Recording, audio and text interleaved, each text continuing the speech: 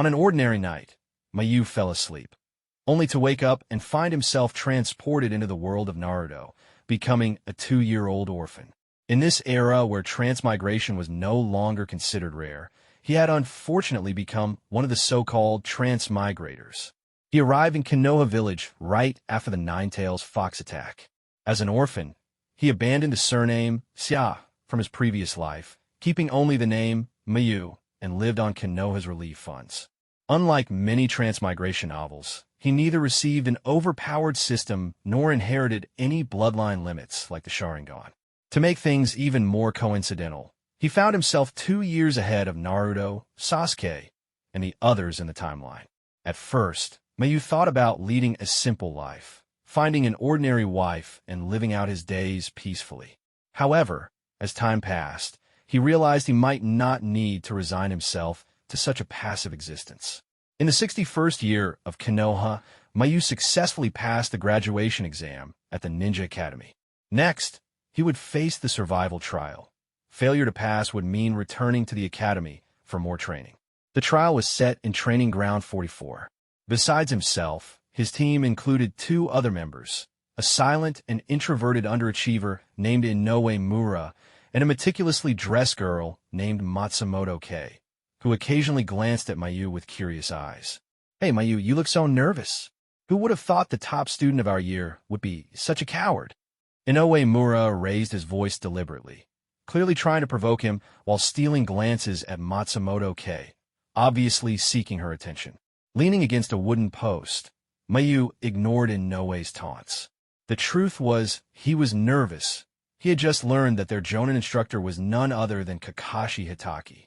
After the team assignments, most of the other students had already been picked up by their respective Jonin teachers, leaving only the 3 of them still waiting. It wasn't until almost noon, when even Mayu began to grow impatient, that Kakashi finally showed up leisurely. Kakashi Hitaki, the genius ninja with the Sharingan, who became a Jonin at the age of 12, known as the Copy Ninja for copying over 1,000 jutsu.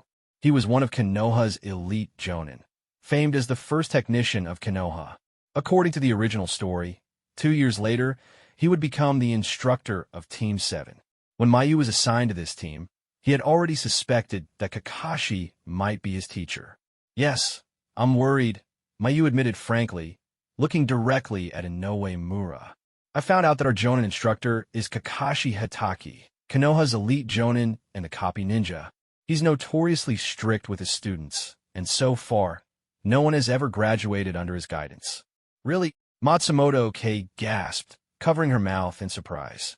Mayu nodded to confirm. As the top student of his year, he was well aware of the situation within their team. Inoue Mura barely scraped through the exams, and while Matsumoto Kei's grades were average, her abilities didn't compare to his. "If we can't cooperate as a team, there's no way we'll pass the survival trial to become real ninjas," Mayu said seriously. While he didn't possess Sasuke's striking appearance, he was quite handsome and had managed his relationships with classmates and teachers well. Just like Sasuke, he was both admired and envied, Inoue Mura being among the latter. Hearing Mayu's suggestion, Inoue scoffed and turned away, clearly unwilling to cooperate. Seeing Matsumoto Kei's attention drawn back to Mayu only fueled his dissatisfaction further. Acting all high and mighty. "If you like Matsumoto, just confess already. Why drag me into this? If it weren't for the fact that I know the test details, I wouldn't even bother working with him. This team assignment is ridiculous." Mayu felt a twinge of anxiety. Am I really going to have to repeat school? With teammates like these, he doubted he could carry the entire group. Based on the original story's events, it seemed highly likely they would just become another addition to Kakashi's record of failed teams. "Well, you guys don't seem to be getting along very well." A lazy voice suddenly chimed in. Mayu's heart tightened as he looked up to see Kakashi crouching on a wooden post, wearing the standard green Jonin vest. His silver hair, face mask, and forehead protector covering his left eye made him instantly recognizable. "Kakashi-sensei, when did you get here?" Mayu asked in surprise. Using the body flicker technique, Kakashi vanished from the post and appeared before the 3 of them. His languid gaze swept over them before he spoke after a brief pause. When did I get here? I'd say around the time I heard in no way refuse your suggestion for teamwork.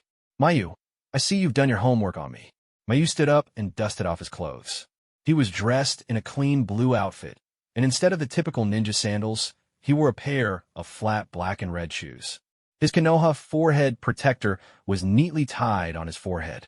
For a ninja, information is key, Kakashi-sensei. I also know you have a tendency to be late. I figured for something as important as the survival test, you'd show up right around noon. Even though his habit had been called out, Kakashi merely scratched his head, his eyes narrowing slightly in amusement. You've done some thorough research. What else do you know? Kakashi was clearly intrigued. It was rare to see a student fresh out of the academy place so much emphasis on intelligence gathering. In contrast, the other two left little impression on him. I also know that no graduate has ever successfully passed your test, Mayu replied, carefully observing Inoue and Matsumoto's reactions. As expected, both of their expressions changed drastically. They were clearly shaken.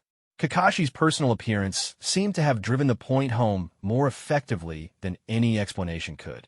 Just as Mayu thought Inoue might reconsider cooperating, the latter's response caught both him and Kakashi completely off guard.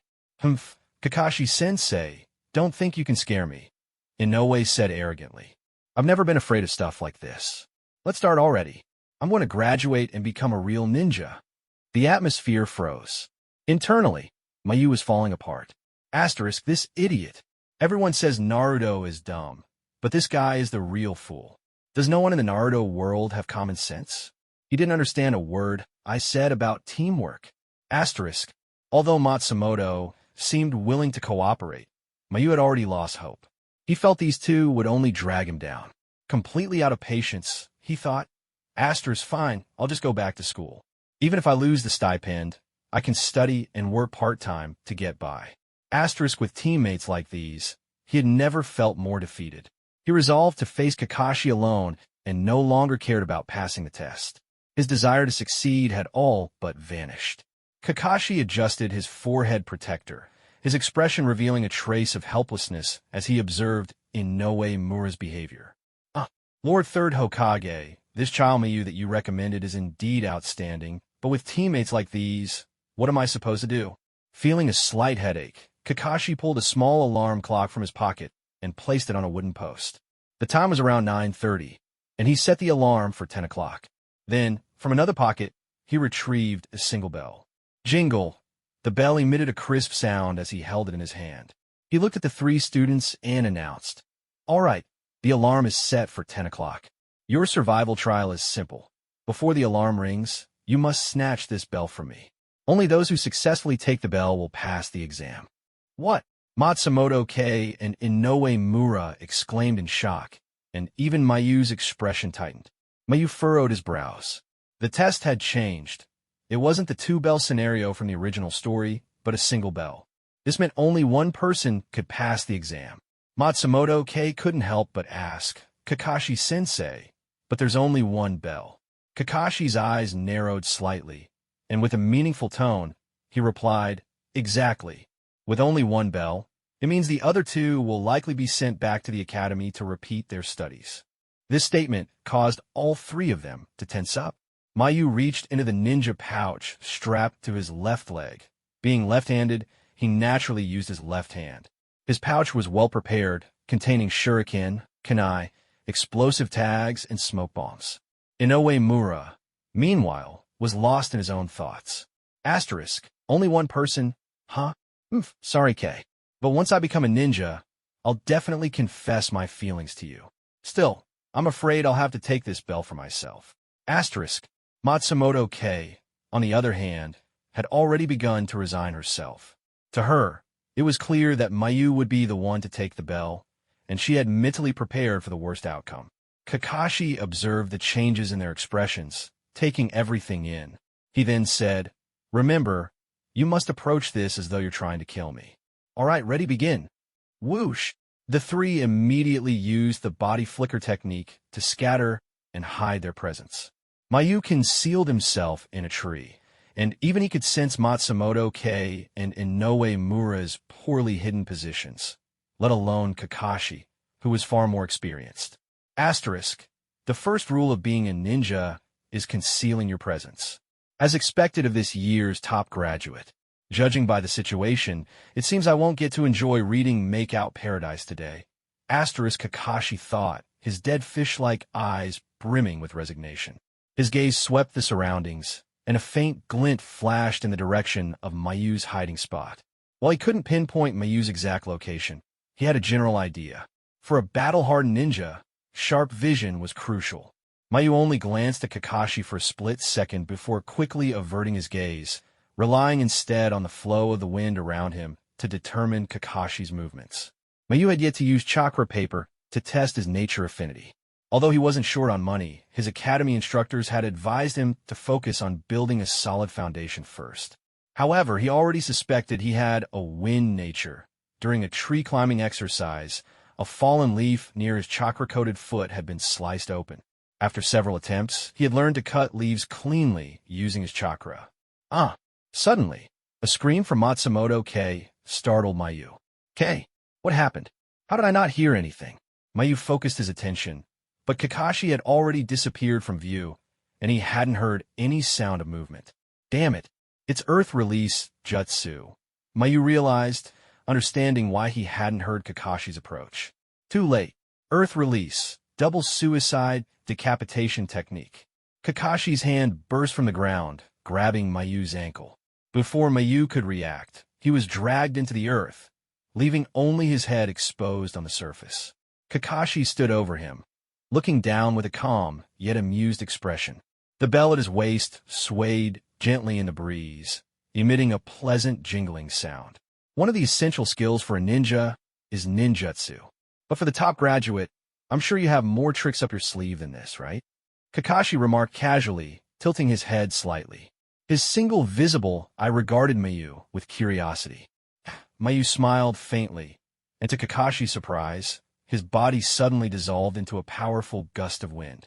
Dust and debris swirled around, forming a miniature whirlwind. What? Kakashi immediately used the body flicker technique to retreat. The scattered dirt was infused with Mayu's chakra, carrying sharp wind elemental properties. If he were caught in it, the debris could potentially slice through his skin, or worse, his throat. Jingle! The bell at Kakashi's waist rang again. Just as he landed, he executed a backflip. Mayu's fingertips had come within a hair's breadth of snatching the bell. If Kakashi had been even a fraction of a second slower, the bell would have been in Mayu's hands. Whoosh! As Mayu landed, he used the body flicker technique again, creating a faint ripple of wind as he drew a kunai and launched an attack at Kakashi, who had just steadied himself. So fast, Kakashi thought, genuinely surprised by Mayu's reaction speed. With no time to dwell on it, he quickly pulled out his own kunai to parry the attack. Clang! The two kunai collided, producing a sharp metallic sound. That was a wind clone earlier, wasn't it? And just now your body flicker wasn't an ordinary one. You infused it with wind chakra to create a wind body flicker. Not only that, but you're also able to channel chakra into objects and kunai. Who taught you wind nature transformation? Kakashi asked, his tone revealing genuine interest. Mayu glanced at the kunai in his hand, its edge glowing faintly with blue-green chakra. Kakashi had skillfully applied pressure to the hilt of the kunai, neutralizing Mayu's strength and preventing him from pressing further. My instructors taught me the basics of chakra control, like tree climbing and water walking. During one tree climbing exercise, a leaf fell near my chakra-coated foot and got sliced.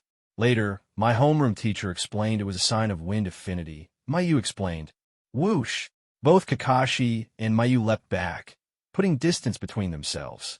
Their brief exchange had given each a preliminary understanding of the other's capabilities.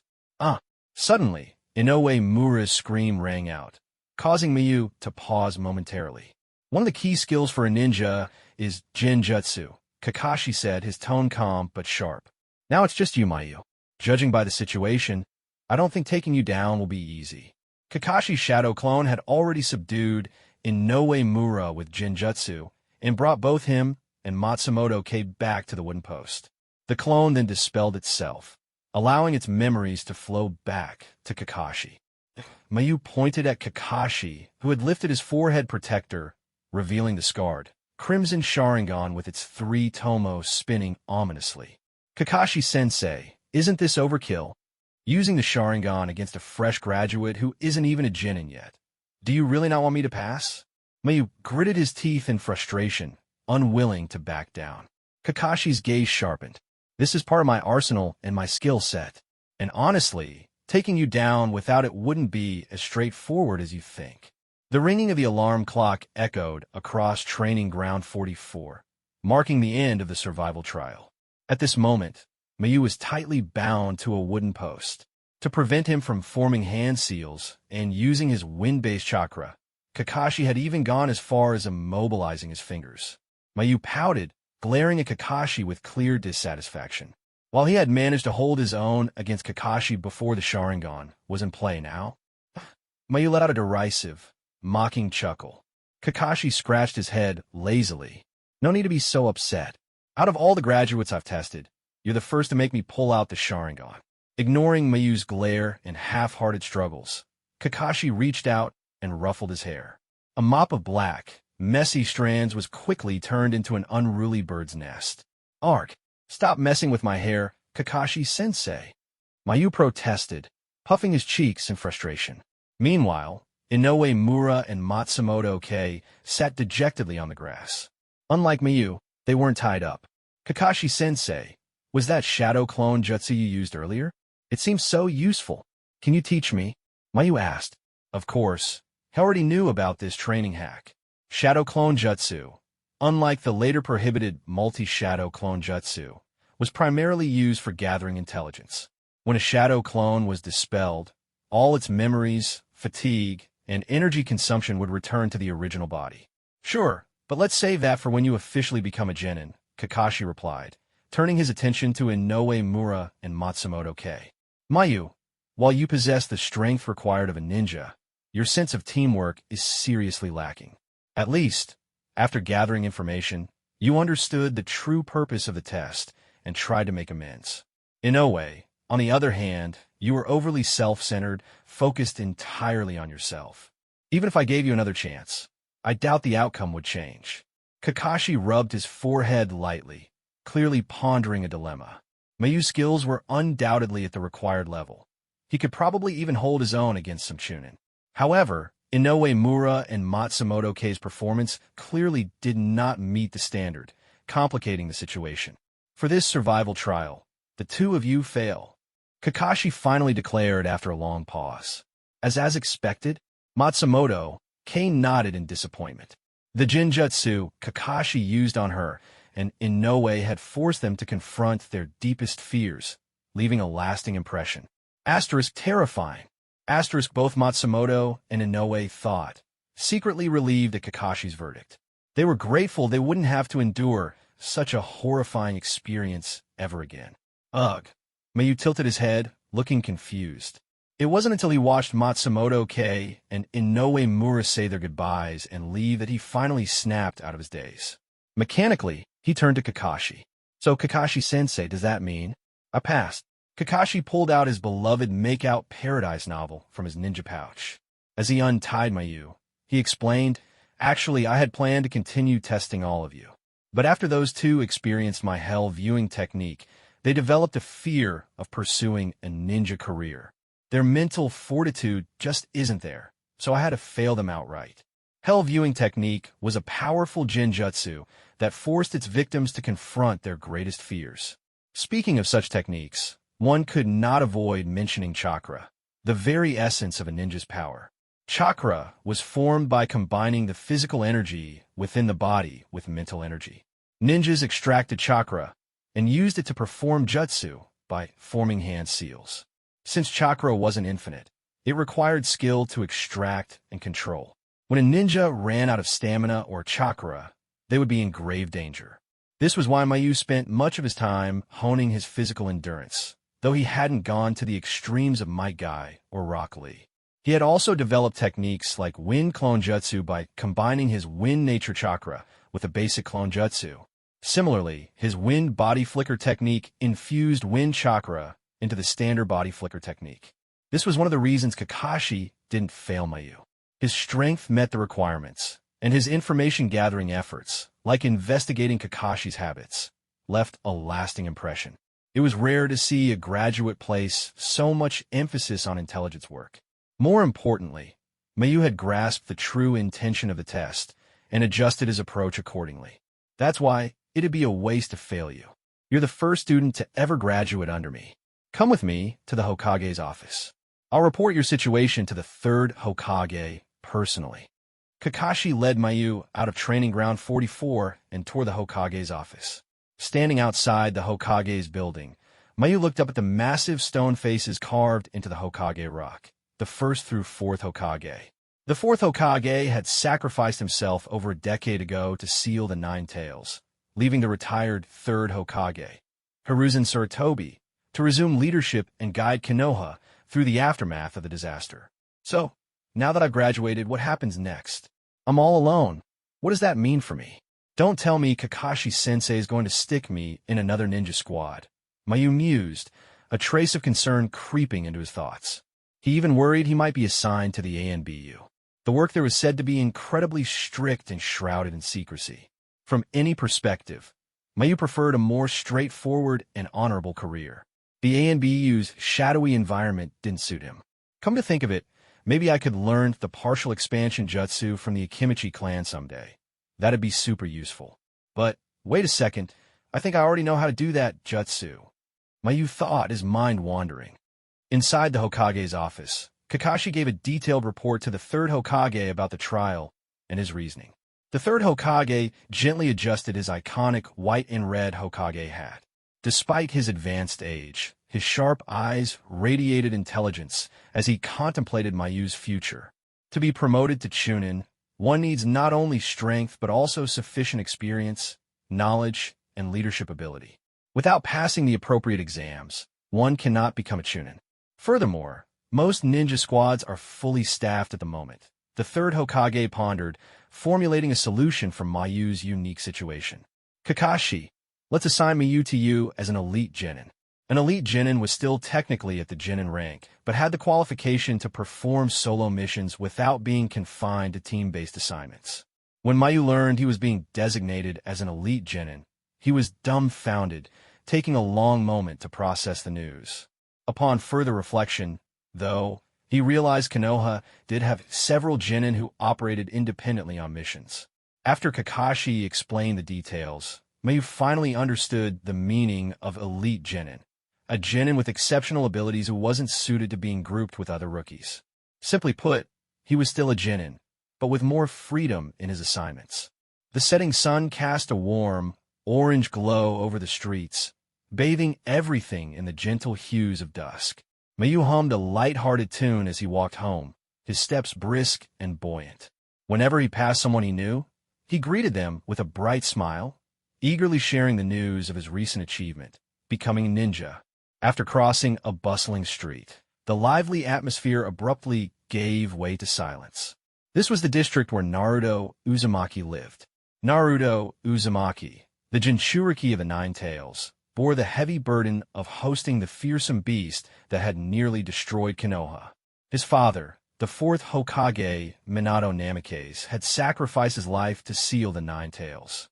Now, Naruto was an orphan, enduring the weight of the village's discrimination and isolation because of his Jinchuriki status.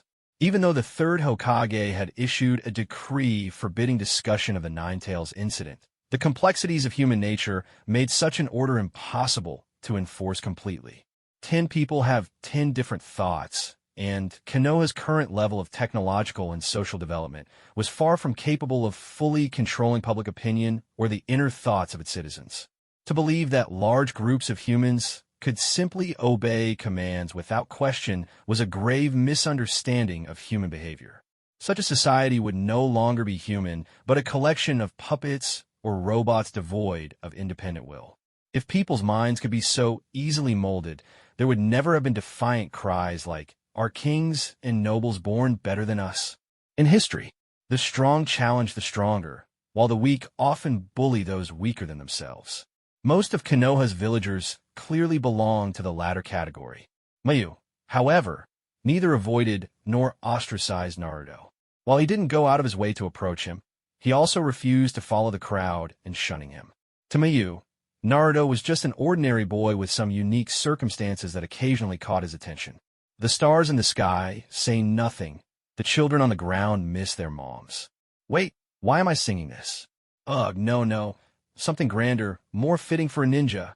Mayu muttered to himself. As he passed the apartment building where Naruto lived, he didn't spare it a single glance, walking straight ahead.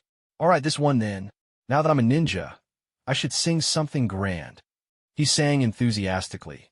True love is as vast as the grasslands. No storm can break it.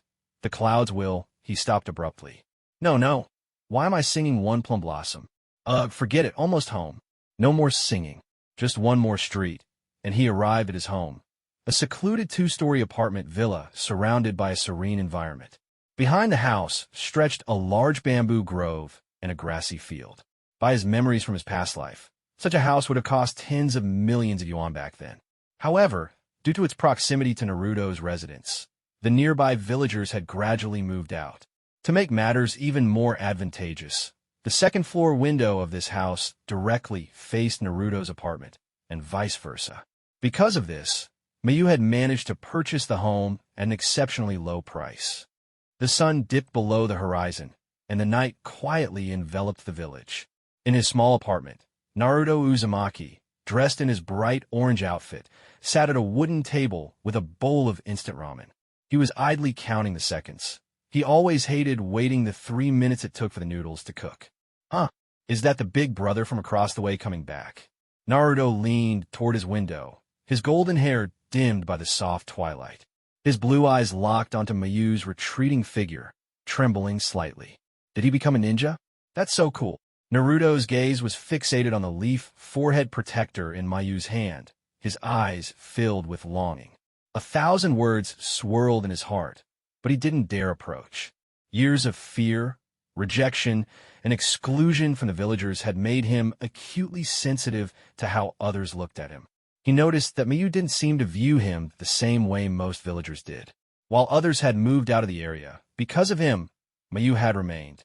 On dark nights, the light from Mayu's home was the only one that stayed on, becoming a beacon that Naruto often found himself watching. Yet he feared that, eventually, Mayu too would be ostracized by the villagers simply for living near him. When I become a ninja, I'll save up enough money to ask that big brother to carve a figure of me, Uzumaki Naruto.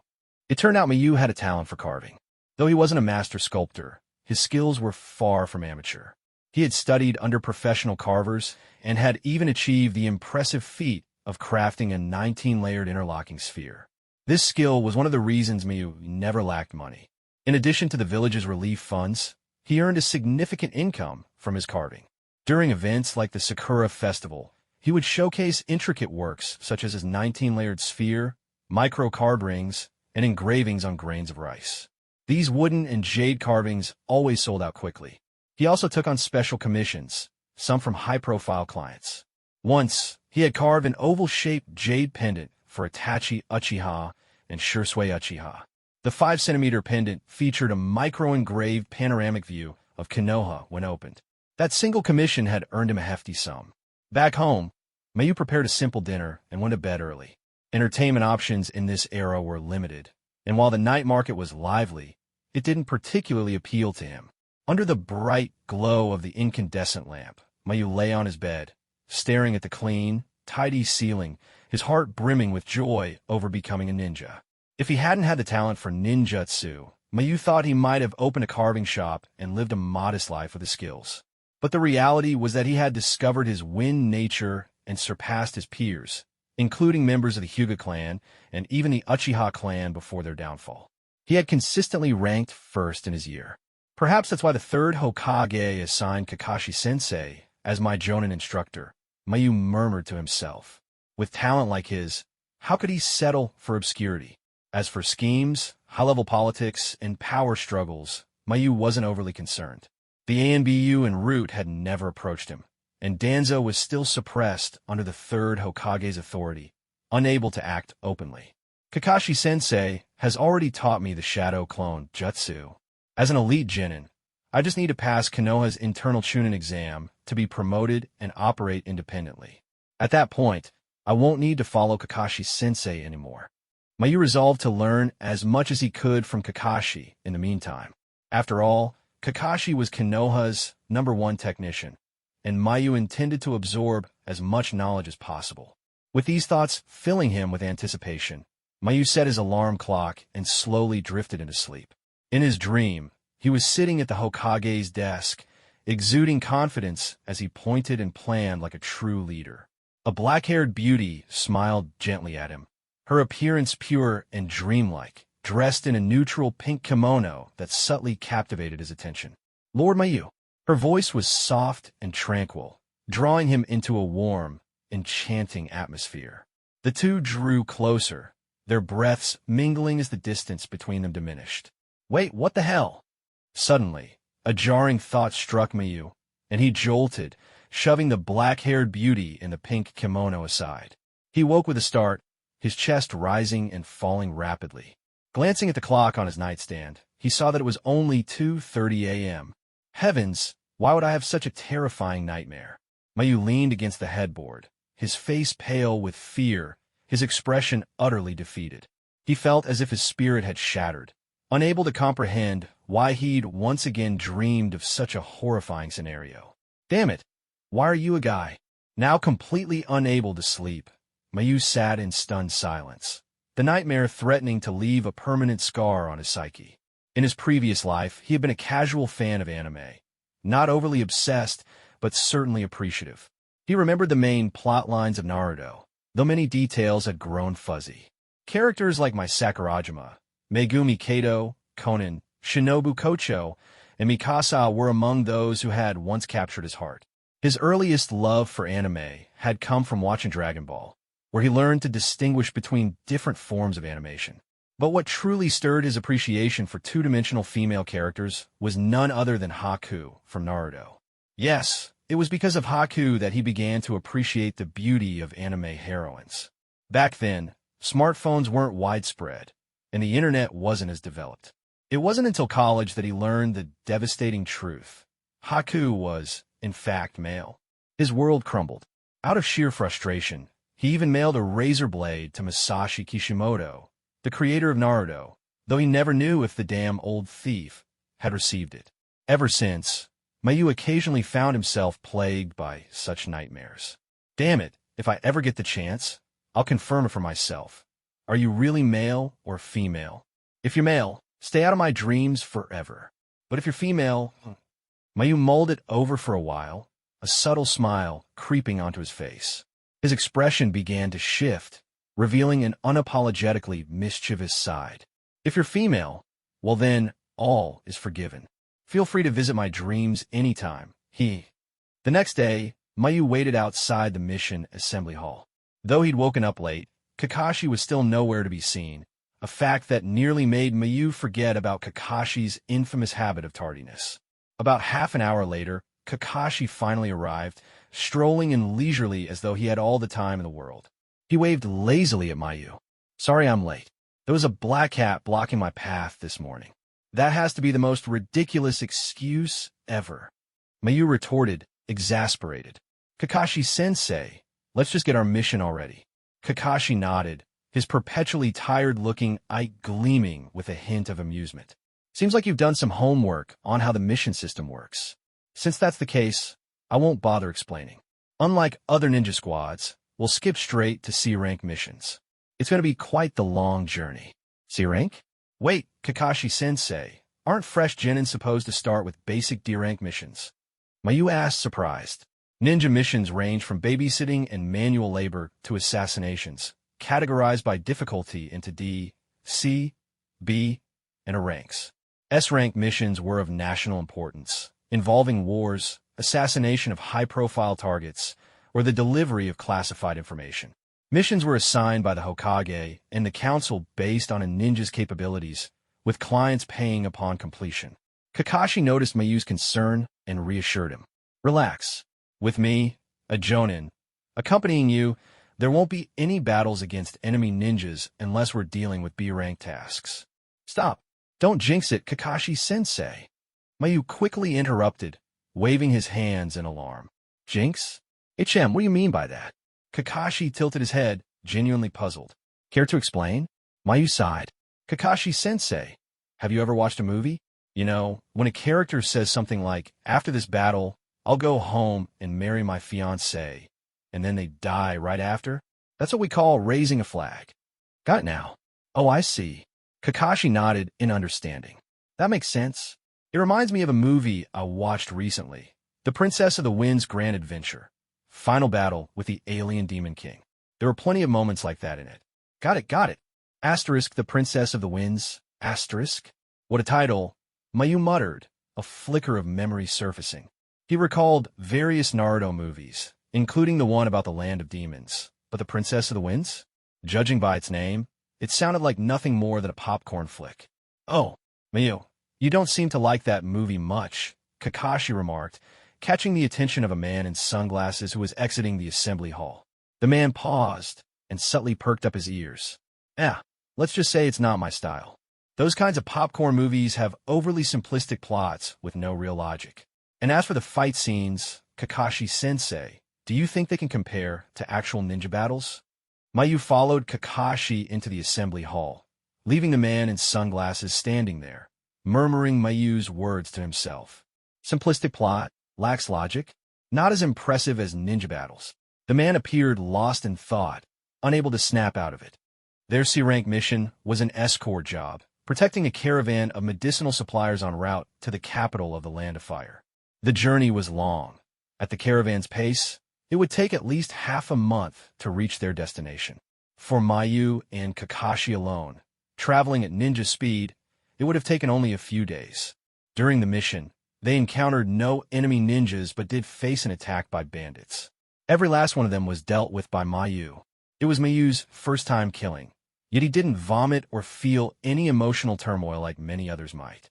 As he watched the frenzied and violent bandits fall one by one to his wind chakra-infused kunai, his heart remained calm and indifferent. Perhaps I've always had this cold nature, Mayu thought. The first kill, the first sight of blood, his kunai, coated in wind chakra, had sliced the bandits cleanly in half. Initially, due to his unfamiliarity with the direction of blood spray, his clothes were completely soaked in crimson. But after taking down over 10 bandits, he had mastered the technique, avoiding any further splatter. In the end, nearly 50 bandits lay dead, all killed by Mayu. A few who tried to ambush Kakashi were swiftly eliminated by the Jonin.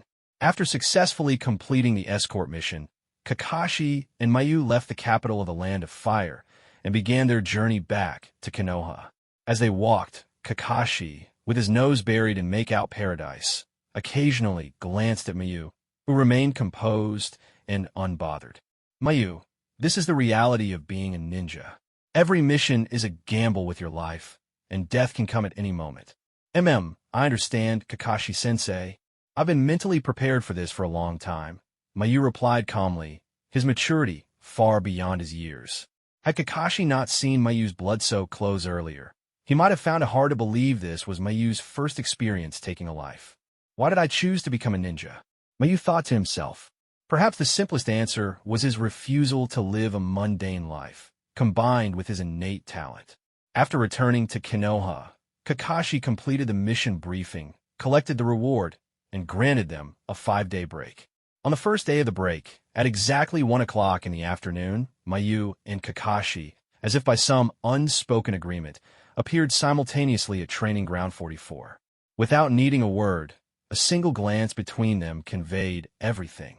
It seemed the two had already developed a subtle understanding of each other. Ahem. It seems the previous mission really didn't affect you mentally. If that's the case, let's get started, Kakashi said with a light cough, pulling out a small sheet of chakra paper. Your fundamentals are solid.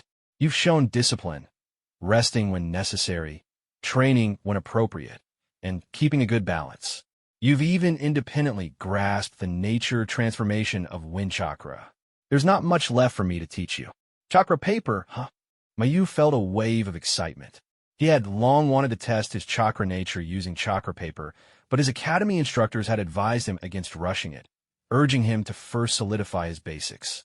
Thus, he had patiently trained his stamina day after day, year after year. Though his carving skills brought him a steady income, it didn't mean he was wealthy. He couldn't afford to train with the same intensity as Rock Lee or Mike Guy, whose extreme regimens required expensive medicinal herbs and ample financial resources. Instead, Mayu adopted a balanced approach, training when it was time to train, relaxing when necessary, and resting when needed. This patience and routine had been ingrained in him since his academy days. It seems you already understand the basic nature transformations of the 5 elements, so I can skip the explanation. Go ahead, test your chakra nature, Kakashi said, handing the chakra paper to Mayu. Mayu took the paper and placed it in the palm of his hand, channeling his chakra into it. While he already knew he had wind chakra, he was curious to see if he possessed any other natures. As his chakra flowed into the paper, it immediately split cleanly in half. One half burst into flames, while the other became soaked with water. "Ha!" Mayu exclaimed, quickly tossing the burning piece of paper aside. The fire had flared up so quickly that he barely had time to react. Blowing on his reddened hand, Mayu analyzed the results aloud. Fire chakra causes the paper to burn, wind chakra makes it split, lightning chakra makes it wrinkle, earth chakra makes it crumble, and water chakra makes it wet. Shaking his still slightly singed hand, Mayu smiled. I didn't expect to have both fire and water chakra in addition to wind. Kakashi-sensei. Kakashi-sensei? What are you looking at? Kakashi didn't immediately respond, his gaze fixed on the water-soaked half of the paper. He had noticed something unusual in a nearly imperceptible corner of the paper. A tiny fragment had crumbled. There's earth chakra too. But it's peculiar, Kakashi murmured, picking up the damp piece of paper and examining it closely. What? I have earth chakra too. Mayu was stunned. He quickly took the paper from Kakashi's hand and inspected it. Sure enough, in a corner so small it was almost invisible, less than a millimeter, a fragment had crumbled. It's true it crumbled. So I have earth chakra as well. But Kakashi-sensei, what do you mean by peculiar? Mayu asked, puzzled. He had thought having 3 chakra natures was already remarkable, but Kakashi's expression suggested there was more to it. It's earth chakra, but it's incredibly faint. I've never seen anything like this before, Kakashi explained. Most ninjas are born with only 1 chakra nature. Those with 2 natures are already rare, and having 3 or more is almost unheard of. That's why most ninjas only start developing a second nature after becoming jonin. Pointing to the crumbled corner of the paper, Kakashi continued. Your earth chakra is so weak that the paper barely reacted. This doesn't seem like an innate trait. It feels more like something acquired through extensive training or other means. Mayu was at a loss for words. Acquired? He had focused primarily on foundational training. If he were to develop a new chakra nature, he had expected it to be lightning. Why would it be earth? He couldn't help but wonder if it had something to do with his transmigration. He had died from a lightning strike, after all. But if that were the case, why wasn't his acquired nature lightning instead of earth? Filled with questions, Mayu asked, so Kakashi-sensei, is this faint, acquired earth chakra even useful? Kakashi thought for a moment before answering. Of course it's useful. Don't underestimate it. Even though it's faint, the fact that it exists means you've already achieved something incredibly rare.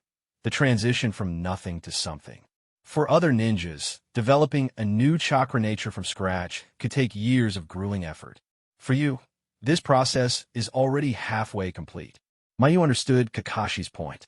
When he eventually worked on developing new chakra natures, he would save considerable time compared to others. This also meant lightning chakra was likely out of reach for him. Techniques like Chidori or Raikiri would never be his to use. Still, Mayu was more than satisfied. With wind, fire, and water as his natural affinities, plus the potential to develop earth chakra, he was already far above average. Losing out on lightning was a small price to pay. Rubbing his wrist thoughtfully, Mayu asked with eager anticipation, Kakashi-sensei, could you teach me some jutsu? My wind body flicker is fast, but relying solely on kunai for attacks feels too one-dimensional. Against defensive enemies, it puts me at a disadvantage. As a famous copy ninja, you must know some techniques that suit me, right?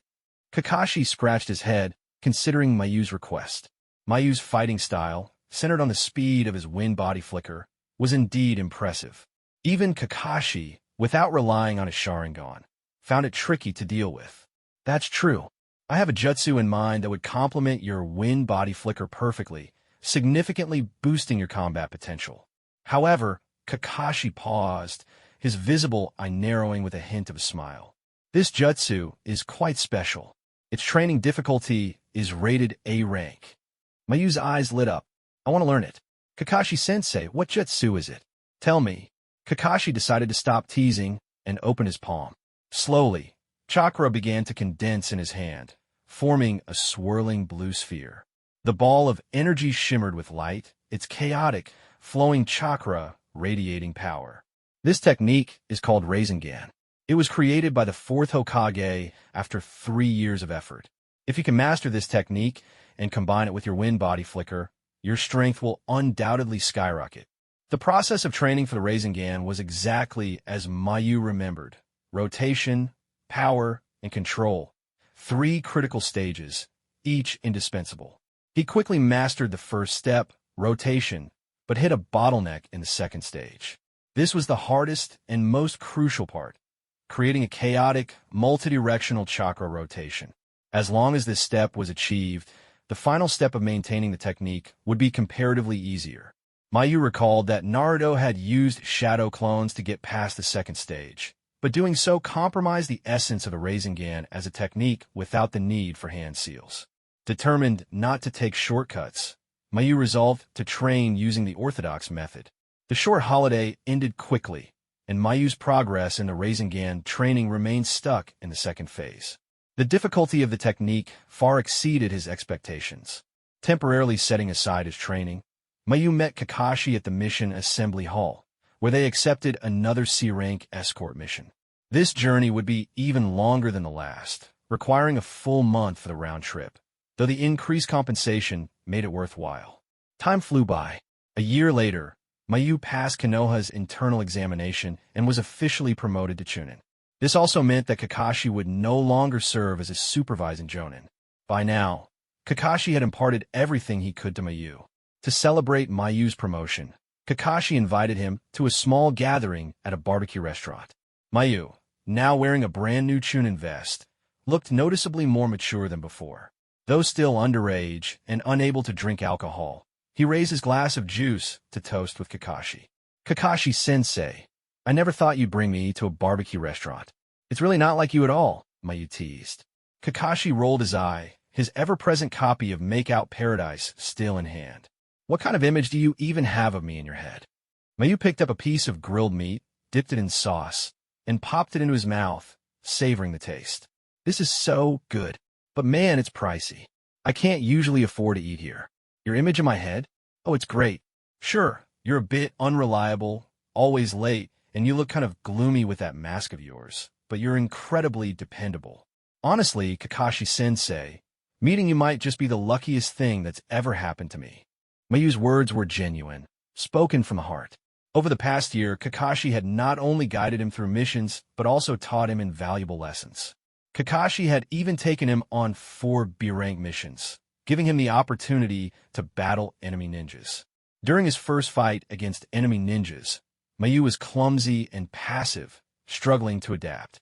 Thankfully, with Kakashi as his backup, the mission was ultimately completed successfully. By their 4th B-rank mission, Mayu had grown to the point where he could handle all the challenges on his own, without needing Kakashi's assistance. Kakashi lifted his gaze from Make Out Paradise to look at the young man before him. Compared to the boy he first met, Mayu's strength had grown by leaps and bounds. Mayu, congratulations on becoming a chunin. You're ready to stand on your own now. Though Kakashi returned his attention to his book, his usual lazy demeanor intact, Mayu's earlier words had clearly struck a chord. After spending a year together, it was impossible not to feel a sense of attachment. Now that they were parting ways, Kakashi couldn't help but feel a faint, inexplicable sense of loss. Their relationship wasn't entirely that of a typical mentor and student. Kakashi had merely fulfilled his duties as a jonin instructor. In truth, the two of them were more like brothers. Kakashi-sensei, will you be leading the next batch of graduates too? Mayu asked, sneaking a glance as Kakashi swiftly removed his mask to eat a piece of meat. So handsome. Even with just a fleeting glimpse, Mayu clearly saw Kakashi's face, which was far more attractive than his own. Asterisk, why does he cover up such a good-looking face? Isn't it uncomfortable wearing a mask all the time? Asterisk, Mayu thought. He couldn't imagine himself enduring the hassle of wearing a mask every single day, let alone multiple layers like Kakashi. Yeah, I will. But if they can't pass the test, I won't let them graduate, Kakashi replied casually. Mayu nodded emphatically. The upcoming graduates must be the batch with Niji Hyuga and Rock Lee, right? Naruto, Uzumaki, and Sasuke Uchiha wouldn't graduate until the following year. By then, the wheels of fate would begin turn. The two continued chatting about the past year and Mayu's training progress before parting ways with a touch of reluctance. Walking through the streets in his chunin vest, Mayu attracted countless gazes. Children looked at him with admiration from afar, while acquaintances greeted him warmly. As the sun set, Mayu once again passed through the quiet street. When he walked by Naruto Uzumaki's home, he noticed Naruto holding a bucket of paint with a smudge of paint on his cheek, evidence of a recent prank. Naruto froze, his small face turning pale. The three whisker-like marks on either cheek twitched as he quickly hid the bucket behind his back, looking both nervous and guilty. Asterisk, the big brother from next door is back. Oh no, is he gonna hate me for looking like this? Asterisk, Naruto thought anxiously. He knew his pranks were wrong, but he couldn't suppress his desire to draw attention to himself. At the same time, he dreaded the thought of someone like Mayu disliking him. Mayu glanced at Naruto, but walked past without any special reaction, neither avoiding him nor ignoring him, treating him like any other passerby. He simply hummed a soft tune under his breath. Big brother. Naruto suddenly mustered his courage, calling out, "Your vest looks just like Iruka-sensei's. Did you just become a chunin?" Mayu turned back, surprised by Naruto's question. Seeing the boy's nervous expression, he nodded. "I just passed the test today and became a chunin," Mayu said, lightly adjusting his vest with a calm smile, as if it were an ordinary neighborly exchange. "That's amazing. You became a chunin so fast. But one day, Uzumaki Naruto will become Hokage. I'll make sure everyone in the village acknowledges me," Naruto declared confidently, though his wide grin couldn't entirely hide the scars in his heart. "Hokage, huh?"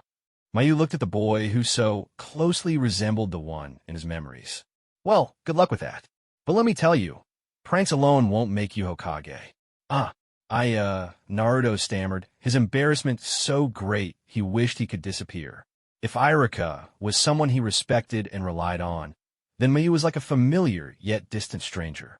He could brush off Iruka's scolding with a laugh, but in front of someone like Mayu, he felt nothing but shame. "Uzumaki Naruto, right? I'm Mayu. Unlike you, I don't have a surname. I'm only 2 years older than you, so just call me by my name. And remember, there are no shortcuts to becoming Hokage. It's not that becoming Hokage will make people acknowledge you. It's that being acknowledged by others is what makes someone Hokage." Mayu left with a teasing grin, shamelessly borrowing words he remembered Itachi Uchiha saying to Naruto. He felt no guilt about it. In fact, he found it rather satisfying to talk no jutsu, the future 7th Hokage. Naruto stood frozen, stunned by Mayu's words. He replayed them over and over in his mind, so absorbed in thought that he didn't even notice the paint bucket slipping from his hands and hitting the ground.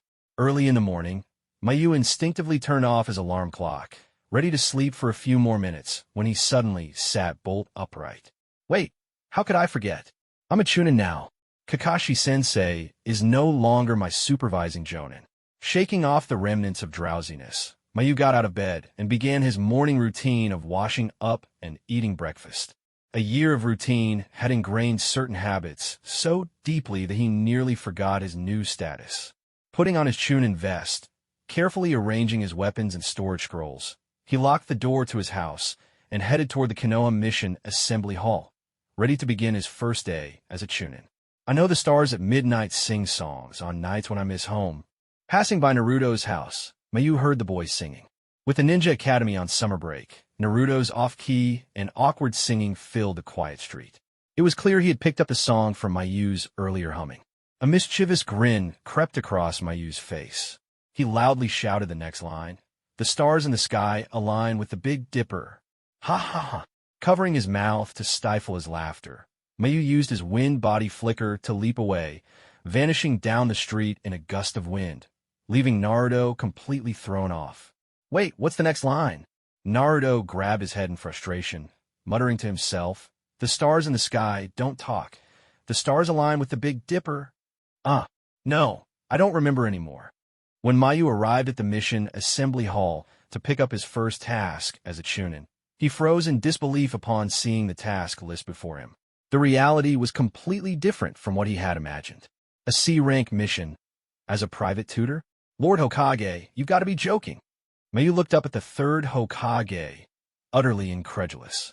The third Hokage, enjoying a rare moment of leisure, puffed at his pipe, exhaling a cloud of smoke as he explained, "The Ninja Academy is on break, and many parents are willing to pay handsomely to hire tutors for their children. The reason these are classified as C-rank missions is because they require the tutors to possess extensive knowledge. Normally, these tasks would fall to the Academy's chunin teachers, but we're currently short on staff." Well, I thought only the major clans would be this competitive, but it seems even the civilian families are caught up in the same trend. Judging by the fact they can afford C-rank mission fees, these families must be pretty well off, Mayu muttered as he scanned a long list of task requesters. It seemed most chunin would end up taking on tutoring missions during the break. Competitive? What does that mean?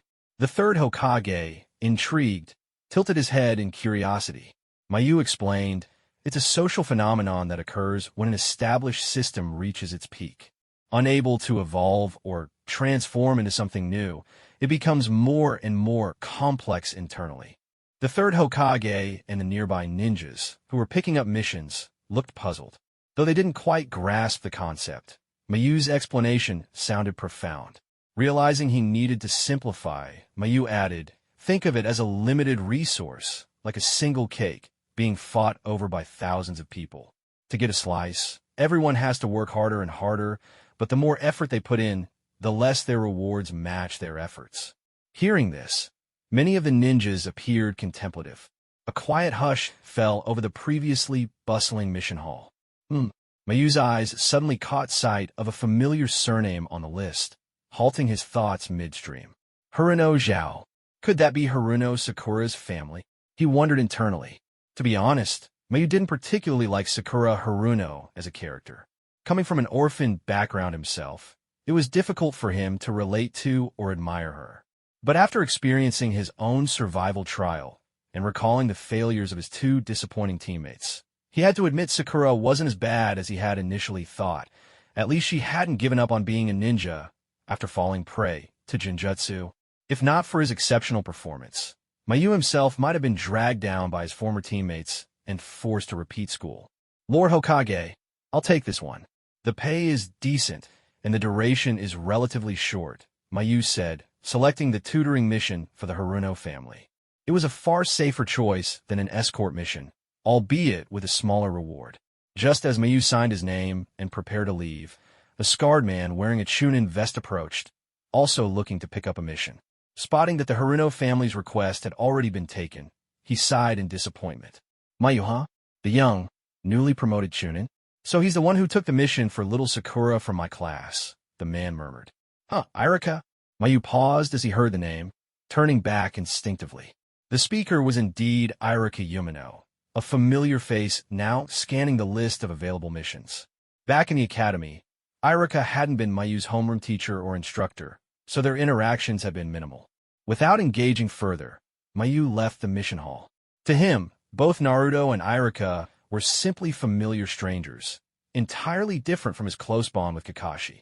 Mayu had his own way of living and didn't feel the need to ingratiate himself or seek connections with others.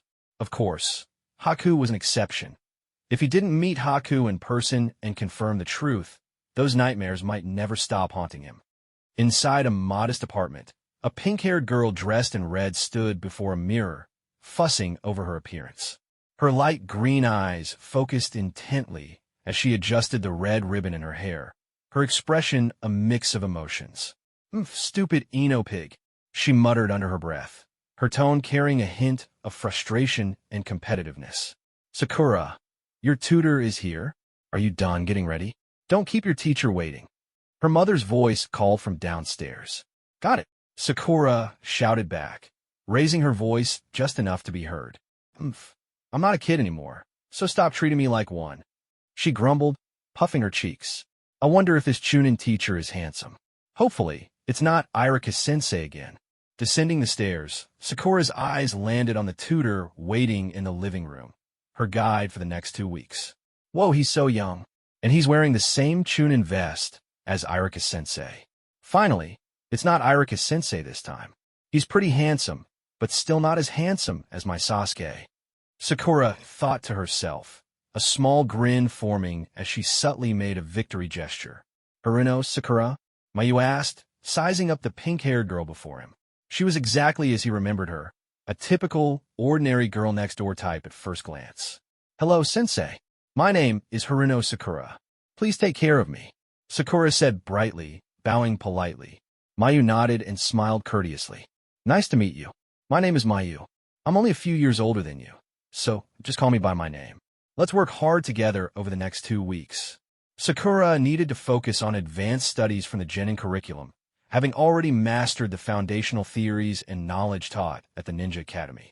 Mayu, adhering strictly to the principle of earning his pay, concentrated entirely on teaching Sakura the material she needed to learn. He gave her no special treatment, despite her status as the female lead in the original story. Taking this tutoring job was purely a pragmatic decision. The task was short, and the payment was generous. In the first few days, Sakura was visibly nervous and reserved. However, as time passed, she began to relax and open up, gradually engaging in conversations with Mayu. Perhaps their close ages or Mayu's approachable demeanor gave her the confidence to share her thoughts. "Mayu, do you know how annoying my parents can be sometimes? They love belittling me in front of guests or bringing up embarrassing stories from my childhood. It's so humiliating," Sakura vented during one of their breaks. Mayu nodded in agreement. This was a common dynamic in many ordinary families. He could never quite understand why some parents took such joy in publicly undermining their children, as if trampling their dignity was some form of entertainment. Faced with Sakura's complaints, Mayu played the role of a quiet listener. During their breaks, she would ramble on about her frustrations with her parents, eventually segueing into stories about school. "I honestly thought Irika-sensei would be my tutor again this time. Mayu, you don't know how boring his lessons are. It's like he's trying to lull us to sleep. Every time he tutors me, I can barely keep my eyes open." Mayu smiled politely. "I've only met Irika-sensei a few times, but from what I've heard, he's a very dedicated teacher." Seeing that Sakura was endlessly chatty, Mayu glanced at the clock and gently reminded her, "Sakura, break time is over." "Already?" Sakura exclaimed, glancing at the clock. It was already 1 p.m., and she hurriedly opened her notebook. Mayu didn't need any textbooks to teach Sakura. His explanations were smooth and effortless, leaving an impression of professionalism that far exceeded the academy teachers she had previously encountered. The 2 weeks passed quickly. By the end of it, Mayu and Sakura had gone from strangers to familiar acquaintances who would greet each other when crossing paths. During this time, Mayu's opinion of Sakura also evolved. As the child of an ordinary civilian family, she had her share of faults, some of which were admittedly irritating. But she also possessed notable strengths. Light and shadow coexist. This universal principle seemed to apply to her as well. After the break ended, Mayu was summoned to the Mission Assembly Hall to receive a special assignment directly from the third Hokage. Dressed in his dark blue ninja gear with a red Uzumaki swirl insignia on his shoulders, layered under his chunin vest, Mayu now stood in the Hokage's office, face to face with the third Hokage. The Hokage had a solemn expression. "This mission comes from Fishbeam Village. Take a look at the details." Mayu accepted the mission scroll and carefully read through the request from Fishbeam Village, as well as the underlying reasons why the third Hokage had chosen him specifically for this task. Fishbeam Village was a renowned tourist destination, famous for its natural hot springs and mysterious fishbeam wood forest. This ancient village, shrouded in legend, had a history spanning over 1,000 years. The world is full of wonders. The fishbeam wood forest. Who would have thought a place like this actually exists in the Naruto world? Mayu marveled, astonished that such dreamlike places existed. The third Hokage reminisced. When I was young, I visited the forest with the first Hokage. It was a sight to behold, magnificent, yet deeply unsettling. The faces on the tree trunks looked so lifelike, as if they were real human faces. The first Hokage? Hashirama Senju? Does this mean Fishbeam Village has some unique significance? Mayu speculated silently, keeping his focus on the mission description. Ultimately, the task boiled down to one phrase. Haunted, Mayu almost blurted out, barely stopping himself from commenting on ghosts. He reminded himself that this was the Naruto world, and thinking in terms of his past life's logic wouldn't work. The third Hokage sighed, taking a deep puff of his pipe. Normally, we wouldn't take on such missions, but the so-called haunting has disrupted the village's livelihood to the point where they're struggling to survive. We had no choice but to agree. Mayu chuckled and nodded, though inwardly he thought, oh, come on. Isn't it just because the payment is ridiculously high? This is only a B-rank investigation mission, yet the reward is higher than some A-rank missions. There's definitely more to this. The third Hokage continued, every night, ghosts appear in Fishbeam Village. It's highly likely that these are ninjas in disguise. To ensure the mission's success, I've assigned 2 jonin to assist you. Just as the Hokage finished speaking, a knock came at the office door. Mayu instinctively turned toward the sound. Come in, the Hokage called. The door opened, and a man wearing sunglasses and a Konoha vest strode in, followed by a black-haired kunoichi with striking red eyes. Familiar faces, Mayu thought, recognizing special Jonin Ebisu and Jonin Kurenai Yuhi. Mayu's gaze lingered on Kurenai for a moment. He had only seen her from afar on Konoha streets before. The standard ninja vest she wore now concealed her graceful figure, but her presence was no less striking. Seriously, who designed these ninja vests? Wait, why is Kurenai even wearing one today? Mayu wondered, keeping his expression neutral as he quickly shifted his attention back to the third Hokage. Lord Hokage, Special Jonin Ebisu reporting for duty, Ebisu said, pushing his sunglasses up with a confident air. He had clearly recognized Mayu, the young chunin. Lord Hokage. Kurenai gave a polite nod, briefly glancing at Mayu with a hint of surprise. Although they had crossed paths a few times, they'd never interacted. She had heard about this civilian prodigy, the first graduate to pass Kakashi's survival trial, and now she was curious to see him in action. Kurenai, Ebisu, this is a C-rank mission for you both.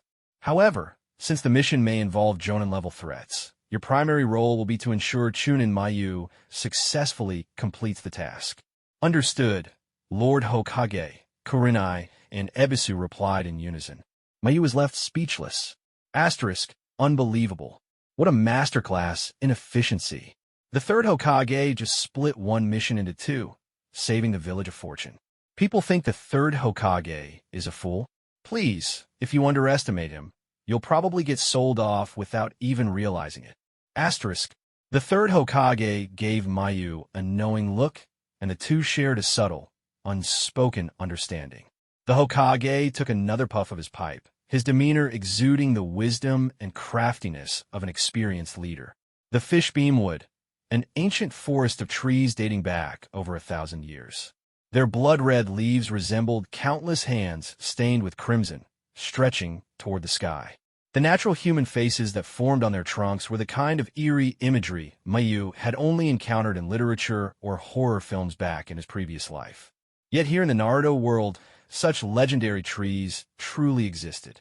After receiving their assignment, the 3 ninja returned to make preparations before regrouping at Konoha's main gate. As usual, Kotetsu Hagane and Izumo Kamizuki were stationed at the gate, handling the registration of incoming and outgoing personnel. Mayu, off on another mission? Kotetsu waved enthusiastically at him. Yep, another mission. Are you two on duty again today?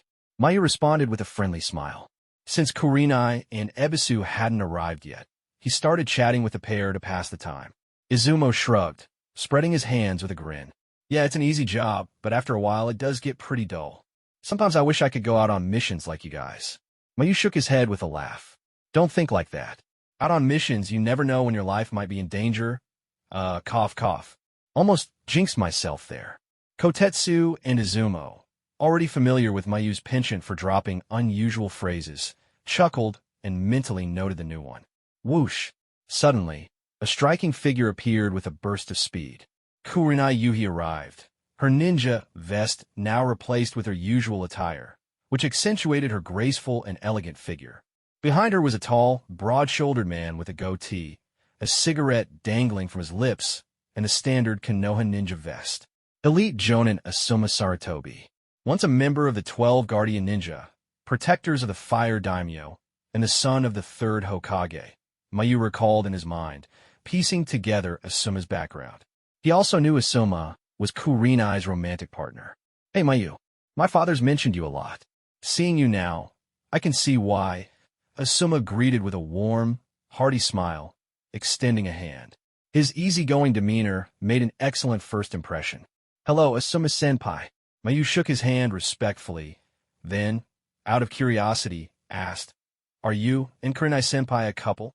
Asuma stammered, scratching the back of his head as he glanced sheepishly at Kurenai, before quickly looking away. Despite his rugged appearance, this goateed man was actually blushing. In contrast, Kurenai remained composed and mature, calmly admitting, Yes, we are. Mayu, with how handsome you are, don't tell me you don't have a girlfriend or someone you like. Mayu shook his head firmly, his expression calm and composed. If I spend my time on things like that, how could I possibly become the top of my class? But more importantly, none of them are my type. Type? Asuma and Kurenai tilted their heads in confusion, pondering the meaning of Mayu's comment. After a moment, realization dawned. Indeed, none of the girls in Konoha matched Mayu's aesthetic preferences. He appreciated women like Kurenai, mature, confident, and with perfect proportions. However, his principles wouldn't allow him to pursue someone else's girlfriend. If Kurenai hadn't already been with Asuma, he might have considered trying his luck. As for age differences, as long as it wasn't extreme, it didn't matter to him. Regarding the future main cast, he had no particular fondness for any of them. The Hyuga clan's featureless Byakugan eyes were a bit unsettling to him, and he had no inclination to interact with Hinata Hyuga, who was often dubbed the hardest worker in countless Naruto fanworks. Even if he thought well of her, he wouldn't force himself to like someone. It would be as absurd as blaming a stranger on the street for not reciprocating your feelings just because you found them attractive. Back in reality, Mayu continued chatting with Asuma and Kurenai. It wasn't until Ebisu finally arrived, fashionably late, that the group prepared to depart. Ebisu, with his trademark sunglasses, had swapped his ninja vest for a black combat suit, looking exactly as Mayu remembered him. Apologies for the delay, everyone. I'm Special Jonin Ebisu. Mayu, you can rest assured and leave your safety to me, Ebisu declared confidently, giving his sunglasses a smug push. The atmosphere froze. Mayu Kurenai, Asuma, Kotetsu, and Izumo all stared at Ebisu, as if they could see imaginary crows circling above his head, calling, Idiot, idiot, cough, cough. Breaking the awkward silence, Mayu quickly said, Since Ebisu-senpai is here, let's get going. Kurenai-senpai, Asuma bro, Kotetsu, Izumo, take care. Take care out there. Mayu Kurenai, make sure to keep an eye on him. Asuma called out with a wave. Kotetsu and Izumo also waved, grinning. Meanwhile, Ebisu, trailing behind Mayu and Kurenai, seemed lost in thought, wondering if he'd missed some critical part of the conversation. When traveling long distances, ninja maintained a steady pace to conserve their chakra and keep their bodies in peak condition for extended periods. Reckless sprinting was only suitable for short bursts, while a sustained pace was a basic skill. Ironically, many Ninja Academy students hadn't mastered this fundamental skill, yet mocked others as dead last. The hypocrisy was laughable. Naturally, running speed could still be affected by carrying injured comrades or other factors, which explained why ninjas sometimes got caught in chases. By nightfall, the group had completed nearly half their journey. They estimated they would reach Fishbeam Village by early the day after next. Finding a clearing in the woods, the three decided to set up camp for the night. Ebisu, adjusting his sunglasses, lit a campfire and addressed Mayu and Kurenai, who were busy setting up their tents. Kurenai-senpai, I've already set traps around the perimeter. Mayu sprinkled a layer of lime powder around the tents as an additional precaution. Thanks for the hard work, Ebisu-senpai. But since we're in the middle of a forest, there's a good chance of wild animals wandering in. Someone will need to keep watch, and the fire shouldn't go out. I'll take the second half of the night shift. Kurenai immediately vetoed his suggestion. Our mission is to protect you. I'll take the second half of the night shift. The second half of the night was the most challenging time to stay alert while on guard duty. Ebisu confidently pushed up his sunglasses again, flashing a faint smile. Kurenai-senpai, Miyu, as a special jonin of Konoha and a gentleman, I'll take care of the night watch. Mayu and Kurenai exchanged a quick glance before silently giving each other a thumbs up, a shared understanding passing between them. Mayu grinned. You're amazing, Ebisu-senpai. Konoha's Black Flash lives up to his name. Kurenai, though puzzled by the nickname Black Flash, played along. Truly a gentleman. The Black Flash, we'll leave it to you. The Black Flash. Ebisu beamed, clearly pleased. Though he had no idea when or how he earned such a title, it sounded prestigious, on par with the fourth Hokage's Yellow Flash. He decided then and there that he would proudly use this moniker in his future introductions. Ebisu, displaying what he believed to be gentlemanly conduct, volunteered to take the night watch. Mayuya and Kurenai Yuhi accepted his offer without hesitation. The three of them gathered around the campfire. Ebisu, deliberately turning his attention to Mayuya, pulled out some biscuits and other preserved food. With an air of instruction, he said, when a ninja is out on a mission, aside from carrying the essential soldier pills, it's also important to have easily preserved foods like biscuits. Mayuya didn't respond. Instead, he pulled out a storage scroll. As the seal was released, what emerged were more than 20 large cups of instant ramen and an electric kettle. Each cup bore the logo of Ichiraku Ramen. This is Ichiraku Ramen's instant version. The taste is exactly the same as the original. It's nice to enjoy hot Ichiraku Ramen while traveling, don't you think, Kurenai-san? Ebisu-senpai? Seeing Ebisu and Kurenai's jaws practically drop to the ground, Mayuya calmly retrieved the remaining instant ramen cups back into the scroll. Thank you, Mayuya. Let me boil some water. Kurenai quickly grabbed the kettle and disappeared in a flash. Ebisu, snapping out of his shock, remarked, Thanks. I didn't expect to enjoy Ichiraku Ramen in the wilderness. Mayuya, you stay here, and I'll go gather more firewood. Sure, Mayuya replied with a smile and a nod. Not long after, Kurenai and Ebisu returned. Once the water boiled and the ramen was ready after 3 minutes, the unmistakable aroma of Ichiraku Ramen filled the air, and the three of them savored it with pure delight. Ebisu-senpai, I've heard that special jonin usually excel in specific areas. Kurenai-san is renowned for her expertise in genjutsu. What about you, Ebisu-senpai? What's your specialty? Mayuya asked curiously. Inwardly, he added a mental note, excluding any Uchiha-related Sharingan bloodline limits. With a smug expression, Ebisu adjusted his sunglasses, swallowed his ramen, and proudly replied, Of course, I'm an outstanding teacher. Not only that, I'm the personal tutor of the Hokage's grandson, Konohamaru. Besides my exceptional teaching skills, I can recite the Konoha ninja rules and the entire Ninja Academy curriculum backward. If you don't believe me, you can test me on it. Raising an eyebrow, Mayuya asked with intrigue, Really? You know everything taught at the Ninja Academy by heart? Absolutely, Ebisu declared, radiating confidence. Go ahead, test me. I'm not like those chunin who just parrot the textbooks. Mayuya gave him a kind smile, his expression full of innocent curiosity. Then, in that case, Ebisu-senpai, can you recite pi backward? Puffed. Kurenai, who had been quietly enjoying her ramen, suddenly spat it out in laughter, some of it even coming out through her nose. She quickly turned away to compose herself. Ebisu's jaw almost hit the ground in disbelief, as if he had turned to stone. His mind was stuck on the phrase, recite pi backward, and Mayuya's innocent expression only made his head spin. On the third morning, Mayuya, Ebisu, and Kurenai arrived at Fishbeam Village. The whole recite pi backward incident had practically become a black mark in Ebisu's personal history.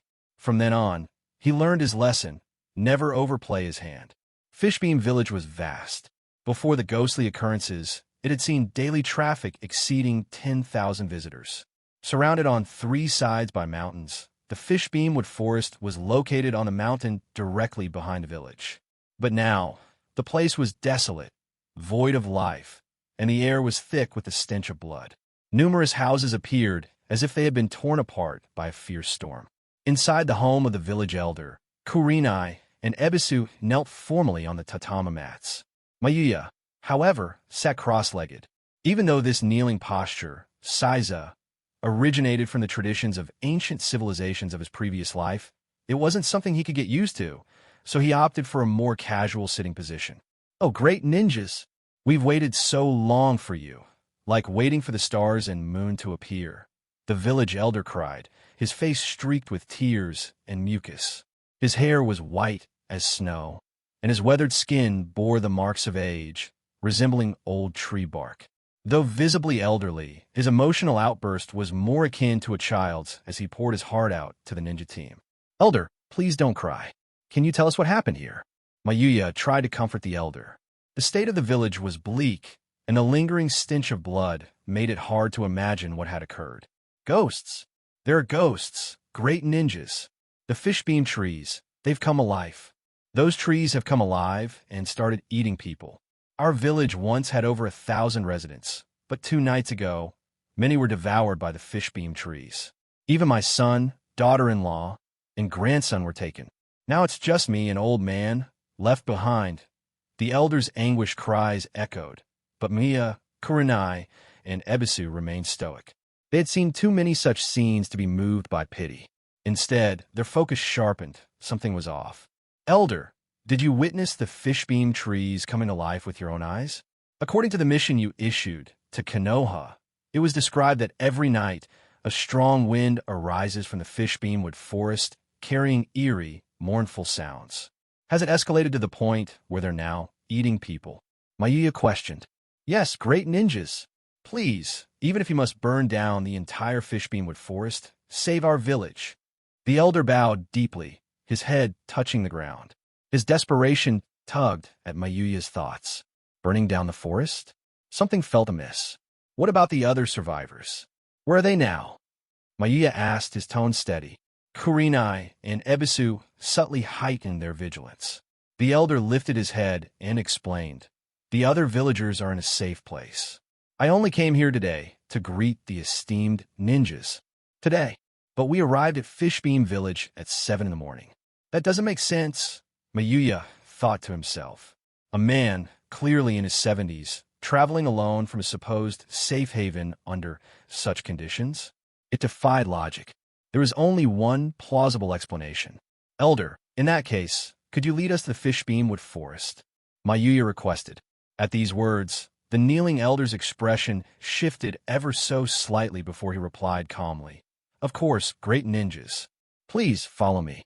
The elder stood, wiping away his tears, and led Mia, Kurenai, and Ebisu toward the mountains behind the village.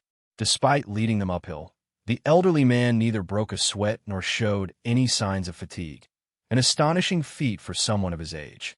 Exchanging glances, Mia, Kurenai, and Ebisu communicated their shared unease without uttering a word. From the moment they arrived in Fishbeam Village, something had felt off. But now, it wasn't just the eerie atmosphere.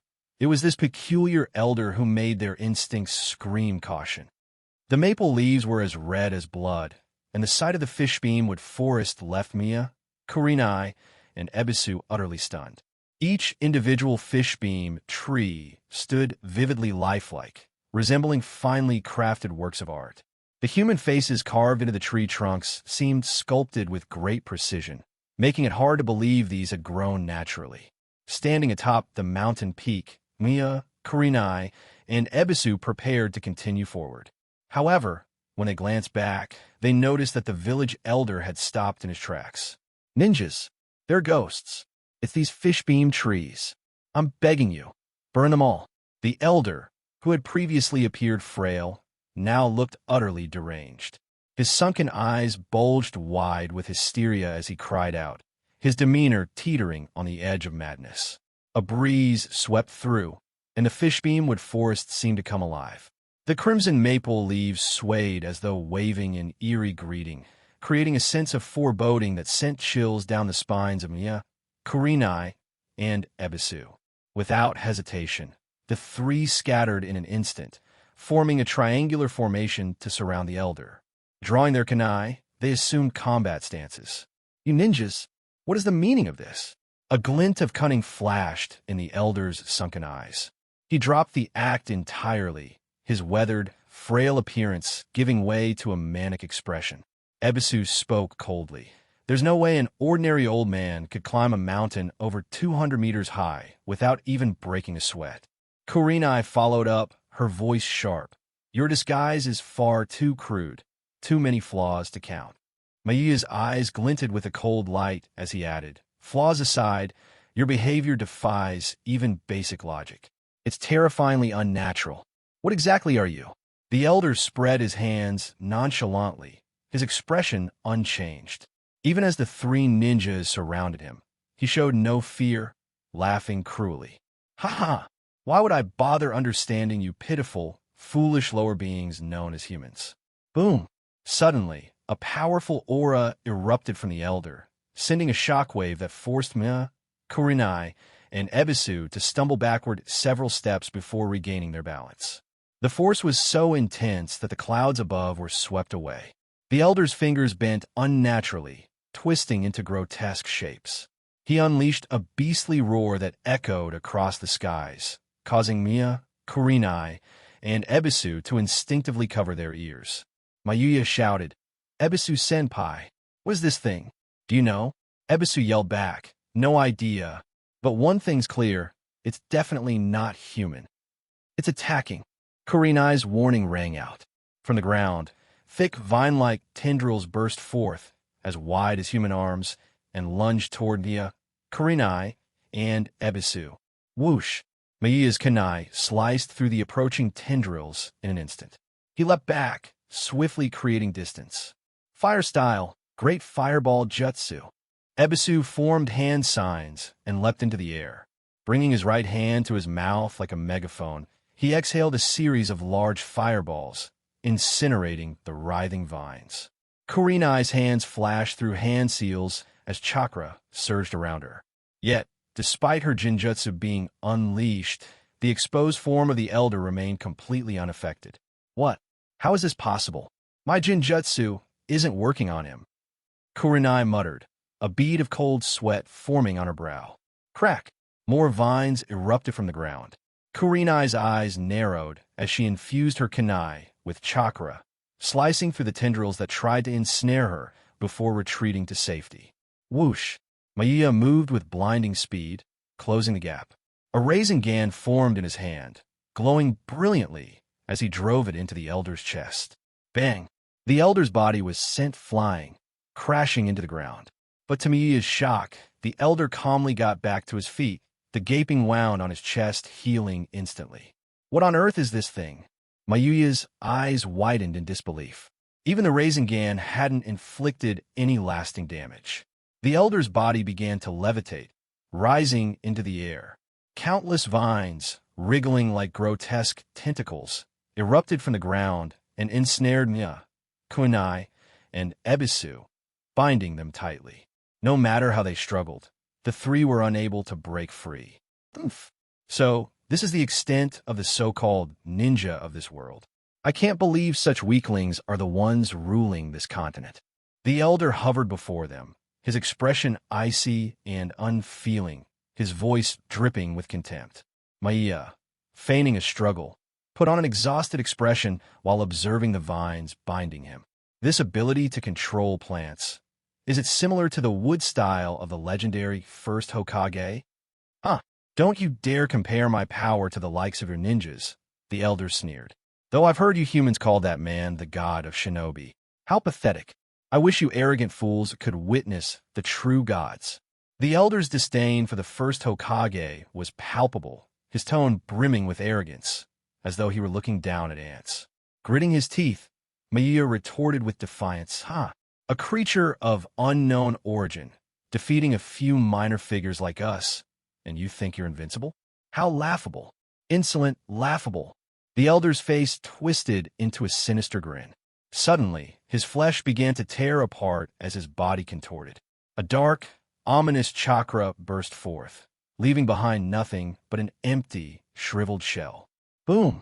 Thunder roared, and lightning illuminated the sky. From the black clouds above, a dragon-like creature descended, though it lacked the horns of a true dragon.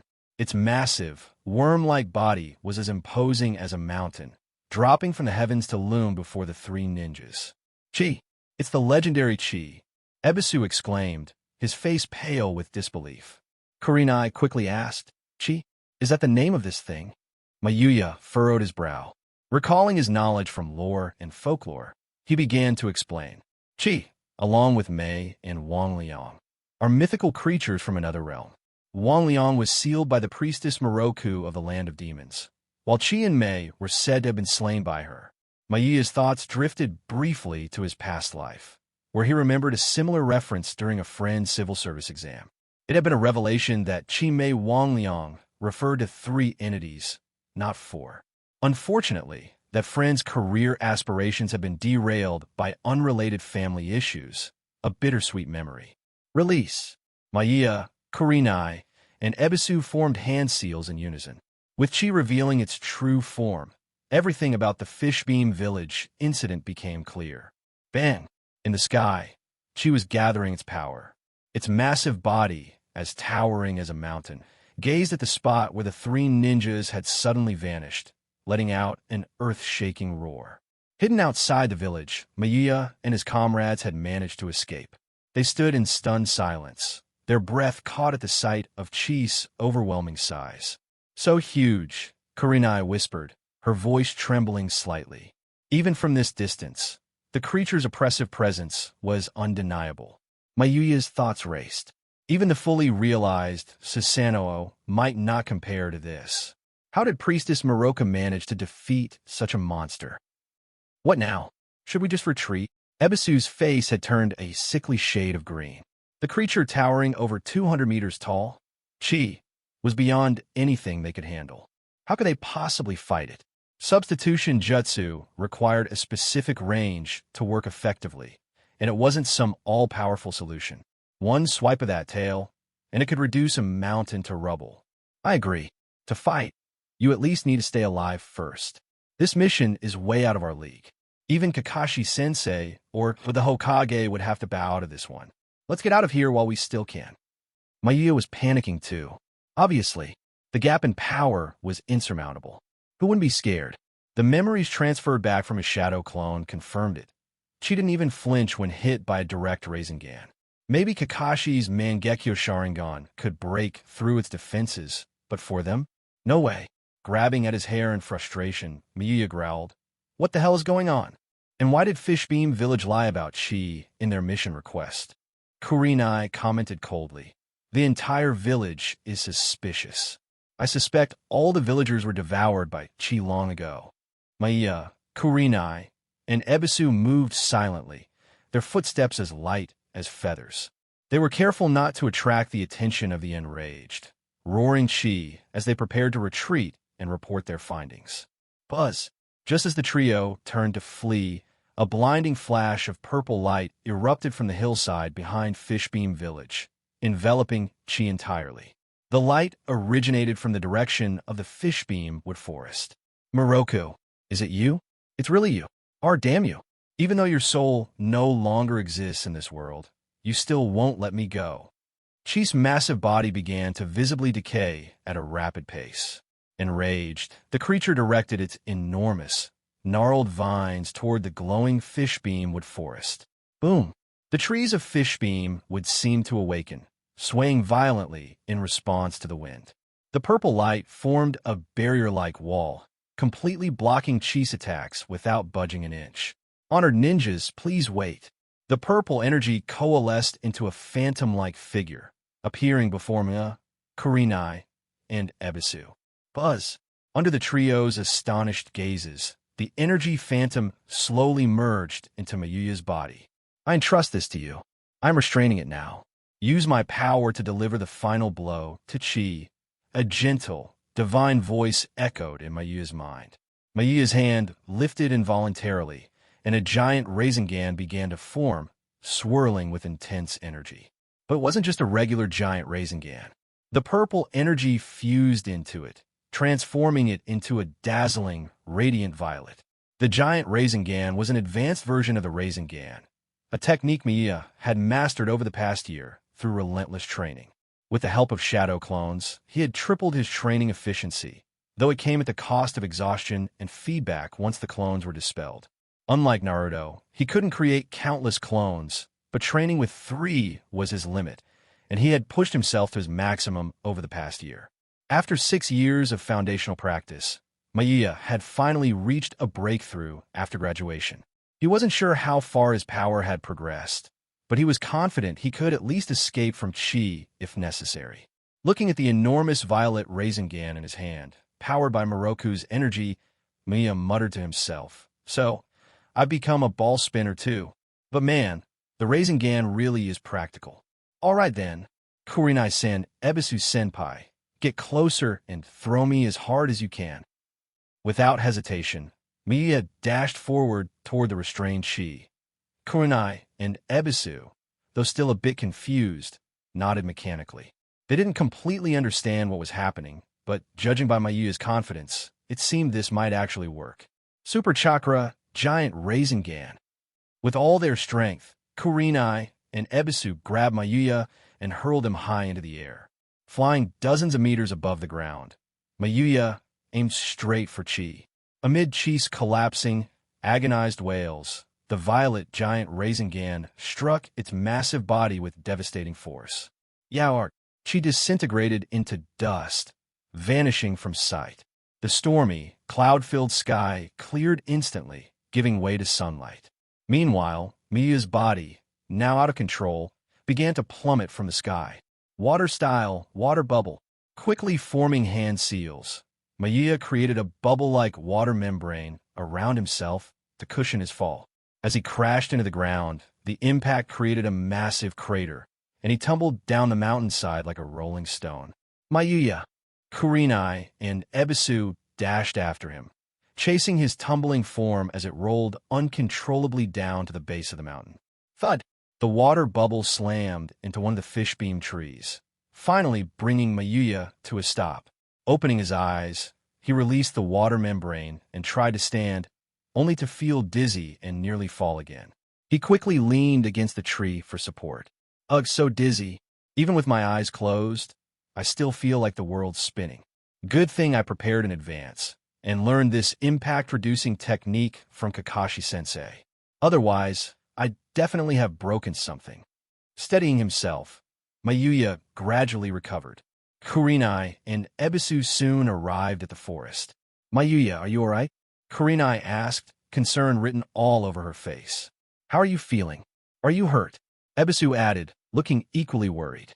Waving them off, Mayuya declined their help and replied, "I'm fine, just a little dizzy." Kakashi-sensei is called the copy ninja for a reason. How could I not pick up some useful moves from him? Hearing that, both Kurinai and Ebisu sighed in relief. Their mission was to protect Mayuya, while his task was to investigate Fishbeam Village. Now that it was all over, albeit in a chaotic fashion, they could finally relax. Still, what exactly happened here? There's not a single villager left in Fishbeam Village. If they're all gone, how was the mission issued in the first place? And why was Chi, supposedly destroyed long ago, resurrected? Mayuya, rubbing his arm, voiced his frustration. "I can answer that for you," said a melodious voice, light and ethereal. Startled, the trio instinctively scanned their surroundings, but found no one. Ding! The sound of bells, soft as dragonflies skimming water, drifted through the air. The Fishbeam forest seemed to come alive, its trees swaying as purple energy gathered and formed a phantom figure. Buzz! The purple light shimmered, revealing a stunning figure. She had long, pale golden hair, cascading to her waist, and she wore the robes of a shrine maiden. Her elegant and noble demeanor radiated an almost divine aura, leaving even Mayuya momentarily awestruck.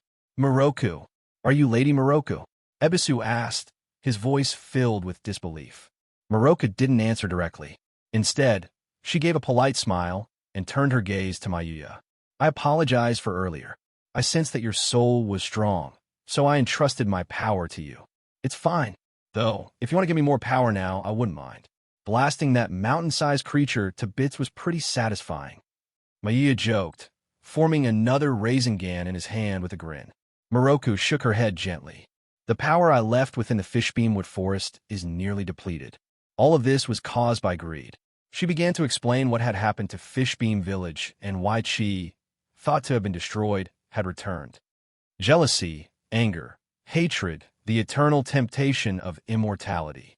As long as darkness lingers in the hearts of humanity, those otherworldly beings, the Chi Mei Wangliang, will never truly die.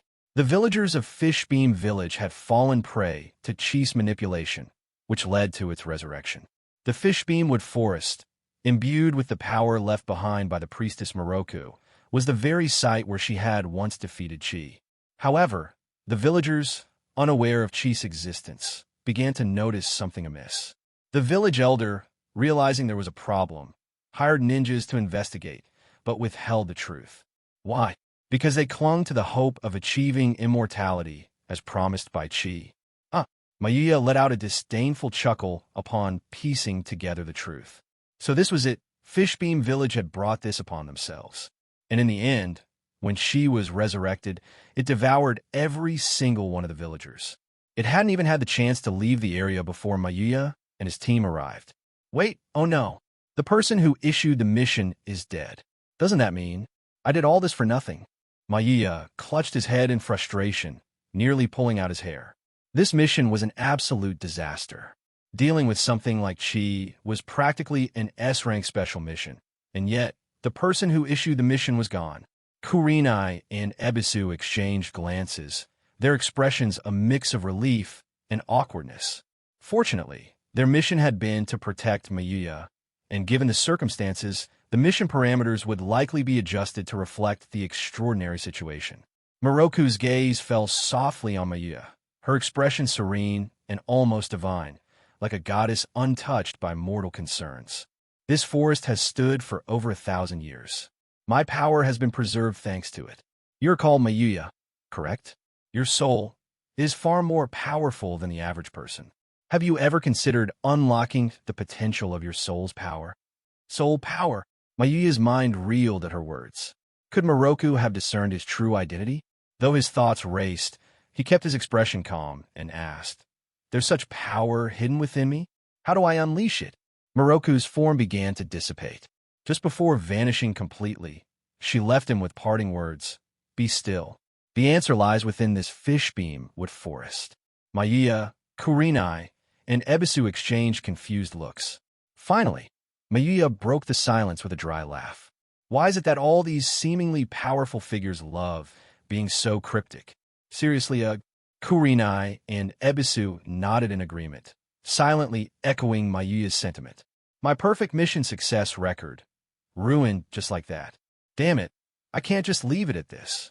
Kurenai-san, Ebisu-senpai, this Fishbeam Village was known as a luxury resort. It must have been loaded with cash. Hey, don't you think? Mayuya rubbed his hands together with a mischievous grin. His intentions were clear without needing further explanation. He always managed to find loopholes in the unlikeliest of places. Wait, that doesn't sound right. Kurenai hesitated, her tone uncertain. Ebisu, however, was already flustered, stammering. Titus, how could you even think of... Mayuya, aren't ninjas supposed to... Mayuya cut him off, unbothered by Ebisu's reaction. Fishbeam Village's annual revenue was at least in the hundreds of millions, and that's just my rough estimate. The actual amount is probably even higher. Add decades of accumulated wealth, and we're talking billions. Billions? How much? Ebisu's jaw nearly hit the ground, his eyes bulging wide behind his sunglasses. Mayuya didn't bother answering directly. Ebisu's reaction spoke for itself.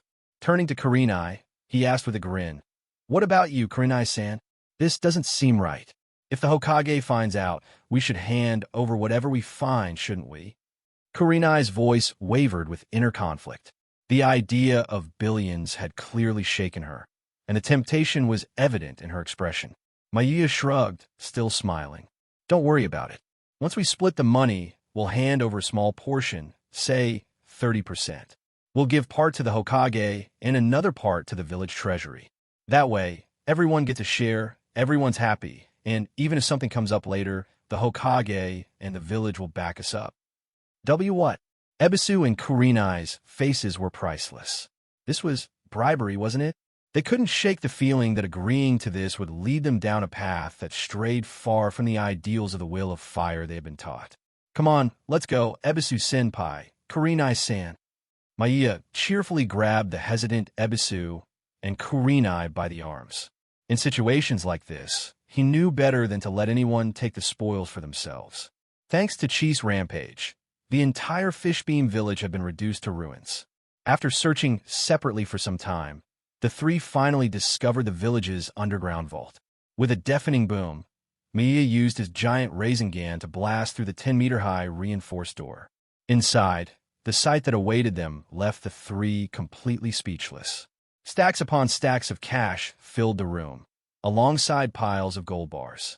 The sheer amount of wealth was beyond even Miyuya's wildest expectations. This was easily tens of billions, not counting the decades of accumulated wealth from Fishbeam Village's lucrative tourism industry. And now, all of it was theirs for the taking. Wah! Suddenly, Ebisu dropped to his knees, sobbing uncontrollably. Both Kurenai and Miyuya stared at him in bewilderment. Ebisu, have never seen this much money in my entire life. Wah! Even if I did missions for the rest of my life, I'd never make this much. Wah! Stan Stan. Miyuya cleared his throat, his eyes gleaming with an idea. Judging by the cash alone, there's at least 4 to 5 billion here, maybe more. And that's not even counting the thousands of gold bars stacked near the center. It seems Fishbeam Village's wealth didn't come solely from tourism. There must have been other, far more lucrative enterprises. No wonder Moroka didn't stop Chi from devouring the villagers. All right, let's split the loot, Ebisu-senpai, Kurenai-san. By the time the trio had finished counting everything, afternoon had turned to evening. Cash, 5.8 billion. Gold bars, 3,022. Miyuya announced, still in disbelief.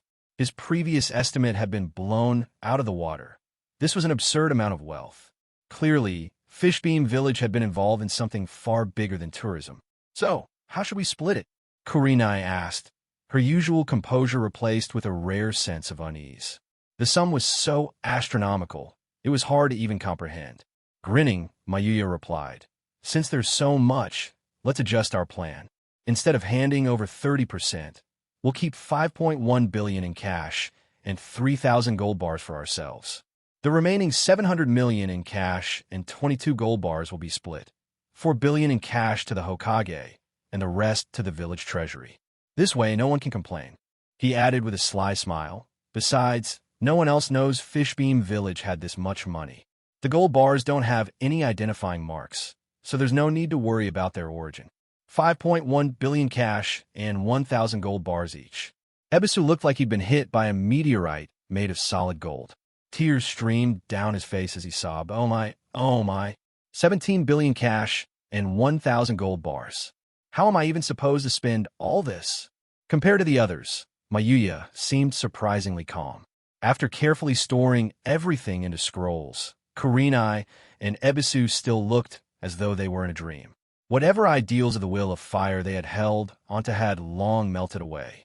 Kurenai and Ebisu-senpai, I suspect that Fishbeam Village wasn't just a resort town. I think they might have been producing big smoke or something similar. That kind of filth needs to be completely wiped out. Miyuya's use of the term big smoke referred to the narcotics of the shinobi world. Though their potency wasn't on par with substances from his previous life, their destructive impact was just as devastating. He absolutely loathed such things to his very core. Hearing this, Kurenai and Ebisu sobered up, their smiles fading as they processed Miyuya's words. Together, the three left the vault and used Miyuya's wind detection technique to locate an underground passage. Inside, they found hundreds of crates filled with big smoke. Miyuya's hunch had been correct. Fishbeam Village had been running an illicit drug operation behind the scenes. Their greed had led them to deal in such vile substances, and their insatiable hunger for wealth had eventually drawn them into Chi's trap. That greed had cost the entire village its life. Without hesitation, Miya, Kurenai, and Ebisu decided to destroy the entire stockpile of narcotics. Of course, destroying drugs wasn't as simple as setting them on fire. One of the reasons Miya had always disliked certain movies and TV shows in his previous life was the unrealistic way they depicted such things. Burning narcotics? What kind of nonsense was that? Proper disposal required much more care, and anyone who had done even a little research would know that. The reasons behind such unrealistic depictions were obvious. As the sun set, Miya, Kurenai, and Ebisu found themselves back in the Fishbeamwood Forest. Moroku's parting words to Miya echoed in his mind. The answer lies within this forest. Ebisu adjusted his sunglasses, though the grin on his face hadn't faded. He was clearly still riding the high of their earlier discovery. Miya, take your time, Moroku-sama said to calm yourself. The truth will reveal itself here in the Fishbeamwood Forest, Kurenai reminded him. Exactly. Don't worry, we'll keep watch for you, Ebisu added, his excitement barely contained. All right, I'll leave it to you two. With a quick body flicker technique, Miya moved to the center of the Fishbeamwood Forest. Sitting cross-legged, he took a deep breath, exhaling all the tension from his body as he began to clear his mind. Asterisk, calm yourself. The answer lies within this forest, asterisk. Miya whispered the words to himself, emptying his thoughts.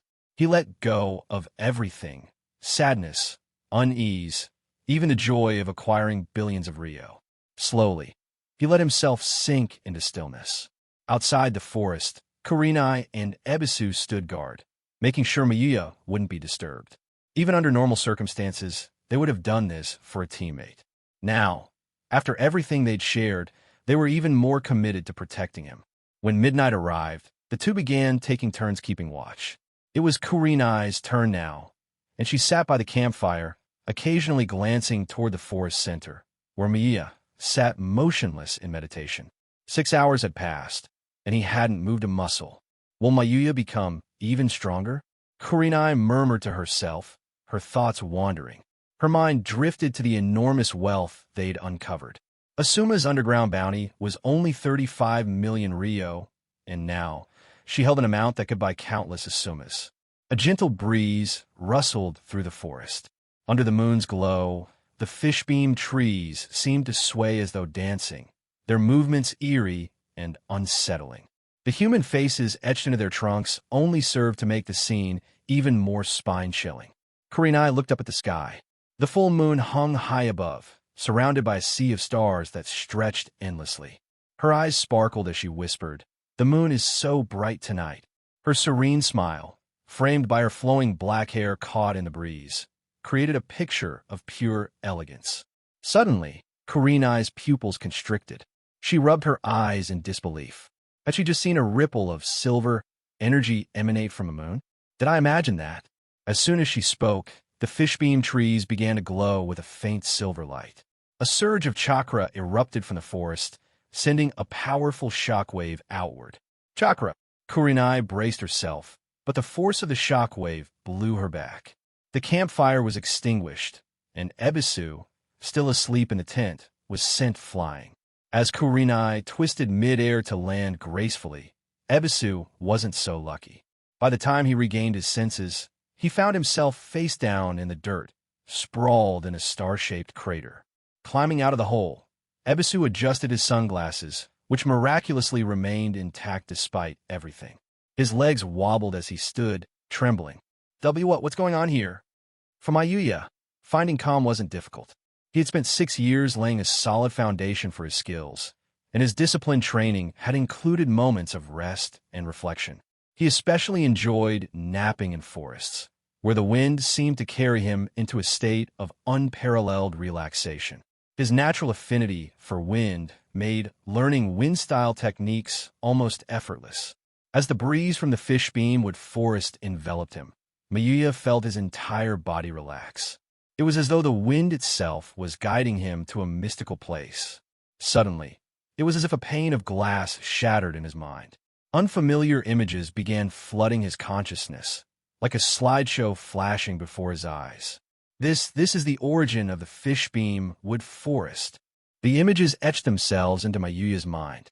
He saw a colossal sacred tree transforming into a grotesque, one-eyed monster. Its form was indescribably hideous, with 10 tails, each ending in a human-like hand. The 10 tails, so that's it. No way, this forest. It was once the site of the god tree. Mayuya's mouth fell open in astonishment as the truth sank in. Now he understood why she had come here. It had been drawn to the lingering power of the god tree that once stood in this place. The images shifted. He watched as the god tree's roots extended deep into the earth, feeding on the sacrifices of humans. Those who fell victim to infinite Tsukuyami, but didn't become white Zetsu, were transformed into the fishbeam trees. Buzz. As the images faded, they vanished like bubbles popping in the air, leaving no trace. Through his wind detection technique, Mayuya had uncovered the truth of the fishbeamwood forest. Back outside, Mayuya opened his eyes and quickly stood. Using the body flicker technique, he exited the forest and reappeared by Kurenai and Ebisu, who were still recovering from the earlier shockwave. Roar! The fishbeamwood forest let out a final, trembling wail. The three of them instinctively covered their ears as the trees, one by one, crumbled into dust and disappeared. It's gone. The fishbeamwood forest has vanished. Kurenai exclaimed. What just happened? Mayuya, why did the forest suddenly disappear? Ebisu asked, bewildered. Rubbing his slightly numb legs, Mayuya offered a simple explanation.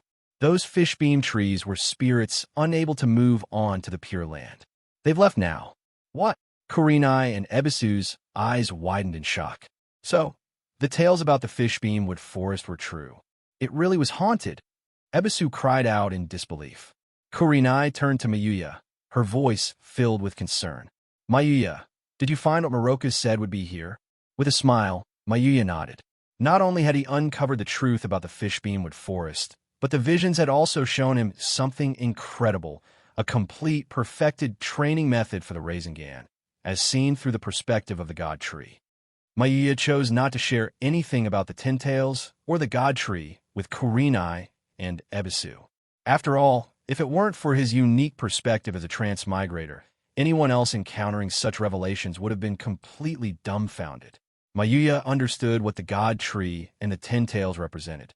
Others, however, would likely be overwhelmed or confused by the enormity of such truths. Besides, his relationship with Kurenai and Ebisu wasn't close enough for full transparency. At best, they were allies standing on the same side of a shared cause. Even between spouses or family members, there were always personal spaces and secrets, things that remained unsaid. Everyone has certain truths they might never reveal. Fishbeam Village was now a hollow shell of its former self, with the iconic fishbeamwood forest reduced to nothingness. As Mayuya, Kurenai, and Ebisu made their way back to Konoha, the mission was officially marked as a failure due to the death of a client, breaking Mayuya's perfect mission completion record. After several days of travel, the trio finally returned to Konoha. Without delay, they headed straight to the Hokage's office to report on the events at Fishbeam Village. What? You encountered the legendary Chi? The usually composed and mature third Hokage was so shocked that his jaw nearly dropped. Clearly, the report Mayuya, Kurenai, and Ebisu brought back was far beyond anything he had expected. Yes, Lord Hokage. If it weren't for the lingering power left behind by Moroka-sama, we wouldn't have stood a chance. Honestly, whether we could even escape would have been uncertain. Mayuya spoke with a lingering sense of dread. But deep down, he felt that the personal gains from this mission more than compensated for its challenges. The third Hokage fell silent, his expression heavy. With the client dead, Mayuya's mission was technically considered a failure. Yet what troubled him more was the complete disappearance of the fishbeamwood forest. Besides that, Lord Hokage, we made some additional discoveries, Mayuya added, glancing at Kurenai and Ebisu meaningfully. The two immediately caught on and left the office, standing guard outside. Understanding the need for privacy, the third Hokage gestured for the hidden Umbu operatives to leave as well. Once the room was cleared, the third Hokage removed his Hokage hat, leaning back in his chair as he took a slow drag from his pipe. Smoke curled around him as he exhaled, his expression thoughtful. Mayuya, with the destruction of Fishbeam Village, I suspect you've managed to acquire quite a bit for yourself, haven't you? Mayuya smiled and placed 2 storage scrolls on the desk. As expected, Lord Hokage, nothing escapes your insight. Yes, 1 scroll contains the money stolen from you. Exactly 300 million Rio, every last coin accounted for. The other contains funds we found in Fishbeam Village's vault. An additional 300 million Rio and 22 gold bars. So much. The 3rd Hokage was momentarily taken aback. 300 million was no small sum. Thinking about Fishbeam Village's prosperous tourism industry, he realized that decades of accumulation could indeed amount to billions. Quickly regaining his composure, the 3rd Hokage took the scrolls from Mayuya, his face calm and unreadable. Knowing you, Mayuya, I suspect you 3 didn't leave empty-handed either, did you? Mayuya smiled knowingly, neither denying nor confirming the Hokage's words. All for the good of Konoha, Lord Hokage. Unless you think the amount returned doesn't match what was stolen. His words, though polite, carried a subtle undertone. He acknowledged the Hokage's observation, but also made it clear he had no intention of explaining further. Right. Not a single Rio missing. I should be thanking you 3 for recovering my funds. Internally, however, the 3rd Hokage was grumbling. Asterisk, this sly little fox probably pocketed a fortune. I should have sent Asuma along with Kurenai on this mission instead of letting him visit the fire temple. Ugh, timing is everything. Asterisk. Unaware of the full extent of Fishbeam Village's other illicit dealings, the 3rd Hokage had no idea just how much Mia, Kurenai, and Ebisu had really taken. If he did, he might have been furious enough to spit blood. After taking a moment to calm himself, the 3rd Hokage leaned forward, his aged yet sharp eyes locking onto Mayuya with a serious expression. Mayuya, it's just the 2 of us now. You're a clever man, different from most. I'll speak plainly with you. But with others, I can't afford to do the same. Please, Lord Hokage, go ahead. As for being clever, I wouldn't dare claim such a title. The Nara clan is renowned for their intelligence across the shinobi world. During the Great Ninja Wars, they served as Konoha strategists. In contrast, I'm just an ordinary chunin. Without your support, I wouldn't have met Kakashi-sensei, let alone achieved what I have today. Everything I have, I owe to your guidance and blessings. Mayuya bowed slightly, his words respectful. But even as he outwardly expressed humility, he kept his true thoughts carefully concealed. The 3rd Hokage rolled his eyes, clearly unimpressed by the flattery. How to become a leader, a Kage, is something I've only come to understand now, after all these years. Take the shinobi outside, for example. They must be guided by the will of fire, conditioned to believe that sacrificing for Konoha is the ultimate honor. Mayuya remained silent, unsure of where this conversation was headed. The 3rd Hokage continued. The will of fire is just a slogan. If necessary, even something like Amida Buddha could serve the same purpose. He sighed deeply, a trace of regret in his voice. It's a pity. I only came to this realization so late in life. Neither the 1st Hokage, the 2nd Hokage, nor the 4th truly grasped what it means to be a Kage. Though Mayuya wasn't particularly moved, he maintained a polite front, replying, Lord Hokage, I may not fully understand the wisdom of your words yet. I'll have to reflect deeply to grasp their true meaning. The 3rd Hokage paused, studying Mayuya closely. Whether Mayuya was genuinely ignorant or feigning it, the Hokage couldn't say. Regardless, he pressed on. Mayuya, have you ever considered becoming the Hokage? I believe, if you were to take on this role, you could lead Konoha to a height I could never imagine. I refuse. Mayuya's response was immediate and unwavering. If everything else he'd said before had been a facade, this was the first time he spoke his genuine thoughts. And now, he had the confidence to openly reject the idea.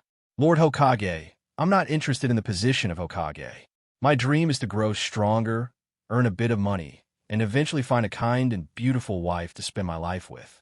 So please, leave the Hokage responsibilities to someone better suited. I lack both the strength and the qualifications for such a role. The 3rd Hokage's voice rose slightly, a hint of frustration slipping through. Strength? Do you think the daimyo is strong? And as for qualifications, what use are they without ability? Becoming Hokage isn't just about raw power. Mayuya remained silent, his stance unchanged. Realizing he wouldn't change Miya's mind, the third Hokage sighed and shook his head. Fine, I won't force you, but I can tell you have something else on your mind. Smiling, Mayuya nodded. That's right, Lord Hokage. I'll need to stay in the village for a while. It might be a long time before I can take on another mission. Oh, is that so? Then how about becoming a teacher at the Ninja Academy? Don't worry, it's a PE teacher position. Only one class a day, and, more often than not, it gets taken over by other teachers. Your salary will still match that of a regular teacher. The third Hokage said casually, not even asking for a reason behind Mayuya's request. Instead, he handed him an incredibly relaxed role. PE classes in this world weren't much different from physical education in Mayuya's previous life. Always the first to be sacrificed for other subjects. That's perfect, Mayuya responded with a grin, nodding enthusiastically. It suited him just fine. He'd initially planned to request a year-long leave to rest anyway. As for the possibility of classes being taken over by other teachers, it didn't matter to him. Even if he did have to teach, he could just let the kids run around for free activities. After all, there wasn't much to teach in PE besides assessing basic fitness. Heck, he could even send a shadow clone to handle the job. As Mayuya left the Hokage's office, he found Kurenai and Ebisu waiting anxiously by the door. The moment he stepped out, Ebisu rushed toward him, his nerves on edge. Well, how'd it go? What did Lord Hokage say? Mayuya gave him a sly smile and flashed an okay hand gesture, which nearly made Ebisu burst out in excitement. That's great. That's great. Mayuya, Kurenai-sensei, tonight the meal's on me. Don't hold back. Let's celebrate this properly. Mayuya chuckled, nodding. Sounds good. Where and when? The Maple Leaf Restaurant on Konoha's Main Street. Tomorrow night at 8 o'clock. Be there or be square. Ebisu declared enthusiastically. Kurenai, however, pouted slightly. I was going to treat everyone, though. Mayuya laughed lightly and replied. Save it for next time, Kurenai-san. There'll be plenty of opportunities. See you tomorrow at 8, then. Take care, Kurenai-san, Ebisu-senpai. Bye-bye. The three parted ways after stepping out of the Hokage Tower, each heading back to their respective homes. When Mayuya returned home, he collapsed onto his bed, utterly exhausted. He began sorting through the knowledge and images imprinted in his mind from the Fishbeamwood Forest. Construct the yin and yang of a world in balance. Perceive the essence of life and nature. The Fishbeamwood Forest had once been the site where the God Tree had taken root.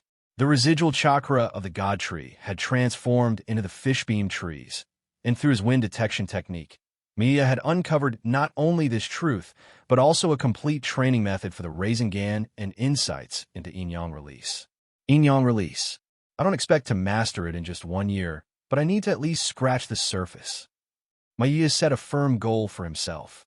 Starting from scratch was always the hardest part. Yin-yang release was a skill he couldn't reveal to anyone, nor could he seek guidance from others. Sharing it with Kurenai or Ebisu was out of the question as well. The three of them were bound together by shared knowledge and risks. If he fell, they wouldn't fare well either. So tired, this mission has been the most draining one yet. I need some proper sleep. Closing his eyes, Mayuya drifted into slumber. In his dreams, he found himself back in Fishbeam Village, confronted once again by the monstrous chi. Its roar echoed through the void as impenetrable darkness enveloped him. Mayuya struggled desperately, his chakra surging and blasting away the sticky, oppressive darkness. Wah! He jolted awake, gasping for air. Glancing at his clock, he realized it was already 10 p.m. He had returned home around 9 a.m., which meant he had slept through most of the day. Looking out the window, Mayuya noticed the moon was missing a small piece, as if it had been bitten. He opened the window, letting the cool night breeze wash over him. So this is why ninjas need time to rest after missions. It's like dealing with jet lag. Feeling uncomfortable and restless, Mayuya rubbed his temples. The lingering effects of his nightmare left him wide awake. Forget it. I've never even explored Konoha's night market. Might as well check it out tonight. Besides, with all this money now, it'd be a shame not to indulge a little. Still in his ninja attire, Miya quickly showered and changed into casual athletic were before locking up and heading out to the heart of Konoha's bustling night market. The Konoha night market was even livelier than it was during the day. Vendors called out to passers-by, selling everything from food to trinkets. Miya strolled through the market, soaking in the atmosphere. This isn't bad, but it's not as lively as a summer festival, he mused with a soft smile. His wallet was full now, but his naturally reserved and low-key personality kept him from flaunting his wealth. Miya suddenly frowned as someone caught his attention, a figure dressed in a long, gray coat that covered them completely. The person wore a wide-brimmed hat and sunglasses, with messy black hair spilling out from underneath. Ugh, what a strong stench of alcohol. Instinctively, Miya kept his distance, covering his nose with a look of disdain. The smell was overpowering. Just as the two were about to pass each other, the gray-clad figure suddenly stumbled and fell toward Miya. Whoosh! Miya vanished in an instant, reappearing just in time to grab the back of the woman's coat before her face could hit the ground. His voice was cold and sharp. Hey, enough is enough, you drunken fool. Are you trying to scam me? Let me tell you, I believe in equality. Don't think I won't hit you just because you're a woman. Ugh. The sound of retching immediately drew the attention of everyone on the street. Miya froze as the cleaning staff stared daggers at him. I'm sorry, but this has nothing to do with me. I don't even know this drunken mess. As he tried to explain himself, something caught his eye, a six-sided pendant hanging from the woman's neck beneath her coat.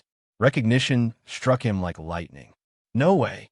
For a moment, Miya stood stunned, unable to believe it. The drunken woman in his grasp was her. Before he could process his realization, the woman, seemingly more alert after vomiting, turned to face him. She brushed her hair aside, revealing orange earrings, and suddenly sprayed a mist of something directly at his face. Wah! Miya clutched his eyes, which burned with a searing pain. My eyes! My eyes! You crazy woman! What are you doing?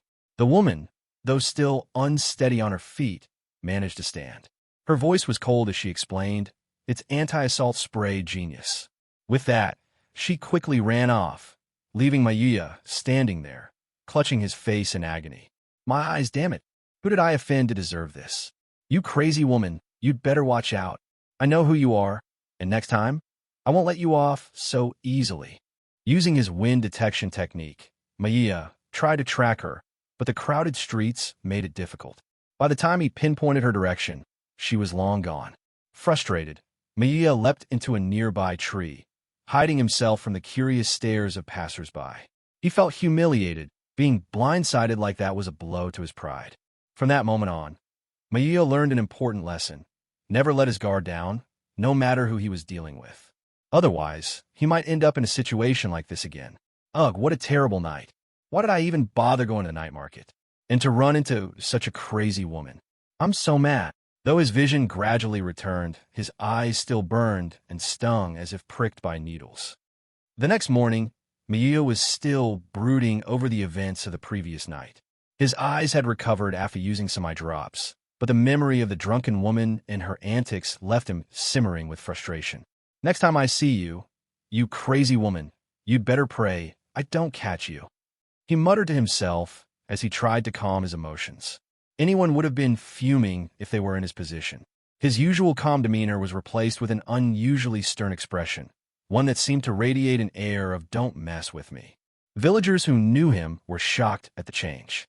Miya was typically warm and approachable, but now his stern face was enough to make people wonder what kind of trouble he had gotten into.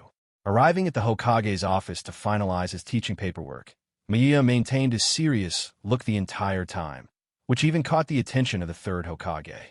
The old man paused his work, raising an eyebrow in curiosity. "What's with you today, Miya? You look like you're about to bite someone's head off," the Hokage remarked. Shaking his head, Miya took the completed paperwork and replied, "It's nothing, Lord Hokage. Maybe the air just feels a bit off today. If there's nothing else, I'll take my leave." With that, Miya exited the office, leaving the third Hokage behind, scratching his head in confusion. What's gotten into him? The Hokage muttered to himself. Then, as though realizing something, he chuckled. Ha! Clever as he is, he's still a teenager, after all. Ha ha ha!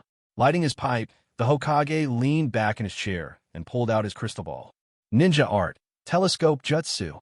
Forming seals, he activated the crystal ball, which displayed Naruto Uzumaki sitting in classroom.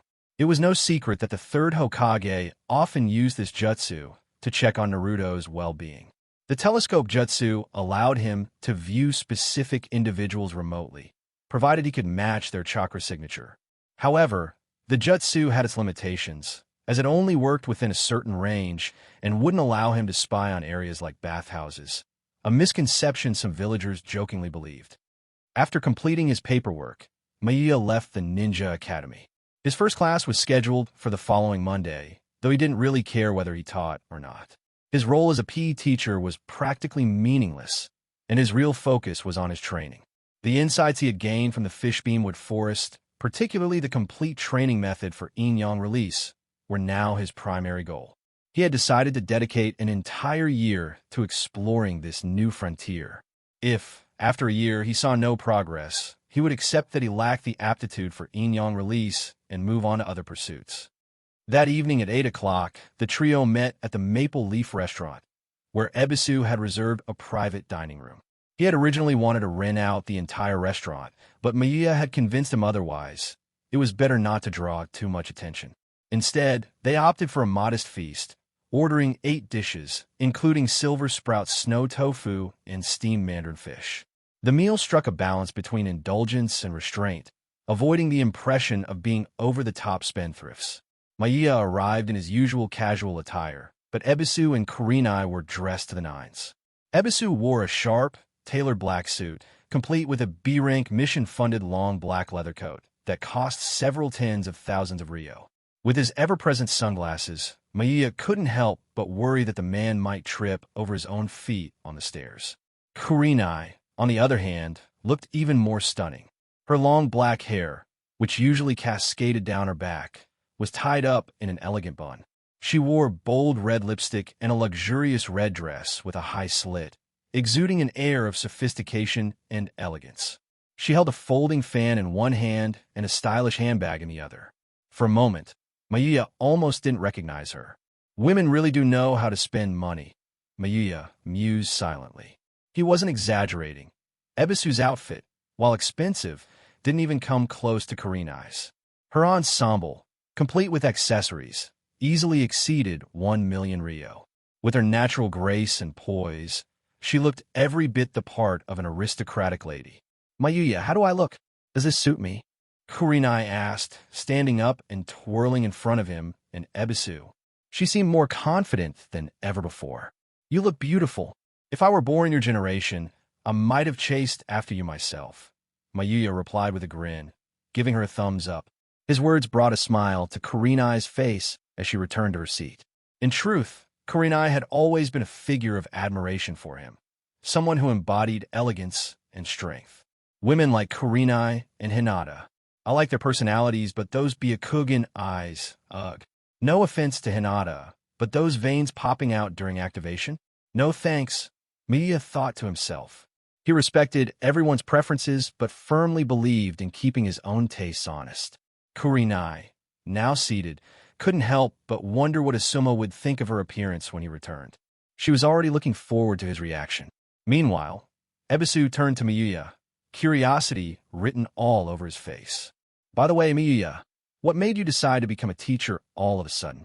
Kurenai leaned in as well, intrigued. Even with their limited time together, they had picked up on Mayuya's aversion to trouble. His decision seemed out of character. I need to stay in the village for about a year to focus on my training, so I asked Lord Hokage to assign me a job.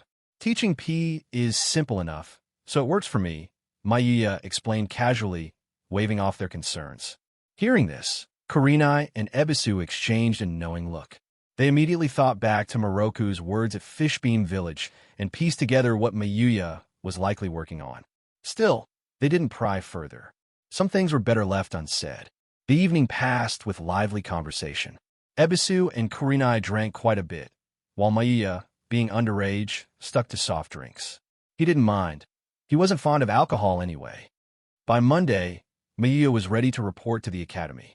His shadow clone handled the teaching while his true self stayed home to train alongside 2 other clones.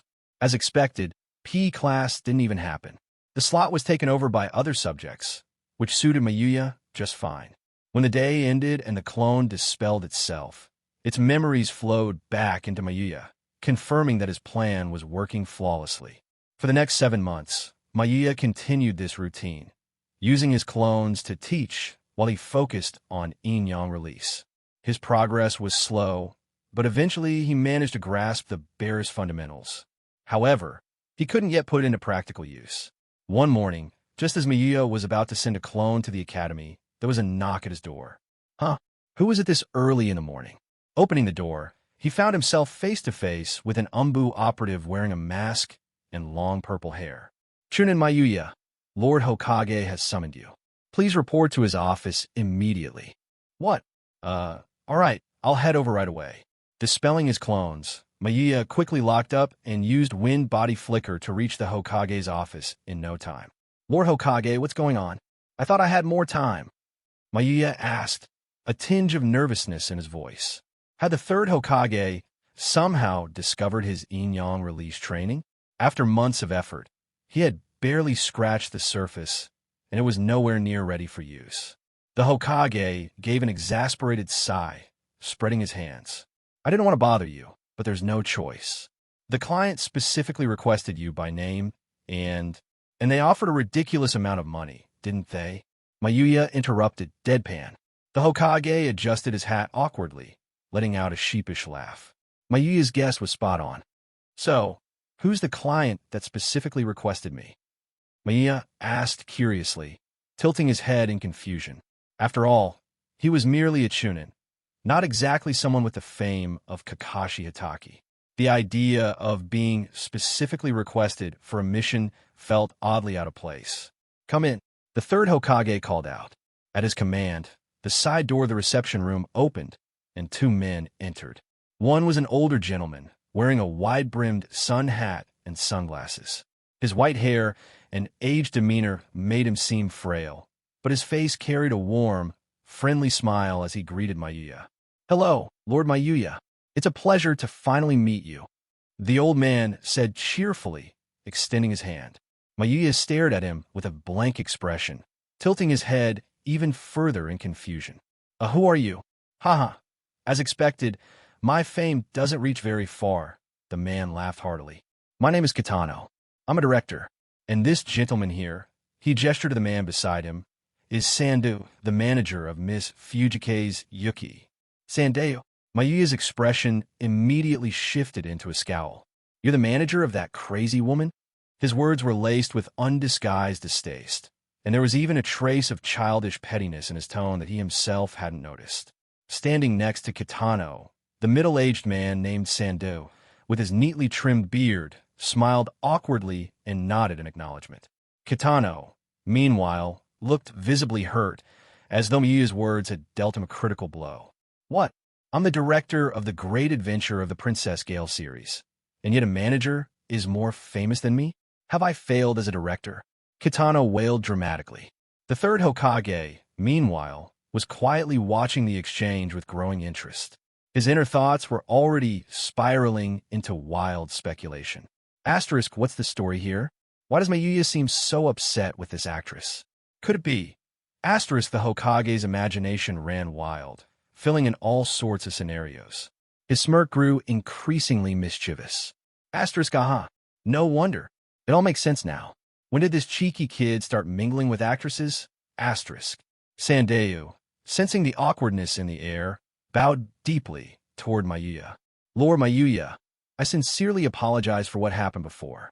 Please forgive us. Mayuya waved him off. It's fine. I'm not petty enough to hold a grudge over something like that. It was a good reminder not to let my guard down, even around civilians, he said with a shrug. Still, his tone carried a hint of lingering annoyance. The 3rd Hokage handed over the mission details, and Mayuya's eyes scanned the title. A-rank mission. Protect actress Fujike's Yuki. Is this the butterfly effect I've caused? Mayuya wondered silently. This mission wasn't supposed to happen yet. Naruto and Sasuke hadn't even graduated from the academy. Why was the Land of Snow storyline happening so early? Mr. Sandeu, Director Kitano, an A-rank mission like this typically wouldn't be assigned to just a chunin like me. Why was I chosen? And why are you filming in the Land of Snow, of all places? Mayuya asked, his confusion evident. Sandeu explained, it was Kakashi-sensei who recommended you, Lord Mayuya. Kitano added, this is the final installment of the Princess Gale series, * the last adventure of Princess Gale Star. As the concluding chapter of such a beloved series, it has to be perfect. That's why we chose the Land of Snow for its breathtaking scenery. His grin widened, and for a moment, it seemed like his teeth sparkled. The Princess Gale series is finally getting a finale. The third Hokage surprise was evident. The series was wildly popular across the ninja world, and even he had taken time to watch it in theaters during his rare moments of leisure. Yes, Lord Hokage, Kitano said with a nod. The series has been running for years, but without innovation, audiences grow tired. That's why I'm determined to make this finale the most spectacular one yet. Hearing this, Mayuya couldn't help but feel a twinge of suspicion. Does he know Yuki's true identity? In entertainment circles, everyone knows how to read between the lines. Even if he doesn't know for sure, he must at least suspect something.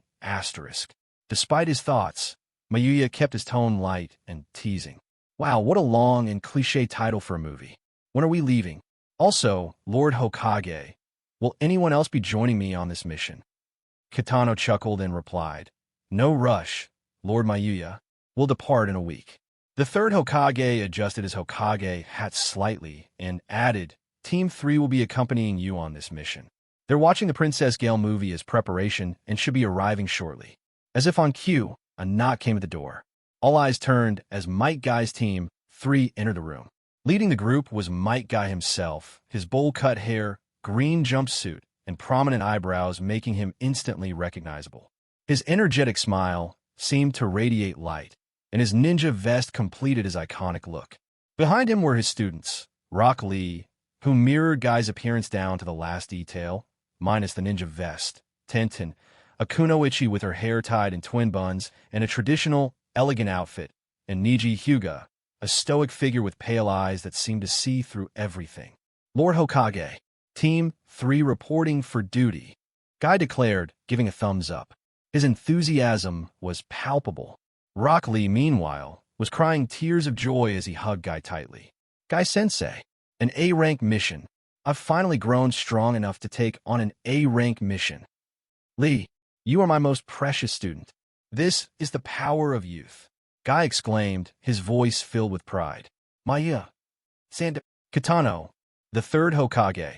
The four of them couldn't help but feel as though they were witnessing a sunset in the background as Guy and Lee embraced dramatically. Sandeu, visibly sweating, turned to Mayuya and pleaded, Lord Mayuya, I leave the journey to the Land of Snow in your capable hands. Sure, Mayuya replied, nodding hesitantly. He understood Sandeu and Kitano's unspoken concerns. Guy and Lee's overwhelming energy didn't exactly inspire confidence. Meanwhile, Tenten, clearly embarrassed, covered her face with her hand and stood a few steps away from her teacher and teammate. Niji, equally unimpressed, maintained his distance as well. Tenten approached Mayuya, apologizing with an awkward smile. Mayuya-senpai, please don't mind them. They're always like this. Mayuya chuckled, shaking his head. I've heard about Might Guy-senpai. Meeting him in person, I can see his reputation is well-deserved. He's incredibly strong. Guy, overhearing this, gave Mayuya a gleaming thumbs up. So, you're Mayuya? Kakashi's mentioned you before. For your information, my record against Kakashi is 40 wins and 39 losses. That makes me stronger than him. I believe it, Mayuya replied with a sincere nod. He knew very well what kind of power Might Guy possessed. Guy-senpai, everyone, I'll see you soon, Mayuya said, turning to leave. He glanced at Lee and added, Rock Lee, I've heard about you. Keep at it and don't give up. I'm rooting for you. Oh, really? Mayuya-senpai, you've heard of me? Lee's eyes filled with tears as he turned to Guy, sobbing. Guy-sensei, Mayuya-senpai believes in me. Lee, let's celebrate by running 100 laps around Konoha to welcome the morning sun. Guy declared, wrapping an arm around Lee's shoulders. Puffed. Ha ha ha. Mayuya couldn't hold back his laughter. This mission to the land of snow suddenly felt a lot less daunting. With Team 3 on board, things were bound to be interesting. At a bustling port, Mayuya and Team 3 found themselves amidst the behind-the-scenes chaos of the Princess Gale film production. For Tintin and Rock Lee, seeing celebrities they'd only ever watched on the big screen was an exhilarating experience. The land of snow, huh? Looks like we're not getting back to Konoha for at least a month, Mayuya remarked as he sat on a lounge chair, sipping a drink and marveling at the absurdity of it all. An A-rank mission, no less. Tintin, still buzzing with excitement, turned to Mayuya with a curious question. Mayuya-senpai, I heard your original genin team was disbanded because Kakashi-sensei failed them. Did that mean you're the only one left on your squad? Mayuya nodded calmly. That's right. They didn't pass Kakashi-sensei's test and decided to give up being shinobi altogether. Leaning against a wall, Niji Hyuga folded his arms and let out a cold laugh. Everyone's abilities and fates are determined at birth. It's only natural they couldn't measure up, but at least they had the self-awareness to step aside. Niji, Tintin, Might Guy, and Rock Lee called out reproachfully. They all understood the weight of Niji's words and the deep-seated beliefs behind them. Mayuya, however, glanced down at the Konoha forehead protector tied around his head and replied with a serene tone, You're not entirely wrong. Yin and yang, light and shadow, good and evil. All of us are caught in the cycle of duality. It does feel like everything is predetermined sometimes. The air grew still. Everyone, including Niji, was stunned into silence. Niji stared at Mayuya with wide eyes, unsure if he was agreeing with him or subtly challenging his worldview. The mention of yin and yang left him perplexed. Tintin muttered under her breath, No way. Mayuya-senpai just used Niji's own words to leave him speechless. Turning his attention to Director Kitano, Mayuya asked with a sly smile, Director, you're not traveling to the land of snow for the Princess Gale finale just for the scenery, are you? Could it be you're chasing after the legendary rainbow ice wall? Kitano nodded enthusiastically. That's right. Sandayu-san here will guide us. I've heard that. Come spring, the rainbow ice wall reflects a dazzling array of colors. Mayuya chuckled softly, his expression unreadable. So it's just hearsay. But the land of snow doesn't actually have spring. It's a country locked in perpetual winter. Not to mention, I've heard the living conditions there are quite poor. Despite their advanced technology, the people are impoverished. Even the new daimyo, as hard as he's tried, hasn't been able to turn things around. Isn't that right, Sandayu-san? Sandayu stiffened, his smile faltering under Mayuya's piercing gaze. Why, yes, that's correct, Lord Mayuya. You're quite knowledgeable about the land of snow. Mayuya's unspoken insight left Sandayu feeling like he was being completely seen through. He couldn't shake the feeling that the journey ahead would be far more challenging than he had imagined. And Mayuya was clearly not an ordinary chunin. Director, it's bad. Yuki-sama has run away again. A frantic crew member came rushing toward them, shouting at the top of his lungs. What? She ran away again? Tintin exclaimed, dumbfounded. Fujike's Yuki, the actress playing Princess Gale and the star of the movie, had fled? As a leading lady, how could she just disappear? Is this what they call acting like a diva? Tintin muttered, confused. Mayuya, on the other hand, spread his hands in mock helplessness, his gaze falling mischievously on Sandayu. Who knows? Maybe there are other reasons. Let's go, Guy-senpai. Let's go see what's going on with that crazy woman. See crazy woman? Sandayu wiped the cold sweat from his forehead.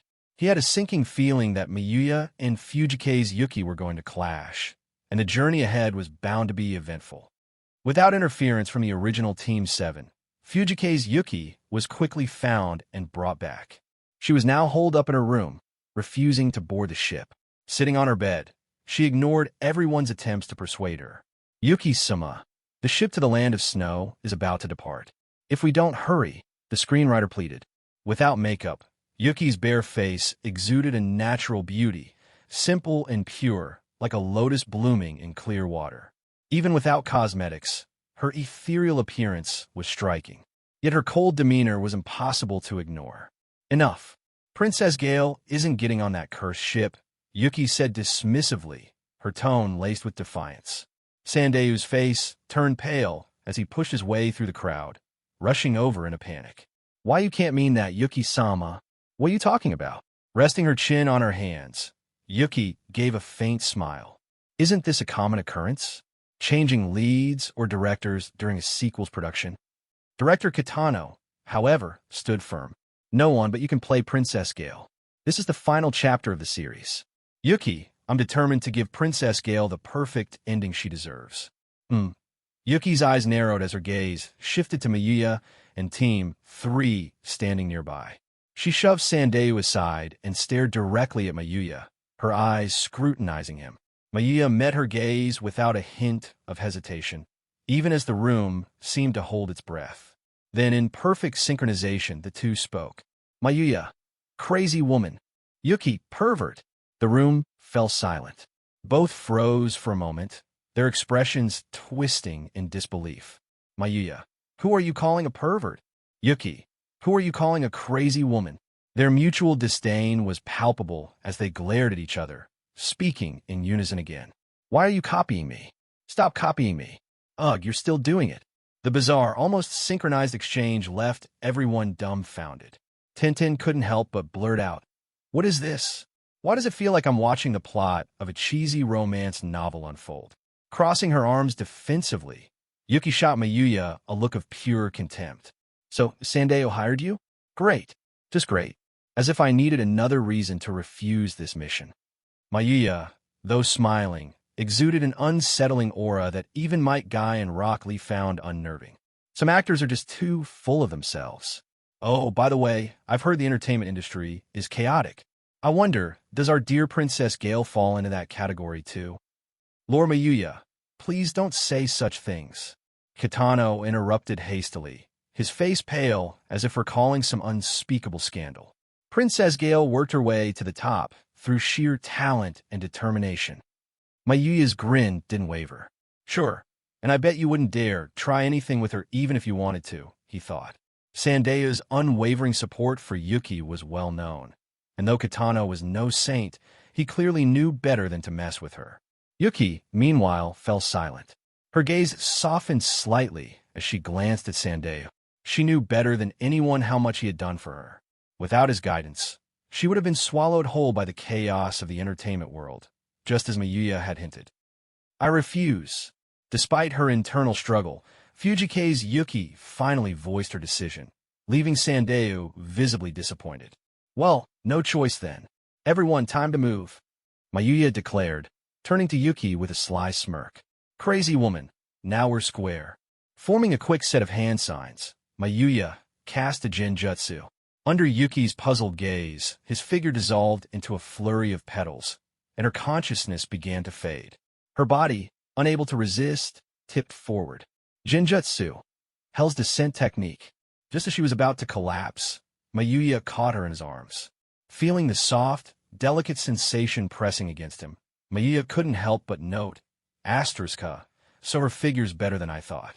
Not as exaggerated and disproportionate as Tsunade, but just perfectly balanced. Asterisk. Enjoy your nightmare. Now we're even, crazy woman. All right, time to set sail. Hoisting Yuki into a princess carry, Mayuya handed her over to Tenten. Carry her for now, he instructed, before leading the group onto the ship bound for the land of snow.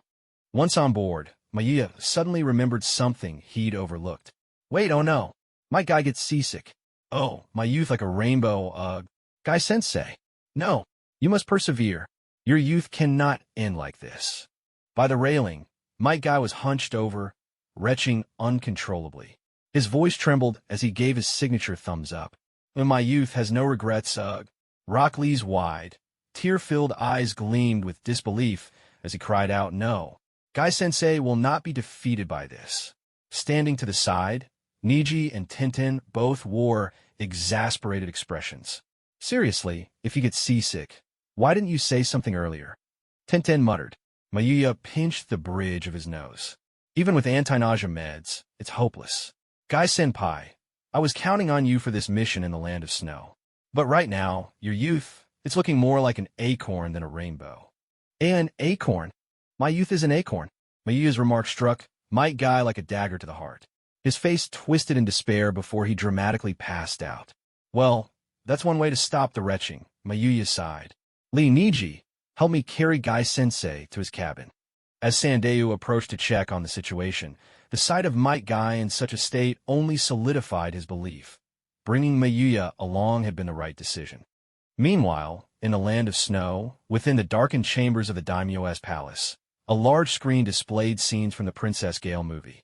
Sitting in the shadows was none other than Dodo Kazahana, the current daimyo of the land of snow. Kneeling before him were 3 snow ninja. Their leader, Nadar Roga, spoke up. We've confirmed the location of the hexagonal crystal. There's no doubt about it. Fujike's Yuki is Princess Koyuki Kazahana. The 2 other ninja, Fubuki Kakeyoku and Mizore Fuyukuma, exchanged glances. No wonder it took us 10 years of searching to finally find her, Fubuki remarked. Mizore sneered. Dealing with one woman shouldn't be difficult. However, she's brought Konoha ninja with her this time. Nadar added, yes. Among them is a jonin named Might Guy, as well as one of Kakashi Hitaki's students. Fubuki sighed in disappointment. What a shame. I was looking forward to a fated battle with Kakashi himself. A cruel smile spread across Nadar's face, while Dodo's voice, though calm, carried unyielding determination. The hexagonal crystal must be ours. From her nightmare-filled sleep, Yuki awoke with a start, her head throbbing. Dressed in pale yellow sleepwear, her disheveled appearance carried an unexpected charm as she groggily sat up and rubbed her temples. Why do I feel so dizzy? And why does everything keep swaying? Suddenly, realization struck her. Forgetting even to put on shoes, Yuki bolted out of bed and ran barefoot to the deck. The vast expanse of blue sea stretched endlessly before her, white clouds dotting the sky above. The salty breeze carried the sound of the ship's sails flapping as it steadily made its way toward the land of snow. What's going on here? Yuki cried out, her expression a mix of shock and despair. She had been brought on board the ship. My youth is not an acorn, ugh. Leaning weakly against the railing, Might Guy swayed unsteadily, his face pale as he tried to hold himself together. Guy-senpai, please just go back to your cabin, Mayuya muttered, clearly exasperated. The blue beast of Konoha, reduced to this state, was a sorry sight indeed. Guy-sensei, Mayuya was practically dragging Might Guy back to his room. He couldn't help but think of the obstacles ahead in the land of snow. The chakra armor that nullified ninjutsu and jinjutsu, and the challenges it posed. But here he was, dealing with Guy's seasickness instead. This is ridiculous. Guy-senpai, you got to pull yourself together. If this keeps up, even I'm going to start feeling sick, Mayuya grumbled as he helped the exhausted jonin onto a bed. Sorry, but Guy's trembling hand reached out weakly. Mayuya sighed, nodding in understanding. Just rest, Guy-senpai. We'll wake you when we reach land. Leaving the room, Mayuya stepped back onto the deck, where the vast ocean stretched endlessly before him. Seagulls flew overhead, their cries blending with the sound of the waves. Let's just let him sleep it off. We'll wake him when we get there, he told the others. Yes, Tintin and Lee replied in unison. While the film crew busied themselves with setting up props, a process that took hours, Lee, Niji, and Tintin watched with fascination, marveling at the behind-the-scenes activity. So this is what it takes to make a movie, Tintin said, surprised. I didn't realize it was so complicated. Mayuya, however, remained unimpressed. Leaning lazily against the railing, he replied, Yeah, they spend hours setting up, sometimes redoing a single shot over and over. But honestly, Tintin, who has it easy? Us ninjas? Or the people who spend their days working just to afford their next meal? Don't waste your sympathy on people making millions. Oh, you're right. Sorry. Tintin realized her perspective had been a bit skewed. When she thought about it, these actors didn't seem all that special after all. Finally, the filming began. Dressed in full costume, Yuki stood before the camera. Despite her earlier antics, her performance was flawless. Her emotions, her delivery, everything was on point. Even Mayuya found himself nodding in approval. She's good, he admitted. Her acting skills are leagues above some of the nonsense I've seen before. She's got talent, charisma, and she knows how to draw people in. But then, Hold it. Stop. Yuki suddenly called out, halting the entire production. The crew collectively winced, some even staggering in exasperation. Mayuya's expression immediately turned flat, his patience wearing thin. The screenwriter, on the verge of breaking down, shouted, "What now, Yuki-sama?" Waving Sandayu over, Yuki replied, "Tears. Sandayu, bring me the eye drops. I need the eye drops." From a distance, Mia, Lee, Tintin, and Niji all stared at her in silent disbelief. "Seriously?" Tintin muttered, voicing everyone's thoughts. Still, Mayuya couldn't help but chuckle. But credit where it's due. She's quick to get back into character. Even if she can't cry on command, she's got everything else nailed down. Acting, charisma, combat skills, writing techniques, you name it. What more could you ask for? "Oh, I didn't expect you to be capable of giving compliments, pervert." "I mean, chunin Mayuya," Fujike's Yuki teased, her tone dripping with feigned indifference. She approached Mayuya after the filming wrapped up, her makeup removed, holding a wine glass in hand as she leaned casually against the ship's railing. "I'm just stating the truth. You did a fantastic job," Mayuya replied, sipping his drink. A subtle, natural fragrance emanated from Yuki, one that was distinct from perfumes or scented sachets. It was pleasant, and Mayuya suddenly understood why. In his memories, Naruto had once mentioned that Yuki smelled nice. I wonder if she could attract butterflies, Mayuya mused absent-mindedly. Yuki reminded him of someone from his previous life, a fleeting but vivid memory.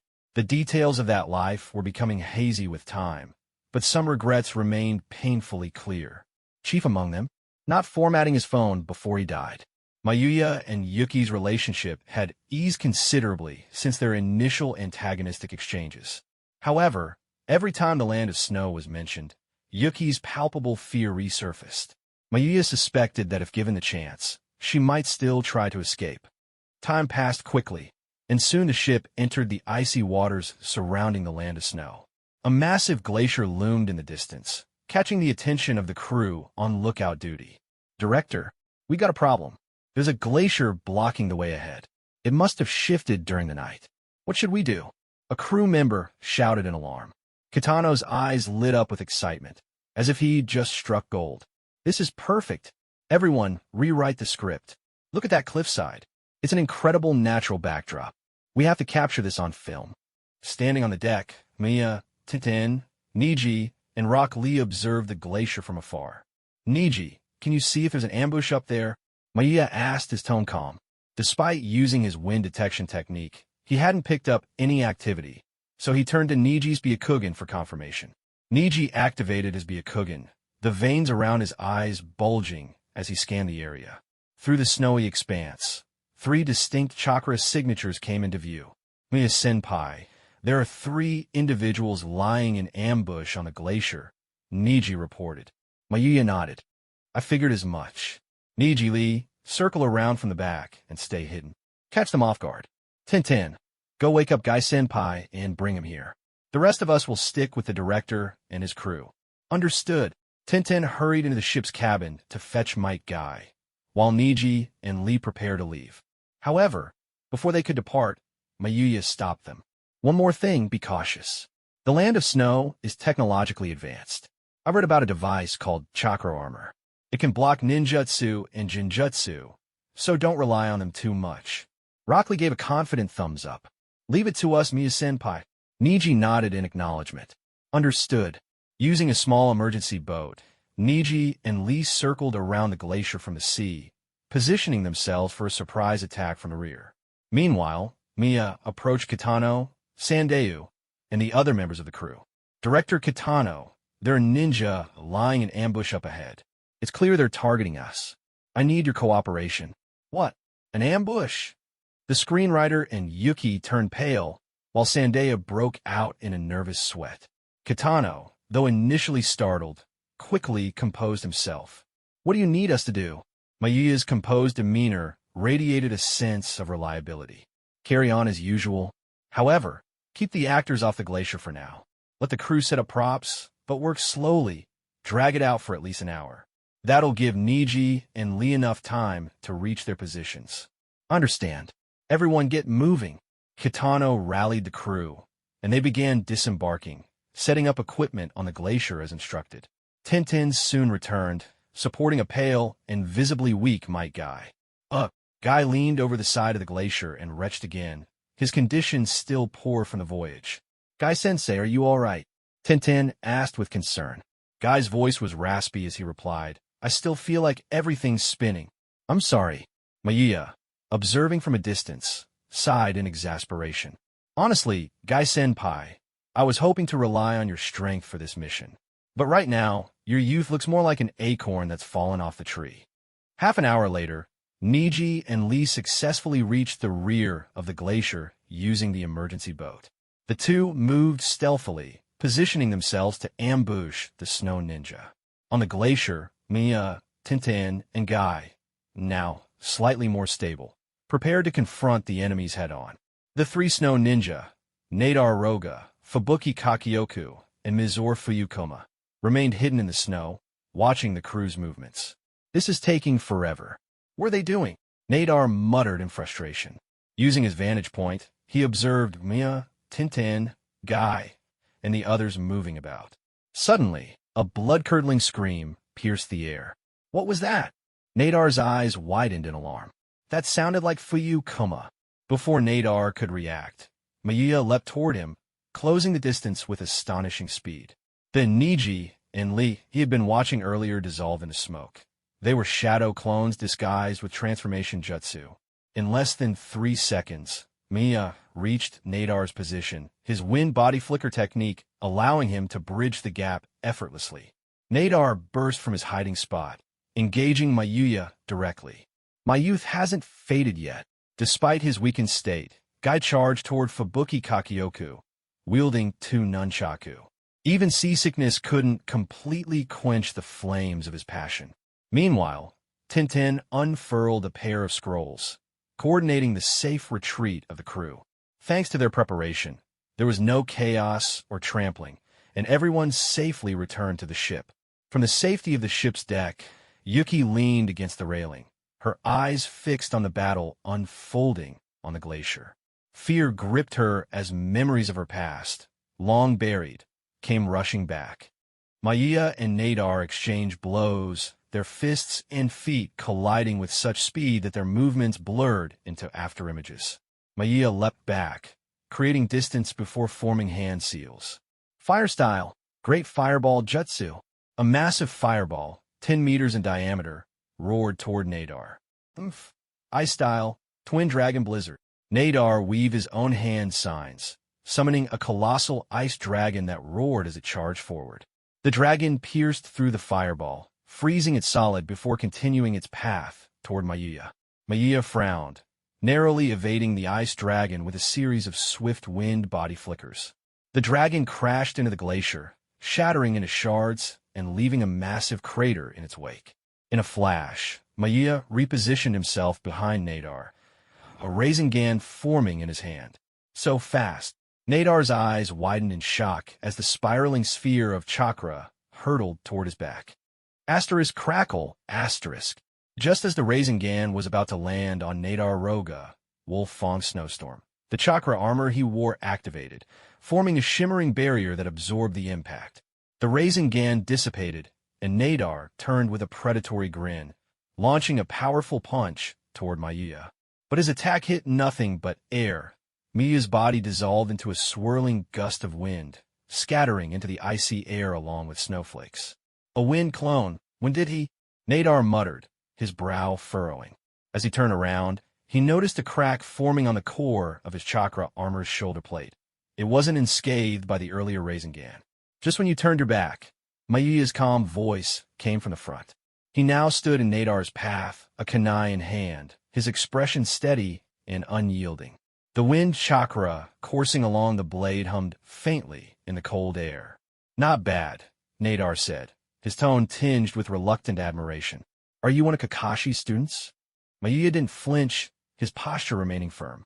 Who are you, and why are you attacking us? He asked, even though he already knew the answer. Oh, Nadar's eyes flashed with a cold gleam, and his smirk deepened. It seems you and Kakashi aren't close. He didn't even bother to mention me. There was venom in his voice, a hidden bitterness that anyone could pick up on. Mayuya pulled back slightly, maintaining his guard. "Sorry," he replied dryly, "but why would Kakashi-sensei remember a nobody like you? Let's see how many more hits your precious chakra armor can take." The jab hit a nerve, and though Nadar's expression twitched briefly, his composure remained intact.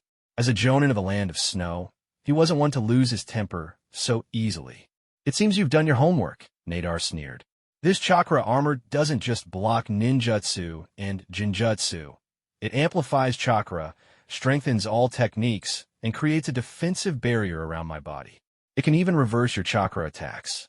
That means no matter what you throw at me, it's useless." With a sharp hand sign, Nadar activated his next technique. I-style, Wolfang Avalanche Jutsu. The glacier trembled violently as waves of snow churned and transformed into a pack of snarling, feral wolves. Howling, they lunged toward Mayuya, their icy forms radiating menace. Mayuya leapt into the air, gracefully stepping on one of the wolves' heads before propelling himself higher, over 20 meters into the sky. His movements were fluid, almost like a dance. Mid-air, he flung his kunai toward Nadar, quickly forming hand seals. Shuriken Shadow, Clone, Jutsu. The single kunai multiplied into a storm of blades, each infused with wind chakra, raining down on Nadar in a dazzling barrage. The sheer density of the attack left Nadar with no room to evade. I-style, One-Horned White Whale. A massive, 50-meter-long ice whale erupted from the glacier, breaching the surface with a deafening roar. The sheer force of its emergence shattered the icy ground beneath it, splitting the glacier in two. The colossal beast barreled through the storm of kunai, scattering them in all directions before charging toward Mayuya, who was now descending from the sky. Wind-style, Wind Cutter Jutsu. Mayuya formed seals mid-air, pressing his palms together before unleashing razor-sharp wind blades. The transparent currents of wind sliced cleanly through the charging ice whale, splitting it in half. Boom! The whale's massive, sundered body crashed onto the glacier, its impact creating a tempest of wind and snow that momentarily obscured everything in a haze. Mayuya landed gracefully amidst the chaos, his form briefly hidden by the swirling snowstorm. From within the whiteout, Mayuya's voice rang out, steady and calm. Water-style, Water Colliding Wave. The surrounding seawater surged upward, forming a towering, cascading wave that dwarfed the battlefield. The roaring wall of water, hundreds of meters high, seemed ready to swallow everything in its path as it surged toward Nadar. What? Water style now? Fire style, wind style, and water style. You know a lot for someone so young, Nadar exclaimed, his voice tinged with both frustration and wariness. Once again, his chakra armor activated, raising a shimmering chakra barrier to shield him. The wave crashed against him with unrelenting force, but the barrier held, though it flickered faintly under the strain. Meanwhile, on the other side of the battlefield, Might Guy, despite his lingering seasickness, had managed to defeat Fubuki Kakyoku with ease. Niji and Lee, having regrouped with Guy, now turned their attention to Mayuya's ongoing battle with Nadar.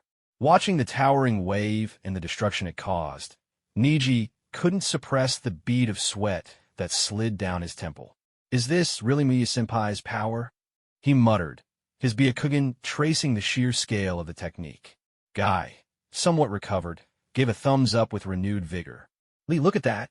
That's Mayuya's youth, boiling over like a tidal wave.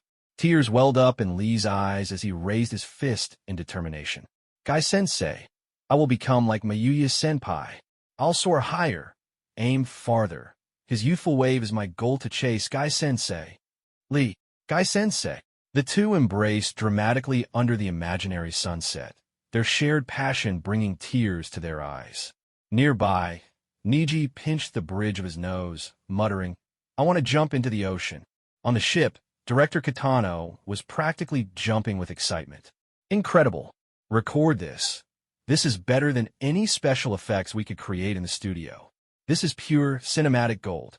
Tintin, overseeing the crew's preparations for the incoming wave, shouted back indignantly. Seriously? We're about to get hit by a tidal wave, and all you can think about is filming. Get a grip. The wave crashed onto the ship, dousing everyone in icy seawater. Yuki clung tightly to the railing, screaming as the spray soaked her. The chaos left the crew drenched and disoriented, but as the waters settled, the battlefield came back into view. Amidst the floating shards of ice, Mayuya stood calmly on the water's surface, his expression unreadable. Splash! Suddenly, Nadar emerged from behind him, his face twisted with fury. A blade formed from his chakra armor, extended toward Mayuya's back as he lunged forward. Poof! Mayuya's body dissipated into smoke. It was a shadow clone. A clone? When Nadar's eyes widened as realization struck. He recalled the moment when the snowstorm from the falling ice whale had obscured Mayuya's movements. Giant Rasengan! Before Nadar could react, Mayuya burst up from the water beneath him, a massive Rasengan spinning in his hand. He drove the spiraling sphere into Nadar's back with unrelenting force. Crack! The chakra armor, already weakened by the earlier Rasengan, shattered under the immense pressure, its pieces scattering into the sea. No. I told you. Ninjutsu is useless against me. Nadar roared, his voice breaking. But it was too late. The armor's defenses had reached their limit. The giant Rasengan sent Nadar flying into the air, his body limp and broken. Fire style, great fireball jutsu. Mayuya formed one final set of seals, unleashing a massive fireball that engulfed Nadar midair. The intense flames consumed him, leaving nothing but ash that scattered into the sea. As the battlefield fell silent, Mayuya stood on the water, breathing heavily. Wiping the sweat from his brow, he muttered, "Who says the great fireball jutsu can't kill anyone?" The snow ninja trio had been eliminated. Mayuya, armed with detailed intelligence on Nadar Roga and his team, along with a thorough understanding of their abilities and techniques, had planned meticulously. This preparation allowed him to emerge from the battle unscathed. Now the only one left is the daimyo of the land of snow, Mayuya mused, standing calmly on the rippling surface of the ocean. I wonder what measures he'll take when he finds out his three most trusted subordinates have been taken out. Mayuya wasn't overly concerned about the consequences of his actions. The memories from his past life had given him an undeniable advantage, saving him countless detours and granting him insights others couldn't possibly have. But he also knew that his presence alone had already fundamentally altered the course of this world. It was no longer the Naruto story he once knew. "Guy-senpai, how are you holding up?" Mayuya asked, turning his attention to the green beast of Konoha, who was just starting to regain his composure. Standing on the water, Might Guy gave him a thumbs up, his voice steady but still a bit hoarse. "I'm fine now. I owe it to you, Mayuya." Mayuya blinked, momentarily thrown off by Guy's unusually serious tone. But he quickly reminded himself that, despite his eccentric demeanor, Guy was a jonin, a rank that required not only exceptional strength but also leadership skills and strategic thinking. Guy's carefree nature didn't mean he was oblivious to his responsibilities. "Your students are outstanding, Guy-senpai," Mayuya said earnestly. "Niji Lee, Tenten, they're all exceptional shinobi. Honestly, I'm a little envious of Team 3. The praise made Rock Lee beam with pride, giving a spirited thumbs up and a fiery grin. Even Niji allowed a faint smile to cross his usually stoic face. Meanwhile, Tenten, still on the ship, was too far away to hear the compliment. Guy fell silent for a moment, Miya's words stirring memories of a conversation he'd once had with Kakashi. He recalled how Kakashi had mentioned Mayuya's unusual situation, how his original genin team had failed to pass Kakashi's test, leaving Mayuya as the sole member to move forward. It was an unprecedented case, and if Mayuya hadn't stood out so much, he might have been dismissed along with the others. Back on the ship, the crew was still shaken from the earlier tidal wave. Tenten, now sporting a red mark on her forehead from a minor bump, was wringing seawater out of her clothes. "That was way too much, Mayuya-senpai," she complained, rubbing her sore head. "Is everyone all right?" she called out, scanning the group. "I'm fine. No injuries here." One by one, the crew reassured her, and Tenten let out a relieved sigh. While there were a few minor injuries among the group, no one was seriously hurt. Fujike's Yuki, however, was visibly uncomfortable.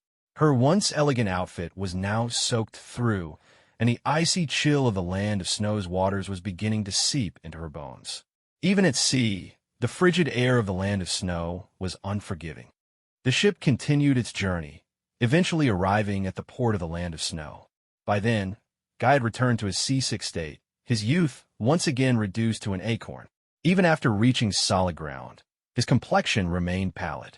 While the crew prepared Chakra-powered snowmobiles for their inland journey, Mia, Guy, Tintin, Niji, Lee, Sandu, Yuki, and director Kitano gathered in a nearby exhibition hall. Maya stood with his arms crossed, his piercing gaze fixed on Yuki, who sat silently with her head bowed. Her inner turmoil was written all over her face. "How much longer do you intend to keep hiding the truth, Sandu-san? And you as well, princess?" Maya's voice carried a weight that made everyone in the room freeze. "Princess?"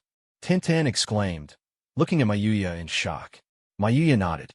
Fujike's Yuki is an alias. Her real name is Koyuki Kazahana, the rightful heir to the land of snow. What? Lee, Niji, and Tintin were all stunned by the revelation. Only Guy and Mayuya seemed to have had some inkling of the truth. Sandeo's hands clenched tightly around the fabric of his pants as he explained, "I once served the former daimyo, Kazahana Susetsu, Kuki-sama's father. She was just a child back then, so it's no surprise she doesn't remember me." Koyuki, no, Princess Koyuki, lifted her head slightly, her expression conflicted as she watched Sandeu. The emotions swirling inside her were evident: fear, doubt, and an overwhelming sense of helplessness. Sandeu continued, his voice trembling with anger and sorrow. The land of snow was a small but peaceful nation. Susetsu-sama adored Koyuki-sama, and every day was filled with joy and tranquility, until that day. His fists tightened as he recounted the tragedy. 10 years ago, Susetsu-sama's younger brother, Dodo Kazahana, hired ninja to stage a coup. He burned Kazahana Castle to the ground, killing everyone in sight. I thought Koki-sama had perished in the flames. Maya added, his tone calm but firm, but she was saved by Kakashi-sensei. Lee and Tintin nodded, finally piecing the story together. The weight of the situation began to sink in. Koyuki's voice broke through the silence, bitter and cold. "It would have been better if I'd died that day." Everyone turned to her, startled by her words. "My body survived, but my heart didn't. After that day, I lost the ability to cry." Sandeu removed his glasses, wiping the tears from his eyes as he knelt before her. "Please don't say that, princess. After discovering your whereabouts, I became your manager with one goal in mind: to bring you back to the land of snow when the time was right." The screenwriter, who had been listening quietly, suddenly exclaimed, "Wait, so you used all of us?" Bowing deeply, Sandeu replied, "I'm sorry for deceiving you all, but everything I've done has been for the people of the land of snow." Sandeu then knelt before Koyuki in a full prostration, his voice filled with desperation. "Princess, I beg you, defeat Dodo and reclaim the throne. Only you can lead the land of snow into a new era. I'm willing to lay down my life for this cause." Koyuki's gaze turned to Mia, her mind replaying the battle she had witnessed on the glacier. The image of Mia standing tall amidst the chaos lingered in her memory. But even so, "I refuse," she said flatly. Her words carried a finality that left the room in stunned silence. "That has nothing to do with me, and you should all give up already. Even if we manage to retake the throne with Mayuya's help, we have no way to protect it. The land of snow will just be taken again. You're all fools. This country has no spring. It has no future." Her words struck Sandeu like a heavy blow, leaving him speechless and defeated. Suddenly, director Kitano broke the silence. "But isn't that exactly why you can't give up? Only by holding on to hope can you create a future. Isn't that the perfect theme for the finale of Princess Gale? Director, are you seriously still thinking about filming?" Tintin blurted, her tone incredulous. Kitano simply smiled, his gaze briefly meeting Mayuya's. He hadn't forgotten the sharp words Mayuya had once uttered, words Mayuya himself might no longer remember. "Didn't I say I wanted to give this film a new direction? And what better way to do that than with a real princess? This is a once-in-a-lifetime opportunity. This director definitely knows more than he lets on," Mayuya thought to himself. He must have had his own reasons for coming to the Land of Snow. There's no way he'd risk his life just for a movie. Maya turned to Kuki Kazahana, formerly Fujike's Yuki, and said firmly, I'm sorry, but you no longer have a luxury of choice. Now that Dodo Kazahana knows you're alive, there's no escape. The only path left for you is to fight. There's no other way to survive. Okay, Rock Lee suddenly shouted with fiery determination, raising his fist high. Mission continues. Escort Princess Gale to the Land of Snow, defeat the bad guys, and let my youth explode in full force. Lee, that's exactly it. You truly are my most outstanding student. This is youth, Might Guy exclaimed, his voice brimming with pride. Guy-sensei. Lee. Once again, Lee and Guy embraced dramatically in the glow of an imaginary sunset, tears streaming down their faces. Meanwhile, Mia, Niji, and Tintin slowly stepped away, their expressions carefully neutral as if to say, we don't know these two.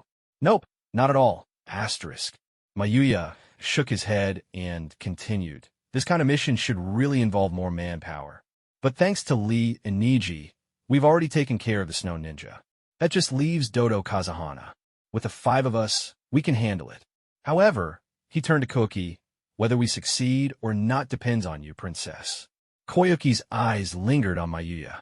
She didn't say a word, no argument, no protest, as she turned and retreated to the privacy of her carriage. As the convoy pressed on through the snowy terrain, Koyuki sat in silence, consumed by her thoughts. What am I even doing this for? She wondered. She had no talent for being a shinobi. If only she had the kind of strength Mayuya possessed, she wouldn't be living in fear of Dodo Kazahana. The convoy eventually stopped at a massive cavern to allow the crew to rest and prepare for the next scene. While shinobi like Mayuya and Lee could endure for longer periods without pause, the civilians in the group had their limits. This cavern leads to a village where some of our allies are waiting, Sandeu explained to Mayuya as they stood together, watching the crew unload equipment. Once we finish filming here, we'll meet with them. Everyone is eagerly awaiting Princess Koyuki's arrival. Mayuya nodded, his gaze drifting briefly to Director Kitano, who was busily giving orders. Then he grabbed Sandeo by the arm and pulled him aside, lowering his voice. Sandeo-san, I need to ask you something. Why did Director Kitano agree to come to the Land of Snow? If it was just for the scenery, the cost of this trip could have funded hundreds of special effects scenes. Don't tell me it's about seeking realism. No one risks their life for a shot unless there's something more. Sandeu stiffened, his expression betraying a flicker of unease. You're saying Director Kitano has ulterior motives? Mayuya shook his head. I'm not accusing him of anything. I'm just suspicious. By the way, Sanderson, do you know anything about the history of the Land of Snow? Is there something special here? Something like the Fishbeam-wood Forest, for example. At the mention of Fishbeam, Sandeu broke into a cold sweat. News of Fishbeam Village's destruction had spread across the ninja world, and the rumors of a terrifying monster devouring the villagers had left many shaken. And no, absolutely not, Sandeu stammered. The Land of Snow is resource poor. There's nothing here like the Fishbeam-wood Forest. If anything, all we have is this unchanging snow and ice. Mayuya smiled faintly, shaking his head. Apologies. Maybe I'm just being paranoid. Still, keep an eye on anything Kitano gives you, anything unusual. Hopefully, I'm just overthinking things. Understood, Mayuya-san, Sandeo replied, still visibly uneasy. Looking toward the endless cavern ahead, Mayuya remarked, I have to admit, the Land of Snow's technology is remarkable. This tunnel is proof of that. You've created infrastructure decades ahead of the other nations. Sandeo-san, your country isn't as small or insignificant as you make it out to be. It's full of potential. Mayuya's praise was genuine. The Land of Snow's technological prowess was light years ahead of the other nations. It was comparable to the Industrial Revolution in his previous life. Trains, chakra power devices, and the infamous chakra armor. These innovations outshone even the so-called scientific ninja tools of other nations. The Land of Snow's only weakness lay in its lack of overall strength. Though it had a ninja village, it was barely second-rate, reliant on technology to compete. Compared to Dodo's short-sighted reliance on the Kazahana family's secret treasure, Mayuya couldn't help but think, asterisk, what a waste. Anyone with half a brain in Dodo's position could easily solve the Land of Snow's financial problems. No wonder he ends up being overthrown. Asterisk. After filming wrapped up in the cavern, the convoy passed through to the other side, where another scene was set to be shot. The dark tunnel, once part of a railway system, still had intact tracks beneath layers of ice. By channeling chakra into the tracks, the ice could be melted easily.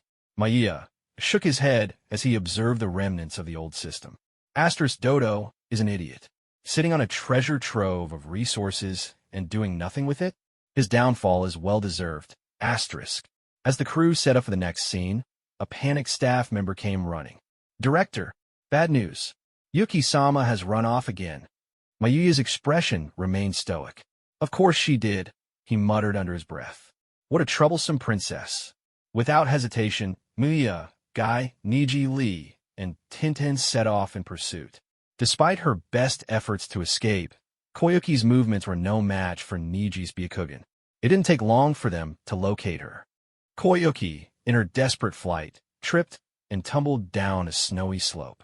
Before she could hit the ground, Mayuya appeared in a blur of wind and caught her by the back of her collar. Their positions mirrored their first encounter in the Konoha night market, as if history were repeating itself. Honestly, how many times are you going to run before you're satisfied? Mayuya said, his voice calm but firm. I've already told you, Dodo knows you're alive now. He won't stop hunting you. Koyuki turned her head slightly, her eyes shimmering with a mix of frustration and vulnerability. She looked like a wounded animal, fragile but defiant. How do you find me so quickly every time? Mayuya smirked faintly, gesturing toward the others, catching up. Niji Hyuga, the Byakugan. Surely you've heard of it. Niji nodded silently, his pale eyes scanning the area for any further threats. Meanwhile, Tintin hoisted Koyuki onto her back, ensuring she couldn't escape again. As they made their way back to the convoy, Koyuki remained uncharacteristically quiet, her gaze fixed on Mayuya. Her thoughts churned, and by the time they returned, a new determination had begun to take root in her heart. Reuniting with the crew, Koyuki Kazahana, still dressed in her elaborate costume, calmly finished filming the final scenes of the movie. Meanwhile, Mia, Mike Guy, Team 3, and Sandeu gathered in a separate room to discuss their next course of action. Instead of waiting around, we should strike first, Mia said decisively. The best way to solve this problem is to eliminate the enemy. Guy-senpai, let's kill Dodo tonight. Guy nodded with a rare seriousness. Let's do as you suggest. But what about the princess? At that, Sandeu lowered his head in disappointment. Koyuki's reluctance remained unchanged. Her belief, as she had so bluntly stated, that even if they removed Dodo from power, someone else could just as easily topple her in the future. I agree. Koyuki's voice suddenly cut through the room. Everyone turned to see her approaching, her makeup still on, her expression cold and distant. She had overheard their discussion and had made her decision. I'll help you kill Dodo, but don't expect me to take his place. I have no intention of becoming the daimyo of the Land of Snow, she said, her voice sharp and resolute. Her reasoning was simple. The only thing driving her now was the desire to survive. Kill Dodo. Kill him for me. Konoha shinobi, she demanded, her words laced with hatred that made Sandeo bow his head in sorrow. Her heart was still shackled by the trauma of the past. Mayuya sighed lightly. Honestly, your reaction is the most reasonable one. Don't advise someone to forgive unless you've suffered their pain, as the saying goes. You've been through hell, princess. He paused, then added with a faint smirk. Yeah, I'll just stick with calling you Princess Koyuki. It suits you better. Call me whatever you want. It's just a name. I just want to live, Koyuki replied, her tone indifferent. It was a dark and stormy night. The rebuilt Kazahana castle loomed in the distance, its walls guarded by both samurai and the remaining ninja of the Snow Village. Niji and Tintin had already departed, moving stealthily in the shadows to block Dodo's escape routes. Meanwhile, Mayuya, Guy, and Rock Lee prepared for a frontal assault, accompanied by Sandeu and a handful of Koyuki's loyal supporters. Shuriken Shadow, Clone Jutsu, Leaf Hurricane. Mayuya led the charge, his shuriken multiplying into a storm of projectiles that cleared the way.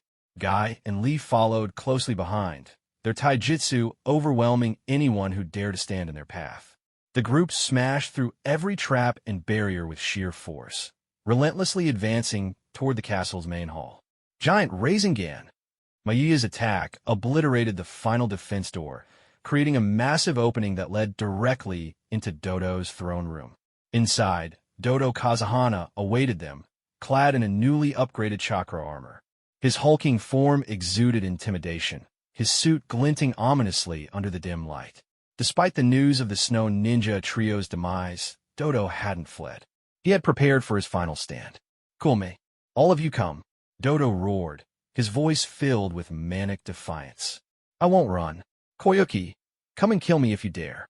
Let's see if you have the guts." Sandeu and the others glared at Dodo with unrestrained hatred, their hands itching to tear him apart. But Dodo ignored them, his eyes fixed only on Mayuya, Guy Lee, and most of all, Cookie. "So you're Dodo Kazahana," Mayuya said, stepping forward to shield Cookie. His dark eyes gleamed with a cold light as a faint, mocking smile played on his lips. Dodo's brow furrowed slightly. "Konoha Shinobi, huh? Huh. So this is my fate, is it? I used ninja to seize the throne, and now ninja are here to take it back. What a cruel irony." His words struck a nerve in Koyuki, cutting deep into the insecurities that had plagued her for years. This was precisely why she had refused to accept her role as daimyo, why she believed it was all pointless. But Mayuya wasn't about to let Dodo's words go unchallenged. "That's on you. If you had been a competent ruler, if you'd brought prosperity and peace to the land of snow, do you think it would have come to this?" Dodo's composure cracked, his rage bubbling to the surface. What do you know? What do you know about the state of the land of snow when I took over? The treasury was empty. The people were scattered. Do you have any idea what I endured over the past decade? You ninja only know how to kill. What do you know about ruling a nation?" His voice rose to a furious roar, his grievances spilling out like a dam breaking. It was clear that years of frustration and resentment had built up inside him, and now it was all pouring out. "All I needed was the Kazahana family's secret treasure. If I could just get my hands on it, everything would be different." Mayuya shook his head, his expression one of pity more than anger. "There's only one kind of person who dies in this world, the foolish kind. Dodo Kazahana, you don't even understand how you're going to die, do you? You're pathetic." Whoosh! In an instant, Mayuya vanished, reappearing behind Dodo in the blink of an eye. Rasengan! He drove the spiraling sphere of chakra into Dodo's back, but the chakra armor's barrier absorbed the impact, sparing Dodo from immediate defeat. "So fast," Dodo muttered, his eyes wide with shock. If not for his armor, he would have been dead already. Guy and Lee prepared to join the fight, but Mayuya stopped them. "Guy-senpai, Lee, keep the others safe. I'll handle him." Dodo's chakra armor began to hum ominously as cracks formed along its barrier. Spreading a pair of chakra wings, he took to the air, his hands forming seals. "I-style, Black Dragon Blizzard." A massive black snow dragon materialized, roaring as it charged toward Mayuya. "Water-style, Water Dragon Jutsu." Unfazed, Mayuya formed his own seals, summoning a water dragon that surged upward to clash with Dodo's attack.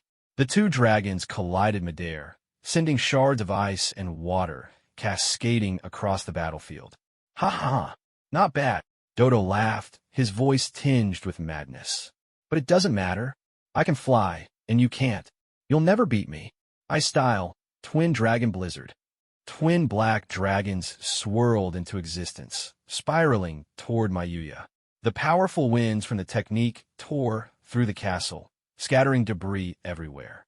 But Dodo's triumphant laughter was cut short as Mayuya's wind clone dispersed within the storm. "What?" Dodo's eyes darted around, his mind racing to understand what had just happened. Water-style, Water Whip. From the shadows, the real Mayuya struck, a water whip lashing out to ensnare Dodo and drag him back to the ground. "It's time for the finale," Mayuya said coldly, leaping into the air. Supergiant Rasengan. The massive sphere of chakra slammed into Dodo's head, shattering his armor's barrier completely. "Yeah." Dodo screamed as the overwhelming force of the Rasengan sent him crashing to the ground. The attack left a deep crater, and when the chakra dissipated, Dodo's lifeless body lay motionless at its center. Mayuya landed gracefully, shaking off his hand as the faint remnants of wind chakra dissipated around him. There was no need for a follow-up attack. The supergiant Rasengan had already finished the job. Rest in peace, or don't. Mayuya muttered softly, his expression calm as he turned back toward the others. He's dead. Dodo Kazahana is finally dead. Yes, it's over at last. Sandayu and the others erupted into cheers, their voices echoing through the now-silent battlefield. Decades of fear and oppression had finally come to an end. Director Kitano, ever the professional, turned to the cameraman. You got all that on film, right? Don't worry, director, we got it all. One of the crew members replied enthusiastically. As the crowd celebrated, Koyuki Kazahana pushed past them, running toward the shattered remains of Dodo. His upper body was completely obliterated by the super giant Rasengan. He's dead. Finally, Koyuki whispered, her fists clenched tightly at her sides. The man who had haunted her dreams for so long was gone. For the first time in years, she felt a weight lift off her chest, a sense of liberation washing over her. Mayuya turned to her, his expression calm but thoughtful. Before coming to the land of snow, I did some research. I came across information about the Kazahana family's so-called treasure. Princess Koyuki, would you like to see what your father left for you, and for the entire land of snow? For me? Koyuki murmured, her fingers instinctively reaching for the hexagonal crystal hidden beneath her collar. This small artifact, the key to the Kazahana family's secret treasure, had been with her all along. Guided by Ma, the group made their way through a dense forest until they reached the rainbow ice wall, a towering, shimmering barrier that seemed to glow with an otherworldly light. Encouraged by Mayuya's steady gaze, Koyuki stepped forward. She inserted the hexagonal crystal into the altar's keyhole. Click! A brilliant light erupted from the altar, spreading outward in a snowflake pattern. The surrounding rainbow ice wall lit up, casting vibrant hues of color across the landscape. What is this? Koyuki whispered, her voice tinged with awe. Hiss! Before their eyes, the ice and snow began to melt, revealing the land beneath. Mountains and stones that had been frozen for years were now thawing at an astonishing rate. Even the air seemed to grow warmer. Sandayu gasped in recognition. A geothermal generator. This is a geothermal energy system. The treasure Dodo had pursued so relentlessly turned out to be a device capable of harnessing the Earth's natural heat to melt the snow and bring warmth to the land. Tintin, standing beside Mia, looked up at him curiously. Miya-senpai, did you know the Kazahana family's treasure was this all along? Mayuya smiled and nodded. I suspected. Before the mission, I looked into the history of the land of snow and Lord Susetsu Kazahana. He wasn't just a leader, he was an innovator. This was his legacy. The rainbow ice wall continued to glow, its light radiating across the landscape. Spring had finally come to the land of snow. Flowers began to bloom, and the once barren land came alive with color. At the altar, a projection flickered into view, a recording of Susetsu Kazahana. In the image, a young Koyuki, no older than 7 or 8, stood beside her father. She looked innocent and adorable, with a hint of baby fat on her cheeks. Believe in the future, the projection of Susetsu said warmly. If you do, spring will come, without fail. Koyuki, what do you want to do when spring arrives? The young Koyuki in the recording beamed. I want to become a kind, strong, and just princess. Oh, and I also want to be an actress. Susetsu chuckled and placed the hexagonal crystal necklace around her neck. Dreams are like seeds. If you nurture them and never give up, they'll grow. Look, standing here is a beautiful princess. The projection faded, leaving behind a quiet stillness. Koyuki stood frozen, tears streaming down her face as she gazed at the place where her father's image had been. The memories, the warmth, the love, she let it all in, and for the first time, she smiled. That's the true ending for Princess Gale, Rock Lee said, giving a thumbs up and grinning at Mike Guy. While sadly, that's youth at its finest. Mayuya let out a slow breath, the tension in his body easing. The battle was over, the treasure revealed, and a land of snow had found its spring. The next day, Mayuya found himself soaking in a hot spring, the slight sulfuric scent wafting through the air. He leaned back against a stone ledge, letting the soothing water wash away the fatigue from the fight. Nothing beats a hot spring after a long mission, he sighed, yawning lazily. I wonder what Niji and Lee are up to. They're taking forever to get here. Just as he was about to close his eyes and drift off, a familiar voice snapped him back to full alertness. Mayuya, I knew you'd be here. Startled, he turned to see none other than Koyuki Kazahana stepping into the hot spring. She wore nothing but a towel, her long legs exposed as she walked confidently toward him. Princess Koyuki, what are you doing here? This is the men's bath. Guy-senpai and Lee could show up any moment. And if they see this, I won't be able to explain myself. Instinctively, he crossed his arms over his chest, his face turning slightly red. Koyuki, however, seemed completely unfazed. Relax. As of now, this is a mixed bath. Mayuya's jaw dropped. What kind of logic is that? You ugh fine. I'll go. He grabbed his towel and started to stand. But her next words froze him in place. Do you hate me, Mayuya? He turned to look at her, surprised by the sudden seriousness in her tone. She gazed at him with an expression that was uncharacteristically vulnerable. Mayuya shook his head. No, I don't hate you. But why do you ask? Don't tell me our beloved Princess Gale is falling for a plain old chunin like me. His playful grin earned him an exasperated eye roll from Koyuki. You really can't stay serious for more than 2 seconds, can you? All right. So what do you want? Mayuya asked, sitting back down. Koyuki smirked faintly and lowered herself into the water beside him. I was just curious. I'm not going to eat you, you know, unless you think a weak, defenseless girl like me is a threat. Mayuya raised an eyebrow. You? Weak and defenseless? Yeah, right. The two locked eyes for a moment, a silent challenge passing between them before they both chuckled and relaxed against the stones. After a pause, Koyuki broke the silence. Mayuya, do you have a dream? Mayuya thought for a moment before answering. I used to dream of living a simple, peaceful life with an average wife. But then I realized I had a talent for being a shinobi. So now, my dream is to become the strongest ninja and maybe see the world for what it truly is. He stopped himself before saying too much, coughing awkwardly. The world, Koyuki pressed, her curiosity piqued. Yeah, a world full of beautiful things like sunsets, landscapes, and, people. You're not included, though. Sorry, princess, you're just not my type. Pervert, Koyuki muttered, sinking deeper into the water and pouting slightly.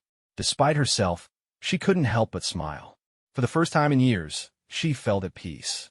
On this day, the citizens of the land of snow wore radiant smiles as they welcomed their new ruler. At the Grand Plaza in front of the daimyo's palace, a ceremonial band played jubilant music as Koyuki Kazahana stood on the high platform of the palace. Unlike her elaborate costumes from her acting days, Koyuki now wore simple, elegant attire befitting her new role. Her lightly applied makeup highlighted her natural beauty, giving her an air of maturity and grace. In one secluded corner of the plaza, Mia, Rock Lee, Might Guy, Niji Hyuga, and Tintin stood together, observing the event.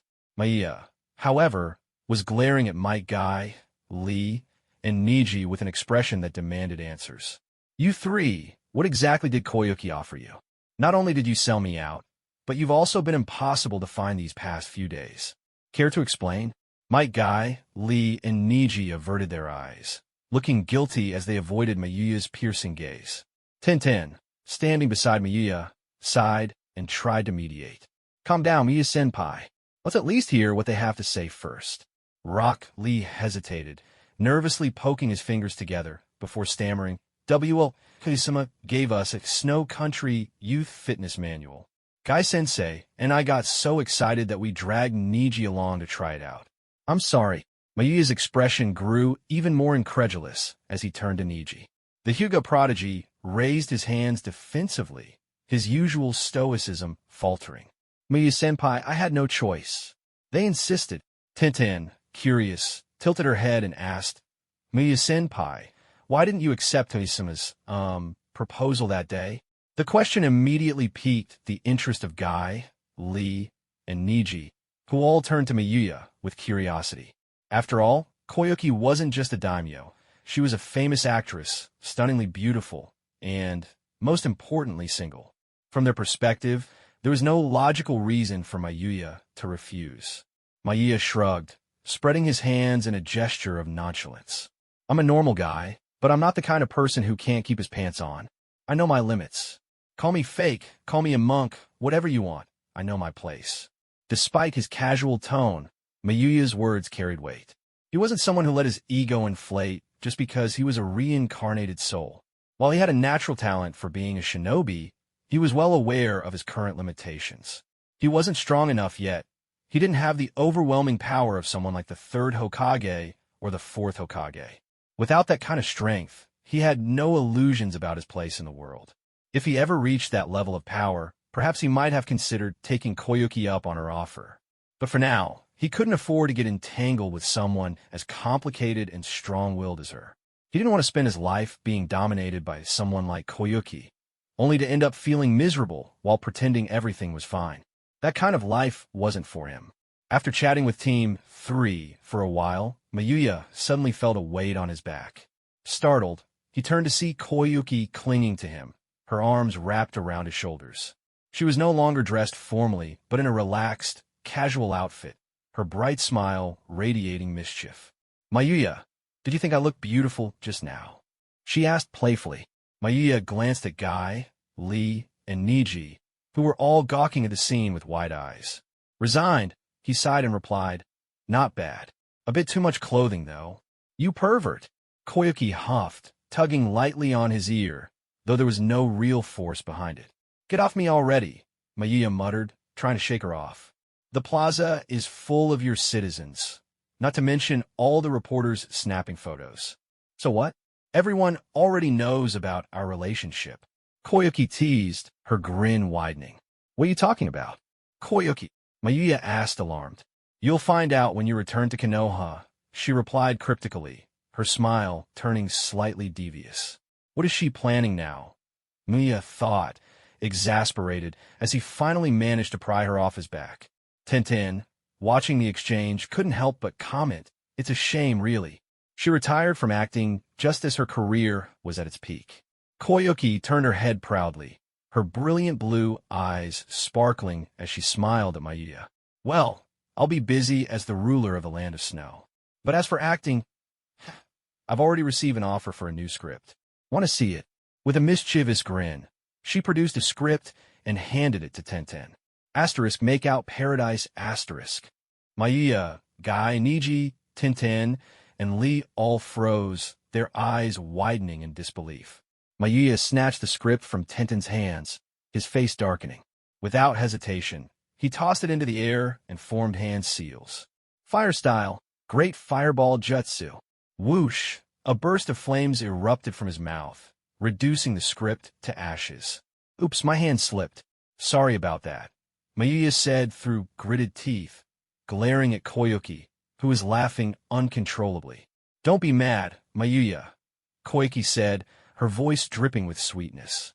I have a gift for you, you know. Her tone sent a shiver down the spines of Guy, Lee, and Niji. Normally, they wouldn't be fazed by a girl acting coy, but this was Koyuki Kazuhana, the ruler of the land of snow and one of the most famous actresses in the ninja world. Her beauty and presence were overwhelming, and even they couldn't help but feel flustered. What kind of gift? Mayuya asked warily. Koyuki's smile turned playful as she pointed to her cheek. Kiss me, and I'll tell you. Mayuya's eye twitched as he glared at her. We're in front of the daimyo's palace, surrounded by people. If you're not going to tell me, then forget it. Oh, but it's a very special gift. It's the greatest scientific achievement of the land of snow. A blade more powerful than any legendary weapon, even the Kusanagi sword, she said, her voice brimming with confidence. More powerful than the Kusanagi sword? Mayuya's interest was piqued. Turning to face her, he asked, Are you serious? Of course, Koyuki replied, her tone teasing yet firm. As Mayuya leaned in, curious about her offer, Koyuki suddenly closed the gap, pressing her lips against his. What? Tenten, Guy, Lee, and Niji all froze, their eyes nearly popping out of their sockets. Meanwhile, the hidden reporters furiously snapped photos, capturing every second of the scene.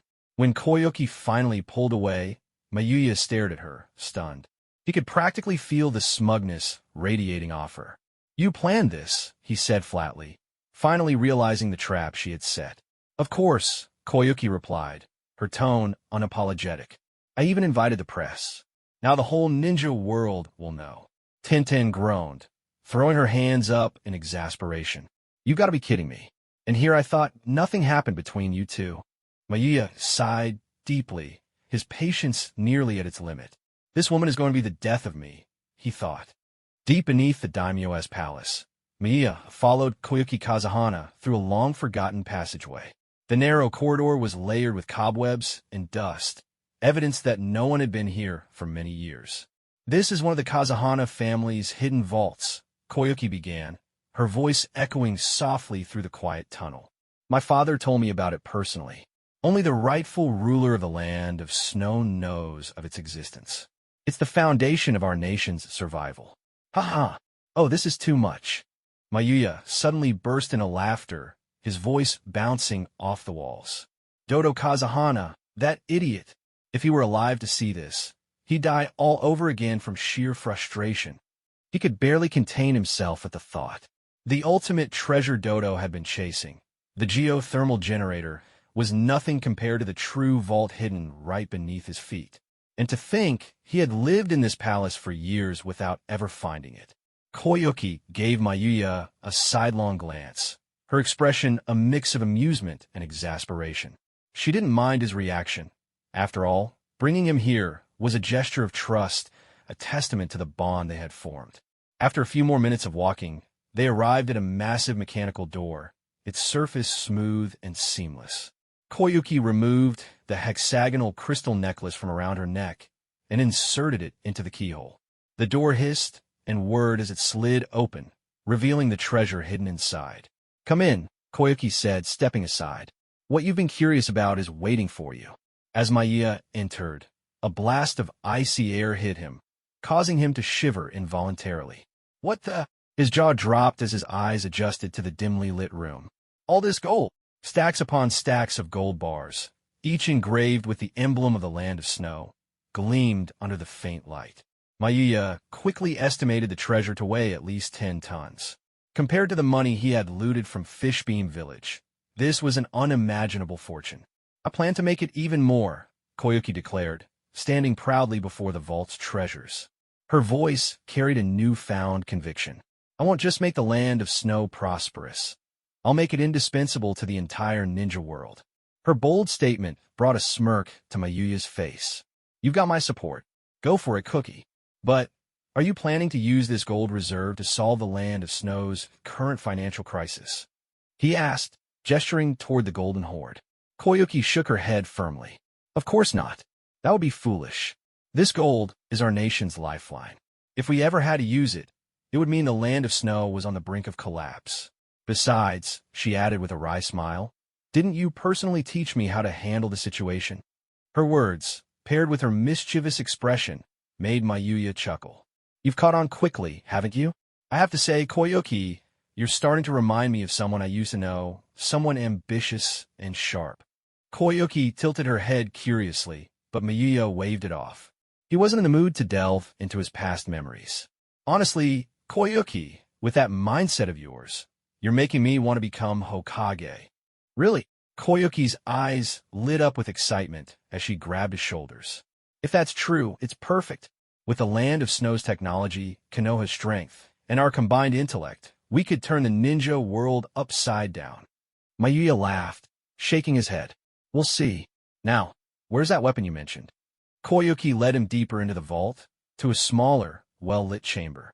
The room's walls were lined with luminous pearls, their glow casting an ethereal light over the space. At its center sat a wooden box, carefully placed atop a mechanical pedestal. "This is it," Koyuki said, removing her hexagonal crystal once more to unlock the box.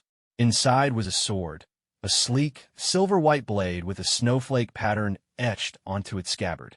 The hilt was adorned with a blue gemstone, identical to the energy cores used in the Chakra armor. "This is Toko," Koyuki explained as she lifted the blade. "It's the result of a collaboration between our nation's craftsmen and scientists over 2 centuries ago. When a meteorite fell from the sky, fragments of it were collected and combined with chakra-conductive metal to forge this weapon."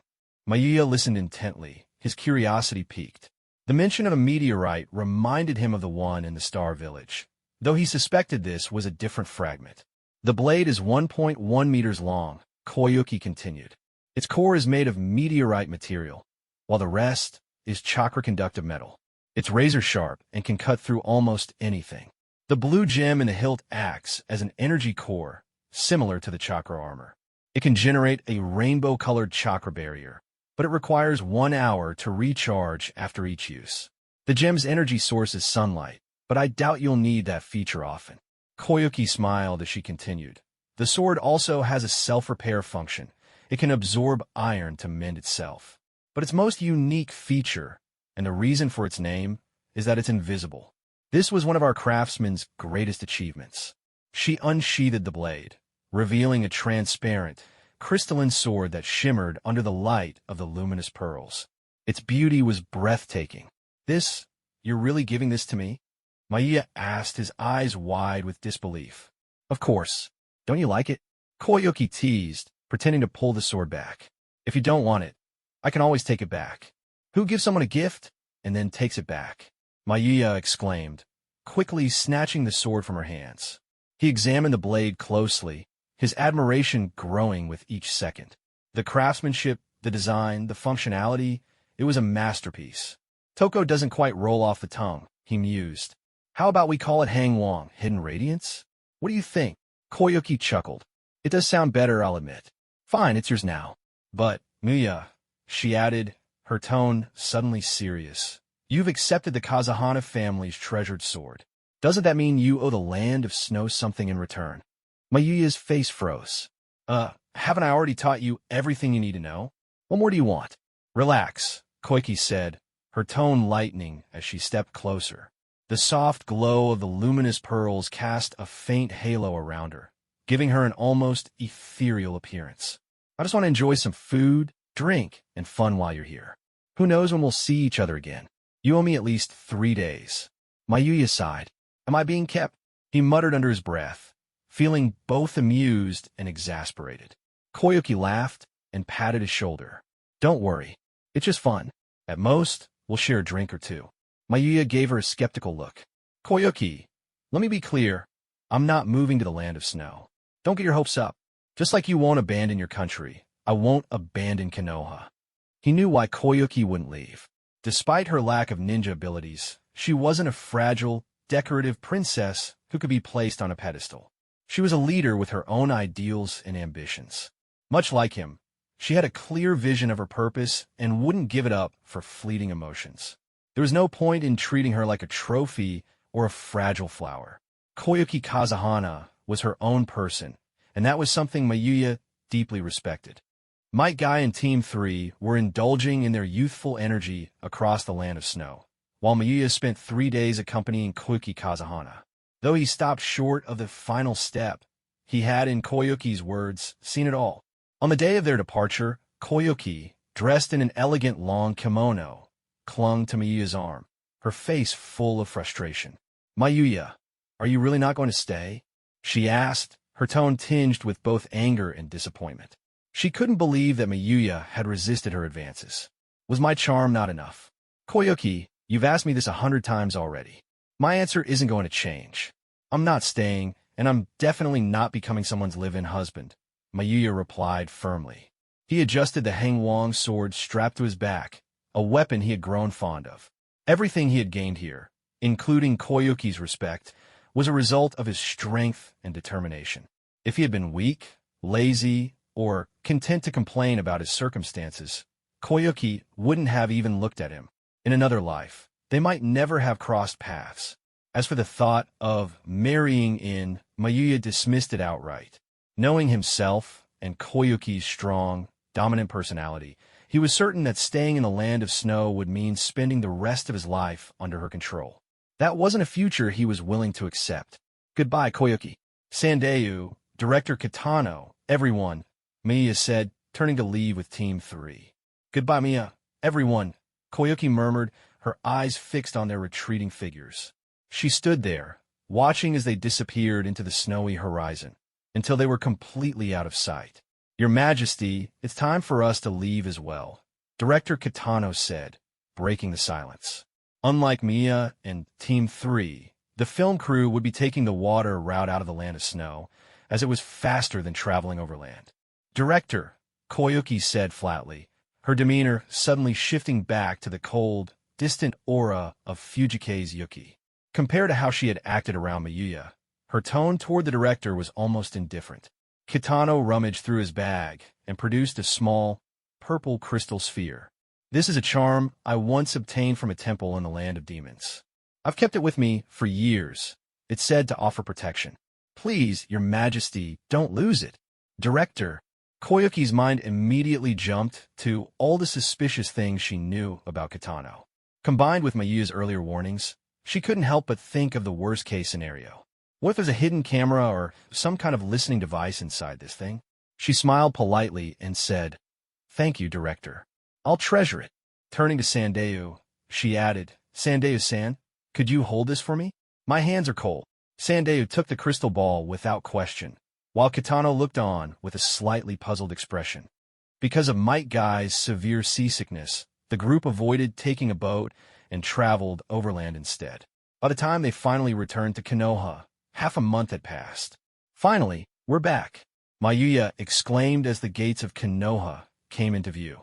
He felt a wave of relief wash over him, his body aching with exhaustion. "I could sleep for a week. I want to hit the bathhouse first. Mayuya-senpai, care to join us?" Tintin asked cheerfully before realizing how her words sounded. Her face turned red as she laughed awkwardly. Mayuya rolled his eyes but didn't comment, too tired to tease her.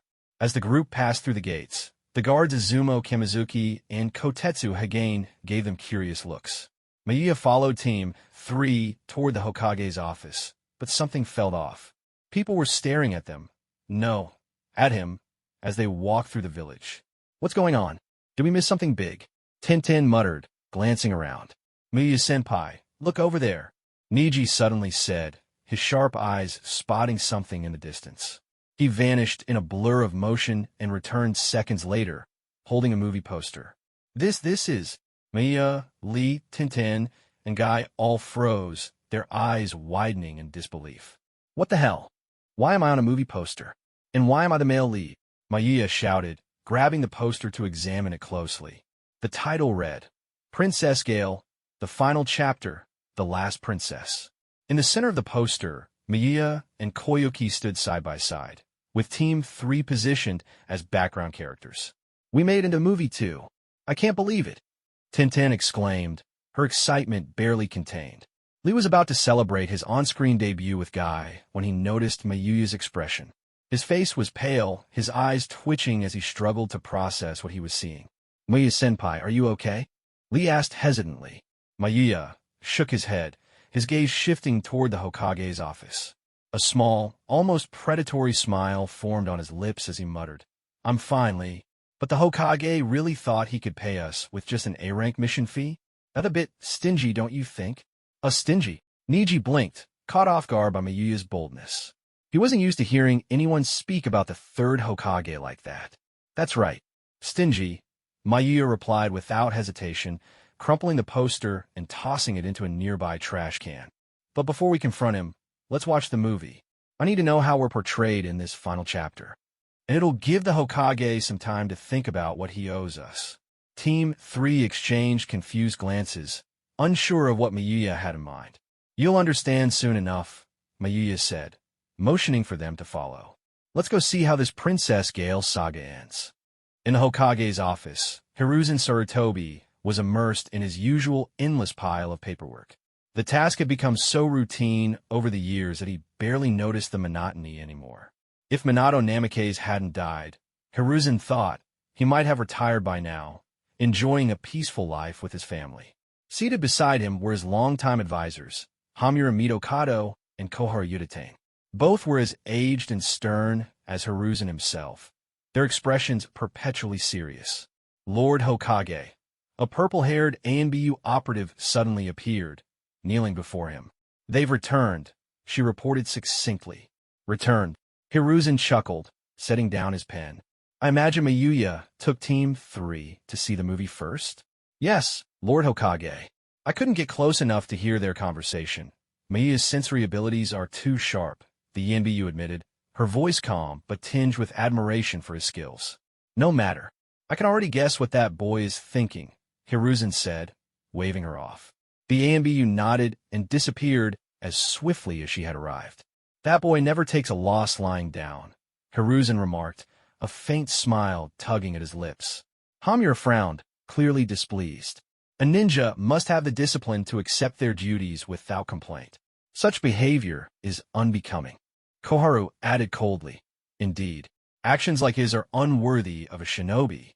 Hiruzen's expression remained neutral as he listened to their criticisms. When they finished, he spoke calmly but firmly. "Mayuya is not like other shinobi," he said. "Before a ninja is a ninja, they are a person. If we demand that every citizen of Konoha suppress their individuality, that they become nothing more than tools, then we will have lost sight of what makes this village strong." He paused, his gaze steady. "The hearts of Konoha's people are what weave this village together.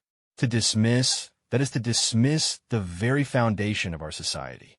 So, I would advise you both, do not attempt to crush the spirit of those who question. That is the most short-sighted path of all." In the cinema of Konoha, Manaka and Team 3 watched the entire final installment of Princess of Storms, titled The Final Princess. The storyline was quite simple. The truth behind the Demon King's endless resurrections was finally revealed. The mastermind behind the scenes, having grown impatient, personally took action. The heroine, Princess of Storms, completely vanquished the Demon King but lost all her powers in the process. The mastermind was none other than the Princess of Storm's uncle, Storm Fury. After losing her powers, the Princess of Storms fell into loneliness and despair, but ultimately, with the help of Konoha's ninjas, she defeated her uncle. Wow, that was so cool. Amazing. Those were ninjas. Were all the fight scenes actually real? Manaka, are those the chunin from our Konoha? They're incredible. According to the newspaper, that was a jonin from the Land of Snow, right? Seriously, that jonin from the Land of Snow got completely crushed. I heard one of them didn't even make it on screen before being taken out secretly. Was that water surge wave? Are you kidding me? The power. It wiped out that massive glacier in one go. The water-style shot was so intense. I heard the entire crew on set was terrified. This movie is even being shown at the Ninja Academy now. In a corner of the cinema, Manaka sat with Team 3, hiding within the shadows. Unlike the excited and wholly immersed Team 3, Manaka remained utterly unfazed, even finding it somewhat amusing. The plot was slightly better than before, but still predictable. Manaka had once considered that if he lacked the talent to become a ninja, he could pursue a career as a director or screenwriter, plagiarizing stories. Though his writing skills couldn't match the literary masters he remembered, he was confident it was better than Jiraiya's. "My screen time and storyline basically turned me into the male lead. Senior guy, Niji Lee, 1010, your parts were relegated to supporting roles. Considering the international implications, you could say this mission was of S-rank difficulty." Manaka began calculating how much compensation he, Guy, and the others should receive. Princess Koyuki Kazuhana had once shared some insights with him about the payment rates for actors. He couldn't care less about others being underpaid. That was their problem. But when it came to himself, he wouldn't back down. After leaving the cinema, Manaka led Team 3 to the Hokage's office, where the third Hokage and 2 senior advisors were present. "You're back. This mission must have been tough on you all." That weapon on your back." Hiruzen Tsurutobi smiled kindly, his elderly demeanor in stark contrast to the stern and unfriendly expressions of Koharu Yuditane and Hamura Midokado. Seeing the long sword on Manaka's back, Hiruzen asked curiously, "Are these the 2 elder advisors? I don't recall having any grudges with them, but why are they looking at me like I owe them money? What's their deal? Or is this one of those good cop, bad cop routines orchestrated by the third Hokage?" Manaka speculated internally, but quickly dismissed the thought. Hiruzen Sarutobi knew what kind of person he was. There was no way such tactics would work on him. The only plausible explanation was that these two senior advisors simply didn't like him. This didn't bother Manaka much. It was normal. Everyone had their likes and dislikes. No one could be universally liked. Not even Hiruzen Sarutobi or the fourth Hokage, Minato Namikaze. During his time in Konoha, Manaka had even heard of villagers who disliked the fourth Hokage. Lord Hokage, after returning, we discovered something quite interesting. The Princess of Storms movie actually featured us. What an honor. Manaka's words caused Hiruzen Sarutobi to raise an eyebrow, but remained silent, seemingly curious about what Manaka would say next. Having suffered losses before, Hiruzen knew Manaka's personality well. If he didn't get something in return, the entire Konoha would hear about it. My team and I, led by Senior Guy, are truly honored to become the face of Konoha. Lord Hokage, esteemed advisors, you wouldn't believe the hardships we endured. It's the kind of story that brings tears to the eyes of those who hear it. Feigning indignation, Manaka continued. Whether it was facing treacherous mountains of blades or navigating hidden greed and darkness, we persevered through it all. In the end, we helped Princess Kouki reclaim her rightful place as the ruler of the Land of Snow. Hiruzen Sarutobi couldn't help but twitch the corners of his mouth. Even Koharu Yutane and Hamura Mitokado showed similar reactions. If they hadn't seen the movie themselves and learned that the ninjas from the Land of Snow were utterly outclassed by Manaka's team, they might have actually been fooled by his tale. You've certainly worked hard, Guy Manaka. This mission has been classified as S rank. In addition to the mission rewards, you will also receive compensation for your roles as actors. Hiruzen Sarutobi decided to cut Manaka off before his story became even more exaggerated. He feared that if it went on, he'd have nightmares about it. With all the gossip about Manaka and Princess Kouki circulating, he couldn't handle hearing about hidden greed and darkness as a veiled jab at him. Manaka froze. Did Hiruzen Sarutobi already anticipate this and prepare in advance? He'd even been ready to bring up how ninja salaries shouldn't be delayed. S rank. We completed an S rank mission. Tintin cheered excitedly, overjoyed at this significant achievement that would go down in her ninja career record. Many ninjas never even got close to an S rank mission in their lifetimes. Guy-sensei, an S rank mission. I completed an S rank mission. Lee, you truly are my most outstanding student. Even Niji Hyuga, typically stoic, couldn't suppress a smile. Manaka swallowed all his planned arguments. Under these circumstances, there wasn't much else he could say. After completing the mission handover, Manaka was about to leave with Guy and Team 3 when Hiruzen Sarutobi called him back. Manaka, wait a moment. I have something to discuss with you. Guy, you and the others may leave. Hiruzen's words put Manaka on alert. What was this about? He was separating him from Team 3, leaving him alone with the two frosty advisors? What could this mean? Manaka's mind raced. He couldn't figure out what Hiruzen Sarutobi wanted, especially since he hadn't done anything to betray Konoha. Besides, after the Yari village incident, they had even retrieved Hiruzen's lost wallet. They were practically tied together in that matter. Understood, Lord Hokage. We'll take our leave. Guy led Tintin, Niji, and Lee out of the Hokage's office, leaving Manaka alone with Hiruzen Sarutobi, Koharu Yutane, and Hamura Mitokado. Manaka glanced at Koharu and Hamura. He didn't underestimate them due to their age, but compared to Hiruzen Sarutobi, their power and strategies seemed significantly lacking. Manaka, with the Princess of Storms movie, you've been thrust into the public eye. Honestly, with your strength and your performance during Guy's seasickness, you're already more than qualified to be promoted to Jonin. Hiruzen's words made Manaka shake his head hastily. Thank you for your kind words, Lord Hokage, but I still have a long way to go. There's much I need to improve on. Please allow me to complete my time at the Ninja Academy before considering promotion to Jonin. Manaka wasn't arrogant about defeating Fubuki Kakayoku and Nadar Roga. His flawless victory over these two Jonin-level opponents was entirely due to his prior knowledge of their techniques. If they had been on equal footing, with neither aware of the other's abilities, there was no way he could have fought so easily. You're still the same as ever, Manaka. In that case, I have a gift for you. I believe, given your current level, you'll have no problem with it. Hiruzen's words left Manaka puzzled. A gift? What kind of gift? Hiruzen's mysterious demeanor, combined with the curious expressions of Koharu and Hamura, who also seemed unaware, only deepened Manaka's confusion. Hiruzen Sarutobi led Manaka, Koharu Yutane, and Hamura Mitokado into a sealed archive room. Under the astonished gazes of Manaka, Koharu, and Hamura, Hiruzen unsealed a protective barrier with a sealing technique. Sealing technique? Hiruzen, what are you doing?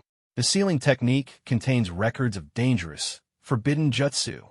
How could you open something so perilous? Hiruzen, surely you're not planning to gift one of these forbidden jutsu to Manaka, are you? That's unacceptable. He's not even 20 yet, still just a boy. Koharu and Hamura quickly protested as they realized what Hiruzen intended to do. Manaka furrowed his brow slightly, surprised that Hiruzen would allow him to access the Scroll of Seals. He wasn't fazed by Koharu and Hamura's objections. It was, after all, to be expected. However, what truly surprised him was their attitude toward Hiruzen. Hiruzen Sarutobi was the third Hokage of Konoha. If they were close friends, addressing him by name in private wouldn't be unusual. But with Manaka present as an outsider, their blunt manner showed no regard for decorum, as if they were entirely dismissive of his authority. Asterisk, I thought the elders might be as difficult as the third Hokage, but it seems they're not much to look up to. How have they even survived so long? Asterisk, Manaka mused cynically. It seems those fan fictions I read about the third Hokage being soft-hearted might actually hold some truth. Koharu and Hamura's demeanor caused Manaka's opinion of Hiruzen to drop a few notches. Despite their protests, Hiruzen's expression remained unchanged. Ignoring the two entirely, he addressed Manaka. These forbidden jutsu are sealed because they can cause great harm to the user if used improperly, and in some cases, even lead to death. Manaka nodded seriously, his expression grave. Understood, Lord Hokage. Hiruzen continued. Take a look, Manaka. If you find a jutsu that suits you, let me know. You can choose here. We'll step outside for now. With that, Hiruzen led Koharu and Hamura, who still wanted to argue, out of the room, leaving Manaka alone in the archive. As soon as they left, Manaka eagerly picked up the Scroll of Seals, sat down at a desk, and spread it open. Asterisk, I didn't expect him to actually let me read the Scroll of Seals. All right, I'm not angry anymore. I forgive you, Lord Hokage, asterisk. He emphasized the words, Lord Hokage, in his mind, still savoring the surprise. The first jutsu he came across was the multi-shadow clone jutsu. This technique required an enormous amount of chakra to use effectively. Moreover, all the fatigue and negative emotions experienced by the clones would return to the user upon dispelling them. For that reason, Manaka quickly decided to skip it. Asterisk, they even have explosive tag multiplication. Asterisk. Manaka made a mental note of this one. It could pair well with shadow clones. However, its high risk was likely why it was classified as forbidden. As he continued reading, his attention was drawn to another familiar jutsu, Flying Thunder God technique. This jutsu, famously used by Tobarama Senju and Minato Namikaze, required an extremely high level of skill and compatibility. Manaka, however, already had his own self-created wind, instantaneous movement technique. Delving into the Flying Thunder God technique now would not only waste his effort, but might also draw unwanted attention. For him, investing time in this jutsu wasn't worth it at the moment. Skipping past the Flying Thunder God technique, Manaka encountered yet another surprising jutsu, Reanimation Jutsu. He carefully memorized the hand seals for canceling the reanimation jutsu, noting that his Earth release skills were far from developed enough to use it. Even Orochimaru had spent years perfecting this technique. After memorizing how to dispel it, Manaka moved on without lingering. Ultimately, Manaka understood that the best jutsu was the one that suited him. Techniques like the Flying Thunder God and Reanimation Jutsu required specific prerequisites, and he lacked the means to instantly master dangerous forbidden jutsu. He couldn't afford to waste time on pursuits that were beyond his reach. Greed could lead to ruin. Only what was practical for him mattered. After going through several forbidden jutsu, Manaka found none that truly suited him, except for the explosive tag multiplication. The rest simply didn't align with his capabilities. As for techniques like the Rasengan, Manaka didn't find it in the Scroll of Seals. After all, the Rasengan wasn't considered a dangerous jutsu. Only its advanced variant, the Wind Release, Rasen Shuriken, was dangerous enough to warrant inclusion in the Scroll of Seals. Manaka already knew the risks of the Rasen Shuriken. When he tried infusing elemental chakra into the Rasengan, such as fire, it ended up burning his hand and peeling off a layer of skin. Attempting water infusion reduced the Rasengan's damage due to water's gentle nature, making it weaker than the original Rasengan. In this jutsu, Manaka's attention was suddenly caught by a technique. He stared at it as if entranced, unable to look away. Spirit Transformation Technique Kato Dan's Spirit Transformation Technique. A wave of turmoil surged in Manaka's mind. He recalled what Moroku had said back in the Yari Forest. Could she have foreseen all of this? A chilling sensation crept over him, making his scalp tingle. Moroku, the mother of Cheyenne, the protagonist of the Naruto, Shippuden the movie, Bonds. In the climactic moment where she was about to be consumed by Morio, Moroku transcended time to save Cheyenne, unleashing her latent powers. Moroku's true strength had always been shrouded in mystery. Manaka remembered how, in his previous life, fans, himself included, often questioned why the Naruto. The last movie was connected to the main series, but the Naruto, Shine movie wasn't further explored. The concept of interdimensional threats had such potential. Why wasn't it expanded upon instead of creating Boruto? Wait, what am I even thinking about right now? Manaka shook his head to clear his thoughts. Hiruzen Sarutobi had granted him this rare opportunity to study the Scroll of Seals, trusting his ability to handle the dangerous forbidden techniques recorded within it. Spirit Transformation Technique, Explosive Tag Multiplication. And as I suspected, there's nothing here related to yin-yang release. Manaka flipped to the end of the scroll, but found no mention of yin-yang release. Alright then, let's use the Shadow Clone Jutsu. Manaka summoned 3 Shadow Clones and instructed them to search the archive room for any additional scrolls or documents that might contain information on yin-yang release. The Spirit Transformation Technique is so detailed. Manaka's face darkened. He had just finished copying down the Explosive Tag Multiplication Technique and started transcribing a portion of the Spirit Transformation Technique, only to realize how extensive it was. It would take him at least an hour to copy it all. Alright team, let's take our time. Make sure to keep an eye out for anything related to yin-yang release. Got it. The 3 Shadow Clones responded in unison. Inside the Hokage's office, Hiruzen Sarutobi, Kovyudatane, and Hamura Mitokado were gathered. Hiruzen, why would you let that kid read the Scroll of Seals? Koharu's disdain for Manaka was evident, and Hamura shared the same sentiment. They couldn't understand why Hiruzen showed such favor toward him. Hiruzen sighed and explained, because beyond strength, what's more important is his vision, a vision that even the Hokage lacks. If he were to become Hokage, I believe he could lead Konoha to unprecedented heights. What? That chunin? Koharu and Hamura were stunned. They had never imagined Hiruzen held such a high opinion of Manaka. Unfortunately, Manaka doesn't have a strong sense of belonging to Konoha. However, he does have gratitude and genuine emotions. He treats his friends and comrades with great care. Hiruzen had keenly observed Manaka's emotional bonds and saw them as both his strength and his vulnerability. This was why he allowed Manaka to read the Scroll of Seals. If Manaka had been someone devoid of emotion, someone truly cold and detached, Hiruzen wouldn't have placed such trust in him. I wonder which jutsu Manaka will choose. Perhaps the Flying Thunder God technique of the 2nd and 4th Hokage. Hiruzen pondered aloud. Hiruzen, you'll regret this. Unable to persuade him, Koharu and Hamura stormed out of the office, visibly frustrated. To them, it felt as though Hiruzen had been brainwashed, his reasoning incomprehensible. In the archive room, Manaka finished transcribing the spirit transformation technique onto a scroll. His 3 shadow clones, however, shook their heads in disappointment. They had found no meaningful information on yin release, yang release, or the combined yin-yang release. The best they could locate were vague descriptions, nothing practical or useful. As expected, I'll have to rely on my own research for yin-yang release. Sigh. Manaka sighed deeply. Through the perspective of Yari Forest, he had glimpsed the process of training in yin-yang release.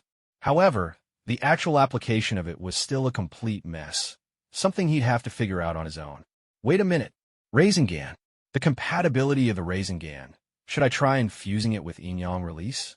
It probably won't backfire on a user like Wind or Fire Chakra would probably. Manaka muttered uncertainly. He was still in the early stages of understanding yin-yang release. What if the result turned out like the Rasen Shuriken, harming its user instead? Better to leave it for now, Manaka decided. He dispelled his shadow clones, carefully returned the scroll of seals to its place, and left the archive room with the transcribed explosive tag multiplication and spirit transformation technique scrolls in hand. In the Hokage's office, Hiruzen Sarutobi was still diligently reviewing documents, going through the monotonous routine of his daily duties. Sensei Kakashi. Manaka's surprised voice broke the quiet. Kakashi Hitaki had just finished reporting on a high-level mission upon his return to the village. Manaka, it's you. I watched that Princess of Storms movie. You did a great job, Kakashi said with a smile. Hiruzen glanced up at Manaka. Have you made your selection? Yes, Lord Hokage. 2 jutsu in total. Please take a look. Manaka handed the 2 transcribed scrolls to Hiruzen for review. Asterisk the spirit transformation technique asterisk an explosive tag multiplication. Hiruzen looked at Manaka in surprise. This was beyond his expectations. He had anticipated the explosive tag multiplication, but the spirit transformation technique had caught him off guard. Both of these are dangerous techniques sealed away for good reason, Hiruzen remarked. Even Kakashi, usually laid back, became serious. His dead fish eyes fixed on Manaka with a rare intensity. I thought you'd choose the Flying Thunder God technique. I didn't expect you to pick the spirit transformation technique. Why did you choose this jutsu? Hiruzen asked with a smile as he returned the scrolls to Manaka. Only what suits me is truly important, Lord Hokage. I've already mastered my wind, instantaneous movement technique. It's second nature to me now. Spending excessive time and energy to learn the Flying Thunder God technique would be redundant. Manaka explained his reasoning to Hiruzen, adding that his current research into yin-yang release was already consuming much of his focus. Afterward, Manaka left the Hokage's office with Kakashi. He stopped by the mission assembly hall to hand in a completed mission and collect his payment before exiting the Hokage building. Kakashi-sensei, it's been so long. We live in the same village, and yet we haven't seen each other in over half a year. Kakashi, still holding his favorite Ica Paradise book, replied, That's true. But unlike you, I can't be as carefree. By the way, I saw your movie. It was impressive. And I see you haven't slacked off in your training. Defeating someone like Nadar Roga is no small feat. Even as he spoke, Kakashi's eyes remained glued to his book. Having learned of the events in the Land of Snow, he felt a sense of pride in Manaka's growth as a shinobi. Kakashi-sensei, how about we grab some barbecue? My treat. Sure. Kakashi closed his book, his eyes narrowing in a smile. In that case, I won't hold back. At the barbecue restaurant, Manaka reserved a private room. As they chatted, he took the opportunity to ask Kakashi about yin-yang release. However, Kakashi's understanding of it was no deeper than his own, only touching on the basics, such as the shadow manipulation of the Nara clan and the expansion techniques of the Akimichi clan. As the sun set and Manaka returned home, he noticed 2 familiar figures at his doorstep, waiting for him. Red Sensei? Ebisu-senpai? What brings you here? Manaka asked curiously. Kurinai Yuhi and Ebisu had returned to their usual attire, looking more composed than in their recent extravagant appearances. Ebisu adjusted his glasses and said, Manaka, we came to see you after hearing of your return. We waited a bit since it was late. Kurinai added, We didn't expect you to be out this long. When it got dark, we decided to wait for you a little longer. Manaka chuckled and shook his head. The way Kurenai and Ebisu were acting, something was clearly up. Sorry about that. I ran into Kakashi-sensei and ended up treating him to some barbecue. Come on in, Red-sensei, Ebisu-senpai. Let's talk inside. As he invited them in, Manaka noticed Naruto Uzumaki's house in the distance, lights blazing.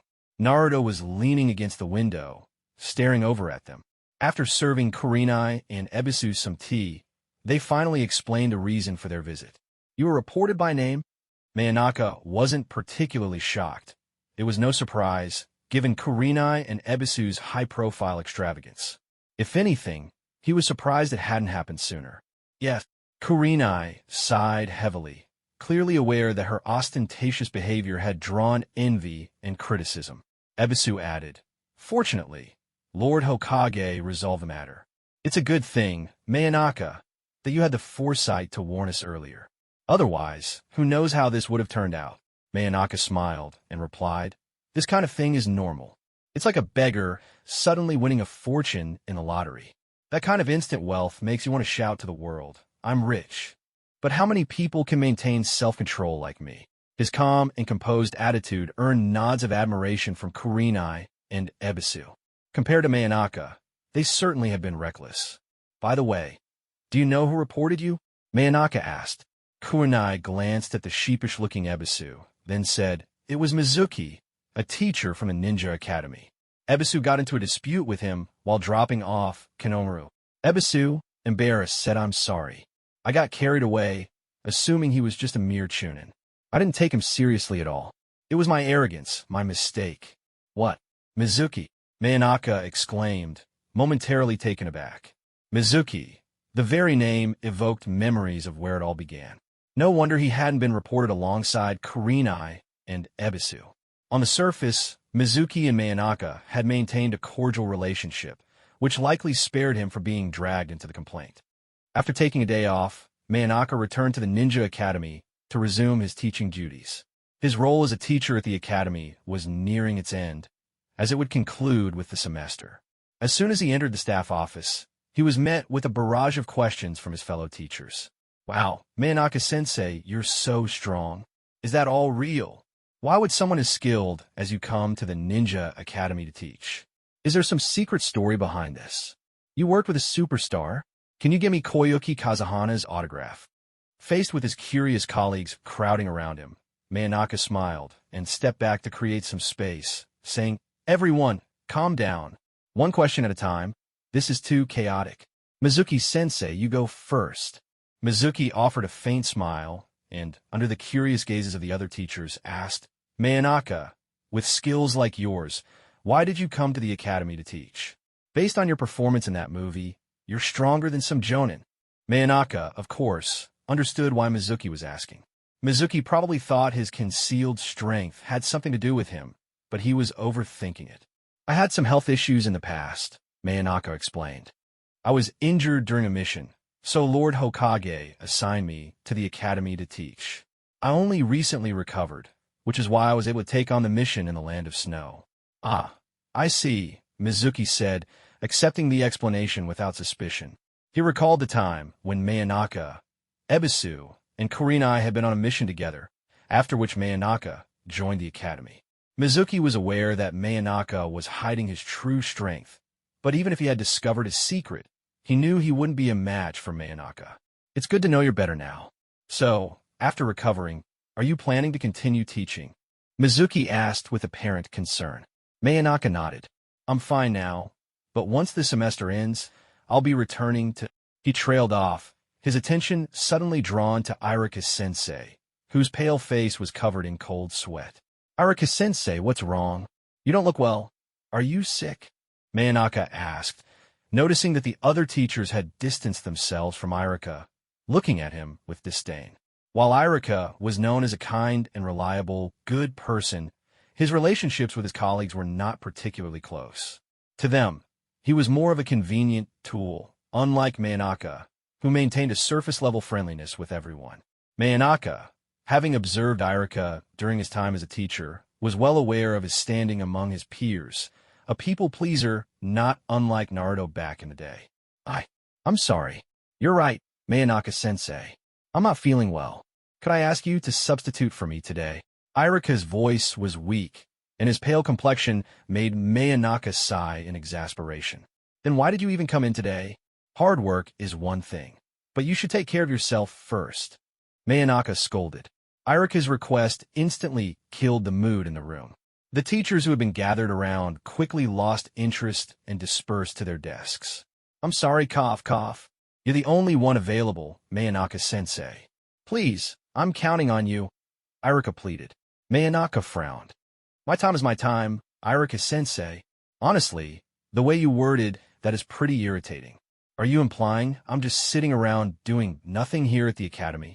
Irika's face turned red with embarrassment as he realized he might have misspoken. He quickly apologized. I didn't mean it like that, Mayanaka-sensei. I'm sorry. It's fine. I'll do it. Just tell me what I need to cover. Mayanaka waved off the apology and asked about the lessons.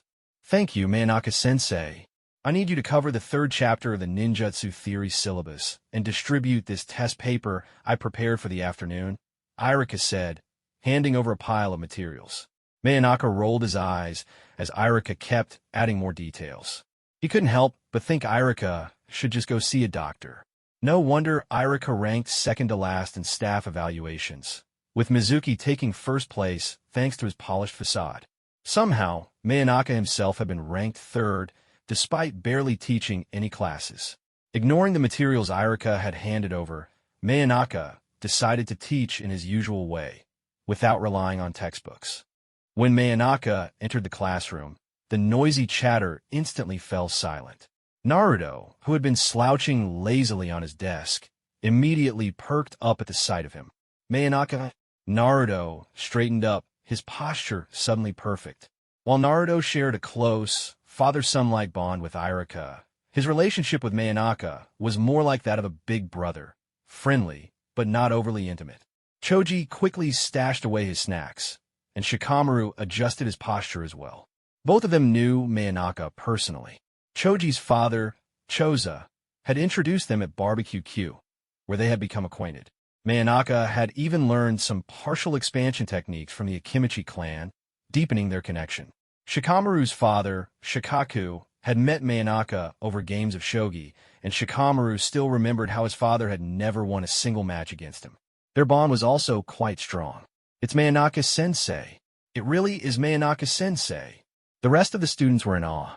The final installment of Princess of Storms had already been screened across the ninja world, and the realistic battle scenes had left a deep impression on these yet-to-graduate students.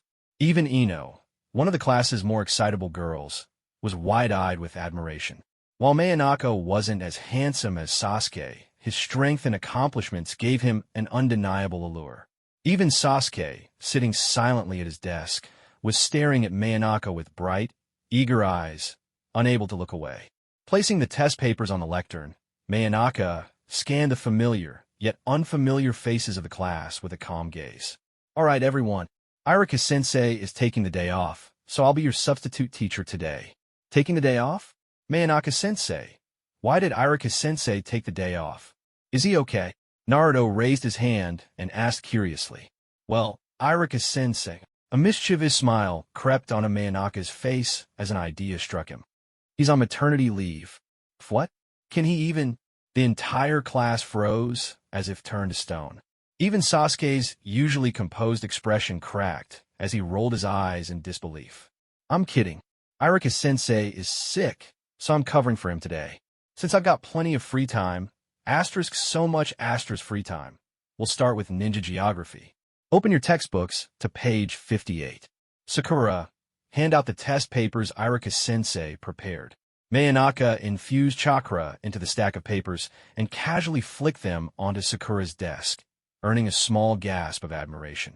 Ugh, another test. Ino groaned, and the rest of the class joined in with their own complaints and groans about Irika's constant tests. Shikamaru, you'll read aloud. Choji, Naruto, you two be ready. I might call on you next. Yes. Choji and Naruto immediately pulled out their textbooks, more focused than ever before. Sigh, what a drag. Konoha village, located in the land of fire. Shikamaru began reading reluctantly. Meanwhile, Manaka grabbed 2 pieces of chalk and began sketching the ninja world map on the blackboard with both hands simultaneously. His right hand drew a perfect circle, which he then used as a base to outline the entire map of the ninja world. That's amazing. Ino was utterly captivated, and the rest of the class was equally mesmerized. This was nothing like Irika's teaching style. Manaka was confident, relaxed, and effortlessly engaging.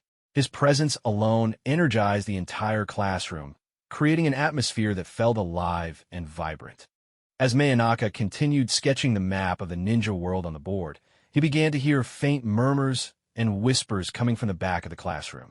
Though quiet, it was undeniably distracting.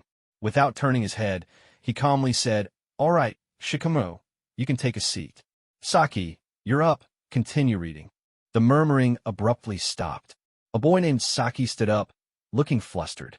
His eyes darted across the textbook, searching frantically for where Shikamaru had left off. Clearly, he had been chatting instead of paying attention. Saki's desperate gaze swept across the room, landing on Kiba, who subtly pointed to the spot in the book. Relieved, Saki began reading aloud. After Saki read through 2 paragraphs, Manaka stopped him. "All right, Saki, you can sit down now. Kiba, continue reading and finish this section." Kiba's face twisted in frustration. He shot a glare at Saki, who was mouthing an apologetic sorry, before reluctantly picking up where Saki left off. Meanwhile, Naruto and Choji were quietly snickering. Originally, they had been on the hook to read aloud, but thanks to Saki and Kiba, they were spared.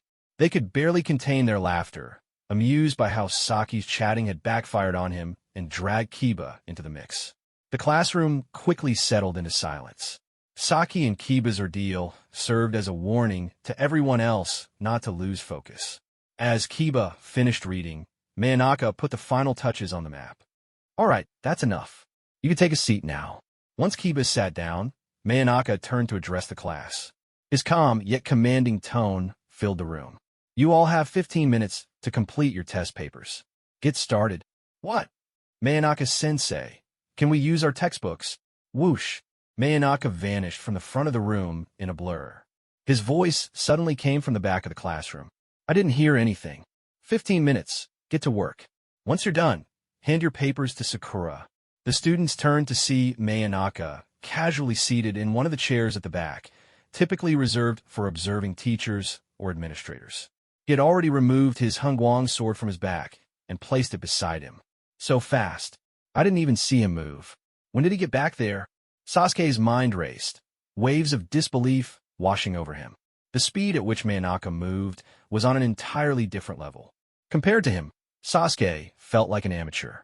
While Sasuke was lost in thought, the rest of the class had already started furiously copying answers from their textbooks. The test paper was clearly based on the material in their books. Irika's style was nothing if not predictable. The test wasn't difficult. It was just a matter of writing quickly enough. "Sasuke, why aren't you writing? Why are you staring at me? You don't really want Irika-sensei to test you all again when he's back, do you?" Manaka's voice interrupted Sasuke's thoughts, causing him to snap out of his daze. Without hesitation, Sasuke turned his focus to the test, joining the others in scribbling answers. About 10 minutes later, most of the students had finished. Manaka-sensei, your weapon." Ino turned around, her curiosity getting the best of her. Her eyes sparkled with intrigue as she pointed toward the Hungwang sword. "What about it?" Manaka raised his head, looking at Ino. She was 2 years younger than him, bright and stylish, with a lively personality that made her easy to like. "It's so beautiful," she exclaimed, unable to hide her admiration. Smiling, Manaka nodded and drew the Hungwang sword from its scabbard. The sound of the blade sliding free was crisp and clear. However, the students were surprised. They couldn't see the blade itself. "This is the Hungwang sword. It's invisible to the naked eye. It was a gift from Koyuki Kazahana," Manaka explained. As the sword caught the light, its transparent blade briefly became visible, shimmering like a work of art. "That's incredible. So cool. Was it really a gift from the Princess of Storms?" Naruto's eyes sparkled as he stared at the sword, clearly awestruck. The elegant weapon seemed more like an exquisite masterpiece than a tool of battle. Manaka-sensei, Manaka-sensei. Ino's curiosity seemed endless. I heard you kissed the Princess of Storms. What was it like? Did you, use tongues? The classroom erupted into chaos as everyone leaned in with eager expressions, their curiosity fully piqued by Ino's bold question. Even Sasuke, sitting at the far end, was secretly glancing over, his usual stoic demeanor cracking. What kind of question is that? Manaka shot Ino an exasperated look before swiftly sheathing the Hengwang sword. He couldn't believe that even Sasuke seemed interested. It reminded him that, at their core, these were still just kids, curious and mischievous. Come on, Manaka-sensei. Tell us. Yeah, was it a wet kiss or a dry one? Don't hold back, Manaka-sensei. Enough. Quiet down. Manaka's sharp voice cut through the noise, silencing the class. The increasingly ridiculous questions were getting out of hand, and he was determined to put an end to it. Hinata, do you have anything you'd like to ask me? Manaka shifted the focus to Hinata, hoping to steer the conversation back to normalcy. Hinata, shy and soft-spoken, was visibly startled by the sudden attention.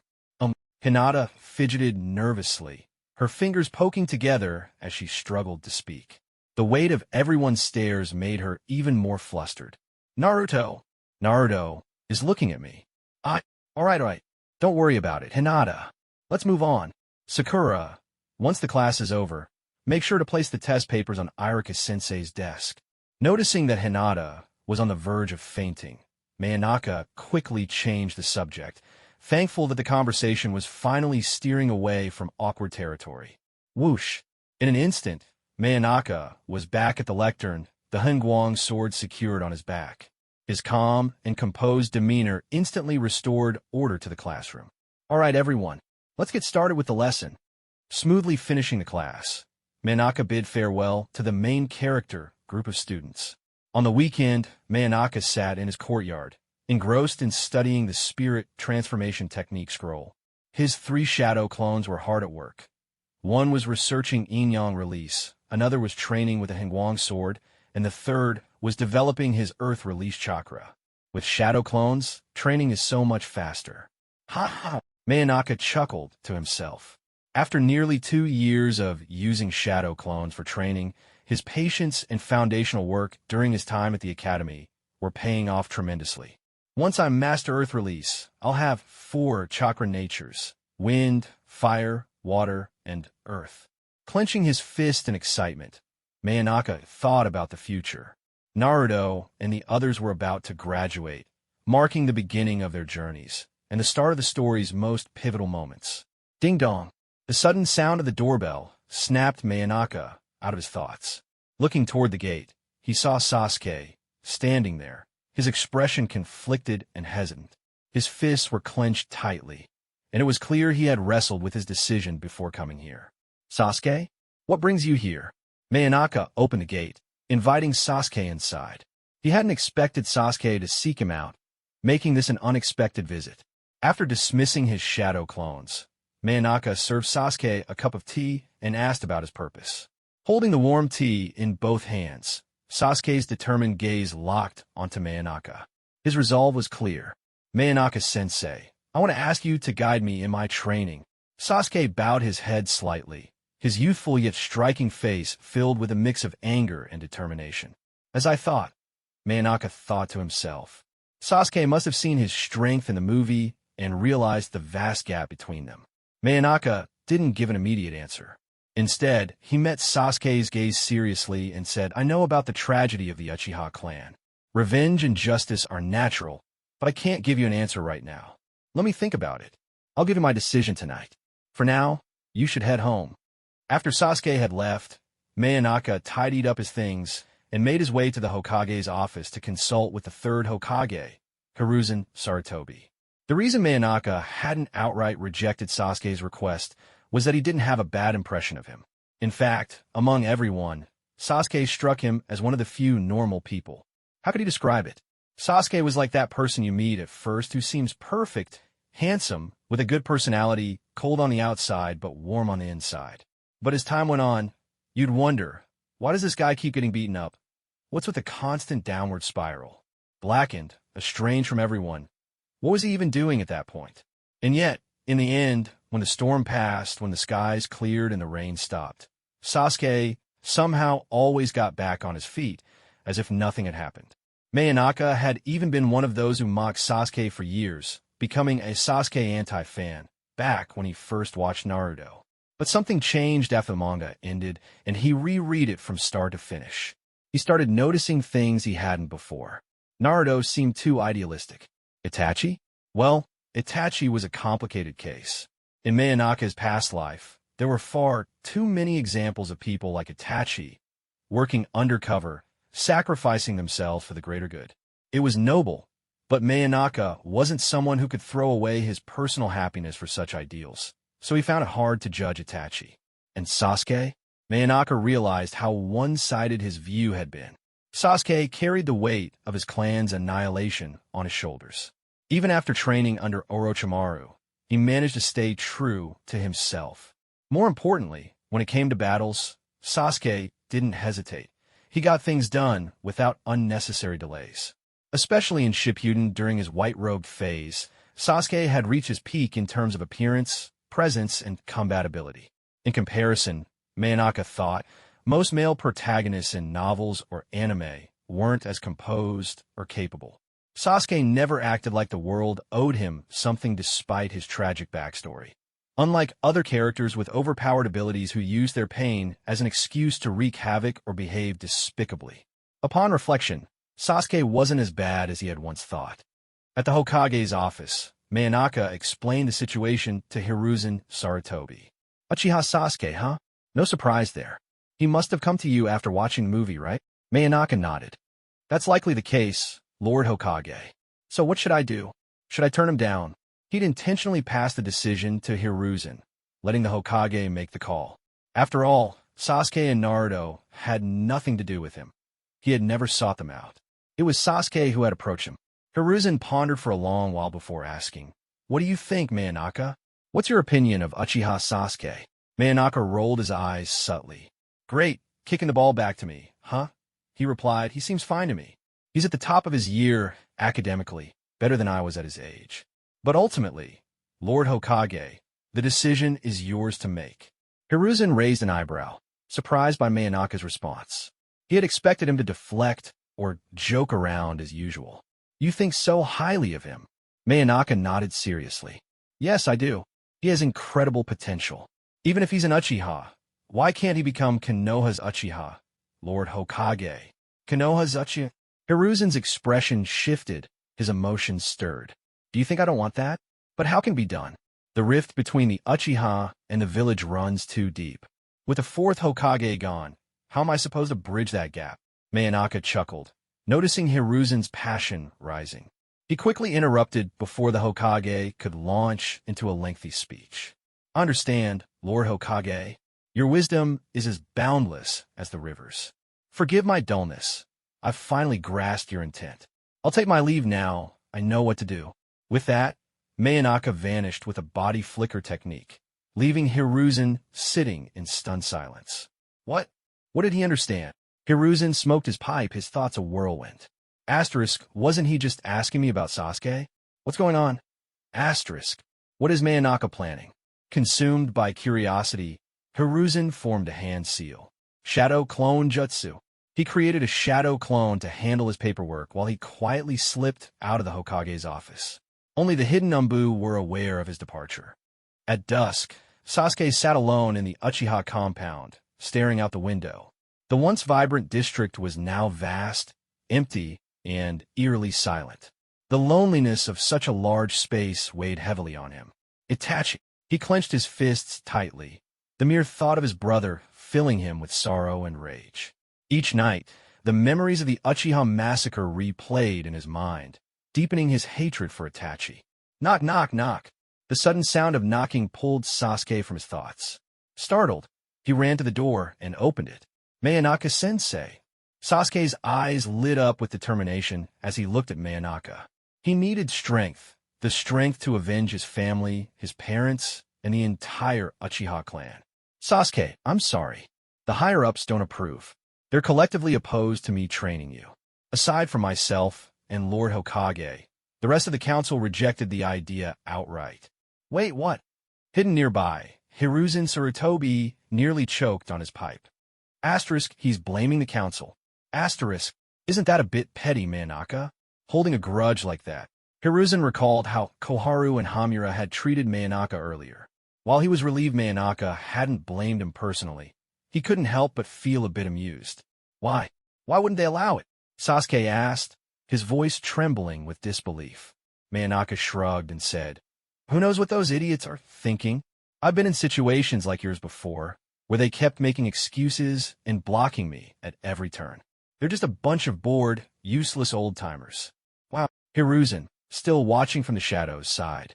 Koharu, Hamura, you really brought this on yourselves? Seeing Sasuke lower his head in frustration, Manaka added, "It seems we're not destined to have a formal teacher-student relationship, Sasuke. However, I'll be training at Training Ground 44 for the next month. Do you know the Shadow Clone Jutsu? Attendance at the academy does affect your graduation, you know." Sasuke's head snapped up. He wasn't stupid, nor was he as naive as Naruto. He immediately understood Manaka's hint. "I don't know the Shadow Clone Jutsu," Sasuke admitted. He had no one to guide him, no one to teach him. What little he had learned was through his own efforts. As for the academy's lessons, they were far too basic for him. "I'll teach you now. Starting tomorrow, have your Shadow Clone attend school while we train. Meet me at 9 a.m. sharp." As Manaka turned to leave, he paused and added, "Oh, and don't eat too much before training. It's bad for your body." After teaching Sasuke the Shadow Clone Jutsu, Manaka left the Uchiha residence using his wind instantaneous movement technique. In just a few seconds, he arrived at an open forest clearing. With a sly smile, he called out, "Lord Hokage, you can come out now.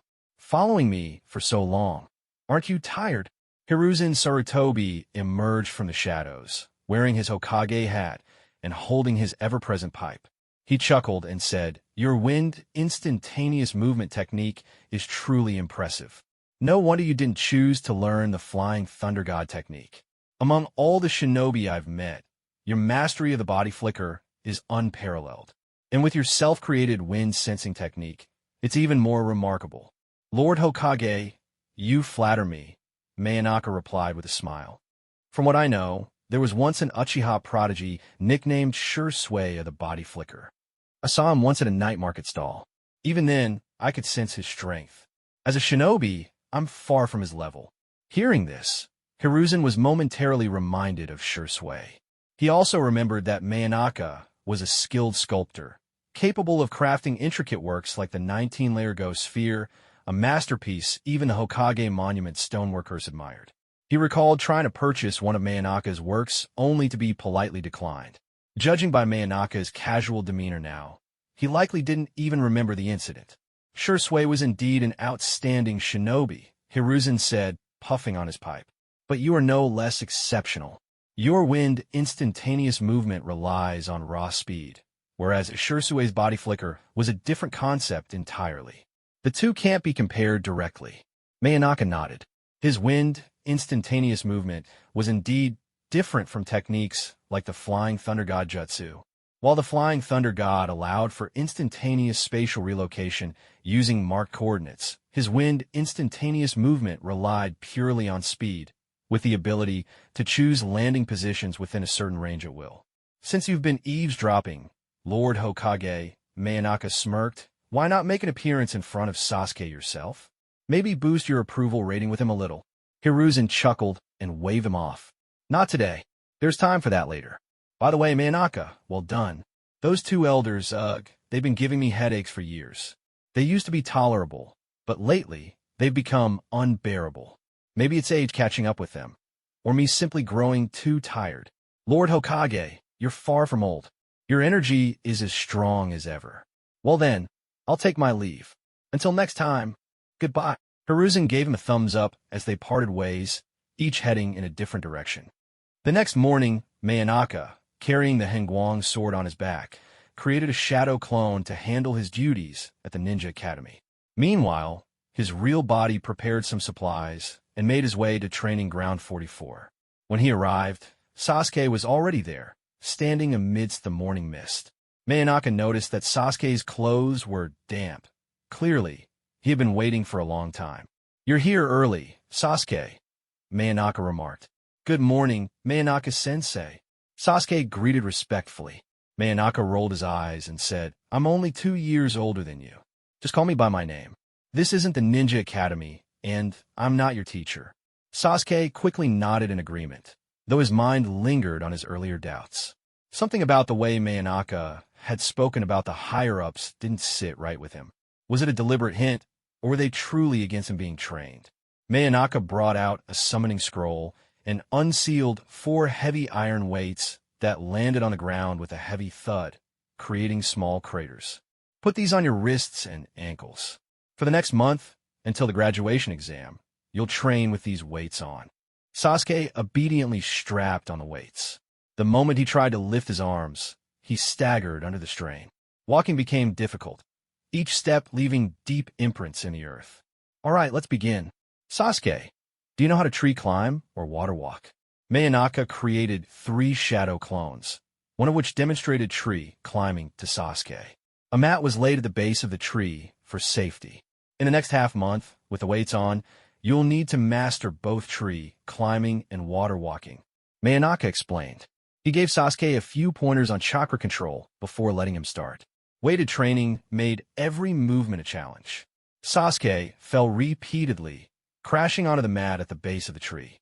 Despite this, he kept getting up, his determination unshaken. From a distance, Manaka watched and sighed. Teaching according to aptitude is key. He himself had spent 6 years focusing on his fundamentals, which was why he could now excel. But Sasuke's situation was different. At 12 years old, with several years of self-taught training, his development had been uneven at best. All Manaka could do was help him build a solid foundation. The rest would be Kakashi's responsibility after graduation. After all, Sasuke's personal vendettas had nothing to do with Manaka. His role here was that of a kind senior, building rapport with Sasuke. From his perspective, there was no downside to maintaining a good relationship with the young Uchiha. By midday, Manaka dismissed his shadow clones, feeling the fatigue from their dispersed efforts. He glanced at Sasuke, who had just fallen from the tree again, and began setting up 2 hammocks. "Take a break. Did you bring lunch?" "I did," Sasuke replied, though his voice was tinged with frustration. He felt weak and unsteady, his body nearing its limits. Looking at the kunai marks on the tree, he clenched his fists. His progress was minimal, and he felt deeply dissatisfied. Seeing through Sasuke's thoughts, Manaka said, "Too much of anything is harmful. Resting is just as important as training. Don't eat too much, though. You'll need to nap after this." "What?" "Nope." Sasuke nearly choked on his rice ball. "Manaka, I can't afford to stop. I'm still so far behind him. I can't waste time." Manaka's tone remained calm. "I said what I said. Overworking yourself will only backfire. Resting helps your body and mind recover. Train when it's time to train, rest when it's time to rest, and play when it's time to play. Of course, if you want to push yourself like Lee, I won't stop you." Sasuke hesitated, reflecting on the aimless years he had spent. He had come to Manaka for guidance, inspired by the overwhelming strength he had witnessed in the movie. "Sorry. I understand now, Manaka. I'll listen to you." Sasuke's tone was respectful, his willingness to follow Manaka stemming not only from admiration of his strength, but also gratitude for agreeing to train him despite the supposed opposition from the Konoha higher-ups. Manaka smiled faintly. After they finished eating, both lay down in the hammocks. As Manaka rested, he said, "Clear your mind, Sasuke. Let your thoughts flow like calm water. Don't think about anything, just relax." Like calm water, Sasuke gazed at the clouds in the sky, his eyelids growing heavy until he fell into a rare, peaceful sleep. When Manaka woke him at 1 p.m., Sasuke felt more refreshed than he had in a long time. He realized he hadn't truly rested like this in years. "Try again," Manaka said, gesturing to the tree. "Remember the tips I gave you?" "Yes." Sasuke focused his chakra into his feet and dashed up the tree with a kunai in hand. When he felt himself losing control, he made a mark with the kunai before falling back to the mat. "Is that?" Sasuke stared wide-eyed at the mark. His progress had jumped significantly, half a meter higher than before. Keep at it, Manaka encouraged with a nod and a smile. He then created more shadow clones and resumed his own training. Time passed slowly, and training days, as always, were dull and exhausting. By the 10th day, Sasuke had already mastered tree climbing while wearing the weights. By the 13th day, he had also accomplished water walking under the same conditions, completing Manaka's requirements 2 days ahead of schedule. After finishing his water walking training, Sasuke could clearly feel the transformation in himself.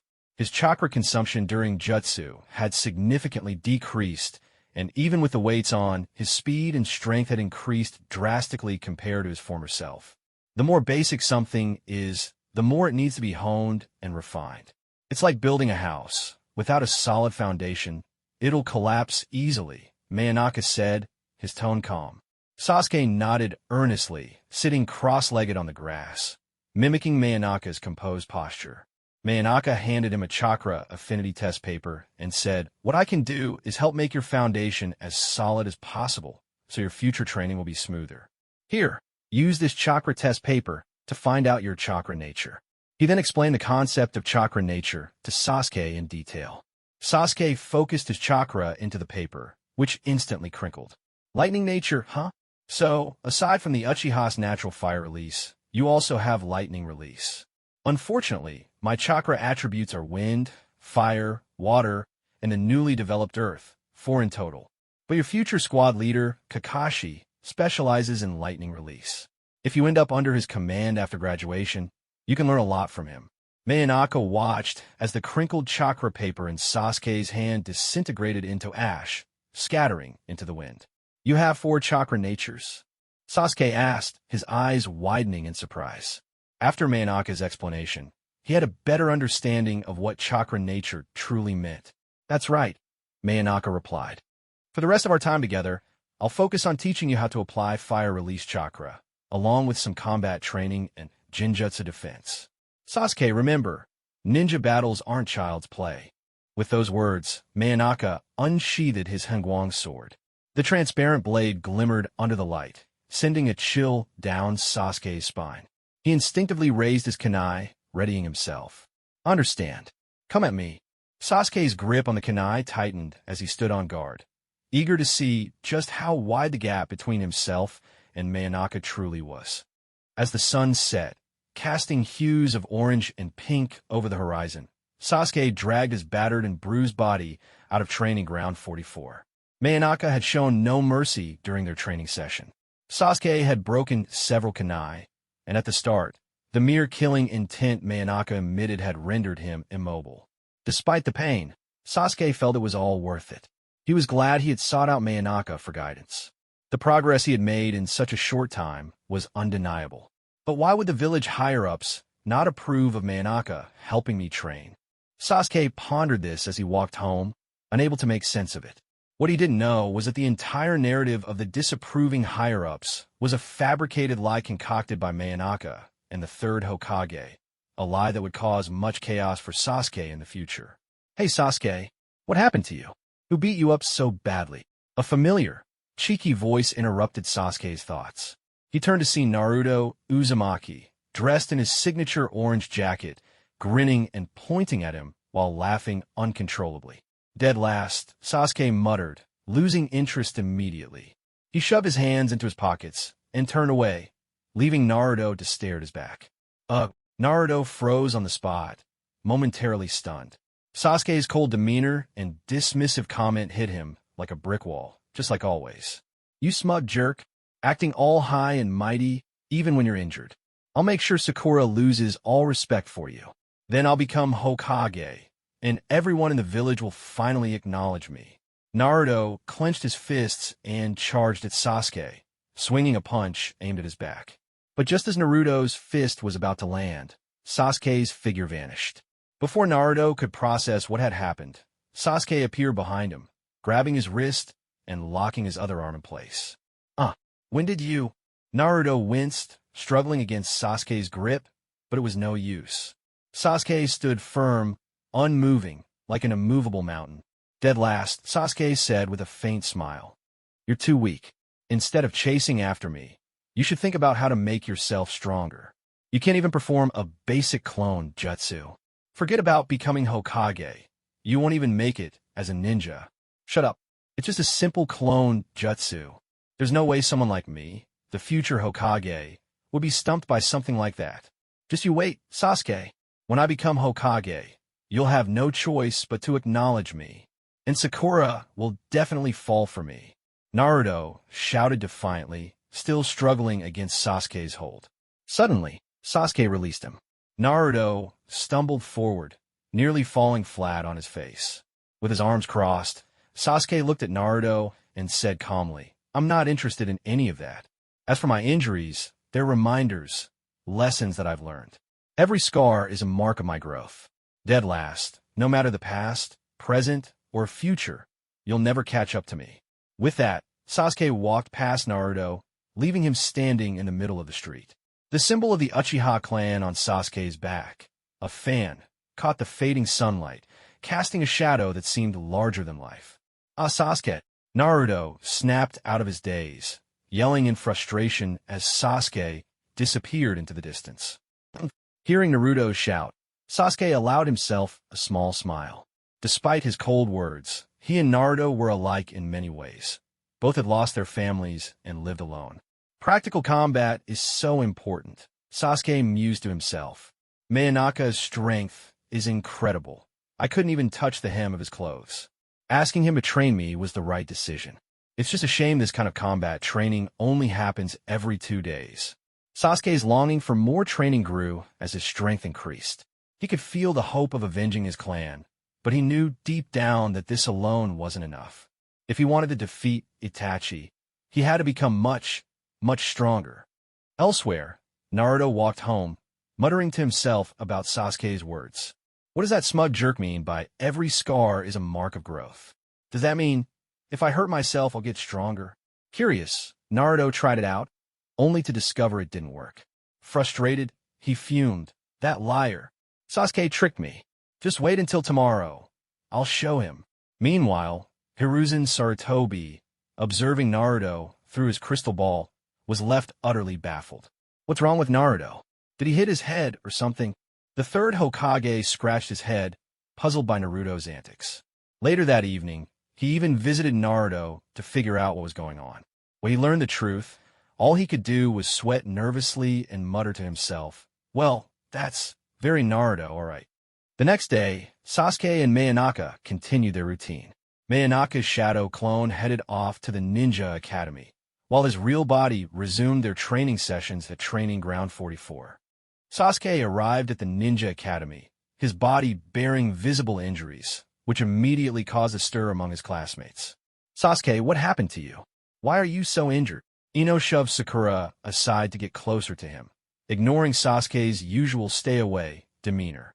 Concern filled her face as she asked, "Sasuke, who did this to you? How'd you get hurt so badly?" Sasuke glanced at Ino briefly before responding, "I got these injuries during training." He said no more and fell silent. However, his cold demeanor was something Ino and the others had long since grown accustomed to. "Ah, you must have been working so hard, Sasuke. But even for training, you need to be careful with your body. Don't push yourself to the point of getting hurt. I'll feel worried about you," Ino said, her tone soft and full of concern, her eyes brimming with sympathy. Her words enraged Sakura, who had been pushed aside. "Ino pig you." Ino turned around, giving Sakura a smug glance as she stuck out her tongue. "Forehead girl, la la la. Too bad it's me talking to Sasuke right now, not you. Jealous much? La la la. Ino pig. Forehead girl. Ino pig. Forehead girl." The two former best friends, now bitter rivals due to their mutual affection for Sasuke, began bickering loudly. As a subject of their argument, Sasuke found their antics particularly annoying. From a distance, Naruto watched the commotion with a look of jealousy and frustration. A bandage wrapped around his forehead served as a reminder of his own injuries, but unlike Sasuke, no one was fussing over him.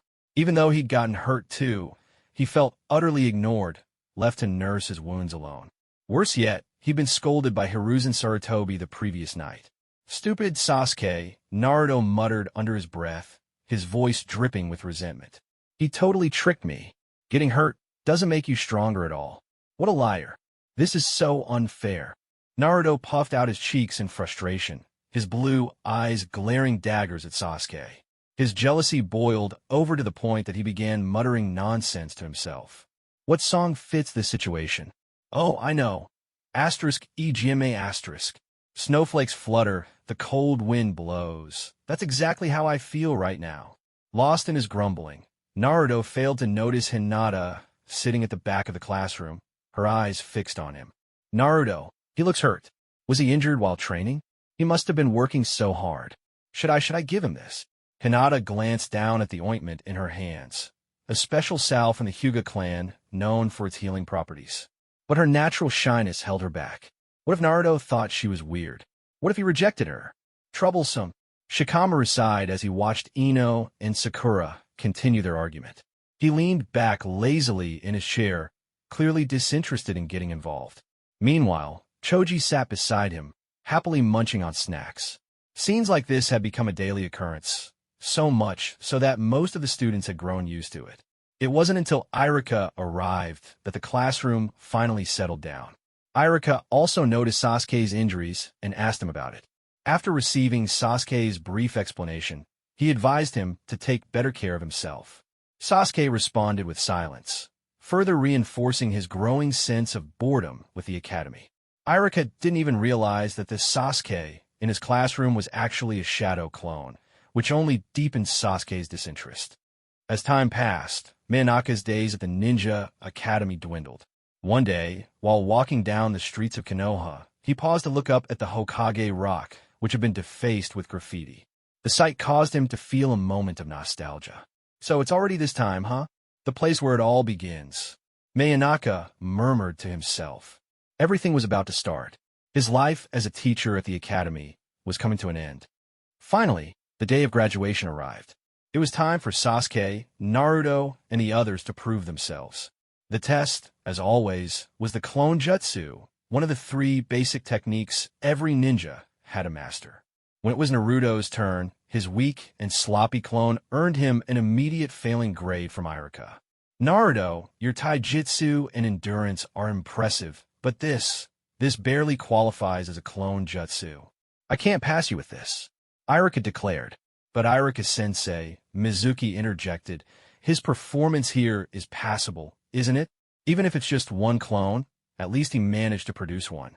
Perhaps we can make an exception for him. Naruto's eyes lit up with hope, eagerly awaiting Irika's response. But Irika shook his head firmly. No, Mizuki-sensei. Everyone else has been able to create at least 3 proper clones. Naruto's single clone is obviously flawed and unstable. I can't pass him like this. Hearing this, Naruto clenched his fists in frustration. His heart sank as he left the classroom, heading to the swing outside the academy.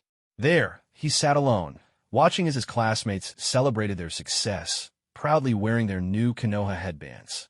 In the shade of the tree, Naruto seemed to be engulfed in a world of darkness, separated from the joyful world of his peers. He could hear the parents of the other students praising their children, their words cutting into him like a knife. That kid, yeah, it's him, the one who failed. I heard he's the only one who didn't pass. Serves him right. Imagine someone like him becoming a ninja. It'd be a disaster.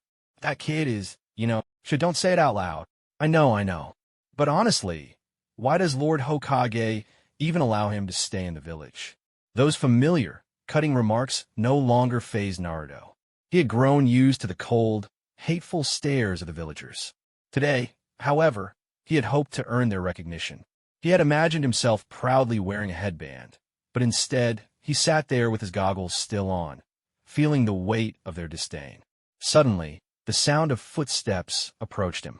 Naruto looked up to see Mizuki standing by his side, smiling. Naruto blinked in surprise, unsure of what to expect. Unbeknownst to him, Manaka, who had been observing everything from the shadows, watched the interaction closely. He wasn't the only one. Hiruzen Sarutobi was also monitoring the scene from afar. How nostalgic, Manaka thought to himself. With this, my time as a teacher at the Ninja Academy has officially come to an end. Once I fulfill my most important wish, it's time to keep playing this game of life to the fullest. He dispelled his shadow clone, allowing the day's memories to flow back to his main body.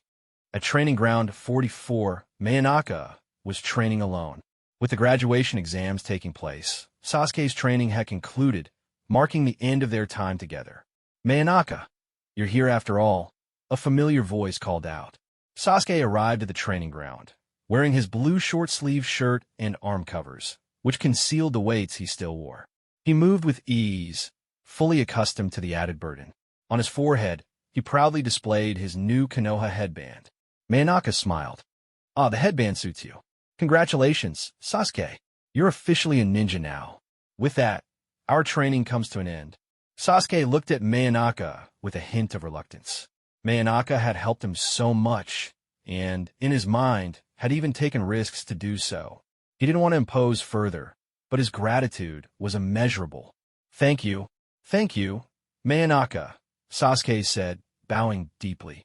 For someone unrelated to him by blood or duty to offer such guidance, Sasuke felt nothing but heartfelt appreciation. "Thank you? Ha! Sasuke, what I've taught you is all I can offer. From now on, you'll have to rely on yourself.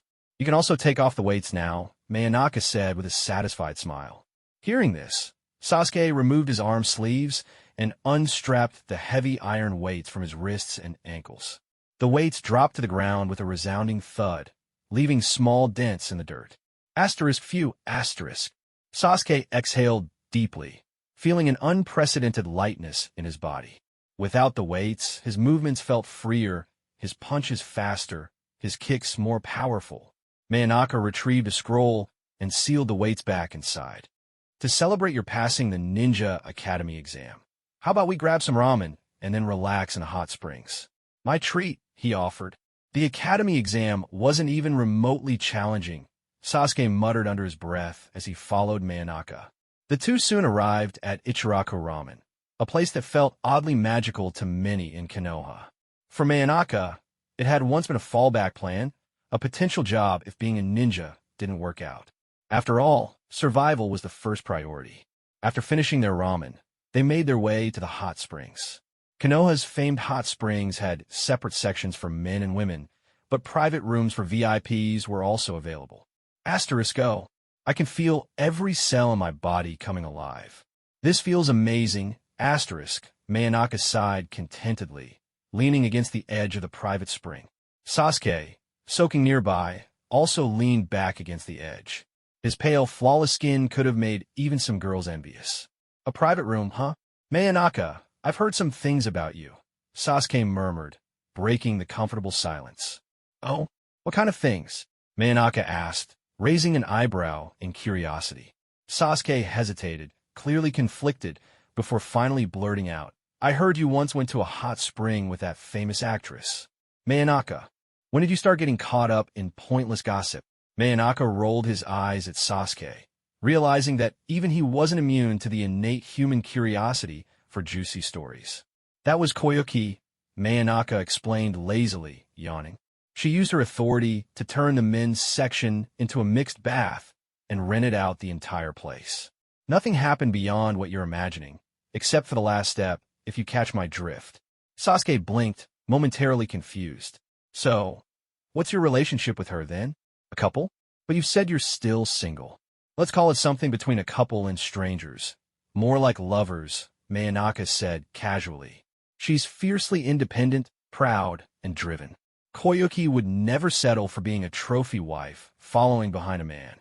Similarly, I refuse to live off someone else's success. I have my own goals and ambitions." Sasuke looked baffled, clearly struggling to understand the complexities of Manaka and Koyuki's relationship. Two career-driven individuals with separate paths. It was a concept far removed from his own experiences. Money can move mountains.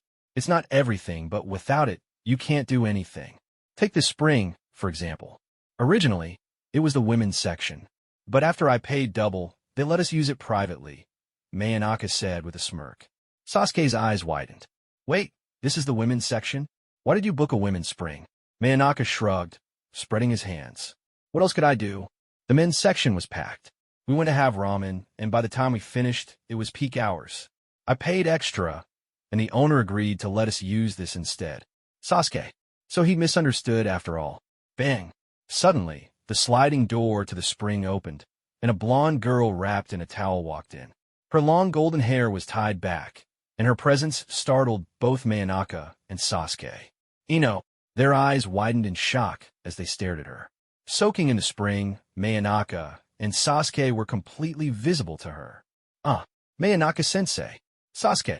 Ino gasped, covering her eyes with her hands, but the gaps between her fingers suggested she wasn't blocking her view entirely. What's going on here? This spring has been reserved by me. How did you get in here? Manaka's expression turned cold, his tone sharp and devoid of emotion. Manaka-sensei, I'm not some kind of pervert. The front desk staff told me to come here. Wait, isn't this the women's spring? And why are you and Sasuke here? Sasuke averted his gaze entirely, maintaining a stoic and detached expression. It was clear he wasn't interested in looking at Ino. Manaka, similarly, remained indifferent. To him, she was just a kid, not worth the fuss. Moments later, the hot spring owner rushed in, bowing apologetically. I'm so sorry, gentlemen. There's been a mix-up. It was our staff's mistake. Please forgive us. A mistake, huh? Manaka's voice was icy, his gaze sharp enough to make the owner shiver. We were lucky it was just Ino. What if it had been someone else? Someone unreasonable, who might have accused us of doing something inappropriate. I paid over double the usual price to reserve this place, and now this happens. I'm terribly sorry, sir. To make up for it, we'll cover all of today's expenses as compensation, the owner said, practically groveling.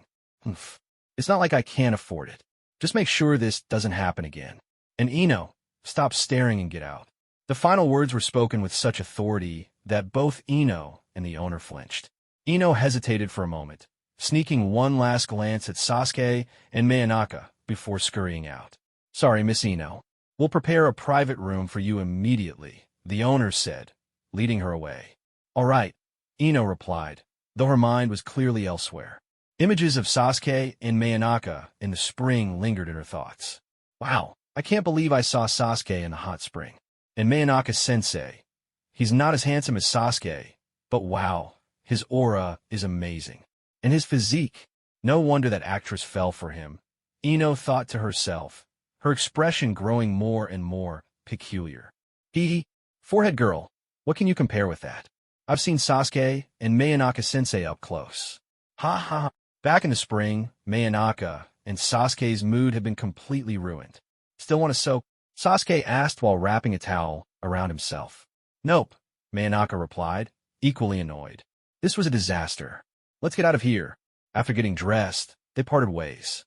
As Manaka passed Naruto's house, he noticed the lights were still on. Through the window, he saw Naruto standing in front of a mirror, holding his new headband and striking various poses. It seems everything has come to an end, Manaka thought to himself. Mizuki had been thoroughly beaten by Naruto, who had learned the multi-shadow clone jutsu, and Irika had gifted Naruto his Konoha headband. With that, Manaka's time as a teacher at the Ninja Academy had officially concluded. Returning home, Manaka carefully cleaned and maintained his Hengwang sword before slipping into a peaceful sleep. The following morning, Manaka woke up early, organized his belongings, and made his way to the Hokage's office to report in. His time as a teacher at the academy was officially over, and he was ready for his next assignment. In the Hokage's office, Hiruzen Sarutobi sat behind his desk, his hands clasped in front of him. He leaned slightly forward as he studied Manaka. This past year training seems to have done you well. Even I can sense an oppressive aura about you now, Hiruzen remarked with a small smile. That's all thanks to your indulgence, Lord Hokage. Without your permission, I wouldn't have had such a leisurely year to focus on myself, Manaka replied, with a polite smile. Hiruzen glanced at Manaka's profile and began reading aloud. Manaka, 1 S-rank mission, 3 A-rank missions, 16 B-rank missions, 102 C-rank missions, and 0 D-rank missions. Manaka nodded, though he internally muttered to himself. Asterisk, it's only because the Land of Snow mission was turned into a movie and gained public attention that it was upgraded to an S rank. Otherwise, it wouldn't have been so simple. Asterisk. Hiruzen closed the file and looked at Manaka with a more serious expression. How are your training efforts with the spirit transformation technique and explosive tag multiplication coming along? Manaka made an okay gesture with his hand and smiled. No problems at all. The spirit transformation technique suits me perfectly, Lord Hokage. You can rest assured. Not to mention, Manaka thought privately. I've also developed another technique that rivals the Raisin Shuriken in power. That's the result of months of training with shadow clones. As Hiruzen listened, his thoughts wandered briefly to Kato Dan, the original creator of the spirit transformation technique. He never imagined that the technique would resurface in such capable hands after all this time. Your performance in the Land of Snow mission has proven that you're qualified to become a jonin. Your personal record meets all the requirements. Manaka, as of now, you are officially appointed as a special jonin of Konoha, Hiruzen declared. Understood, Lord Hokage, Manaka replied calmly, showing little outward excitement.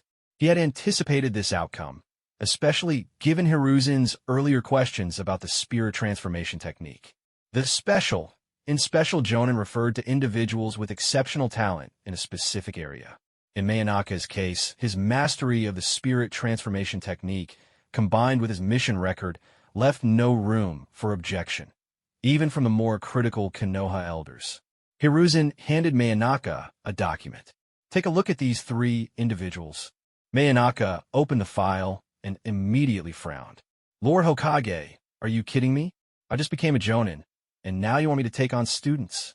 His face was a mix of disbelief and reluctance. Crossing his arms in an X, he made it clear that he was not thrilled with the idea. I've seen how much work being a teacher is. If the other academy teachers hadn't realized I was a special arrangement by you, they probably would have been jealous and ostracized me. Why don't you take a look at the list first? Hiruzen said, gesturing toward the document with an amused expression, as if he knew something Manaka didn't. Curious, Manaka unfolded the list. As he read the names, his eyes widened in disbelief. Him? He's on here? I thought he gave up on becoming a ninja. Manaka's expression grew complicated as memories flooded his mind. The name on the list brought back vivid scenes he thought he had long forgotten. Inoue Mura. He had been one of Manaka's classmates back when they graduated from the academy. Initially, they were supposed to become teammates, but in the end, only Manaka passed Kakashi's infamous bell test and became a genin. Inoue Mura and Matsumoto Kei had both been sent back to the academy. Aside from Inoue Mura, the list included two others. One was Sugi-ban, a former classmate of Naruto and Sasuke. Sugi had mediocre grades, far below average in both theory and practice. While Naruto was the dead last of his class, he excelled in physical endurance and combat potential. Sugi, on the other hand, was consistently ranked near the bottom in all categories. Despite this, he often looked down on Naruto, using him as a scapegoat to feel superior. The third was a girl named Murasaka Mai, who had long purple hair tied into a scorpion tail braid. She wasn't from the same class as Sasuke and Naruto, but was known for her exceptional jinjutsu and healing abilities. She had consistently ranked at the top of her class. Hiruzen watched Manaka's reaction with interest. So, isn't it fascinating to see a former classmate, someone who was almost your teammate, now becoming your student? What do you think, Manaka? Will you accept the role of Team 12's jonin instructor? Manaka's gaze lingered on the name Inoue Mura for a long time. After a moment of contemplation, he nodded. I'll accept, but if they're not up to par, I'll do what Kakashi did, send them back to the academy.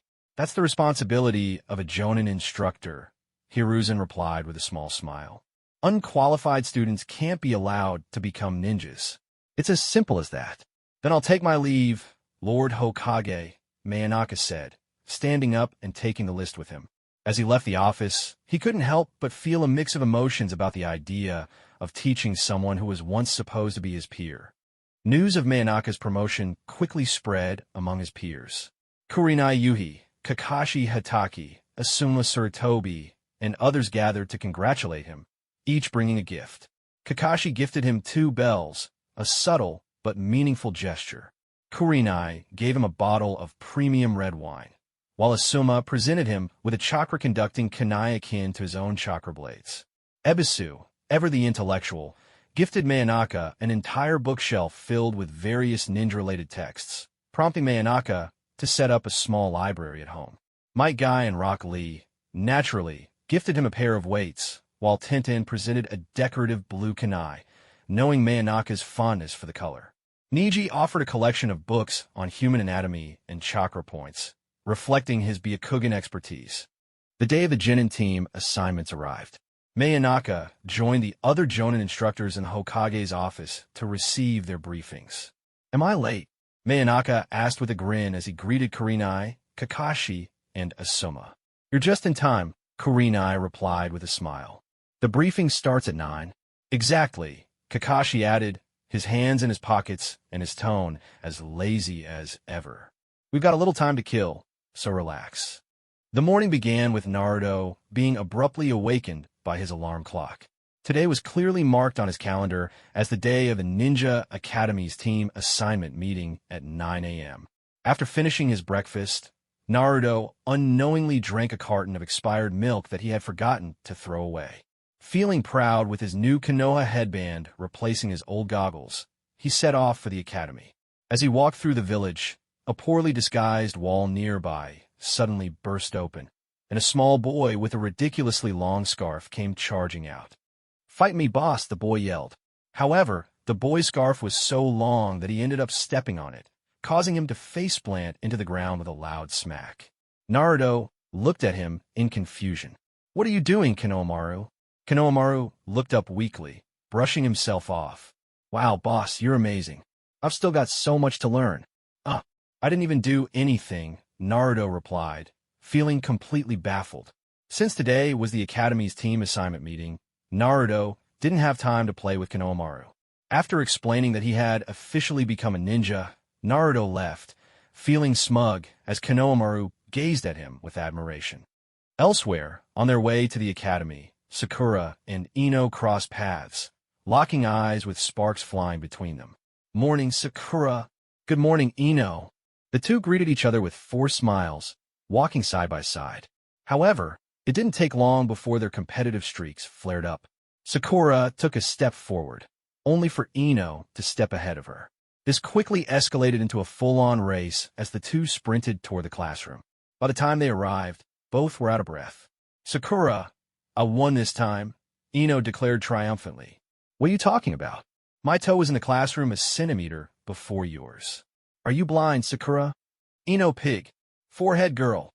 The two former best friends, now bitter rivals due to their shared affection for Sasuke, began bickering loudly. Inside the classroom, Naruto, seated near the back, suddenly heard their familiar voices. His cheeks flushed as he turned to look. "It's Sakura. She's so cute. Is she looking at me?" Naruto wondered hopefully. Sure enough, Sakura walked over to him, and Naruto eagerly stood up to greet her. "Good morning, Sakura." "Today, get out of my way," Sakura snapped, shoving Naruto aside without even glancing at him. Naruto hit the floor with a thud, left to nurse his bruised pride as Sakura beamed at the person sitting next to him. "Good morning, Sasuke," Sakura said sweetly. Sasuke, however, barely glanced at her, his expression one of mild irritation. He found Sakura's enthusiasm unbearably noisy. Still, his cold indifference only made him seem cooler in her eyes. "Can I sit next to you, Sasuke?" Sakura asked. "Wait, I want to sit next to Sasuke." Ino's voice suddenly cut in. Hearing her, Sasuke's eyes twitched in irritation. He turned to see Ino approaching, her face flushed and smiling brightly. It was clear that their recent encounter at the hot spring had left a lasting impression on her. Her mind was still filled with the image of Sasuke and Manaka in the spring. As Ino and Sakura began arguing again, more girls joined the fray, including Murasaki Mai, the purple-haired girl with the scorpion tail braid. Like the others, she too was a big fan of Sasuke.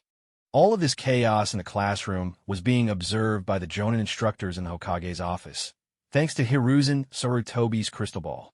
Manaka mused as he watched the argument unfold. Besides her looks, let's hope she has the skills to back it up. Mai was one of the students assigned to him, and while she seemed lively and energetic, he couldn't help but wonder how she'd perform in the upcoming test. "Uchiha Sasuke, this year's Rookie of the Year, right?" "So that's him," Asuma said, his attention drawn to Sasuke. Hiruzen confirmed with a nod, prompting Kurenai to comment. So he's the last of the Uchiha clan. Manaka, observing the scene with interest, couldn't help but think about how iconic this moment was for Naruto and Sasuke. He had prepared for this. Back in the classroom, Naruto's patience had reached its limit as he watched the growing crowd of girls around Sasuke. Jealousy and frustration boiled over, and he climbed onto Sasuke's desk, glaring at him. Sasuke, who had been resting with his eyes closed, opened them to meet Naruto's challenging gaze.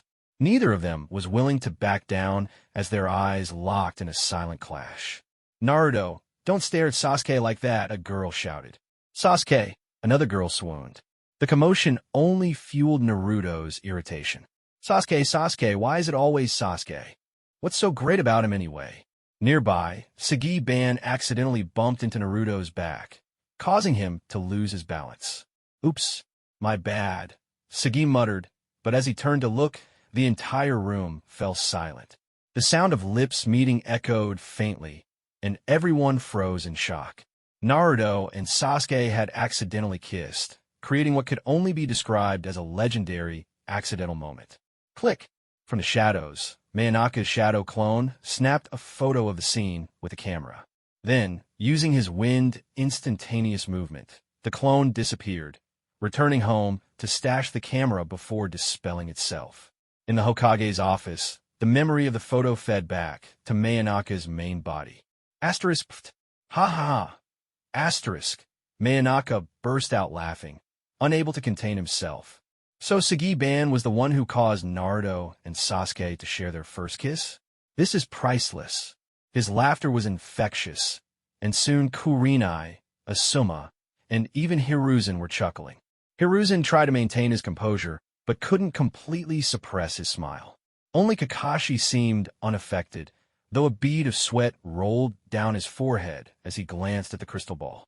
"Sorry, Lord Hokage," Manaka said between laughs, trying to rein himself in. "That was unprofessional of me." "It's fine," Hiruzen replied, waving it off.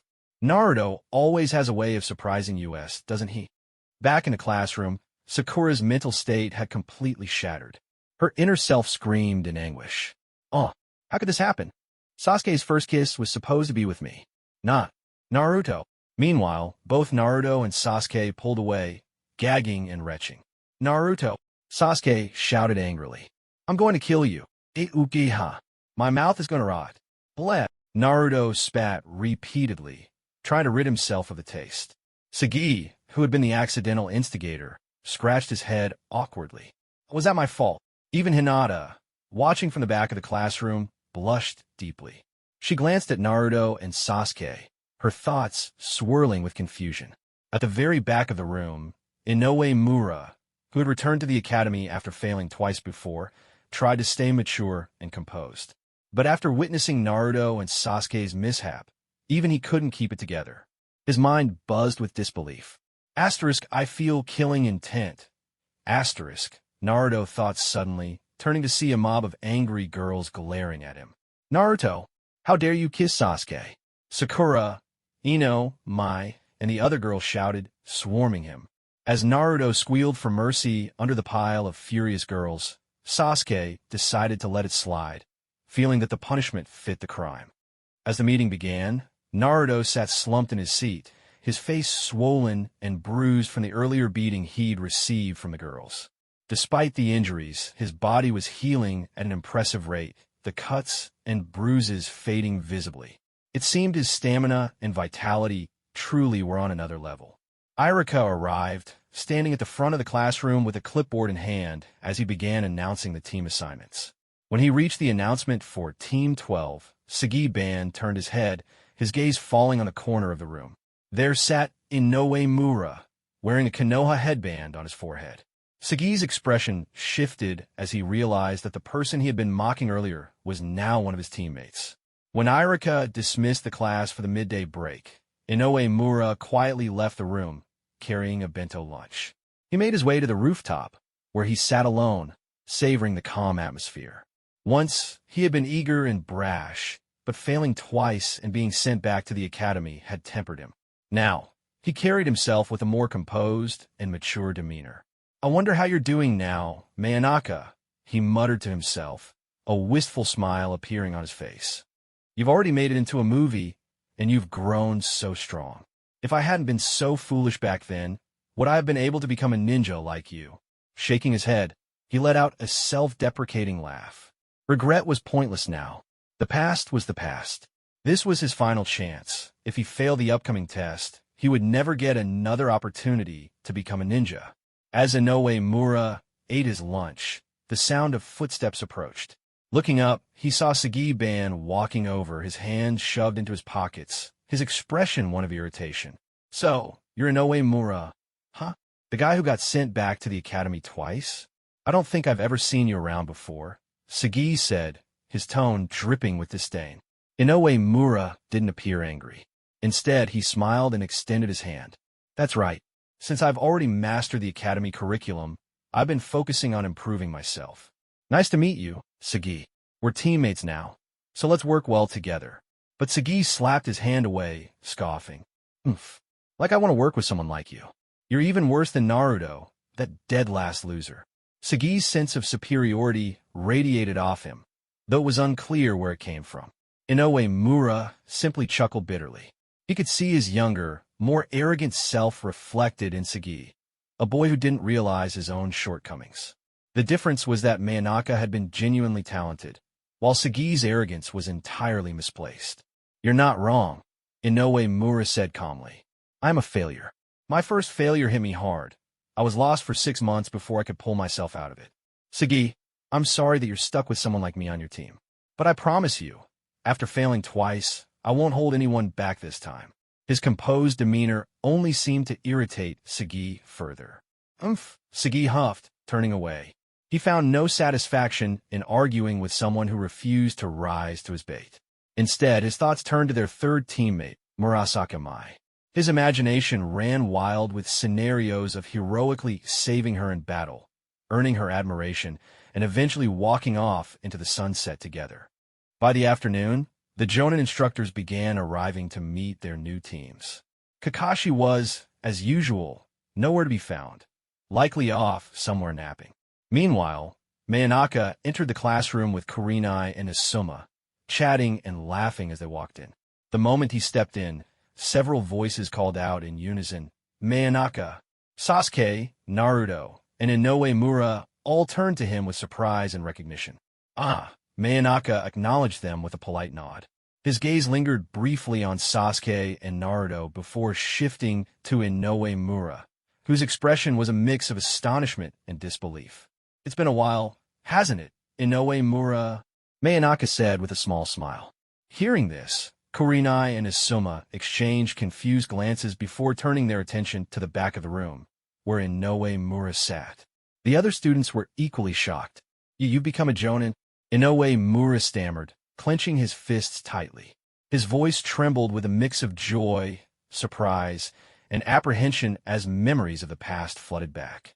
2 years ago, during the test at Training Ground 44, he and Matsumoto Kei had been defeated in an instant by Kakashi's Earth-style Headhunter Jutsu, while Manaka had passed and gone on to become a ninja. What's going on? He's a classmate of Manaka's sensei. Sagi-ban muttered, his eyes wide as he glanced back and forth between the two.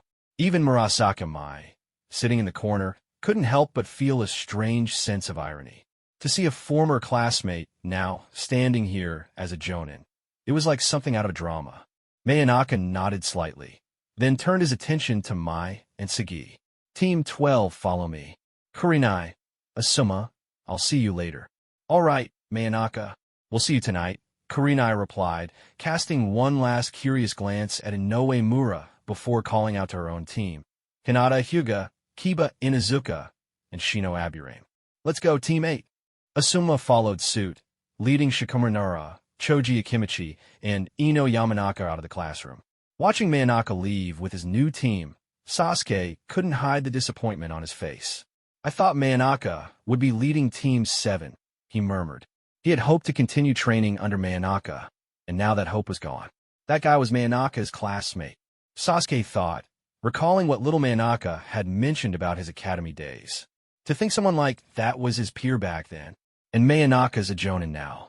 I should figure out what kind of gift to congratulate him with. Naruto, on the other hand, was practically glowing. Wow, Manaka's a jonin now. That's so cool. He's amazing. Naruto's eyes sparkled with admiration as he watched Manaka's retreating figure. The jonin vest, the Hengwang sword on his back. Manaka looked like the epitome of what Naruto dreamed of becoming. Naruto's excitement drew Sakura's attention. Hey Naruto, she asked curiously, don't you and Manaka-sensei live in the same direction after school? Yeah. Naruto nodded enthusiastically. Manaka lives nearby. And let me tell you, Sakura, he's not just strong. He's an incredible sculptor. You wouldn't believe the things he can make. There's this thing called the Ghost Sphere. It's got 19 layers of patterns carved inside it. It's insane. Even Sasuke nodded in agreement, recalling his own visit to Manaka's home. He had gone out of his way to avoid Naruto's neighborhood, only to find himself stunned by the craftsmanship of Manaka's sculptures. It was clear that, even without being a ninja, Manaka could have lived a comfortable life as a master craftsman. Really? Manaka-sensei can sculpt? Sakura asked, surprised. Her first impression of Manaka had been during a remedial class, where she had been relieved to have someone other than Irika teaching. Manaka's calm and scholarly demeanor had left a strong impression on her. After seeing the movie about the Land of Snow, her perception of him had shifted again. But now, hearing about his sculpting talents, she couldn't quite reconcile all these facets of him. On the rooftop of the Academy's teaching building, a place eerily similar to the one in Manaka's memory, where a certain fateful battle once took place, Manaka sat on a bench. Meanwhile, Inoue Mura, Sagi-ban, and Murasakimai sat casually on the floor nearby, seemingly unbothered by their surroundings. Inoue, what about Matsumoto Kei? How is she doing? And didn't you say back then that you'd never become a ninja again? Manaka asked, his tone curious but gentle. Inoue Mura shook his head, a shadow of regret passing across his face. I spent half a year recovering from the trauma of that genjutsu. Matsumoto Kei, she truly gave up on becoming a ninja. She's engaged now. As if anticipating Manaka's next question, Inoue added quickly, and no, her fiancé isn't me. Ah, I see. My apologies, Manaka said, his voice tinged with awkwardness. He had been about to congratulate Inoue, but the unexpected revelation caught him off guard. Back then, he had seen the way Inoue looked at Matsumoto Kei. It was clear he had feelings for her. But life moved on as it always did. Everyone had their own path. Inoue had found the strength to rise above his past and pursue his dream of becoming a ninja, while Matsumoto Kei had chosen a different path, one where fear would no longer haunt her. As for Manaka, he had become a jonin instructor. Clearing his throat, Manaka decided to lighten the mood. All right then, let's do some introductions. I'll start as an example. My name is Manaka. I like sculpting and reading, and I dislike foul smells. As for my dream, I want to become stronger. That's it for me. Let's start with our young lady here, he said, gesturing to Murasakimai. Mai, with her long scorpion tail braid, bore a striking resemblance to Yuzuki Yugao, if her hair were let down. However, her demeanor and presence were distinctly her own. She flashed a sweet smile and began her introduction. Sure, my name is Murasakimai. Like Manaka-sensei, I don't have a family name. I like Uchiha Sasuke, and I also dislike things with foul smells. My dream is to become an excellent medical ninja. Manaka nodded, pleased. Mai's abilities were impressive. First in her class and fifth in her year overall, excelling in jinjutsu and medical ninjutsu. Even her physical capabilities were admirably solid for someone focused on support skills. All right, Inoue, you're up next. Introduce yourself to your teammates, Manaka said, gesturing to him. Understood, Manaka-sensei, Inoue replied, though his smile was clearly strained. It was apparent that calling Manaka-sensei felt strange to him. My name is Inoue Mura. I'm the student who got sent back to the academy twice. At this, Sagi-ban let out a snide laugh, but Inoue ignored him and continued. I spent 6 months lost in despair before I managed to overcome my fears. My dream is to become a great ninja teacher. I like novels. They help calm my restless and impatient mind. And what I dislike is bells. Hearing this, Manaka had to stifle a laugh. Inoue's growth was truly gratifying to see, but his disdain for bells was an amusing reminder of their shared past. You can do it, Inoue-senpai. I'm sure you'll become a great ninja teacher. Mai cheered earnestly. Thank you, but please just call me Inoue. We're all teammates now, and I don't think I qualify as anyone's senpai, Inoue replied with a humble smile. Being a chalk dust-covered teacher suits you just fine, Sagiban interjected arrogantly. As for me, my name is Sagiban.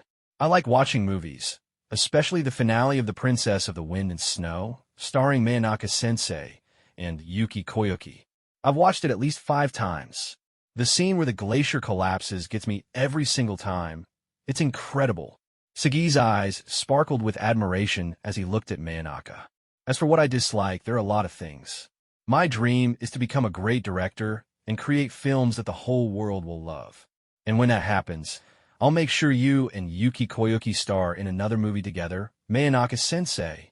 Not bad, Manaka said with a smirk. But Sagi, it's not right to belittle other people's dreams. Everyone's life is different, and their dreams are valid in their own way. There's no such thing as a better or worse dream. Sagi flinched at the criticism, lowering his head. Why yes, you're right, sensei. Manaka sighed inwardly. Sagi reminded him so much of Inoue in his younger days, arrogant and oblivious to his own shortcomings. Still, he decided to give Sagi a chance. If the boy didn't improve, there wouldn't be much more he could do for him. After the introductions, Manaka explained the rules of the survival test they would undergo tomorrow. We'll meet at Training Ground 44 at 9 a.m. sharp. Don't be late, he instructed firmly. Training Ground 44, Inoue whispered to himself, his fists clenching involuntarily. That place held so many memories for him, memories of failure and humiliation. It was the turning point of his life and the place where his path diverged from Manaka's. As Manaka bid them farewell, he disappeared in an instant using his wind instantaneous movement, leaving his team to ponder the day ahead. Back at his home, Manaka removed his Hingguang sword and hung it on the wall before flopping onto the couch with a relaxed sigh. On the glass table in front of him sat a camera, the same one his shadow clone had used to secretly capture that iconic scene. Manaka burst into laughter, clutching his stomach. If Naruto and Sasuke ever get married someday, I'm definitely bringing this out at the wedding. It'll be perfect. He printed the photo and carefully placed it in an album before changing into a fresh black training outfit. Grabbing his Hingguang sword, he headed out to the courtyard, where he created 4 shadow clones to assist with his practice. That evening, after grabbing a quick meal at a nearby restaurant, Manaka returned home to find Sasuke waiting at his doorstep, holding a neatly wrapped package. Beside him, Naruto was arguing with him loudly. Hey Sasuke, what are you doing sneaking around in front of Manaka's house, huh? Planning to steal something? Naruto accused. This has nothing to do with you, dead last, Sasuke shot back, his voice cold and dismissive. Just because you learned the multi-shadow clone jutsu doesn't mean you're anywhere near my level. If you want to fight, I'll oblige, but not now. I don't have time for you. Naruto bristled with anger, his hands forming a series of seals as he prepared to summon his clones. You jerk! I'm not letting you go in there. Sasuke sighed, rolling his eyes at Naruto's antics. He had been waiting for Manaka to return for quite some time, but refused to enter uninvited. Now, Naruto's interference was testing his patience. You two, stop it. A voice suddenly cut through the tension. In an instant, Manaka appeared between them in a gust of wind, his sudden arrival creating a powerful whirlwind that forced both boys to step back, struggling to regain their balance. Don't fight in front of my house, Manaka said sternly, his gaze shifting between the two. Manaka, Sasuke and Naruto shouted in unison, their voices filled with urgency. Naruto jabbed his finger toward Sasuke, quickly blurting out, Manaka, Sasuke's been sneaking around in front of your house. I don't know what he's up to, but it's super suspicious. Sasuke rolled his eyes in exasperation before stepping forward and handing Manaka a neatly wrapped package. Manaka, I just found out today that you've been promoted to Jonin. Congratulations, he said in his usual calm tone. Wait, Jonin? Naruto's eyes widened in disbelief as the realization finally hit him. Manaka, you're a Jonin now? Sasuke, his hands tucked into his pockets, gave Naruto a look that screamed seriously. You didn't notice? When Manaka left with Team 12 earlier today, didn't you think it was odd? What were you even doing at the time? What? That's what that was about. Naruto clutched his blonde hair in frustration, his mind racing. I thought Manaka was just taking them to meet their jonin instructor. I didn't know he was the instructor. Manaka couldn't help but chuckle inwardly. This is so Naruto, he thought to himself. Manaka opened Sasuke's gift, revealing a set of tools for maintaining swords. Pure cotton cloth, deerskin, anti-rust oil, and more. It was clear that Sasuke had put considerable thought into the gift. Thank you, Sasuke, Manaka said with genuine appreciation. I can tell you put a lot of effort into choosing this. I really like it. Sasuke turned his head slightly, his face tinged with the faintest hint of red. Manaka's praise clearly pleased him. It's nothing. You're the one who taught me that even legendary weapons need care and respect, or they'll break just like any other tool, he replied, his tone softening. Exactly, Manaka agreed, drawing his Hengguang sword from its sheath. Under the moonlight, its translucent blade shimmered with an ethereal glow. It's a shame so many weapon users don't understand the importance of maintenance, Manaka added with a laugh. They train endlessly but neglect the very tools they rely on. Honestly, it's laughable, like someone expecting their weapon to be invincible just because it looks cool. Sasuke joined Manaka in conversation for a while longer before politely declining Manaka's offer to stay. He needed to prepare for tomorrow's survival trial with Team 7, led by Kakashi. Naruto also left, though his mind was preoccupied with frustration. The image of Sasuke presenting a thoughtful gift to Manaka haunted him. Ugh, Sasuke beat me to it. What should I give Manaka? Naruto muttered to himself, pacing back and forth. Why didn't I think of this sooner? What am I going to do now? His brainstorming eventually faded into the haze of sleep. When Naruto woke up the next morning, groggy and barely functional, the idea of gifting Manaka had completely slipped his mind as he rushed off to meet Sasuke and Sakura for their own test at Training Ground 7. Meanwhile, Manaka arrived at Training Ground 44, the Forest of Death, fully prepared. His 3 students, Inoue Mura, Sagiban, and Murasakami, were already there, waiting for him. Good morning, everyone, Manaka greeted casually, leaning against a wooden post. Good morning, Manaka-sensei, Murasakami replied cheerfully, waving at him with a bright smile. Sagiban and Inoue Mura, on the other hand, stared at Manaka with a mix of nervousness and determination. They both knew the stakes. Whether they passed or failed depended entirely on what happened next. Manaka pulled out 2 silver bells, a gift from Kakashi, and tied them to his belt. Setting a clock nearby, he declared, by 10:30 a.m., your task is to take these bells from me. That's how you pass this survival trial. But here's the catch. There are only 2 bells. That means one of you will fail and be sent back to the academy for another year. His words sent a shiver down their spines. Murasakami, in particular, quickly pointed out, but Manaka-sensei, there are only 2 bells. Exactly, Manaka said with a mischievous grin. One of you will have to return to the academy. Now, come at me with the intent to kill. Use any weapon, any skill you have. This is your only chance. All right, Team 12 survival trial begins now. The atmosphere shifted immediately. Murasakami vanished into the underbrush, using her skills to hide. Meanwhile, Sagiban and Inoue Mura remained standing in front of Manaka, making no effort to conceal themselves. Let's settle this one-on-one, Sagiban exclaimed, pointing dramatically at Manaka. His excitement was palpable, though his overconfidence made Manaka's eyebrow twitch in annoyance. This guy really thinks he's the main character, doesn't he? Inoue, Manaka said, glancing at him. I get why Sagi is standing there like an idiot, but why aren't you moving? Inoue Mura tightened his grip on his kunai, his expression tense but focused. Information is key for a ninja, and I know about your self-created wind sensing technique. You can detect movement through disturbances in the air, even the faintest shifts. Hiding would be pointless. Even the Hokage might struggle to stay hidden from you. So, I figured it'd be better to face you head-on. Manaka's lips curled into a smirk. Not bad. I see you've done your homework. Hey, what's that supposed to mean? Sagiban interjected, clearly offended. I'll show you what I can do, Manaka-sensei. With a kunai in hand, Sagi charged directly at Manaka.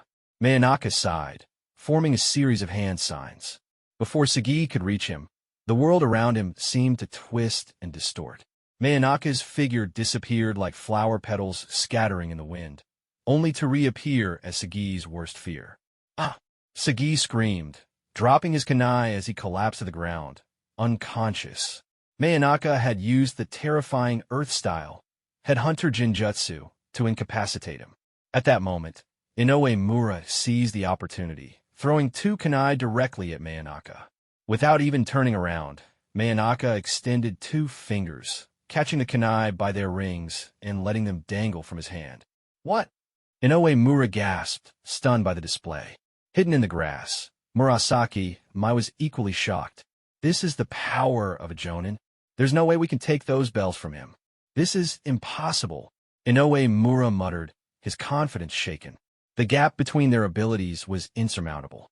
After failing twice, you should understand the true purpose of the survival trial by now, Manaka said, his tone calm but firm. Your timing just now is good, but if that's all you've got, you're not ready to be a ninja. He paused, then added curiously, by the way, how did you fail last time? Inoue Mura let out a bitter laugh. Last time, I tried too hard to accommodate my teammates. I didn't take the initiative, and we all failed together. Is that so? Well, Inoue, you look better than before. Do you have any other techniques to show me? Let's see what you've got, Manaka said, his tone calm and emotionless. The irony of standing here, in this very place where their paths had diverged so long ago, wasn't lost on him. Inoue Mura, gritting his teeth, quickly formed hand seals. Fire style, fireball jutsu. A massive fireball, about 3 meters in diameter, roared toward Manaka, engulfing him completely in flames. The ground shook slightly from the impact, and smoke billowed into the air. Yet Inoue didn't let his guard down. He immediately jumped back, pulling a kunai from his pouch, ready for a follow-up attack. But it wasn't enough. Before he could even react, Manaka appeared in front of him with blinding speed, using his wind instantaneous movement. A single, well-placed punch to Inoue's stomach knocked the wind out of him. Ugh! Inoue's face contorted in pain as he collapsed to the ground, clutching his stomach. The force of the blow left him unable to move, and he lay there, powerless. Manaka glanced down at the defeated Inoue and the still unconscious Sagiban. His voice was calm, but carried an edge of disappointment. You probably have other jutsu you didn't get a chance to use, don't you? But you're still the same, Inoue, relying too much on ninjutsu and neglecting the basics. Inoue's eyes widened as he coughed violently, his body trembling from the pain. What are you saying, Manaka? You'll be fine in a bit. I held back, Manaka replied, his tone unmoved. His gaze shifted to where Murasaki Mai was hiding. A faint smile crossed his lips as he glanced at the clock on the wooden post nearby. Not even 5 minutes have passed, and you're all already down. I haven't even started trying, Manaka said with a sigh. Whoosh! In a blur of motion, Manaka disappeared from Inoue's view, the gentle jingling of the bells at his waist echoing faintly. It's over. It's all over, Inoue muttered as he lay on the grass, despair washing over him. This time was even faster than my last 2 failures. Suddenly, a sharp scream pierced the air. It was Mai. Inoue's heart sank further as he realized that there was no hope left. They had failed completely and utterly. Moments later, Manaka reappeared, carrying an unconscious Mai over his shoulder. He placed her gently on the ground before pulling out a length of rope from his pouch. Without a word, he tied Inoue to the wooden post. I'll give you all one last chance, Manaka said, his voice steady. Whether or not your team can seize that chance, that's up to you. After securing Inoue to the post, Manaka released Mai and Sagi from their Jinjutsu. Mai groaned as she slowly regained consciousness, rubbing her head. Ugh, my head hurts. Wait, wasn't I falling off a cliff? How am I back here? She glanced down at herself, checking for injuries, and sighed in relief when she saw she was unharmed. Sagi, on the other hand, looked around in confusion. He hadn't even realized he was under Jinjutsu. Spotting Inoue tied to the post with a defeated expression, Sagi couldn't help but laugh. Ha! What happened to you? How did you end up like that? Funny, isn't it, Sagi? Manaka's cold voice cut through the air, freezing Sagi and Mai in place. Manaka-sensei. Sagi stammered, realization dawning on him as he pieced together what had happened. Manaka sighed and removed the alarm clock, placing it back in his pouch. He stood before the three of them, his expression unreadable as he unfastened the bells from his waist. You three, I don't even know what to say. I'll give you one last chance. I have 2 bells here. You could discuss among yourselves who will go back to the academy. Decide, Manaka said, shaking the bells lightly, their cheerful jingling a stark contrast to the tense atmosphere. The 3 students exchanged uneasy glances. Sagi and Mai locked eyes for a moment, neither willing to be the one to give up. Inoue, meanwhile, remained silent, his expression dark as he stared at the ground. Sagi broke the silence. Inoue, you've already been sent back twice. You're used to it by now, right? Just let us have this chance. Please. Manaka blinked, momentarily stunned by Sagi's audacity. Wow. He really said that. Manaka thought. This guy is truly something else. Inoue looked at Sagi, his mouth opening and closing as if trying to form words. He couldn't believe what he was hearing. He finally understood Manaka's test. It was all about teamwork. Yet here they were, as fractured as ever. How dare you? Mai snapped, her usually gentle eyes narrowing as she glared at Sagi. What gives you the right to decide that Inoue has to sacrifice himself?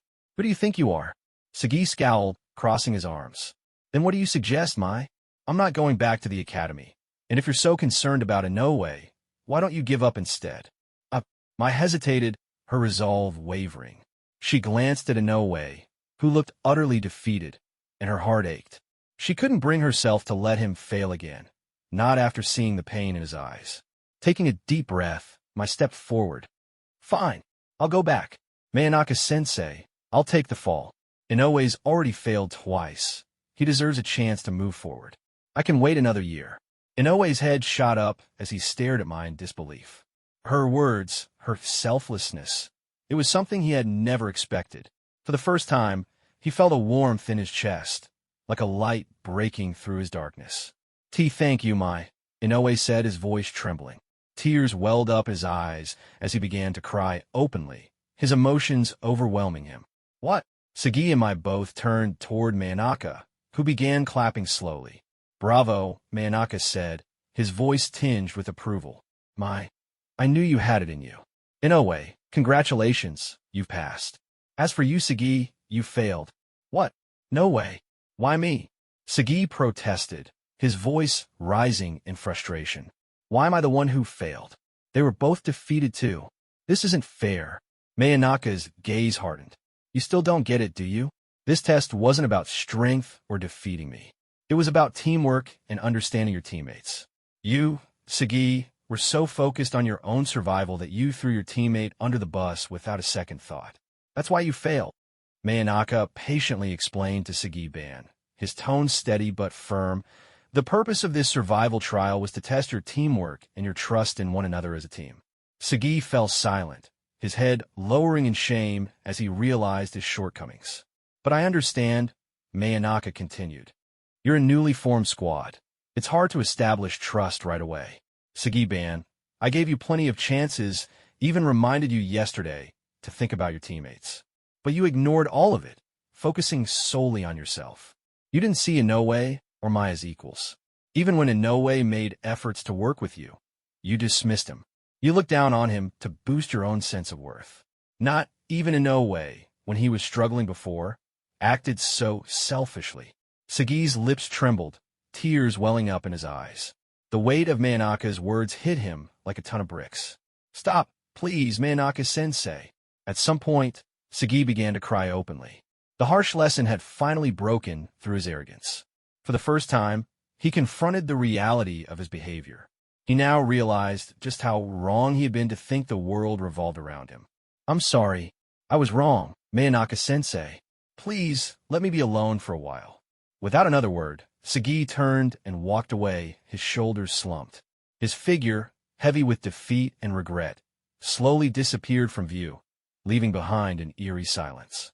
Watching him leave, Inoue Mura and Murasaki felt no pity for him. On the contrary, they both let out sighs of relief, grateful that they hadn't been the ones to fail. "Meet me tomorrow at the mission gathering site," Manaka instructed the remaining two. "For now, we're done here. I'll report to Lord Hokage about the situation." With that, Manaka disappeared in a gust of wind, leaving the forest of death behind. Asmai jumped with excitement, celebrating their success. Inoue groaned from his spot tied to the wooden post. Yes, we made it. We're ninjas now," Mai cheered, clapping her hands together. "Wait, don't leave me here," Inoue yelled desperately. Mai stopped mid-celebration and turned back, realizing she had completely forgotten about him. She laughed awkwardly, sticking out her tongue. "Sorry about that." Later, in the Hokage's office, Manaka stood before Hiruzen Sarutobi, giving a detailed account of the trial and explaining his decision to pass Inoue Mura and Murasaki, while failing Sagiban. Hiruzen listened carefully before speaking. Typically, ninja teams consist of 3 members. Cases like yours, where only 2 pass, are rare. In such situations, it's common to send the entire group back to the academy for retraining. Manaka nodded, but interjected, his voice calm but firm. "Lord Hokage, forgive me, but I couldn't bring myself to do that. Inoue has already been sent back twice, and this time, it wasn't his fault. He has more than met the requirements, but his previous failures were largely due to the shortcomings of his teammates. I didn't want to see that happen to him again." Hiruzen smiled kindly, shaking his head. "I don't fault you for that, Manaka. In fact, I had planned to address this issue anyway. I intend to assign another member to your team, someone who is unique. She's never attended the Ninja Academy, but she possesses extraordinary and dangerous abilities. That's why I need to ask you, have you fully mastered the spirit transformation technique?" Manaka raised an eyebrow, intrigued. "Extraordinary and dangerous abilities? Lord Hokage, I've not only mastered the spirit transformation technique, but I've also developed several new techniques based on it. It suits me perfectly." His curiosity deepened. Who could this person be? Naruto was already assigned to Kakashi, so it couldn't be him. Manaka racked his brain, but couldn't think of anyone that fit Hiruzen's description. "Good," Hiruzen said, his tone growing more serious. "Then I can rest a bit easier. Take a look at this." He handed Manaka a photograph, his expression heavy with concern. Clearly, this was no ordinary assignment. The decision to place this individual on Manaka's team had been made after much deliberation and trust. "What?" Manaka's eyes widened as he recognized the person in the photo. A wave of shock and unease washed over him. "It's her. Lord Hokage, you've got to be kidding me. Kurenai told me about her before. Are you trying to get me killed?" Hiruzen adjusted his hat and sighed. "I take it you're well aware of her potential, then." "Yes, she's difficult to say the least. But her dream is to become a ninja, and I believe you're the only one who can handle her. With your mastery of the spirit transformation technique, you should be able to keep her in check." "Should?" Manaka repeated, his tone incredulous. "What do you mean, should? Lord Hokage, if even you can't guarantee this, then what am I supposed to do? What if she decides to kill me in my sleep? I wouldn't even know how I died. Can I learn the flying thunder god technique in time?" Hiruzen chuckled softly, though his gaze remained serious. "I won't lie to you, Manaka. If she ever loses control, the entire village could be destroyed. That's why I'm entrusting her to you. Please, take care of her." Manaka stared at him, dumbfounded. For a brief moment, he considered taking his Hengwang sword and cutting the old man down on the spot. "This old man, he's really trying to get me killed," he thought. Seeing Manaka's reluctance, Hiruzen added, "How about this? If you succeed in helping her gain control over her abilities, I'll classify this as an S-rank mission and grant you a month of paid leave." "What do you say? Paid leave? For a whole month?" Manaka's expression shifted as the offer caught his attention. He had been thinking about how to join Naruto and Sasuke on the upcoming Wave Country mission, and this could be his chance. "Yes," Hiruzen confirmed. "Her power alone qualifies this as an S-rank mission. If you succeed, I'll make sure it's reflected in your record as well." "Deal," Manaka said almost immediately, his previous reservations evaporating. I've been meaning to take some time off anyway. This works perfectly for me. Thank you, Lord Hokage. Hiruzen raised an eyebrow, curious. And what exactly were you planning to do during this leave of yours? Manaka smiled, his tone lighthearted. I've lived in Konoha my whole life, and I've never seen the ocean. I was planning to take a trip to the land of waves. Don't forget, I'm also a sculptor. I've seen deserts, mountains, and glaciers on my missions, but I've never seen the sea. While I'm there, I'll even carve something for you as a gift, Lord Hokage. Hiruzen chuckled softly, shaking his head. Very well, Manaka. I look forward to seeing what you create. Hiruzen Sarutobi's eyes lit up with anticipation. Is it the ghost sphere? No. Lord Hokage, could you stop obsessing over my ghost sphere? That's a non-negotiable, priceless piece. Manaka responded with a helpless sigh. Ah, so it's not the ghost sphere, Hiruzen said, his enthusiasm dimming slightly.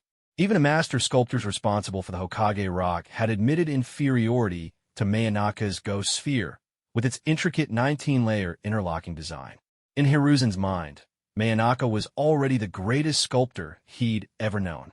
So, what else could you possibly carve that could surpass it? You won't be disappointed, Lord Hokage, Manaka replied confidently. Now, if you'll excuse me, I need to prepare to meet the final member of Team 12. With that, Manaka vanished in a gust of wind, using his wind instantaneous movement. But only moments later, he reappeared in the office, his expression dark and uncomfortable. Hiruzen raised an eyebrow, curious. What's the matter? Did you forget something? About that. Manaka's face flushed slightly, and he looked away awkwardly. Lord Hokage, you never told me where Kurenai's survival trial is being held. I'll need her help with this. Hiruzen, well, I'll be damned. Even you have moments like this. Hiruzen exclaimed, momentarily shocked before breaking into a hearty laugh. By 1 p.m., Manaka had invited Kurenai Yui, who had also just finished her survival trial, to join him for lunch in a private room at a local restaurant. The atmosphere was relaxed, but Manaka wasted no time in explaining the situation. Yakumo, Kurenai's voice rose in alarm as she processed what Manaka was saying. Wait, Manaka, are you saying Sarutobi-sensei assigned Yakumo Kurama to your Team 12? Manaka nodded, his expression serious. That's right. When Lord Hokage first told me, I was as shocked as you probably are now. But after weighing my options, I agreed.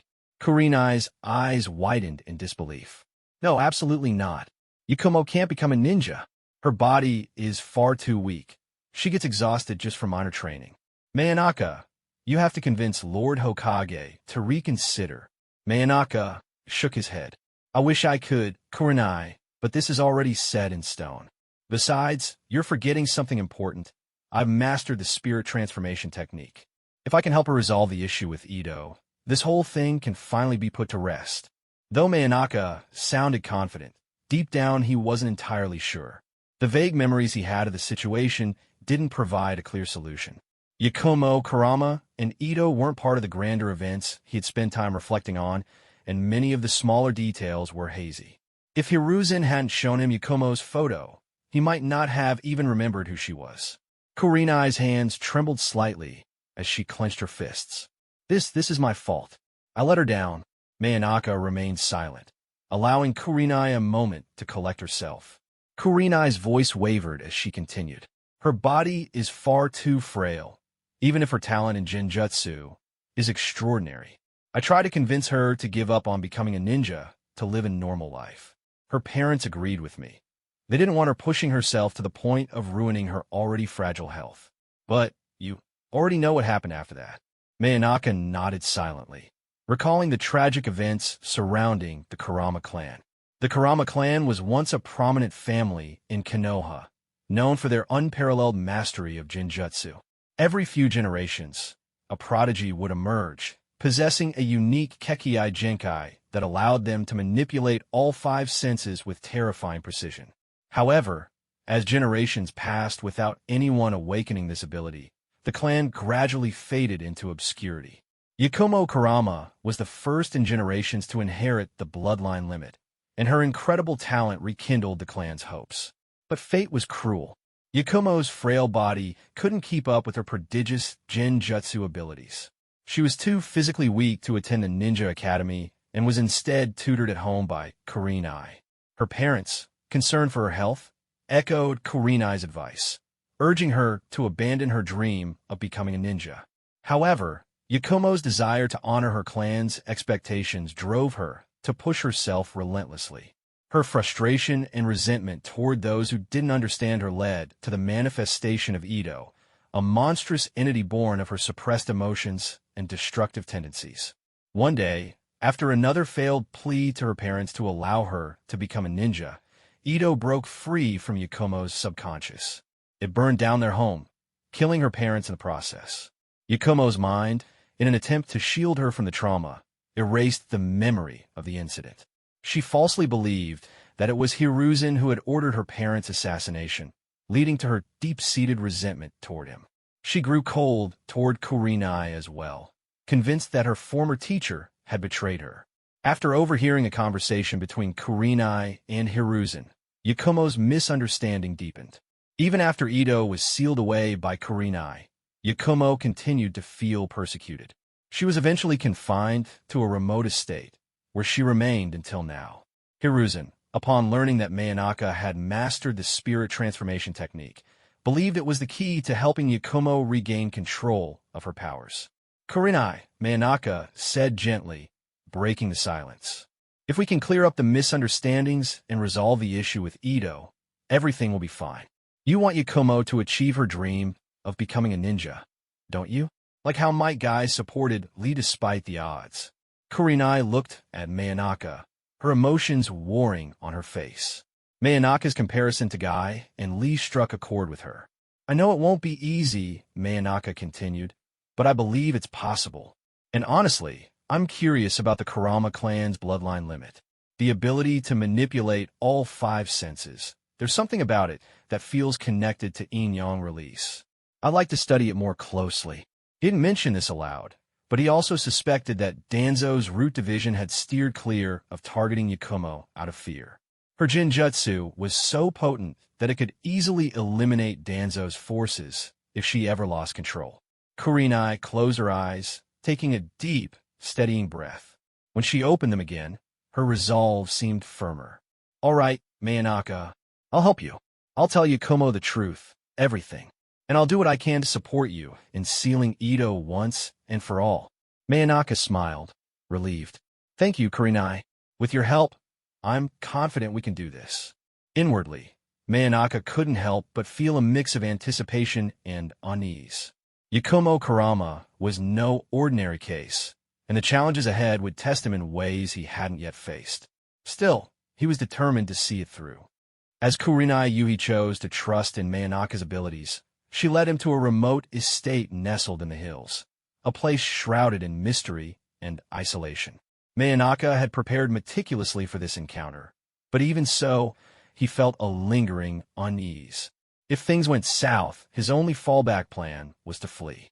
He knew full well that facing Yakumo Kurama and her bloodline ability, which controlled all 5 senses, was no simple matter. At the entrance to the estate, Kurenai stopped abruptly. She could sense that the ANBU who had been assigned to monitor Yakumo were no longer present. Even the 2 medical ninjas who had cared for her were gone. It was clear that everything had now been handed over to Manaka. This place, Manaka muttered as he surveyed the surroundings. The atmosphere was oppressive, with the setting sun casting eerie shadows across the estate. Kurenai, you and Lord Hokage really went out of your way to make sure she ended up with psychological problems, didn't you? Kurenai's expression turned awkward, and she gave a sheepish smile, unable to refute his words. As they entered the estate, the sheer size of the grounds became apparent, though the desolate and grim atmosphere made it feel far from welcoming. The fading sunlight bathed the walls in an orange glow, adding an unsettling hue to the already ominous environment. When they pushed open the door to Yakumo's room, Manaka was greeted by a chilling sight. The walls were lined with oil paintings, all in dark, gothic tones that exuded an air of horror. The room felt oppressive, as if it were suffocating under the weight of its own sinister decor. Red Sensei, came a calm, detached voice from the shadows. It was Yakumo. Her tone was devoid of emotion, as though she were completely indifferent to their arrival. She sat at an easel, her hand moving steadily as she painted. Her subject? A haunting image of Kurenai being impaled, a scene so vivid it sent shivers down Mayonaka's spine. The others seemed to have left. Yakumo continued without looking up. The ANBU, the medics, they're all gone. The person with you, is he the one the Hokage sent? Kurenai swallowed hard, forcing herself to steady her nerves.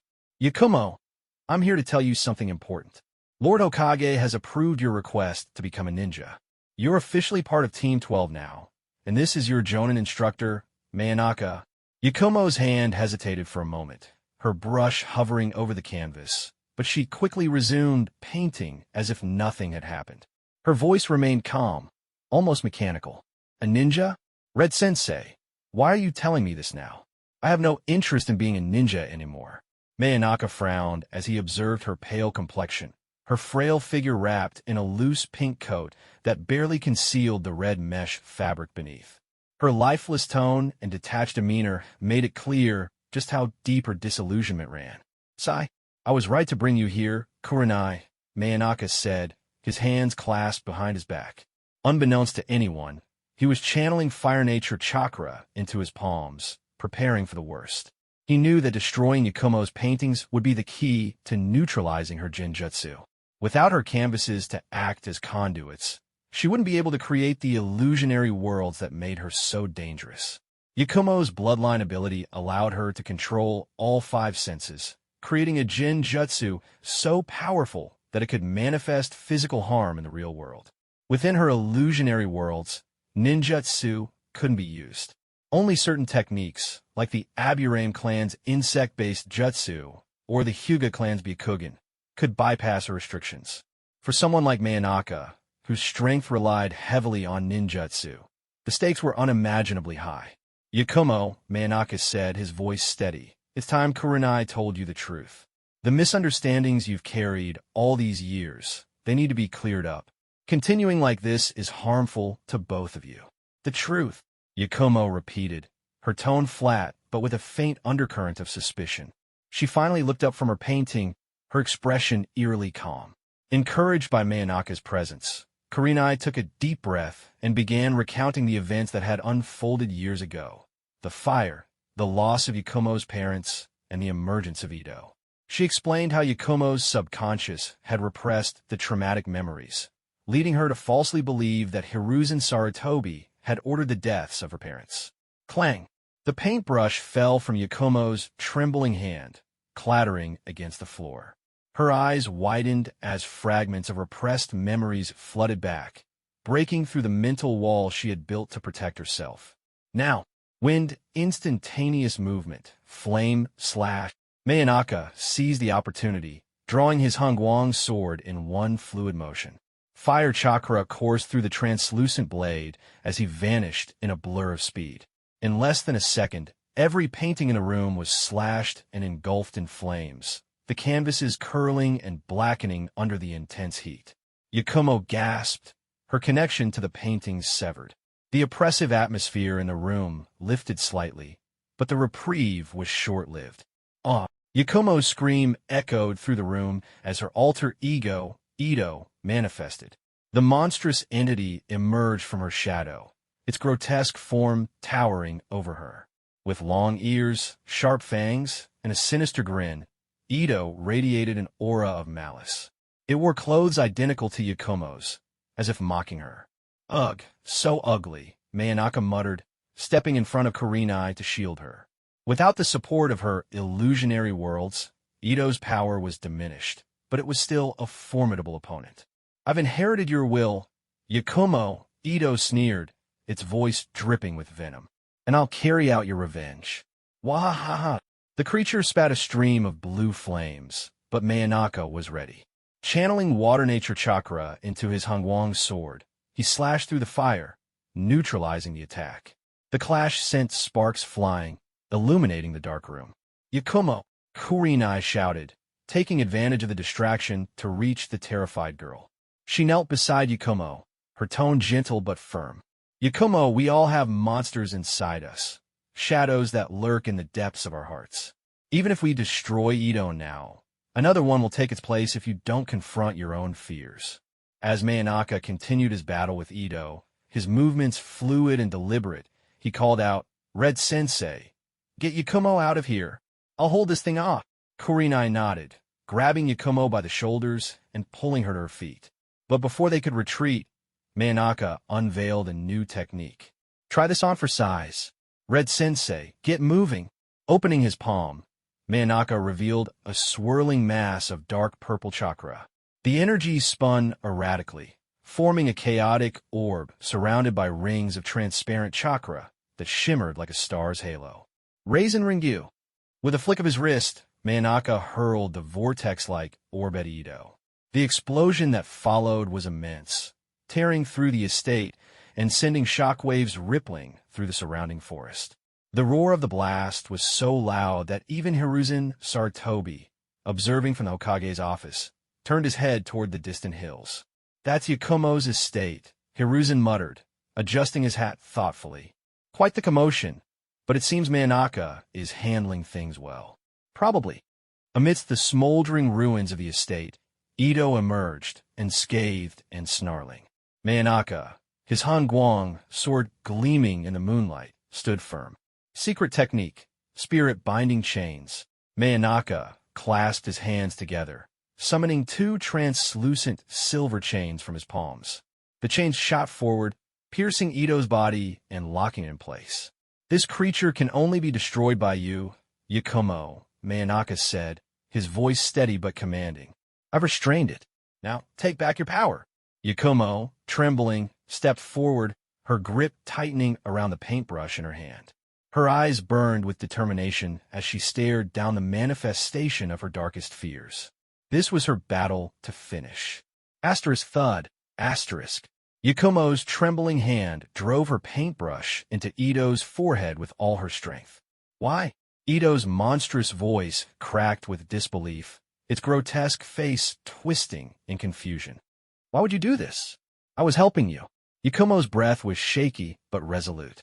"You were born of my pain and anger, but you've done nothing but hurt me and everyone I care about. I don't need you anymore." Finally, Manaka exhaled in relief. The spirit binding chains he had summoned retracted into his palms, the glow of their silver energy fading.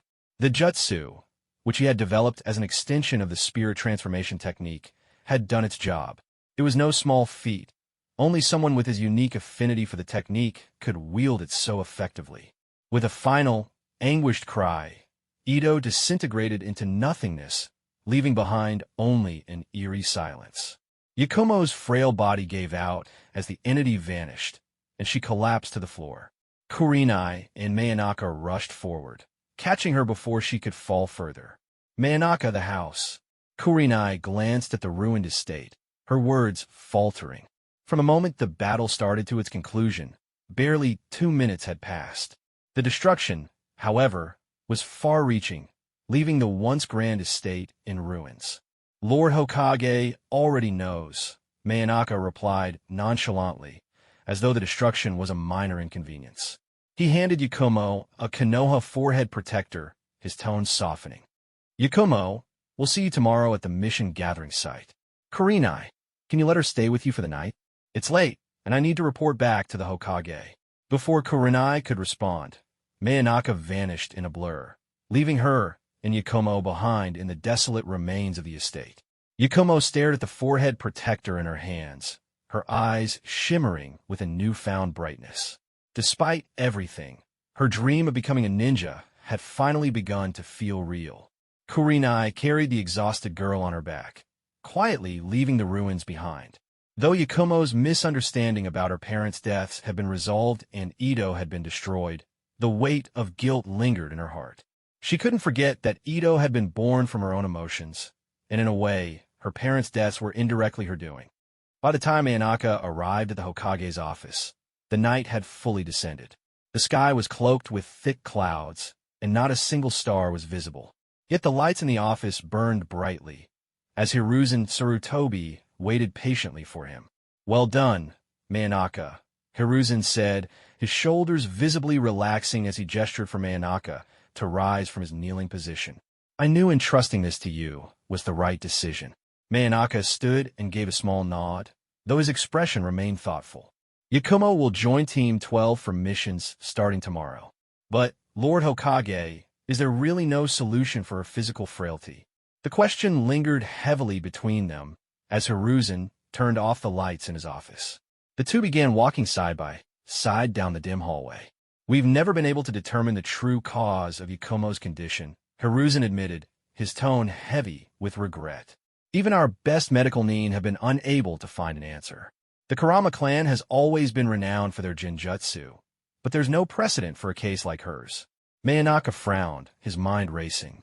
So even if she becomes a ninja, she might be limited to missions within the village because of her health. The thought of being confined to mundane rank missions made Manaka cringe internally. His own record was spotless, having skipped over such menial tasks entirely. The idea of having to start now, just to accommodate Yakumo, felt both ironic and frustrating. After discussing a few more details about Yakumo's case, Manaka bid farewell to Hiruzen and made his way to Ichiraka Ramen. A warm bowl of ramen was the perfect way to end such a taxing day, and he savored every bite. Returning home afterward, he noticed how cold and lifeless his kitchen had become. In his days as a student at the Ninja Academy, he had been meticulous about meal preparation, ensuring every dish was both nutritious and balanced. But since graduating, he had allowed himself to indulge, and his once pristine kitchen now lay untouched. Just as he reached his door, Manaka spotted an elderly man waiting by the entrance, flanked by two ninja. Wow, today's been really busy, Manaka muttered, stifling a yawn as he approached. In the blink of an eye, he appeared before them. Lord Manaka. The old man's voice was tinged with emotion. Kurama Yunhai, the current head of the Kurama clan. Manaka recognized the man immediately. You're here about Yakumo, aren't you? Though he didn't invite them inside, both out of fatigue and a desire to avoid the hassle of hosting. He acknowledged their presence and prepared to address their concerns. Yes, Lord Manaka, Yunhai replied with a nod. It's about Yakumo. Manaka anticipated the question and answered before it could be asked. If it's about Ito, you don't need to worry. Yakumo destroyed herself earlier tonight. She's now fully capable of controlling her powers. Truly? That's wonderful news, Yunhai exclaimed, his excitement drawing the attention of a certain blonde ninja in a nearby apartment, who peeked out of his window to eavesdrop. Manaka yawned again, waving dismissively. I'm glad you're relieved, but it's been a long day. I'm exhausted, and it's late. That said, I do have a question for you. Do you know the real reason behind Yakumo's frailty? It's strange that no one else in the Kurama clan has ever exhibited the same condition. Yunhai's expression turned somber. We've searched through all the records in the Kurama clan's archives, but we found no precedent for Yakumo's condition. Even a medical nin we've consulted have been at a loss. Manaka's brow furrowed. He felt as though he were missing something crucial. Suddenly, an idea struck him. Yunhai, are you familiar with Inyang release? Inyang release? Yunhai repeated, his face a mixture of confusion and curiosity. After a moment of thought, he shook his head. I'm afraid I've never heard of it. Do you believe it could be related to Yakumo's condition? Manaka. For a moment, he was at a loss for words. He couldn't help but feel a pang of frustration, realizing he had made a critical error in judgment. He had assumed that others, especially clan leaders, would have knowledge of concepts like Inyang release. But the reality was far different. Of course, Manaka thought to himself bitterly. The Kurama clan has declined significantly over the years. It's entirely possible that much of their knowledge has been lost. Even in prominent clans like the Hyuga, only the elders or clan leaders would have access to such information. Still, Yunhai's reaction confirmed Manaka's suspicions. The root of Yakumo's frailty likely lay in the intricacies of Inyang release. While he didn't yet have all the answers, he felt confident that he was on the right track. Thank you, Lord Manaka, Yunhai said earnestly. If there's anything else we can do to help Yakumo, please don't hesitate to let us know. Manaka waved him off with a tired smile. I'll keep that in mind. For now, let's take things one step at a time. As the Kurama clan members departed, Manaka leaned against his door, the weight of the day settling over him. Though progress had been made, the journey ahead felt long and uncertain. Inyong release, he muttered to himself. Looks like I've got a lot of digging to do. If Yakumo's physical condition is truly as I suspect, Manaka said, his voice steady and full of confidence, then I'm 100% certain that I can heal her. Kurama Yunhai, the current head of the Kurama clan, visibly trembled with excitement. Truly? Lord Manaka, are you serious? You can really cure her? He asked, his voice nearly breaking with emotion. I said it depends on whether my theory is correct, Manaka replied, his tone measured. If it's not, then there's nothing I can do. But, clan leader, there's something important I need to say. Until Yakumo fully recovers, you shouldn't visit her. All you'll do is put unnecessary pressure on her. Manaka's words were blunt, leaving no room for argument. Kurama Yunhai's expression tightened, but he said nothing, silently acknowledging the truth of the statement. Manaka sighed inwardly as he continued. You've placed the entire clan's hopes on her shoulders since the day she was born. She knows this better than anyone. But because of her health, she's been unable to live up to those expectations. And when she tried to push herself, you turned around and told her to give up on being a ninja. Can you even imagine how much that hurt her? He paused, his gaze sharp as it landed on Yunhai. Yakumo doesn't just need her body to recover. Her heart needs healing too. Otherwise, another Ito might be born. After speaking with Kurama Yunhai for a while longer, Manaka accepted the clan's formal entrustment of Yakumo's care. Returning home, Manaka hung his Hengguang sword on the wall, locked the door, and took a long, hot shower. Exhausted, he changed into his sleepwear and fell in a bed, drifting off almost instantly. The day had been overwhelming, from conducting the survival trial to handling Yakumo's situation. The next morning, Manaka woke to the sound of his alarm clock. Stretching lazily, he got out of bed, ate breakfast, and got himself ready for the day. Slinging the Hengguang sword across his back, he headed out to the mission gathering site. By the time he arrived, Inoue Mura and Murasaki Mai were already waiting for him, along with the members of Team 7 and Team 8. Manaka-sensei, Mai greeted him enthusiastically, waving her hand in the air. Good morning, everyone, Manaka replied. He glanced at Inoue, who was clearly struggling with something internally.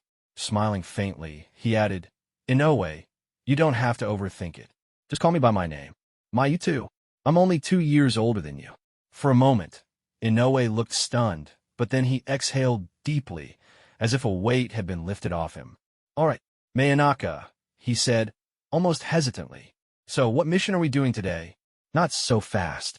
Team 12 isn't complete yet, Manaka said with a mysterious smile. Huh? Not complete. Both Inoue and Mai tilted their heads in confusion. Before they could ask further, Manaka turned his attention to Team 7. Looks like you passed Kakashi-sensei's survival trial. Congratulations. Thanks Manaka-sensei. Sakura responded politely, smiling brightly. Naruto, on the other hand, couldn't contain his excitement. Pointing to his forehead protector, he exclaimed, Manaka, look, I finally became a ninja. Manaka chuckled at Naruto's enthusiasm, while Sasuke remained silent. Instead, Sasuke's intense gaze and the activation of his two-tomo Sharingan spoke volumes about the growth he had achieved through their training. Not bad at all, Sasuke, Manaka said approvingly. Have you talked to Kakashi-sensei about your lightning chakra affinity yet? Sasuke shook his head, deactivating his Sharingan. Not yet. After we passed the survival trial yesterday, I left. I plan to tell him when he gets here. Good. Don't forget, Manaka reminded him before turning to greet teammate Kiba Inuzuka, Shino Aburame, and Hinata Hyuga, who was quietly stealing glances at Naruto from behind her teammates. Mai raised her hand hesitantly. Manaka-sensei, do we really have another teammate? We do, Manaka replied with a smile. You'll meet her soon. She's another girl, by the way. Moments later, Manaka turned his head and said, Ah, here they are. Kurenai appeared, carrying Yakumo Kurama on her back. Yakumo had changed her attire, now wearing a sleek red mesh bodysuit beneath a purple short-sleeve top and a pink sash around her waist. A ninja tool pouch was strapped to her right leg, and her long brown hair was tied at the ends. Slung over her back was a collection of art supplies, including a canvas and brushes. Kurenai helped Yakumo down, and the girl adjusted her Konoha forehead protector, her face lighting up with excitement and anticipation. "Everyone," Manaka said, gesturing toward her, "this is Yakumo Kurama, the newest member of Team 12. Living in isolation at the Hilltop Estate, Yakumo had little experience interacting with others beyond Kurenai, Yanbiyu, and Medical Nin. Though her expression remained calm and detached, it was clear she wasn't used to socializing. "Hello, Sakura, Kiba, Mai," and in no way greeted her warmly.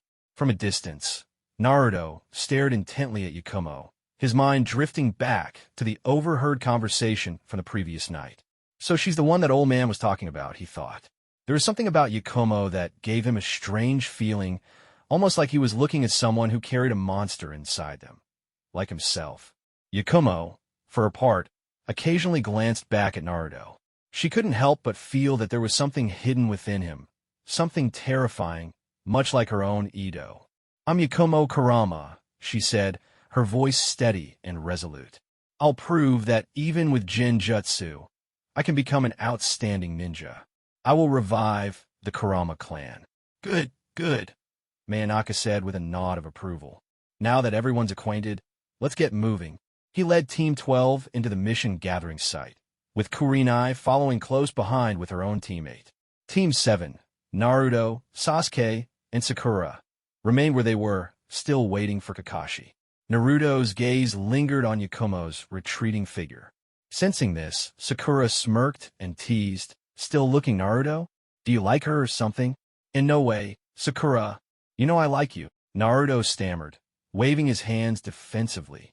"Yeah, well, I'm sorry, but I don't feel the same way," Sakura replied, her expression softening as she turned her attention to Sasuke with a dreamy look. Sasuke, hands in his pockets, maintained his usual stoic demeanor, though deep down, he was struggling to stay composed after everything that had happened recently. Manaka accepted a simple weeding mission and brought Team 12 to the designated site. Yakumo, curious about all things ninja-related, was eager to join Mai and in no way in pulling weeds. However, Manaka stopped her before she could begin. "Your body isn't up to it," he said calmly, maintaining his focus as he used tweezers to clean and maintain his Ngwang sword. "Let Mai and in no way handle this. Once the mission is over and they've been dismissed, you'll come with me to a place that might hold the solution to your physical weakness." Yakumo blinked, her curiosity piqued. "Really? You think you can fix me?" Manaka didn't look up, but his voice carried a quiet confidence. "If my theory is correct, yes. But we'll talk more after the mission." Yakumo nodded silently, her determination growing stronger. She had taken her first steps toward not only becoming a ninja, but also reclaiming control over her own destiny. But Yakumo Kurama looked longingly at Murasaka Mai and Inoue Mura, who were busy weeding in the field, while she was left standing with Manaka. "It's fine, Yakumo," Mai said, waving her hand with a reassuring smile. "Once your body gets better, you can join us next time." Inoue, who had been focused on his task, looked up and added, "Yeah, leave it to us today. Take care of yourself first. There's always tomorrow." Their kindness and encouragement softened Yakumo's guarded demeanor. For the first time, she began to accept these two seemingly weak teammates of hers. The icy expression on her face melted, replaced by a faint warmth. "Thank you, Mai." "In no way," she said quietly. D-rank missions, often categorized as beginner-level tasks for genin, were typically accompanied by their jonin instructor. For Manaka, this was essentially getting paid to supervise. By the afternoon, the task was complete. After handing over the mission report and collecting their reward, Manaka led Yakumo, Mai, and Inoue out of the mission gathering site. "All right, that's it for today. We'll meet again the day after tomorrow at 8:30 a.m., same meeting spot. After completing the mission, I'll be guiding you in your training." "You're dismissed," Manaka announced. Mai and Inoue cheered excitedly at the promise of training, their enthusiasm evident as they waved goodbye and quickly disappeared from view. Now left alone with Yakumo, Manaka turned and gestured for her to follow him. Together, they headed toward the Akimichi clan's residence. Beyond the basic elements of fire, water, earth, wind, and lightning. There are 2 additional special attributes, yin and yang. Manaka explained as they walked. Your ability to manipulate the 5 senses with genjutsu stems from yin chakra, which governs the mind and spirit. Manaka sighed, reflecting on his own misconceptions. He had initially thought his yin-yang spiral orb, *Raisenring *, was a step toward mastering yin-yang release, but he had come to realize it was merely an advanced combination of yin and yang chakra. True yin-yang release, as described in legends, was the power of the sage of 6 paths, the ability to create life and matter from nothingness. Techniques like his spirit-binding chains, or even Yakumo's bloodline limit, were remarkable but far from reaching that level. In essence, Manaka continued, your bloodline ability falls under the yin attribute. Conversely, the Akimichi clan's expansion jutsu is rooted in yang chakra, which governs physical vitality and life energy. That's likely the key to understanding your condition. Reaching the Akimichi clan's compound, Manaka was warmly welcomed by Choza Akimichi, the clan head. The 2 had become acquainted over shared meals at a barbecue restaurant, and Choza had even taught Manaka some aspects of the Akimichi clan's techniques.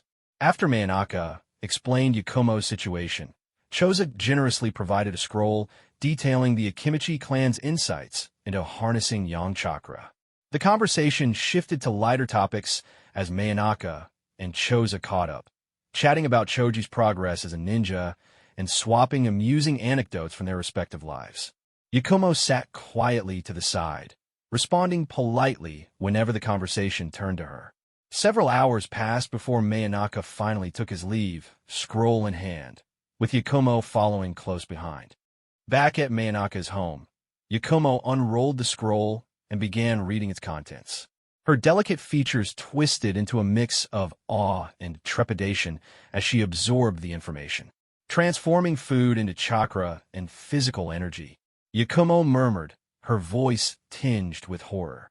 She glanced at Manaka, who was lounging on the couch, meticulously carving a crystal figurine. Manaka, am I going to end up like that kind, chubby uncle we just met? Manaka glanced at her with a look of mild exasperation. The Akimichi clan needs massive chakra reserves to use their expansion jutsu, which is why they maintain that physique. You don't need to follow their example. As he spoke, his gaze drifted downward, causing Yakumo to instinctively clutch her chest. Her face turned crimson as she glared at him. You pervert! Jerk! Lecher! Unfazed, Manaka shrugged and replied flatly. It's your choice. If you let the chakra accumulate in your stomach instead, no one's going to stop you. Yakumo froze, realizing that Manaka's calm demeanor made her own outburst feel overly dramatic. She quickly dropped the subject, though her cheeks remained flushed. Suddenly, Manaka's expression turned serious. He looked directly at Yakumo and said, Yakumo, the Akimichi clan's training method is now in your hands. Don't waste the opportunity Choza gave you. He's placed his trust in you. Understand, she replied earnestly, carefully rolling up the scroll. Her voice softened as she added, I won't let anyone down. Not him, not you. But, Manaka, can I ask you something? Go ahead, he said, not looking up from his carving. What's your relationship with that famous actress? Are you 2 together? The question caught Manaka off guard, and for a brief moment his hands paused. But he quickly recovered and resumed his work. No, he said plainly. She's the daimyo of the land of snow now. She has her own responsibilities, her own life. I'm just an ordinary jonin from the Leaf Village. Our lives are too different. Being together would only cause unnecessary complications. He glanced at Yakumo, his expression unreadable. Yakumo, don't waste your time being curious about me. I'm not a good person, and knowing me won't do you any good. Though he didn't elaborate, his words carried a weight that left no room for further questioning. Yakumo pouted slightly, muttering under her breath, as if I care. I was only asking because she's a famous actress. Good, Manaka replied curtly, his focus returning to his carving. Moments later, Yakumo's eyes widened in surprise as she recognized the figure taking shape in the crystal. That's Lord Hokage, she exclaimed. Keep it to yourself, Manaka said without looking up. It's a secret. I'll be taking some time off in a week for personal matters, and another jonin will temporarily take over your training. This piece is a gift for the Hokage. Don't tell anyone. As Yakumo continued to admire the intricate craftsmanship, she hesitated before asking, "Can I come with you? I've never left the village before." Manaka shook his head firmly. "No. Once your body is fully recovered, we can consider missions above D rank. For now, focus on your training." Yakumo's shoulders slumped, but she couldn't argue with his reasoning. Her journey as a ninja was just beginning, and she still had much to learn. When night fell, at Kunai Yui's home, Yakumo Kurama attempted for the first time to practice the yang attribute cultivation method of the Akimichi clan. During the lavish dinner, under Kurenai's astonished gaze, the majority of the food ended up in Yakumo's stomach. After resting for over an hour, Yakumo resumed her training as she had done in the past. "How is it? Do you feel like it's working?" Kurenai looked on with concern as Yakumo began her practice once more, just like before. "It feels fine now." Yakumo wiped the sweat from her forehead. If it were the old her, she would already have collapsed from exhaustion by this point. But now, at most, she just felt tired. With Ito's disappearance, the dissonance she had felt while using Jinjutsu was also gone. She had gained full control over her powers. However, going forward, maintaining her physical health would require more food than before. Yakumo could already envision what her future would look like. "As long as you're okay. It's amazing that nothing seems to stop him." "Huh? Back then, I was completely at a loss when it came to your condition." Kurenai sighed deeply. Comparing herself to others, she felt somewhat incompetent. Back then, she and the Kurama clan indirectly contributed to the creation of Ito, the culprit behind Yakumo's struggles. Now, Manaka, True Knight, had not only helped Yakumo resolve the issue with Ito, but had also addressed her physical condition. "No, Sensei Kurenai, it's not your fault. It was all because I was too pessimistic in the past. Everything's fine now." Yakumo suddenly shifted the topic and asked, "By the way, Sensei Kurenai, do you know if Manaka has someone he likes? And what's the deal between him and that famous star?" Not getting the answer she wanted from Manaka, Yakumo turned to Kurenai with her questions. Manaka's straightforward and dismissive attitude had left her frustrated. She couldn't understand why he rejected her so decisively without even giving it a second thought. If Manaka knew what Yakumo was thinking, he'd probably say, "If I don't like someone, of course I'd reject them. Keeping you in suspense or being indecisive isn't my style. I simply wouldn't do that." Kurenai immediately understood Yakumo's meaning. Love, those budding feelings of youth. Although fleeting, Manaka had suddenly entered her life and transformed her once aimless existence. Gone were the days of living in a dark, cold, and lonely mansion. More importantly, Manaka was handsome, strong, and wealthy. Putting herself in Yakumo's shoes, Kurenai thought she might have fallen for him too. I don't know. As for Manaka and Koyuki Kazahana, their relationship is practically public knowledge. Every time Ebisu and I asked him about it, he would dodge the question. Later, I asked Guy and his students, who were on the same mission with him at the time, but they didn't know either. Yakumo tilted her head in confusion. Could it be that what Manaka told her before was true? If so, then he was still single. "You two.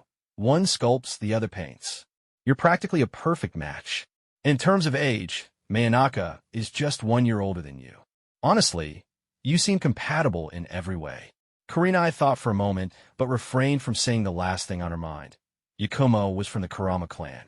Even though the clan had declined, it was still a family of note. If Manaka and Yakumo were to get together, he'd likely have to marry into the family. From what she knew of Manaka's proud and independent nature, he'd never agree to that.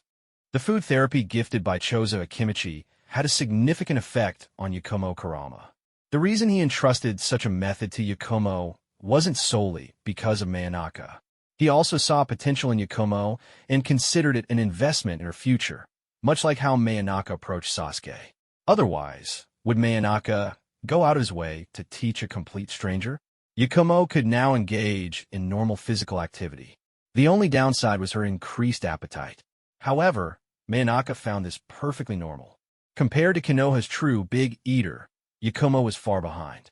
After all, that individual once consumed 46 bowls of ramen in half an hour. Without a time limit, Who knows how much they could eat? Manaka couldn't fathom those with such massive appetites.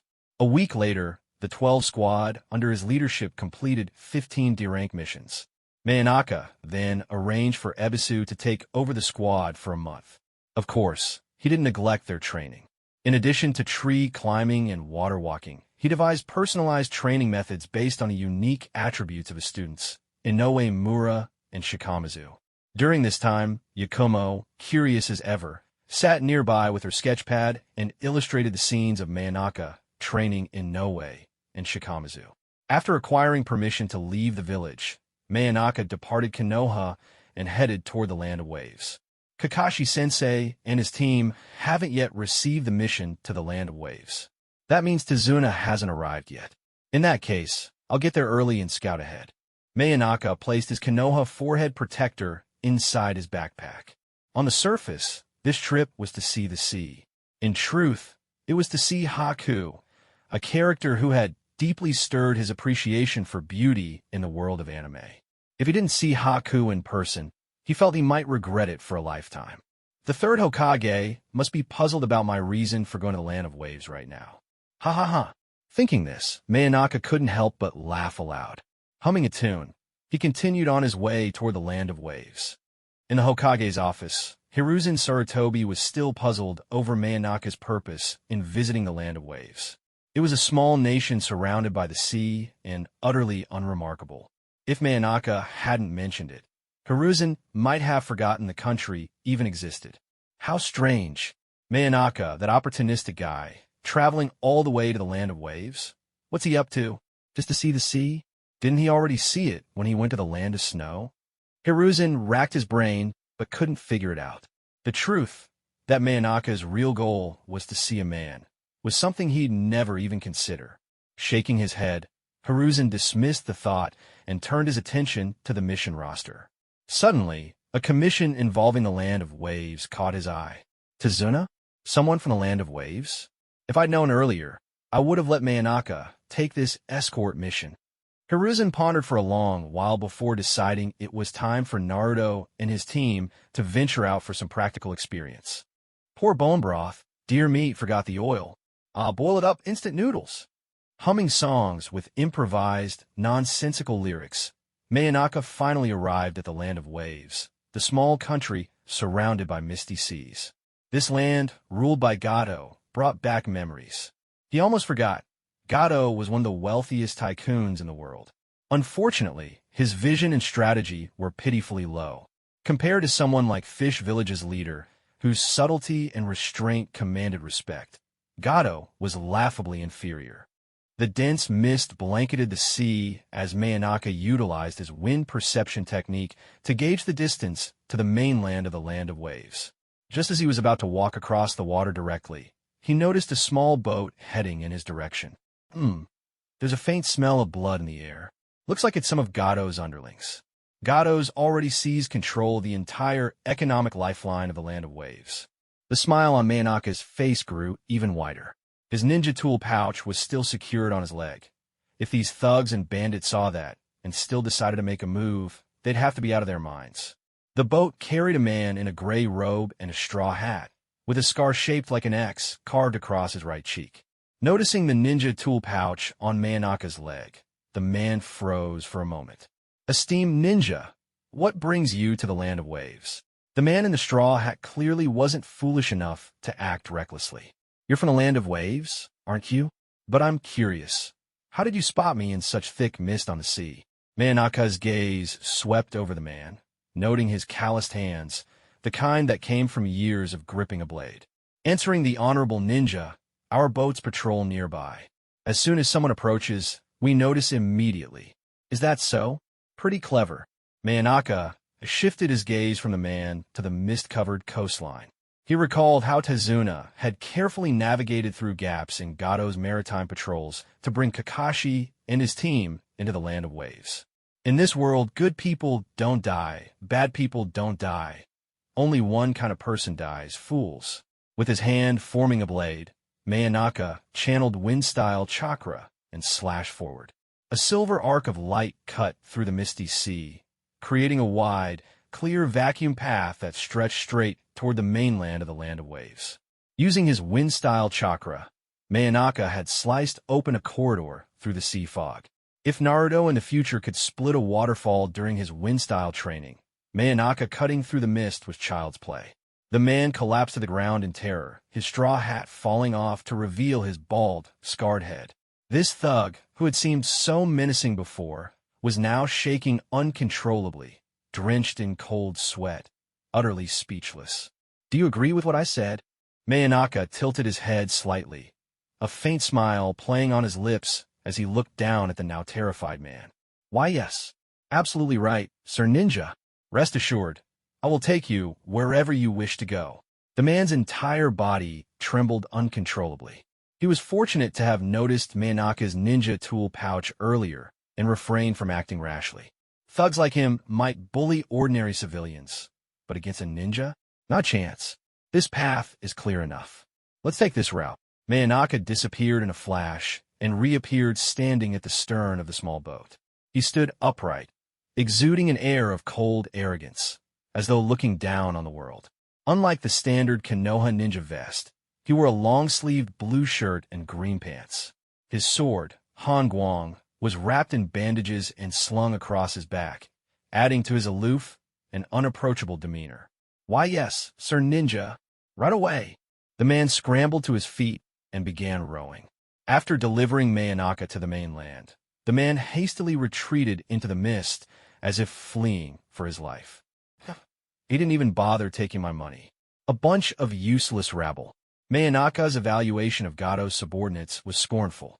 He couldn't understand how someone as wealthy and globally renowned as Gado could be so short-sighted and incompetent. But after some thought, he realized that those truly capable and skilled likely remained hidden, much like the leaders of the fish village. If it hadn't been for the appearance of the demon Ru, which brought about the village's destruction, they would probably have stayed in the shadows forever. In that case, the spoils left behind after Gado's death, perhaps. Manaka's thoughts wandered to how many fan fiction protagonists had looted Gado's fortune in similar scenarios. Since everyone else had done it, he wouldn't miss out either. Money wasn't something he was particularly concerned about, but it wouldn't hurt to let Hiruzen Sarutobi believe he was in the land of waves for Gado's riches. By now, that person should have caught Gado's attention. If I'm not mistaken, Zabuza will likely send someone to investigate me. If so, there's a high chance it'll be that Haku. Manaka's plan was already taking shape. If Zabuza sent his lackey demon brothers, he'd wait until Kakashi and Team 7 arrived before making his move. Entering the city in the land of waves, Manaka was met with scenes of poverty and desolation. Beggars lined the streets, their faces pale and gaunt from hunger. Shops were sparse, and the few that existed were nearly empty. None of this seemed to faze Manaka. His face remained calm and indifferent, his deep eyes devoid of emotion. After knocking away a pickpocket who tried to steal his wallet and shooing off some children begging for food, he arrived at an inn. The dilapidated state of the inn left him speechless. He seriously doubted the ceiling wouldn't cave in while he slept. Despite the innkeeper's repeated attempts to persuade him to stay, Manaka left without hesitation. He eventually found a run-down, long-abandoned temple on a mountain peak. After setting up traps around the area, he decided to camp there temporarily.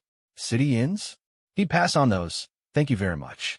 Now, he waited for whoever would come to test him next. At Gado's headquarters, news of Manaka had already reached the crime lord. A formidable ninja had arrived in the land of waves, and Gado immediately brought his 2 bodyguards to discuss the matter with Zabuza, a ninja who can cut through the sea mist. Zabuza sat in his chair, the massive executioner's blade, a weapon of the 7 ninja swordsmen, propped up beside him. A wind-style user, perhaps. Zabuza easily deduced one of Manaka's chakra affinities. Doesn't sound like someone easy to deal with. The demon brothers are currently out trying to assassinate Tazuna. For now, Haku, you go investigate this ninja. Don't act rashly. Understood, Zabuza-sama. The masked figure standing beside Zabuza, dressed in dark green, disappeared instantly, reappearing in their private quarters. Removing their mask and undoing the hairpin from their hair, long, straight black locks spilled down to their waist. Those brown eyes held a certain indescribable depth as they gazed at a pink kimono hanging in the wardrobe. The next morning, Haku donned the pink kimono and left the hideout, carrying a basket and wearing a gentle smile.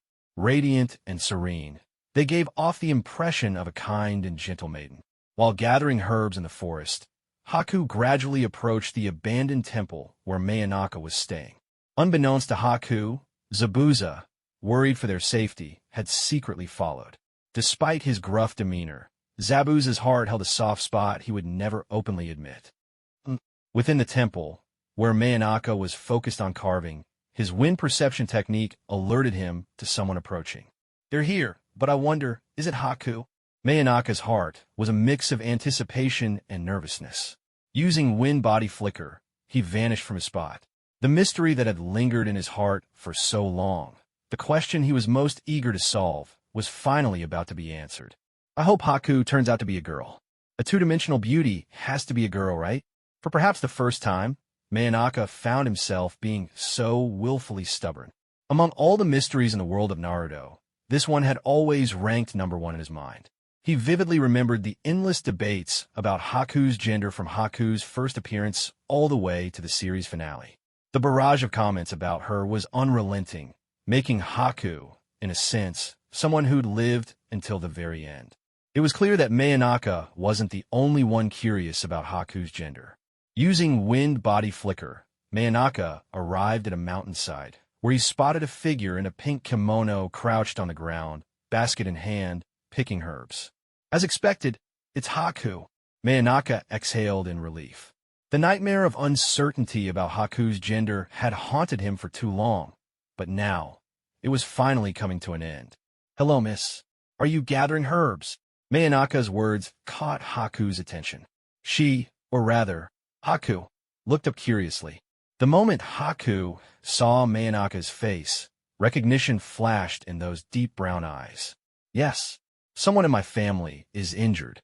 Haku stood up gracefully, or rather his expression softening. "You're the Konoha ninja from the finale of the Princess Gale arc, aren't you? Manaka, right? What are you doing here?" Manaka smiled, standing on a tree branch, and replied casually, "I'm on vacation. I wanted to see the sea. I heard the land of waves is surrounded by water and has stunning scenery. Plus, I'm a sculptor, so I thought it'd be inspiring to come here." But his tone shifted as he used body flicker to appear directly in front of Haku. With a serious expression, he remarked, "I feel like the beauty of the land of waves pales in comparison to you." Taking a closer look at Haku, Manaka's trained medical ninja eyes picked up on subtle details. No matter how well Haku disguised himself, it was clear to Manaka now, Haku was a boy. Damn it, so it really is a trap. What a waste. Manaka cursed inwardly. Seriously, the same person who managed to make Naruto blush and called him cuter than Sakura. Why does it have to be a guy? Manaka couldn't help but rant in his head. After all, Naruto's mastery of his sexy jutsu suggested he'd seen plenty of girls, and he was no stranger to such things. Yet Haku had managed to fluster Naruto. Naruto had never called anyone, besides Hinata in their later years, cuter than Sakura, so Haku being a guy was just too much to process. Haku, meanwhile, was taken aback by how direct Manaka was. He didn't blush, stammer, or hold back his words. This made him starkly different from the people Haku had encountered while gathering intelligence in the past.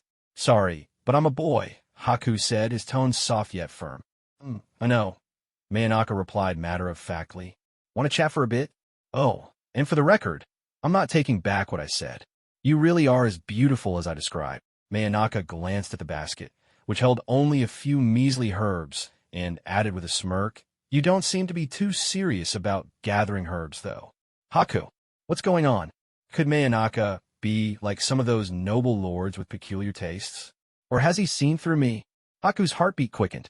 He genuinely feared that Manaka might disregard everything and act impulsively. If he'd known such danger awaited him, he would never have come dressed like this to test the waters. Now he was terrified. Hidden in the shadows, Zabuza was equally stunned by Manaka's words. He nearly lost his footing, though Manaka's wind perception technique had already pinpointed Zabuza's exact location.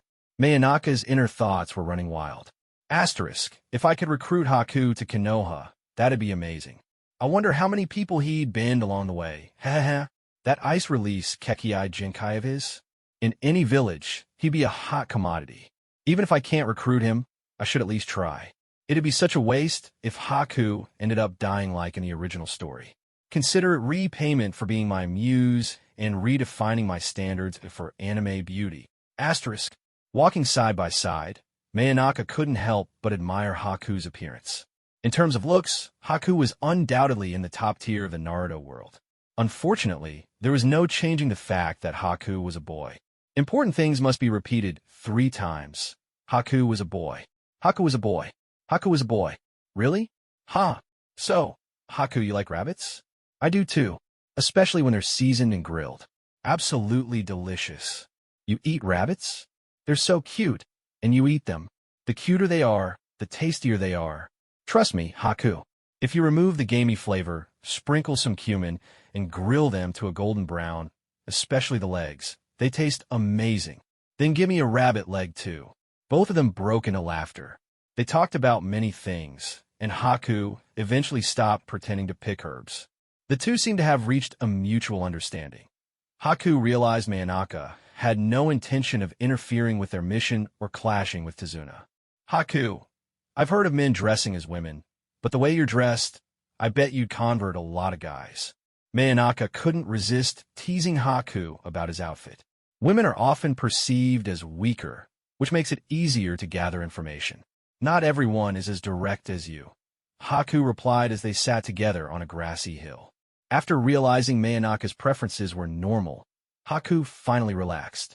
Those earlier remarks had been quite unsettling. I was simply compelled to admire your beauty, Mayanaka said, holding up a piece of crystal. Using his tools, he began carving a likeness of Haku. Asterisk, if there's a pinnacle for traps, Haku's undoubtedly at the top. I mean, comparing him to that weird character with a gender identity crisis in the land of Wano is just insulting Haku. Asterisk, done. Take a look, how does it look? Mayanaka handed the carved crystal to Haku. This is incredible. Honestly, even if you weren't a ninja, you'd never go hungry with skills like this. Haku held the crystal up to the light. The transparent sculpture was an exact likeness of himself. Meanwhile, back in Konoha, in the Hokage's office, Naruto, Sasuke, Sakura, and Kakashi returned from completing a mission to retrieve a missing cat. Because the cat's owner was wealthy and influential, the mission had been classified as urgent and handled directly by the Hokage's office. Haha, serves it right. No wonder this cat keeps running away. Ha ha ha. Naruto laughed gleefully, watching as an opulently dressed, broad-shouldered woman smothered the poor cat in her arms, rubbing her face against it. The cat's wide, tear-filled eyes and desperate struggles suggested it was on the brink of suffocation from being squished into the woman's plump cheeks. Sasuke and Sakura silently agreed with Naruto's words as they watched the woman leave with the pitiful, tear-streaked cat still struggling in vain. Hiruzen Sarutobi held the mission scroll in his hand, his thoughts drifting to Mayanaka, who was currently in the land of waves. If anything were to happen, Mayanaka could potentially provide assistance.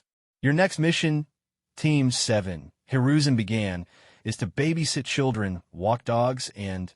No way. I don't want to do these kinds of missions anymore. Naruto erupted, unable to hold back his frustration.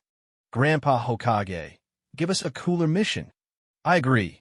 Sasuke chimed in, clearly tired of the monotonous D-rank missions as well.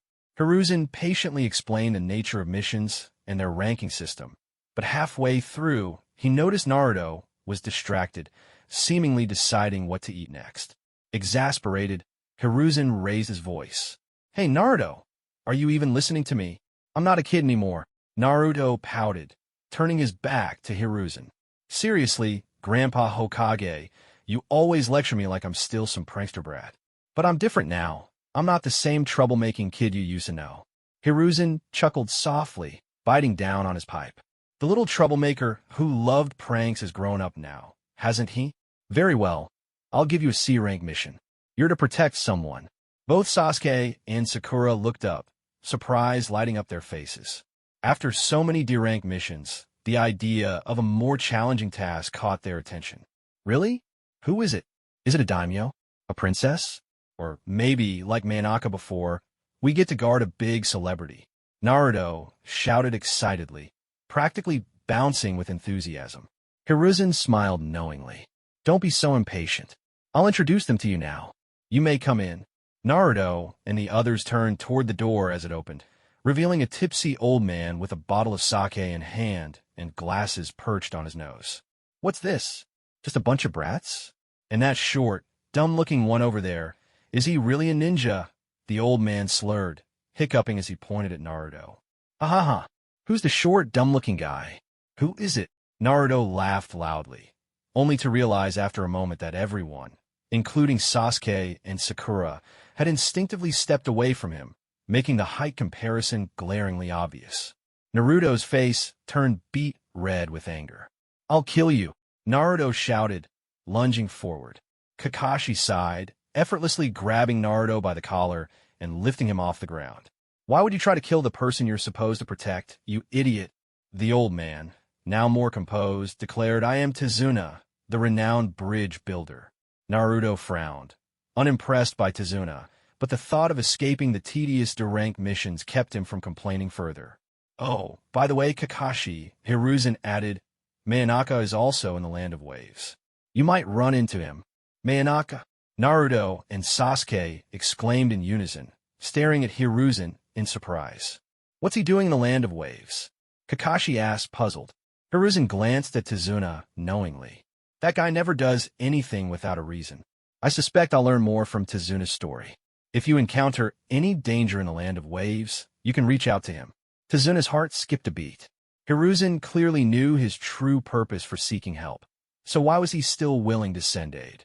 Ignoring Tizuna's unease, Hiruzen sighed inwardly. He was annoyed that Asuma had wandered off to play shogi with Shikamaru again, leaving him without anyone to share a proper meal with. Now all he had was soup base. The next day, Manaka met Haku again, dressed in the same pink kimono with a basket in hand. Haku's laughter echoed through the dense forest. To an outsider, they might have looked like a young couple enjoying each other's company. However, Haku was a boy, and Manaka's preferences were entirely normal. Sorry, Haku said apologetically. Zabuza said he's a ninja of the hidden mist.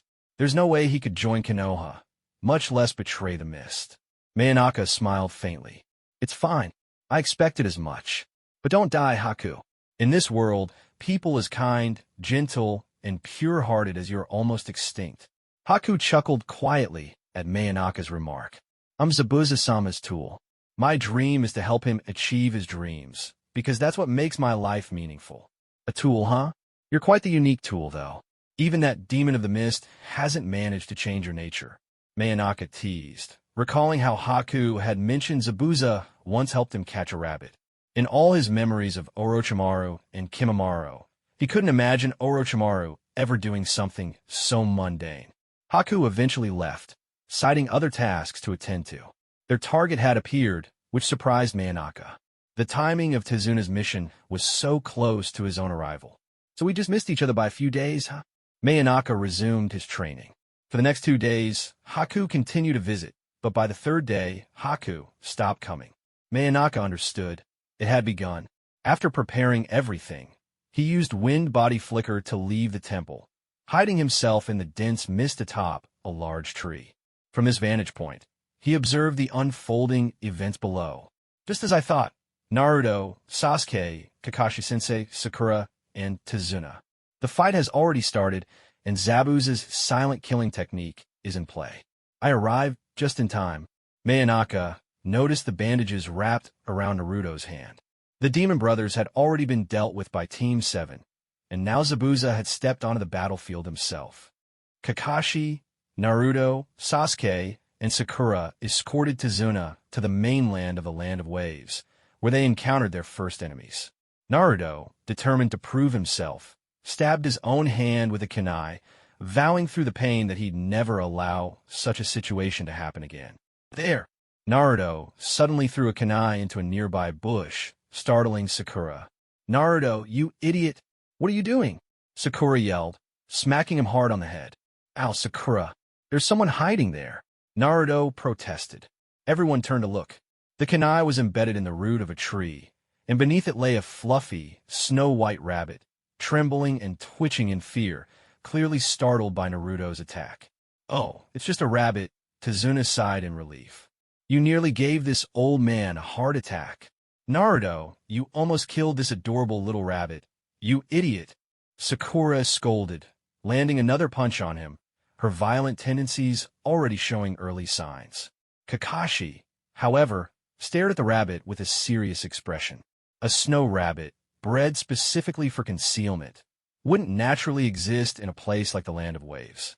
Get down, Kakashi shouted, sensing the sound of something slicing through the air. He immediately pulled Tazuna and Sasuke to the ground. Naruto and Sakura quickly followed suit. Asterisk thunk, asterisk.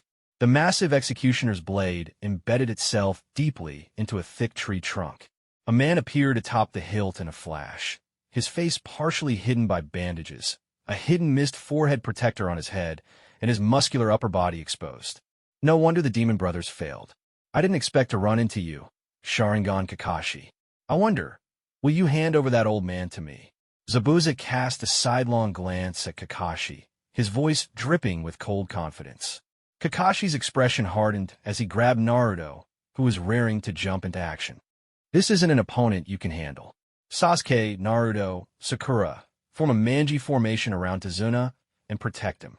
Taking a deep breath, Kakashi raised his forehead protector, revealing his left eye, a scarred Sharingan with 3 tomo, glowing ominously and exuding a sense of dread. Sasuke, already aware of Kakashi's Sharingan thanks to Manhwareccap, narrowed his eyes. It seems this won't be resolved easily. Ninja art. Hidden mist jutsu. As Zabuza weaved hand signs, the already misty forest became even denser, reducing visibility to barely 2 meters. In an instant, Zabuza disappeared into the thick fog without a sound. Meanwhile, hidden atop a large tree, Manhwareccap's wind perception technique locked onto Zabuza's movements despite the fog. Although it's called the silent killing technique, all it really does is minimize sound. Breathing, drawing a blade, forming hand signs. All these movements stir the air and create subtle currents. As long as the distance isn't too great, my wind perception technique can pick it up. Manhwareccap refrained from intervening in the fight below. He was here on vacation, after all, and unless Kakashi's team truly found themselves in mortal danger, he had no intention of stepping in. And besides, he thought to himself with a smirk, Gato is a fat, clueless sheep ripe for shearing. Unlike when I had to split rewards with Kurenai and Ebisu, Team 7 doesn't know about this. Although, if I shared with Naruto, that loudmouth would probably broadcast it to the whole world. Asterisk. 8 spots. The throat, spine, liver, lungs, carotid artery, subclavian artery, heart, kidneys. Which one do you think I'll attack first? Zabuza's voice echoed eerily through the mist, sending a wave of pressure crashing down on Naruto, Sasuke, Sakura, and Tazuna. The oppressive tension between Zabuza and Kakashi was suffocating, even for Sasuke, who was somewhat accustomed to intense sparring sessions with Manhwareccap. This, however, was a real battle, a fight where the enemy wouldn't hold back. Taking a deep breath, Sasuke remembered Manhwareccap's teachings. Asterisk, stay calm. Let your heart be as still as water. Asterisk, gripping his kunai tightly, he steadied himself. He's coming. Sasuke's Sharingan activated, the double tomo spinning in each eye. He caught the movement behind him just in time to block Zabuza's executioner's blade with his kunai. Clang! Sasuke gritted his teeth, his arms trembling as he struggled to hold back the massive blade. Zabuza loomed behind Tazuna, and with Sakura standing at Tazuna's front, Sasuke had no choice but to endure the direct clash. Asterisk clang, clang, clang, asterisk. The shrill sound of metal scraping against metal rang out as cracks began to form on Sasuke's kunai. Reacting quickly, Naruto pulled Sakura and Tazuna out of Zabuza's attack range. Well done, Sasuke, Kakashi praised as he dashed forward, his kunai slashing toward Zabuza's body. Splash! Instead of the expected resistance of flesh, Zabuza's body dissolved into water, splashing onto the ground. A water clone. Kakashi's Sharingan glinted as he realized the trick. Sasuke took the opportunity to retreat, rejoining Naruto and Sakura to shield Tizuna. If this had been the old Sakura, she might have swooned over Sasuke's bravery. But now, the sheer killing intent emanating from Kakashi and Zabuza left her too tense to even think about idle admiration. Not bad. Manaka mused quietly from his hidden perch, sensing the clash between Sasuke and Zabuza through his wind perception technique. This Sasuke is much better than the one I remember from their first encounter with Zabuza. The battle escalated as Kakashi, caught off guard, was trapped in Zabuza's water prison jutsu. With Naruto and Sasuke working together, they managed to free him. Water-style, water dragon jutsu. The intricate hand signs, though appearing complex, took only about 5 seconds. Manaka scoffed inwardly, recalling how the anime dramatized the sequence to make it seem much longer. If it really took that long, you'd have to be an idiot to use it. Manaka rarely used jutsu, with lengthy hand signs himself. His combat style relied heavily on wind body flicker, and he had yet to master techniques that simplified hand signs into just 1 or 2 seals.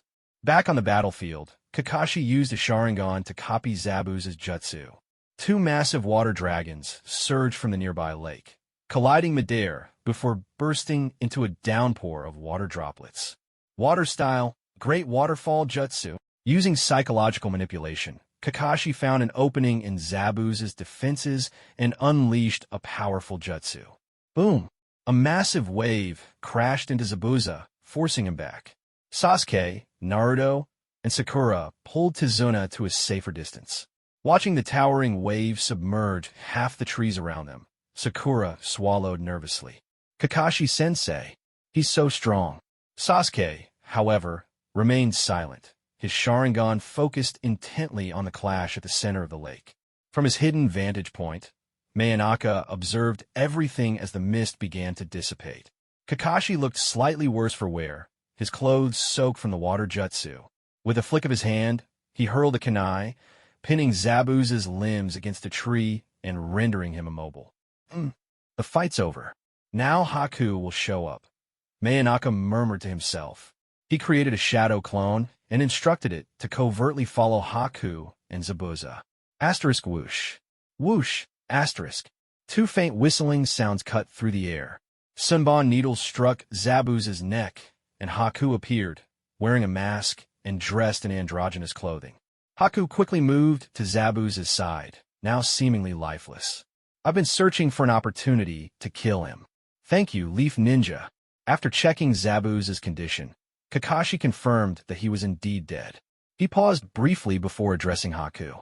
It seems you're a member of the hidden Miss Hunter-Nin squad. Kakashi explained to Naruto and the others about the Miss Hunter-Nin, whose role was to eliminate rogue ninja and prevent the village's secrets from being exposed, a practice that was common even in Konoha. Naruto, however, was furious. Damn it, that Zabuza guy, he was so strong. And now he was killed by a kid around our age? Doesn't that make us look like fools? Kakashi chuckled, trying to console Naruto. I understand how you feel, Naruto, but that's the reality of this world.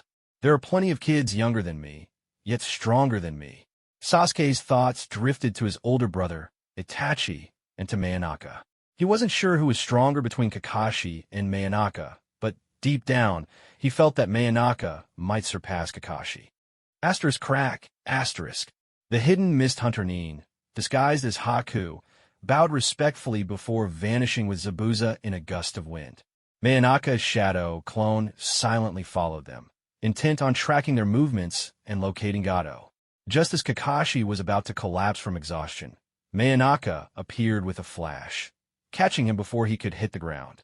You actually came, Manaka. Kakashi murmured, his tense body finally relaxing as he slumped against Manaka's back. Manaka-sensei. Naruto, Sasuke, and Sakura exclaimed in unison, relief washing over their faces. Yes, it's me, Manaka replied calmly. I sensed the commotion here and realized you were in the middle of a fight. I've pieced together what's happened.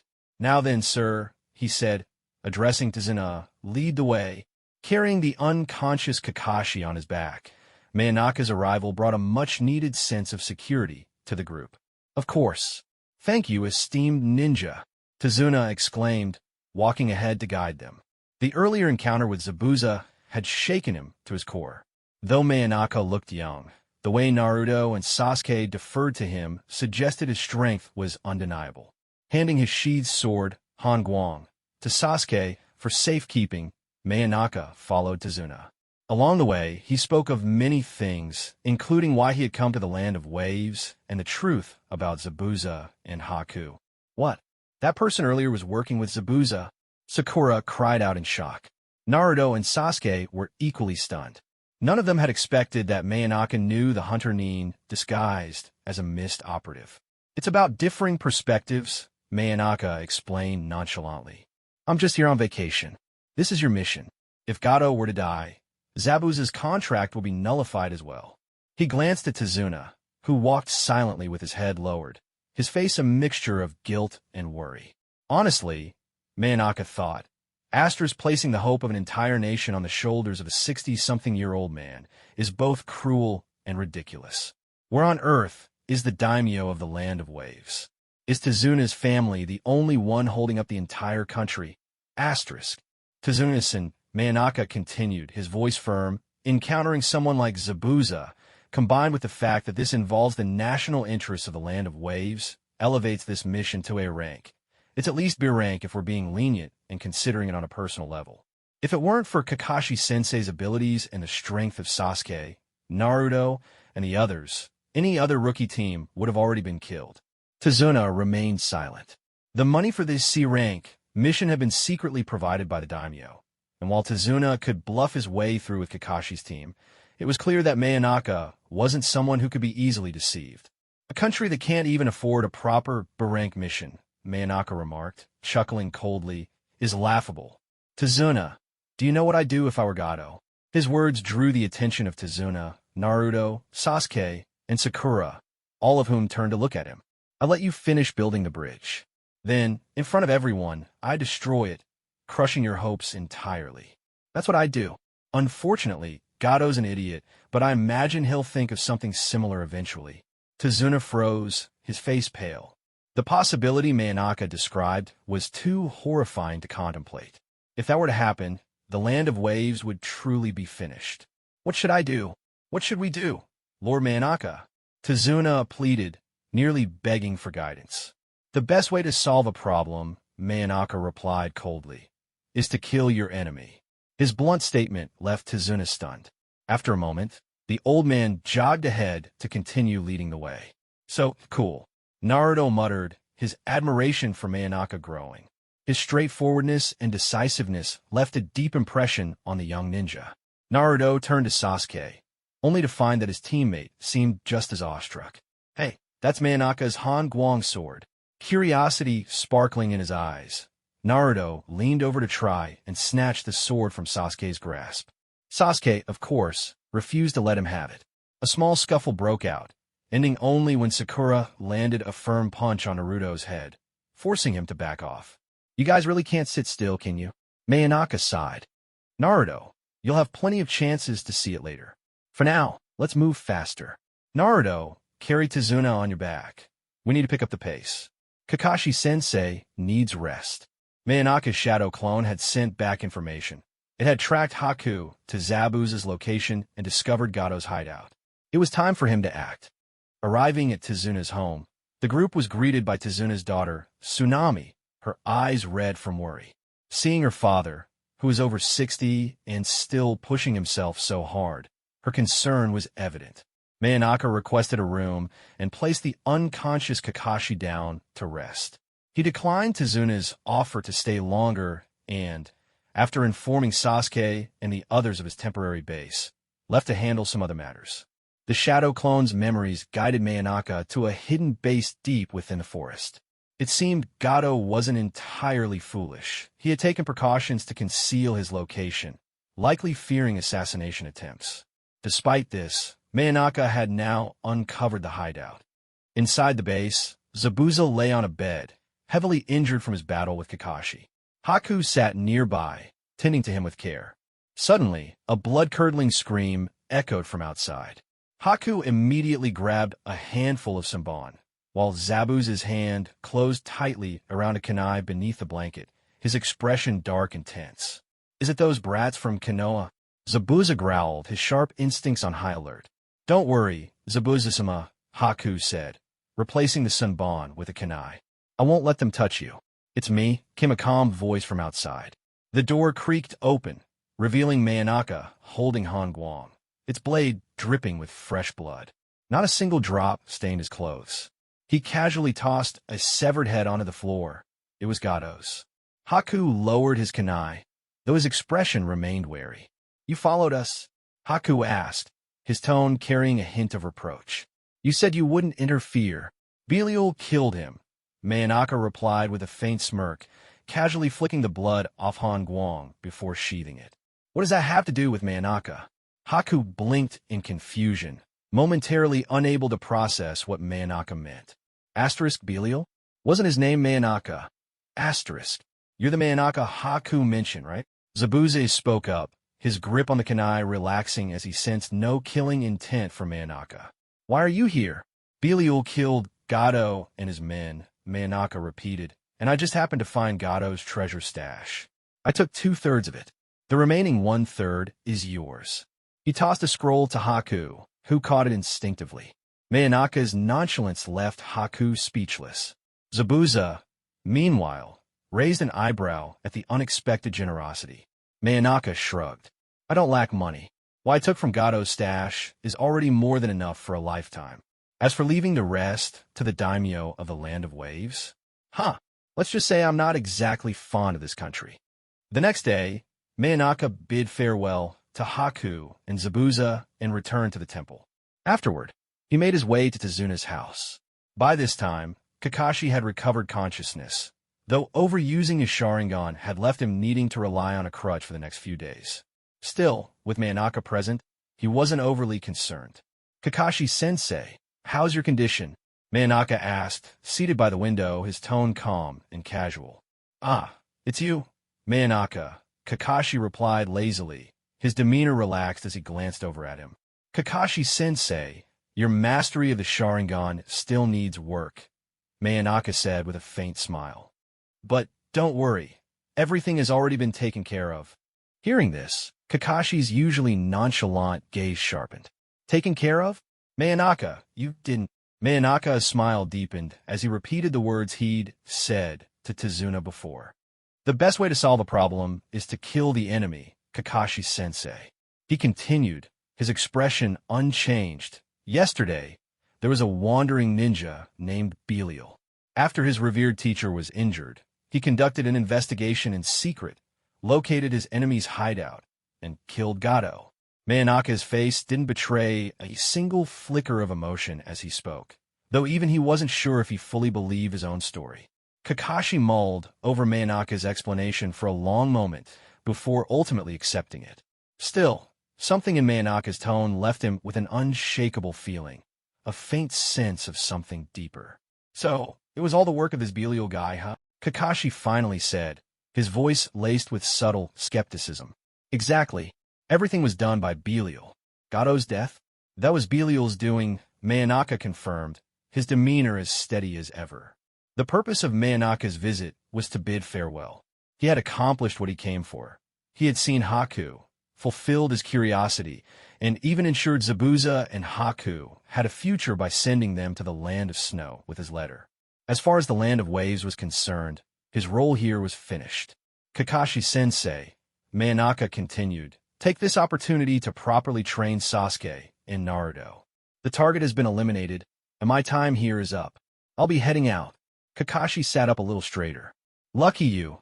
An entire month of paid vacation. So where are you off to next?" "Don't tell me it's the Land of Snow," he asked with a hint of envy. Manaka chuckled. "Of course not. I'm heading to Hashigakure, Star Village." "Star Village in the Land of Bears? What are you going there for?" Kakashi's curiosity was piqued. Under normal circumstances, he might have been reading Ica Paradise, but this setting didn't quite allow for it. "I've heard that Star Village has a secret technique called the Peacock Secret Technique. If mastered, it allows you to soar through the skies. My goal is to learn it.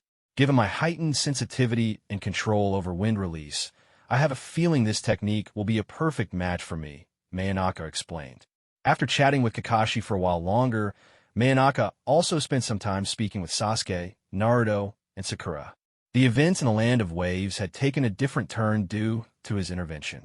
With Gato dead, the bridge's construction was progressing more quickly, and Zabuza and Haku had departed for the Land of Snow, leaving their violent past behind to start new. Far from the Land of Waves, Zabuza and Haku had crossed a glacier and entered the inner borders of the Land of Snow. Thanks to the geothermal generators, the once perpetually icy nation now experienced the same seasons as the rest of the world. In the palace of the Land of Snow, Princess Cookie Kazuhana was busy reviewing official documents. Day after day, year after year, she handled the affairs of her nation with diligence. She had no regrets. Her efforts had revitalized the Land of Snow, bringing it back to life like the spring season that now graced its lands. Your Majesty, there are 2 individuals here claiming to have a letter from Lord Manaka, a guard announced, kneeling respectfully before her. Hearing the name, Manaka, Koyuki's hand froze mid-motion. She murmured his name softly, her thoughts momentarily drifting to the past. She would never forget what had happened, or how she had once proposed that Manaka marry into her family, only to be declined. "Are you sure it's from him?" she asked, her voice steady but tinged with subtle emotion. "Yes, Your Majesty. They claim Lord Manaka sent them and even brought a photograph with him," the guard replied, presenting the envelope with both hands. "Bring it to me."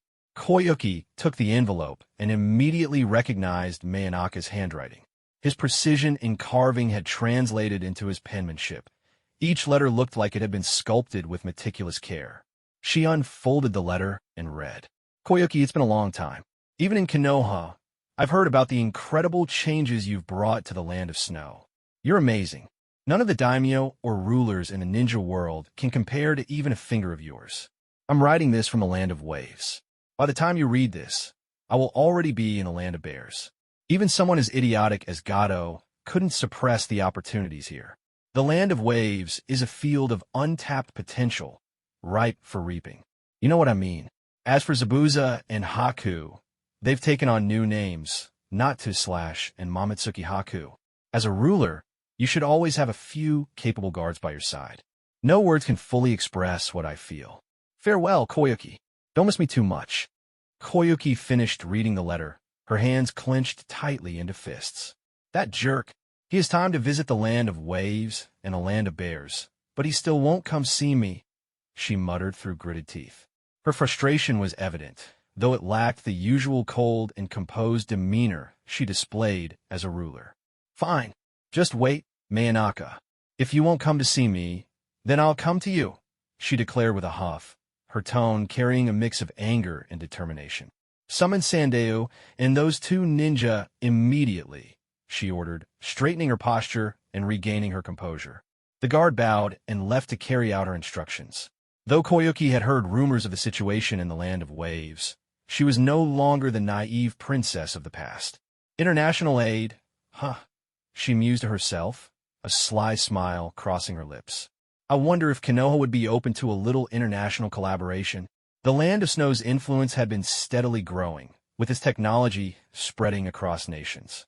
Her father might not have lived to see this day, but Koyuki had chosen her path. She had buried her personal feelings for Manaka deep within her heart, prioritizing her duties as a ruler. She wouldn't allow herself to be swayed by emotions or become subservient to any man. If that's the case, she thought, her eyes gleaming with ambition, I'll turn the Land of Waves into the backyard of the Land of Snow. And as for you, Manaka, since you're not the Hokage, don't blame me for being a little bold. After all, you're the one who taught me to be this way. As Zabuza and Haku reached the Land of Snow, the Great Bridge in the Land of Waves was completed without a hitch. Kakashi, having trained Naruto, Sasuke, and Sakura, departed the Land of Waves alongside his team. The villagers named the Bridge of Hope, and the once proposed Naruto Bridge was quietly forgotten. Thus, the pivotal journey in the Land of Waves came to an end. At the same time, Manaka arrived at Hashigakure, the Star Village in the Land of Bears, his Han Guang sword strapped to his back, and his Konoha forehead protector proudly displayed. The Star Village was encircled by the infamous Hell Valley, a natural barrier filled with poisonous gases. Anticipating this, Manaka had already prepared a gas mask in advance. The village's isolation and Hell Valley's toxins made it a difficult place to access. After gaining a basic understanding of the village's layout, Manaka leveraged his monetary resources to gain entry into the Star Village's hidden quarters. Soon, he was face-to-face with Akahoshi, the acting Hokage, a character who had once served as the primary antagonist in the Star Village arc. Hokage, Manaka raised an eyebrow, his tone unreserved. By protocol, only the leaders of the 5 great shinobi nations are entitled to call themselves Kage no. Manaka's blunt remark immediately incensed a young boy who had escorted him in. We may be small now, but one day Star Village will rival the 5 great nations. And when that day comes, I'll become the Hokage, the boy declared indignantly. Silence, so. This is not your place to speak. Leave us at once, Akahoshi scolded. The boy, clearly dissatisfied, stormed out, leaving only Akahoshi and Manaka in the room. My apologies, Manaka-sen, Akahoshi said, bowing slightly. I hope our manners haven't left a poor impression. It's fine, Manaka replied casually. Akahoshi-san, I'll get straight to the point. I'm here to purchase your village's signature technique, the Peacock's secret technique. Name your price. Manaka's straightforwardness left Akahoshi momentarily stunned. He had expected Manaka's visit to involve the mysterious meteorite that the Star Village revered, not their Peacock secret technique. What? That's it? I thought. Akahoshi trailed off, regaining his composure. I have my own path of training, Manaka said flatly. I have no interest in your meteorite. However, your Peacock secret technique intrigues me. Name a price, Akahoshi-san. I'm more than capable of paying. Akahoshi hesitated for a moment. Manaka-san, while it's true that you've heard of our meteorite, you must understand that the Peacock's secret technique is deeply tied to the unique chakra properties of our Star Village shinobi. Without those properties, the technique is unusable. You don't need to worry about that, Manaka replied, his tone calm yet firm. I wouldn't waste money on something I couldn't use. Besides, I could easily acquire this technique on the black market if I wanted to. But instead, I've traveled all this way to your village. Akahoshi faltered. It was true that the Peacock secret technique had leaked to the black market, though its unique chakra requirements made it unusable to outsiders. Very well, Akahoshi said after a long pause. 40 million Ryo, Manaka-san. For 40 million, I'll teach you the Peacock secret technique. 30 million, Manaka countered without hesitation. The black market price is around 28 million Ryo. 40 million is excessive, Akahoshi said. Though Manaka had money to spare, he wasn't one to throw it away carelessly. Even though 40 million was far below his budget, he had come to Star Village for the complete technique, including its principles and application, which couldn't be guaranteed through the black market. Akahoshi sighed, realizing his initial price had been too high. 35 million, then. In addition to the complete technique, I'll provide the underlying theory of the Peacock secret technique. I assume that's why you've come all this way, isn't it? Deal. 35 million Ryo. I'll pay in cash. Manaka agreed with a faint smile. Internally, he marked the negotiation as a victory. Though Akahoshi believed he'd come out ahead, Manaka's internal budget had been capped at 60 million, so securing everything for half that amount felt like a win. After completing the transaction, Manaka declined Akahoshi's invitation to stay longer. With 2 scrolls detailing the Peacock's secret technique in his possession, he left Star Village and headed back toward the land of fire and Konoha. As night fell, Manaka set up camp, laying traps around his tent and spreading a circle of lime for added security. Traveling alone, he avoided hot meals like ramen, opting instead for simple rations before lying down to rest. The following morning, he packed up and resumed his journey, the scrolls of the Peacock's secret technique in hand. So, it's all about the transformation of chakra properties, Manaka murmured to himself, examining the scrolls as he walked. I see now. There's no such thing as something conjured out of thin air. Without a solid foundation, it's all just wishful thinking. Looks like my dream of chakra wings might not be so far-fetched after all. With a flicker of wind body flicker, Manaka vanished, reappearing atop a distant tree branch. Leaning against the trunk, his sharp gaze was fixed on scrolls in his hands. The scrolls explained that the Peacock secret technique was a method developed through the Star Village's meteorite, a process that required extreme precision in chakra control and strength. Star Village shinobi rely on the meteorite's unique chakra properties. Then there's Natsuhi and Akahoshi from my memory. Both reached an extraordinary level of mastery over this technique, Manaka mused. I have an exceptional affinity for wind release. If I focus solely on the flying aspect of the Peacock secret technique. This is going to be fun. Eager to test his new knowledge, Manaka began scouting for a secluded location to train. He soon found the perfect spot, a waterfall surrounded by mountains on 3 sides. The area was remote and had a natural water source, making it ideal for both training and safety. Nearby wildlife posed no significant threat. After all, he was a ninja, not a helpless civilian. 6 days passed. Manaka's training progressed smoothly. One day, as he went to fetch water from the river to prepare for a bath, his sharp senses alerted him to something unusual. Someone's here, he thought, his eyes narrowing. Through the tall grass, he spotted a figure bathing and swimming in the waterfall's pool, a young woman. Quickly, he concealed himself, setting down the wooden bucket he had crafted. His guard went up immediately. He hadn't expected to encounter anyone in such a remote place. Why is it her? Manaka's lips twitched uncontrollably, caught between shock and disbelief. Sure, he had accidentally gotten an eyeful, but more than anything, he just wanted to stay alive. In the water ahead, the figure with flowing blue hair was unmistakable. It was Konan. Yes, the Konan from the Akatsuki. Her signature paper flower was absent from her head, and her long blue hair was loosely tied behind her. Not only that, but Manaka had seen more than he ever should have. Quickly, he averted his gaze. He knew all too well that powerful ninjas like her could be exceptionally sensitive to being watched. Who would have thought Konan had such a great figure? But wait, she's not just bathing. It seems like she's training. Moving cautiously, Manaka picked up his wooden bucket and carefully retreated. Though he had, admittedly, enjoyed the view, he was acutely aware that he stood no chance against Konan. If she discovered him, she'd tear him apart without hesitation. As he quietly left the area, Manaka's thoughts wandered. That Akatsuki cloak she usually wore hid her proportions well. Her figure was well-balanced, perfect, even a golden ratio. Compared to someone like Tsunade, whose physique was exaggerated, Konan's was just right. Still, Manaka couldn't help but let out a sigh of relief. His stealth techniques had held up, and he hadn't been detected. In his mind, he began comparing Konan to Kurenai. In every aspect, be it body proportions, strength, looks, or aura, Konan utterly outclassed Kurenai. But why is she here? Surely she didn't come all this way just to bathe? Or could she be hiding something in this area? Manaka pondered this as he quietly marked the location in his memory. For now, he decided to leave.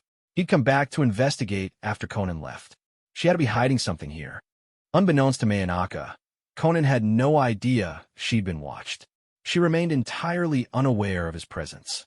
Around her, countless paper tags flowed into the stream. The densely packed explosive tags split the water in two, isolating the pond from the stream in a meticulously crafted formation. The quantity still isn't enough, Konan murmured, raising her hand. The explosive tags hidden within the water were swiftly reabsorbed into her control. For someone who had mastered the art of creating explosive tags through her paper ninjutsu, producing them on a large scale had become second nature. After finishing her task, Konan stepped out of the water and donned her usual Akatsuki cloak. She walked into the dense forest, her body dissolving into countless sheets of paper that scattered into the air, leaving no trace of her presence. Once Konan had left, Manaka created a shadow clone and thoroughly searched the area, even inspecting the stream where she had just been bathing. Yet he found nothing. I could tear this mountain apart, and still nothing? Did she hide it too well? Or am I overthinking this? Could she have just been taking a bath? Manaka shook his head. If it had been someone like Ino or Sakura, maybe, but Konan? No, there was no way. Still, He couldn't shake the mystery. He marked the location in his mind, resolving to return when he was stronger. For now, staying here was too risky. If she had caught him earlier, his luck wouldn't have been enough to save him. Mayonaka's thoughts drifted back to the explosive tags. After all, Conan had once created 6 billion explosive tags for her battle against Toby. She had mentioned that they were stockpiled over time, which meant she didn't create them all at once. If she was indeed hiding explosive tags here, it would make sense. The theory that she had spent all of Kakuzu's money buying explosive tags? Nonsense. A purchase of that scale couldn't possibly escape the notice of Toby or Black Zetsu. And who could even supply such a quantity? The idea was laughable. After some time, Mayonaka returned to Konoha. He greeted Izumo Kamizuki and Kotetsu Hagane at the village gates before heading to the Hokage's office. In the office, Hiruzen Sarutobi scrutinized Mayonaka with curiosity. 20 days had passed since Mayonaka left, and the third Hokage was eager to understand where he had been. "Lord Hokage, why are you looking at me like that?" Mayonaka asked, puzzled. Now that he was back in Konoha, he felt a sense of peace. Unknowingly, he had grown fully accustomed to life in the village. "Belial? What kind of ridiculous name is that?" Hiruzen asked, his tone laced with disbelief. Over the years, he'd grown used to Mayonaka's antics, but this was something else. Still, the fact that Mayonaka had cleaned out Gado's treasury, that was vintage Mayonaka. He was like a mouse who wouldn't leave a single crumb behind. "Who knows? I don't know him," Mayonaka replied with a smirk, playing along with the mystery. On his way back to Konoha, he'd heard about the aftermath in the Land of Waves. The bridge was complete, and international aid from the Land of Snow had begun pouring in. He could already picture the Land of Waves being harvested as a cash cow by Koyuki Kazuhana, wave after wave. "You're hopeless. So, what were you doing in Star Village? Did you manage to accomplish anything?" Hiruzen asked, rubbing his temples. Instead of answering directly, Mayonaka formed a hand seal. Wind chakra gathered around him. Hiruzen's eyes widened in astonishment as silver-white wings of wind unfolded from Mayonaka's back.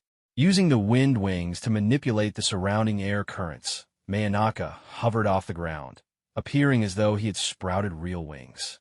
"What the?" The third Hokage, who had learned a few choice expletives from Mayonaka, let one slip. His jaw nearly hit the floor. Mayonaka wasn't using a special bloodline or hidden technique. He was flying using his own wind-release chakra. "This technique is called chakra wings," Mayonaka said, his tone brimming with pride. "What do you think, Lord Hokage? It's my new creation. After studying the principles of the peacock's secret technique, I adapted it into something unique to me. This is the result of my research over the past few days." Still floating, Mayonaka couldn't hide his excitement. The ability to fly was groundbreaking, even for him. It was another personal creation, building on the foundation of his wind body flicker and wind perception techniques. "Of course, it's not without its flaws," he admitted as he landed, allowing the silver wings to dissipate. "The speed can't be too high, or my body can't handle it. Plus, the chakra consumption is enormous. For now, it's more suitable as a retreat mechanism than a combat technique." Hiruzen nodded, genuinely impressed. "It's an incredible technique, Mayonaka. Truly. Chakra wings, huh? I imagine other chakra natures could also be adapted into similar forms." "Exactly," Mayonaka said with a grin. "Oh, right, almost forgot. Lord Hokage, your lost wallet has been found. Mission accomplished. Forget it, just keep it for yourself this time. You were alone, and no one else knows about it," Hiruzen Sarutobi said with a dismissive wave, refusing the spare change Mayonaka tried to hand back to him. Unlike the previous situations where others like Kurenai or Ebisu were involved, this time it was different. It was solely Mayonaka. Next on the agenda is the chunin exams. "Are you planning to let your squad participate and show off a bit?" Hiruzen's tone was casual, almost conversational. Perhaps because of his reputation as a controversial figure due to various conspiracy theories, opinions on him were divided. Yet, Hiruzen had always treated Mayonaka well, despite what some might call his hypocritical or pretentious nature. If someone could maintain such an act throughout their entire life, perhaps they truly were a gentleman. Mayonaka hadn't even encountered Danzo recently. That man seemed incapable of causing any ripples now. The specific reason was unclear. Either Danzo had been utterly outmaneuvered, or he simply overrated himself, thinking he was far more significant than he actually was. No, Lord Hokage, Manaka replied firmly. Squad 12 will not participate in this year's chunin exams. Becoming a chunin isn't limited to just one method, and I must take responsibility for their lives. Manaka outright rejected the idea of the exams. After all, the chunin exams were known to be deadly. Rather than a mere exam, it was more like a spectacle, an elaborate performance. Although Yakumo Kurama's strength was already formidable, to the point that she might even overpower Gaara, the same couldn't be said for Inoue Mura and Shikamazu. Besides, this year's exams were set to be chaos incarnate. I figured as much, Hiruzen said, puffing on his pipe. He wasn't surprised by Manaka's reaction. He understood the importance of knowing one's limits. That said, Manaka, would you mind teaching me your new technique? Hiruzen asked hesitantly. The idea of flying, soaring through the skies like a bird, was a dream that had always eluded him. Manaka's chakra wings seemed like the perfect solution. Wait, you're serious?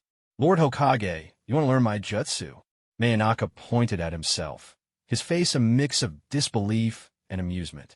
The third Hokage, Hiruzen Tsurutobi, the so-called professor of ninjutsu, master of all 5 basic chakra natures. Asking him for pointers?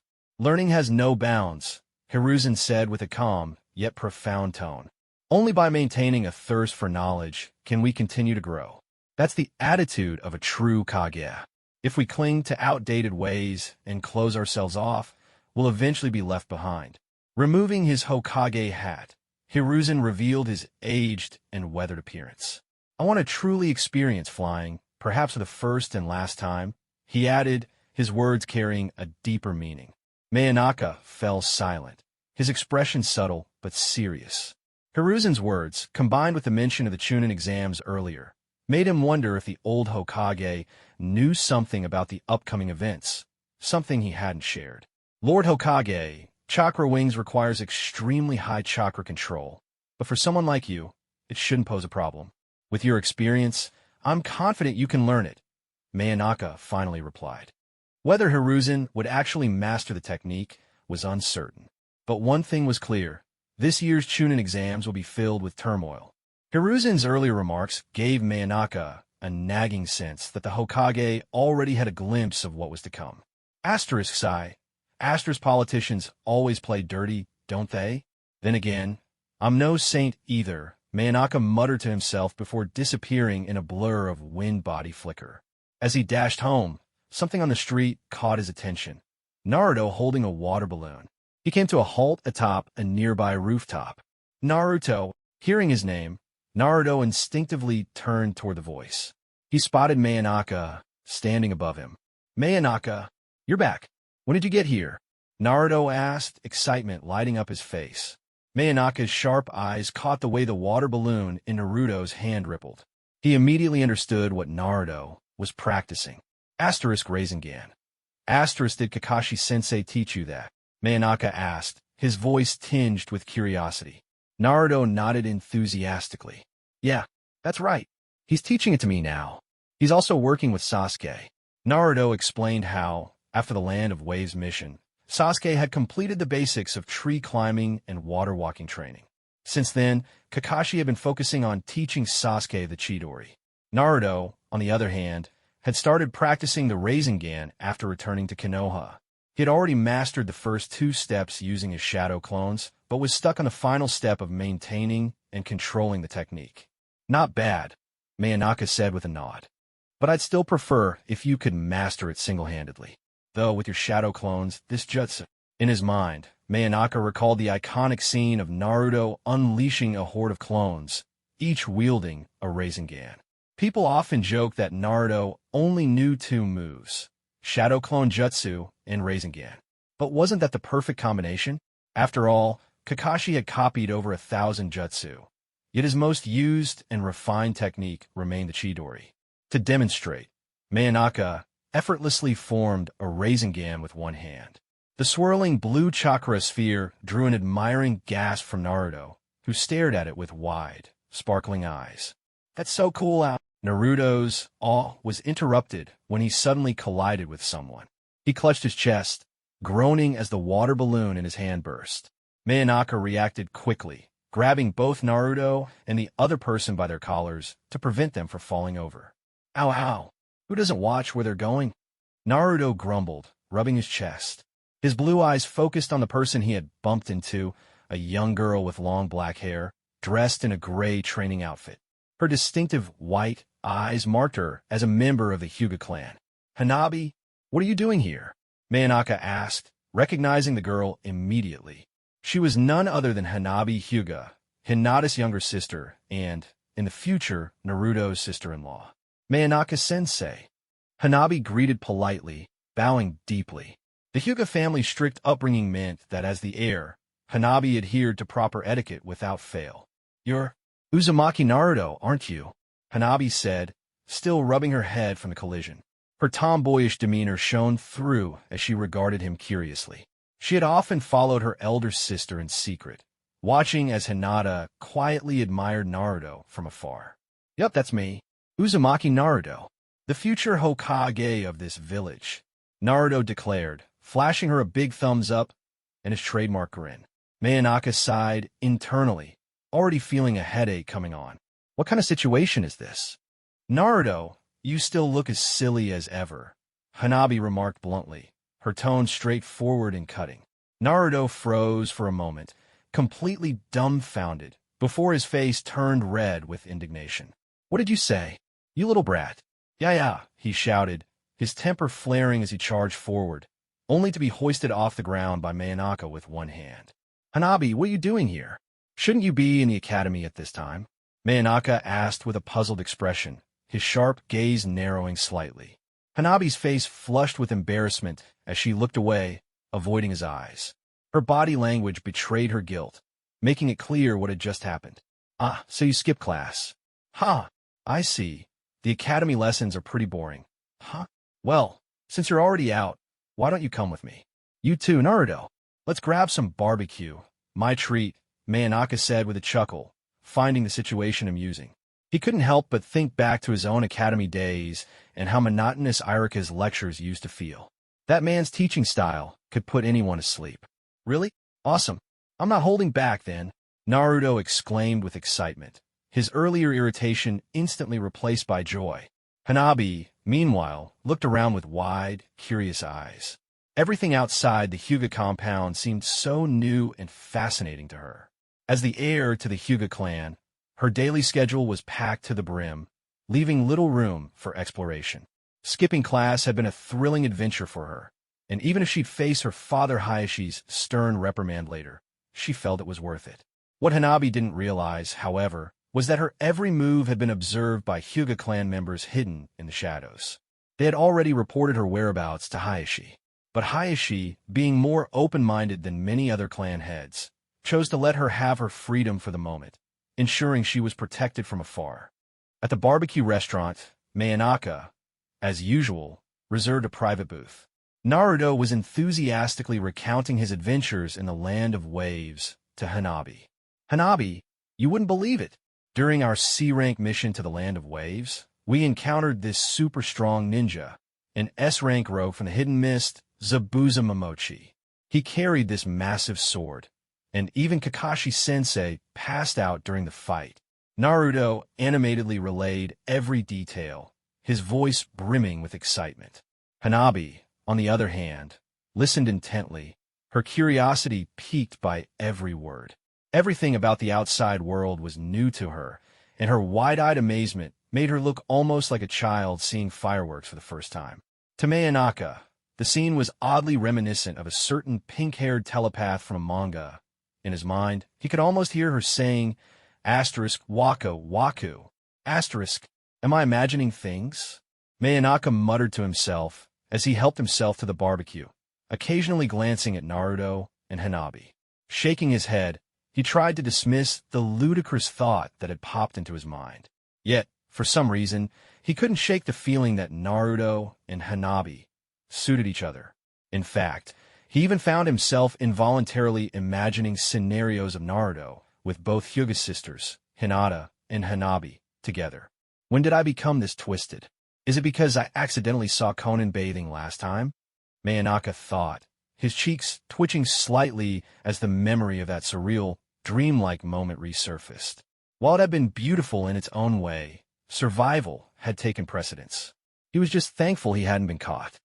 Manaka's month-long paid vacation eventually came to an end, and he returned to his usual routine, leading Squad 12 on various missions.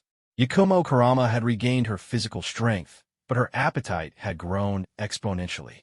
She now ate as much as a kimchi choji, though she still fell short of Hinata, Konoha's true big eater. Naruto had successfully learned the Rasengan, albeit the version that relied on his shadow clones. Sasuke, on the other hand, had mastered the Chidori.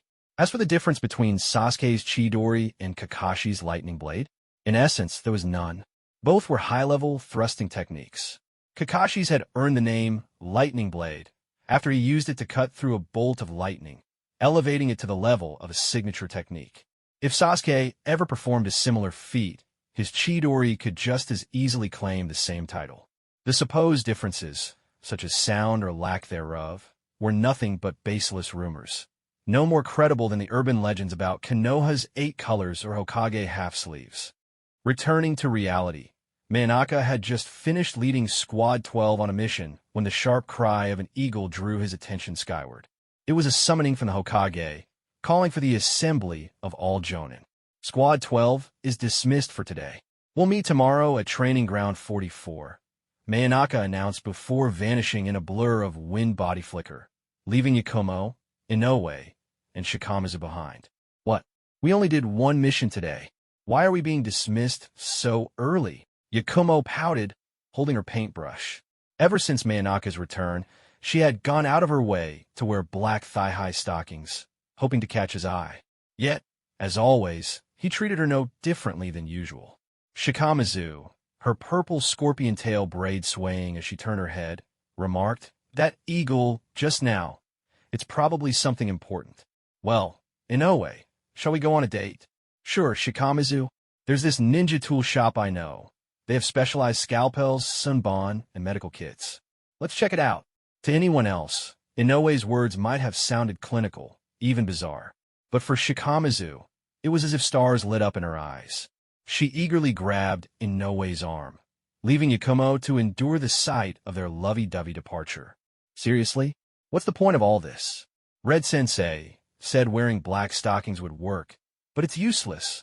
Yakumo grumbled, dejectedly wandering through Konoha streets with her sketchpad in hand. As she aimlessly walked, the sound of an argument caught her attention. Among the voices, she recognized Naruto and Sakura. She decided to check it out. Naruto, Sakura, and Konohamaru had gotten into a scuffle with Kankuro, who had Konohamaru hoisted into the air by his shirt. Temari stood nearby, frowning in disapproval.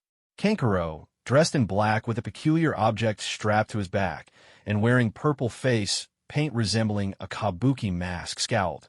"Hey kid, that hurt. Let him go, Kankuro." "This is Konoha. Don't cause trouble," Temari chided, her golden hair tied into 4 pigtails as her large iron fan rested against her back. Naruto, enraged, prepared to summon shadow clones when Kankuro's fingers twitched, causing Naruto to stumble and fall onto the ground. "What's this? Are Konoha's genin really this weak?" Kankuro sneered, shaking his head. Sakura, noticing their non-Konoha forehead protectors, quickly asked, "Why are you here?" Thud! A small stone flew from a nearby tree, striking Kankuro's arm and forcing him to release Konohamaru. "Ow!" Kankuro growled, glaring upward at the perpetrator, Sasuke, who stood nonchalantly on a tree branch. Temari's gaze followed Kankuro's, and her eyes widened slightly. Sasuke's good looks caught her off guard, prompting her to silently admit, "This Konoha ninja is pretty handsome."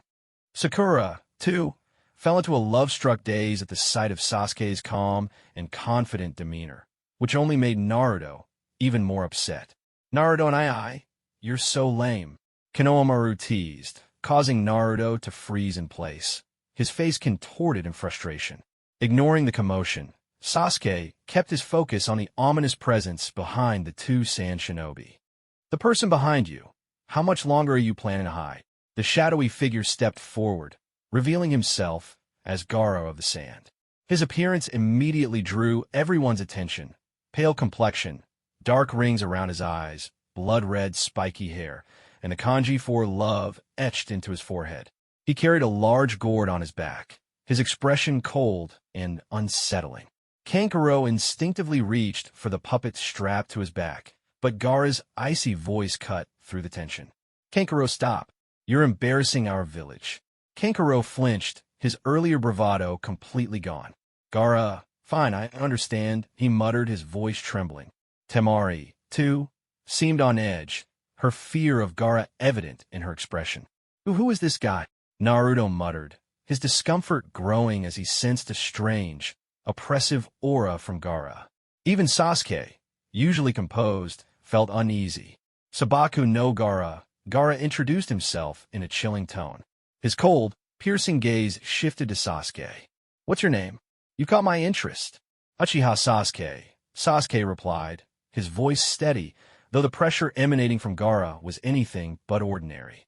Sand shinobi causing trouble in Konoha and bullying kids? Isn't that a bit much? The voice belonged to Yakumo Kurama, who approached the group casually, paintbrush and sketchpad in hand. All eyes turned to her as she lifted her brush and, with a single stroke, transported everyone. Naruto, Sasuke, Sakura, Konohamaru, Gaara, Temari, and Kankuro into a fiery, apocalyptic, illusionary world. What is this?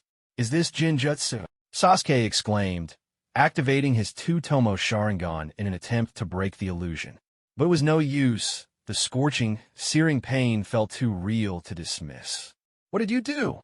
Temari demanded, pulling out her 3-star fan and channeling Chakra into it. She swung it at Yakumo, only to find her attack completely ineffective. Gaara, too, attempted to manipulate the sand from his gourd, only to discover that it was no longer under his control. His sand-based techniques were utterly useless. Meanwhile, Kankuro tried to deploy his puppet, but he quickly realized that his chakra threads wouldn't form. Welcome to my world, Yakumo said coldly, her brush poised above her sketchpad.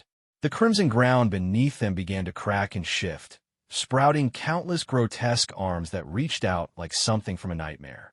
The arms grabbed hold of Gaara, Temari, and Kankuro, immobilizing them. Naruto, Sakura, Konohamaru, and even Sasuke were left speechless, their expressions a mixture of shock and fear. Sasuke swallowed hard, the tension evident in his posture. The danger he had sensed from Gaara earlier now seemed insignificant compared to Yakumo's overwhelming control of the situation. Killing you would be worth it. Haha! Gaara's hollow laugh echoed through the illusion, his bloodshot eyes filled with murderous intent. The malice radiating from him was suffocating, even for Yakumo, who frowned in discomfort. My body's recovered, and my powers have grown stronger, too, Yakumo said, her voice steady yet sharp. Even if there's some kind of monster inside you, it's nothing to me. Now, tell me, why are you here in Konoha? With that, she drew her brush across the sketchpad, erasing the lower halves of Gaara, Temari, and Kankuro as figures. Naruto's jaw practically hit the floor. Sasuke stood frozen, his fists clenched, while Sakura and Konohamaru instinctively took a step back, their faces pale with disbelief. It hurts! It hurts! Kankuro screamed, tears streaming down his face as he felt the excruciating pain of his legs being erased. This can't be real. It's just Jinjutsu, right? But why does it hurt so much? My legs, they're really gone. Temari's voice shook with terror, her body trembling as she tried to comprehend the situation. Monster! That was the only word Temari could think of to describe Yakumo. In her mind, Yakumo was far more terrifying than Gaara. As Yakumo raised her brush to continue her work, Temari panicked and shouted, Wait! We're here for the chunin exams. We're not enemies. Yakumo paused, her expression skeptical. Chunin exams? Naruto, Sasuke, Sakura, and even Konohamaru turned their attention to the Sand siblings, curiosity piqued. Yes, the chunin exams, Kankuro confirmed, his voice strained from the lingering pain. Temari quickly produced their travel permits, no longer acting haughty or dismissive as she explained. We're genin from Sunagakure in the Land of Wind. We're here to participate in the chunin exams. After verifying the permits, Yakumo deactivated her jinjutsu, returning everyone to the real world. "Ha! Killing you would be worth it," Gaara muttered darkly as he regained control of his sand. Without hesitation, he directed it toward Yakumo and the others in a sudden, violent attack. "Stop, Gaara!" Temari and Kankuro shouted, their hearts racing in fear. But Gaara was beyond reason. "His sand, it's a form of attack," Sasuke muttered, readying himself for battle. Naruto, too, stepped forward, preparing to summon his shadow clones. Yakumo, however, was already prepared. She had anticipated Gaara's outburst. Calmly, she moved her brush across the sketchpad. Boom! A bolt of lightning struck down from the sky, faster than Gaara's sand could react.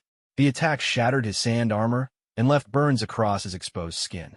Temari and Kankuro were thrown back by the force of the blast, landing in a disheveled heap. "What, that wasn't Jinjutsu? But we're in the real world now. How'd she do that?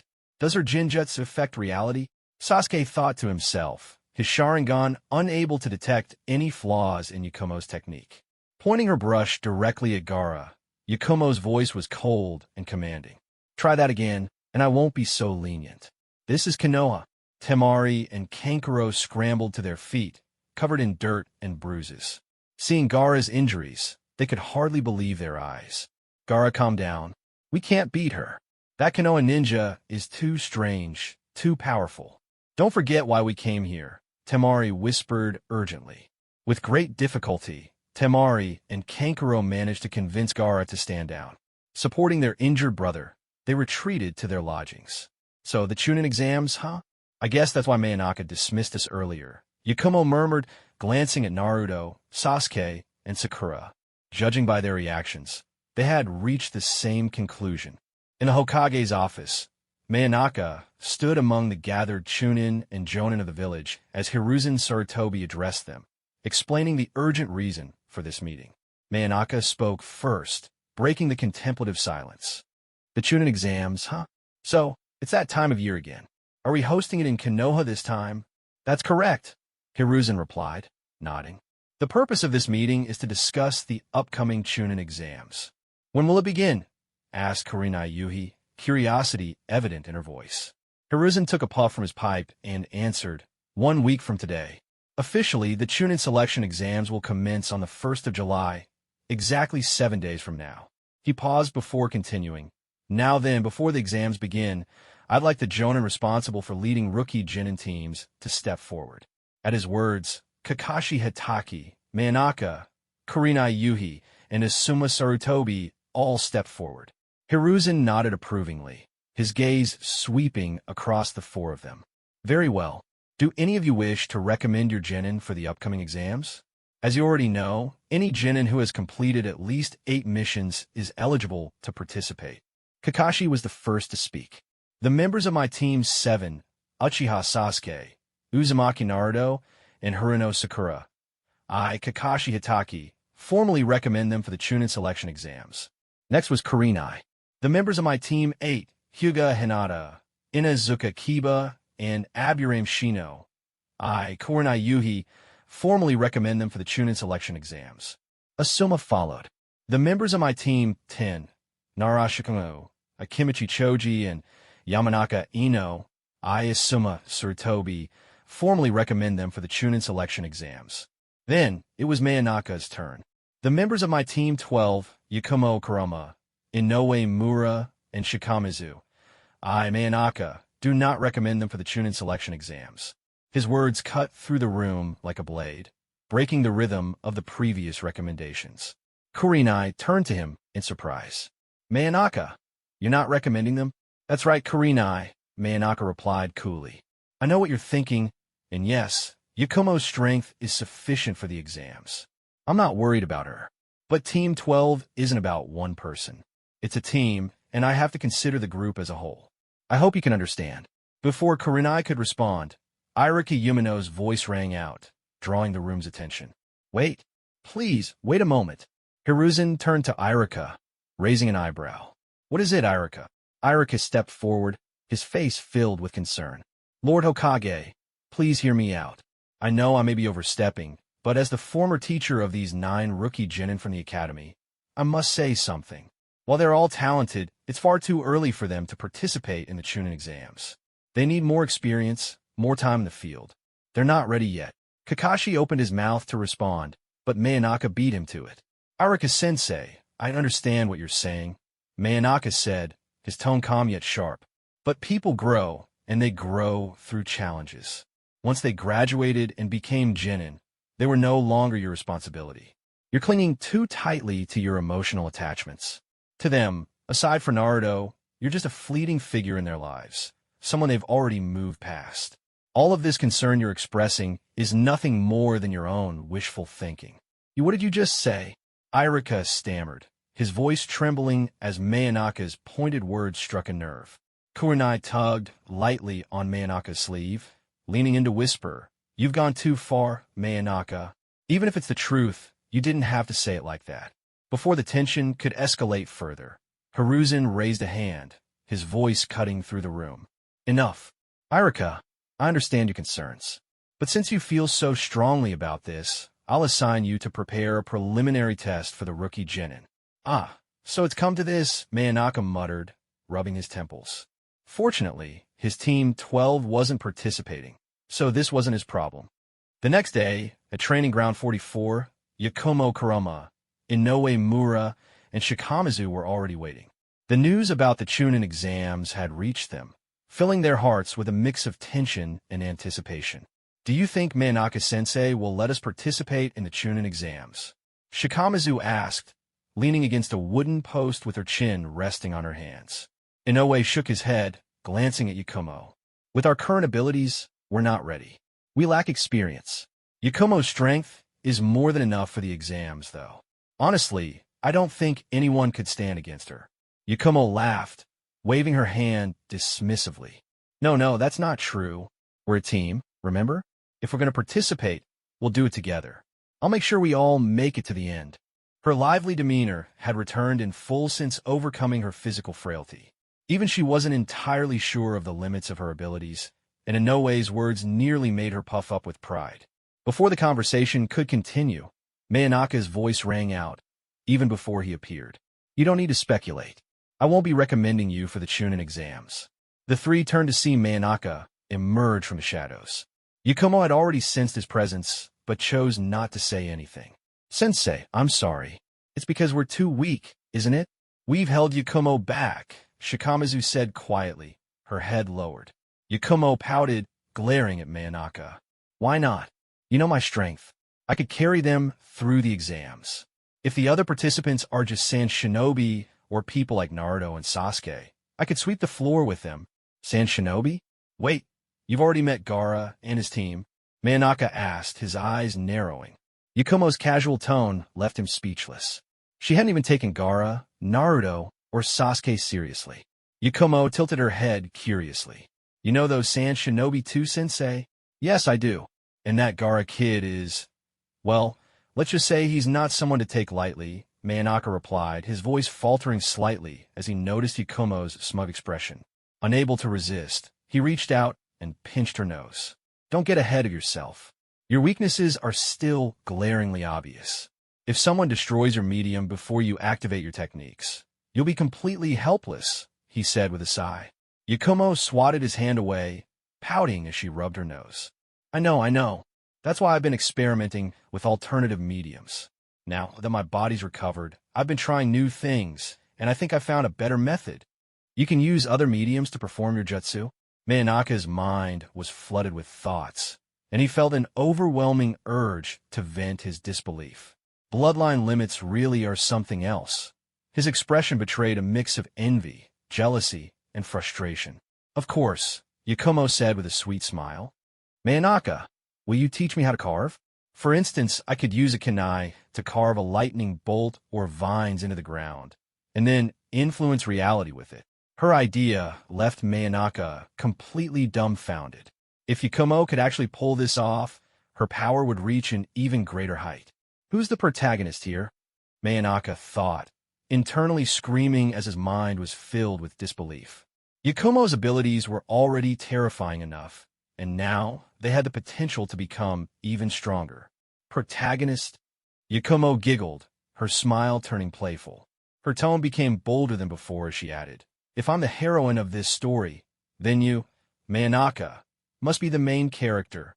Oh, Shikamazu and Inoue covered their mouths, barely containing their laughter as they exchanged knowing glances. Yakumo had just taken another bold step forward. Manaka's expression remained calm, betraying no signs of embarrassment or panic. However, inside, he felt even more resolute in his decision. The stronger Yakumo became, the more dangerous it would be to let her get too close. He knew all too well how frighteningly unpredictable she could be. "Sorry, but I can't play the role of the hero," Manaka replied, his tone flat. "With my personality, I'd probably end up as the villain instead, the kind who does all sorts of bad things before meeting a tragic end." He quickly shifted the topic. "As for the upcoming chunin exams, you all have time off. However, Shikamazu and Inoue, I have additional plans for you." Shikamazu and Inoue perked up, their faces lighting up with curiosity and anticipation as they waited for him to explain. "Inoue, during the chunin exams, you'll be working as a librarian. I've already made the arrangements," Manaka said, looking at him with a measured gaze. "And Shikamazu," he continued, "you'll be assisting at Konoha Hospital. But there's another task for you as well. Mastering the Chakra scalpel technique. By the next chunin exams, I expect you to have learned it. Otherwise, I still won't approve your participation." The Chakra scalpel technique was an A-rank jutsu typically used by highly skilled medical ninjas. Practitioners like Kabuto, Tsunade, Shizun, and even Sakura had mastered it. Manaka had specifically obtained this technique for Shikamazu, ensuring she had the tools needed for her desired path. Inoue nodded thoughtfully. Since his dream was to become a teacher, he understood the importance of expanding his knowledge and experience. Shikamazu, meanwhile, looked both determined and a bit daunted by the challenge ahead. "And me? What's my task?" Yakumo leaned in closer, trying to grab Manaka's arm, only for him to subtly step aside and avoid her touch. "You wanted to learn carving, didn't you?" Manaka said, looking at her with a calm but firm expression. "I'll teach you. While I'm not as skilled as a true carving master, I'm more than capable of teaching a beginner like you." "Teach." Yakumo pouted, clearly unimpressed by his humility. "Manaka, is there anyone in Konoha better at carving than you?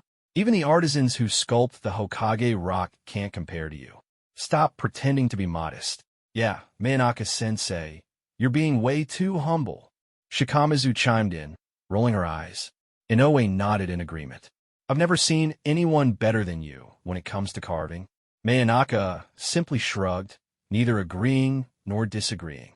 While his carving skills were indeed impressive, he knew that true masters in his previous world could carve intricate ghost balls with over 30 layers of detail. His own creations, with only 19 layers, paled in comparison.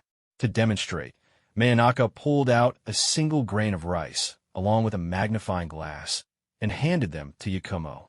"Beyond the basics, you'll need to aim for this level of precision to truly master the art." Yakumo took the grain of rice cautiously, her curiosity piqued.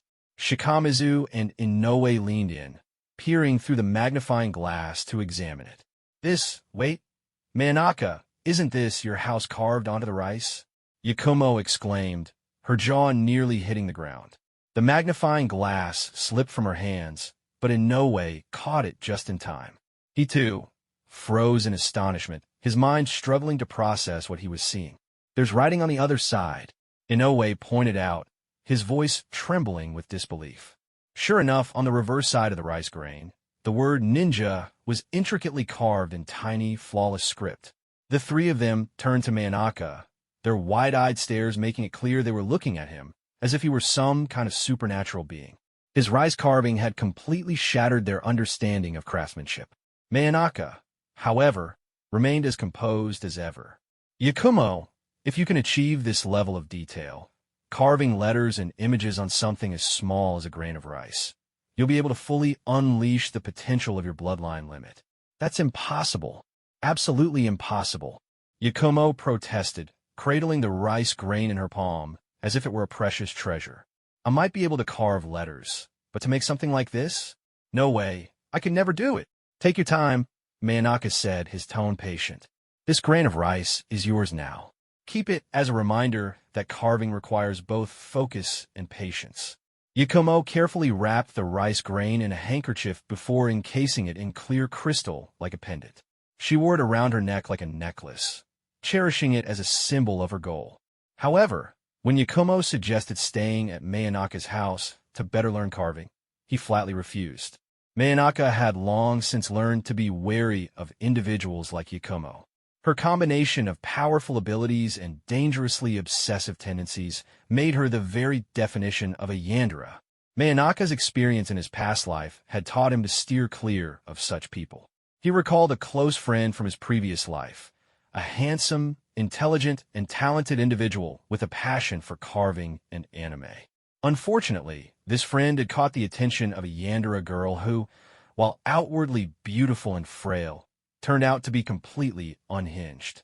After rejecting her confession, his friend had been fatally stabbed by her, and she had taken her own life immediately afterward.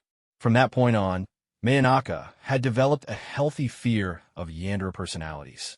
Not every yandere was as manageable as Gasai, and encountering a dangerous one often ended in tragedy. Makoto Ida's fate was proof enough. Returning to reality, Manaka received an urgent summons from Hiruzen Sarutobi and made his way to the Hokage's office. Hiruzen greeted him with a solemn expression. Manaka, I've summoned you because the referee for the third stage of the chunin exams has been assigned an urgent mission and won't be able to fulfill their role. I need you to take over as the referee for the third stage of the exams.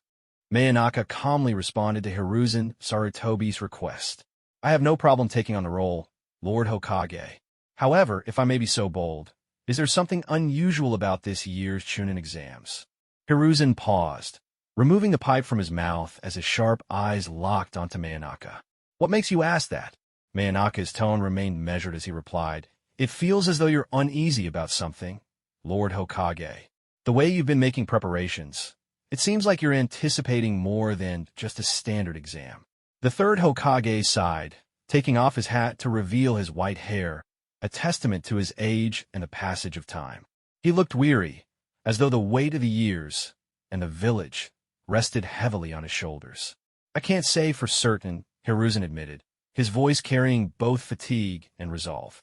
But something about this year's chunin exams leaves me deeply unsettled. Regardless, I prepared for every possibility. Manaka studied the old Hokage for a moment before bowing slightly. Understood. I'll fulfill my duties as the third stage referee to the best of my abilities. He took his leave, but as he exited the office, his thoughts lingered on Hiruzen's words. It was clear that the Hokage had suspicions, but he lacked the specifics. Something was brewing, and Manaka resolved to stay vigilant. Time flew by, and the day of the chunin exams arrived. At the entrance to the exam building, an argument had broken out between Sasuke, Naruto, Sakura, and Rock Lee. Sasuke, now wielding a two-tomo Sharingan, managed to hold his own against Lee, though he was still unable to defeat him. However, he left the fight without suffering significant losses, a testament to his growing strength. Meanwhile, inside classroom 301, the Sand siblings, Temari and Kankuro, were scanning the room nervously, their eyes darting around in search of one specific individual. Where is she? That demon. She should be here. She's just a genin, right? Why can't we see her? Kankuro muttered under his breath, his voice tinged with fear. The memory of their encounter with Yakumo Kurama still haunted him. The surreal, nightmarish scene of being immobilized, unable to escape, and watching even Gaara, their strongest weapon, be defeated in an instant had shaken him to his core. Damn it. Where are you hiding? I need to kill you. Only then will it mean something, Gaara growled, his voice dripping with madness as his intense gaze remained fixed on a classroom door. The pain Yakumo had inflicted on him was a first, and the humiliation burned deeply. Gaara, stop, Temari urged, her voice trembling slightly.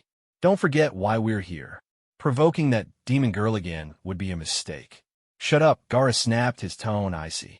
Say another word, and I'll kill you. Temari fell silent, her fear of Gaara overriding her common sense. Moments later, Sasuke, Naruto, and Sakura entered the room. As Sasuke walked in, a certain blonde-haired girl suddenly tackled him from behind, wrapping her arms around his shoulders. "Sasuke, you're so slow," Yamanaka Ino exclaimed, rubbing her cheek against his back with exaggerated affection. Sasuke looked thoroughly unimpressed, turning his head to glare at her. "Ino, what the hell are you doing?"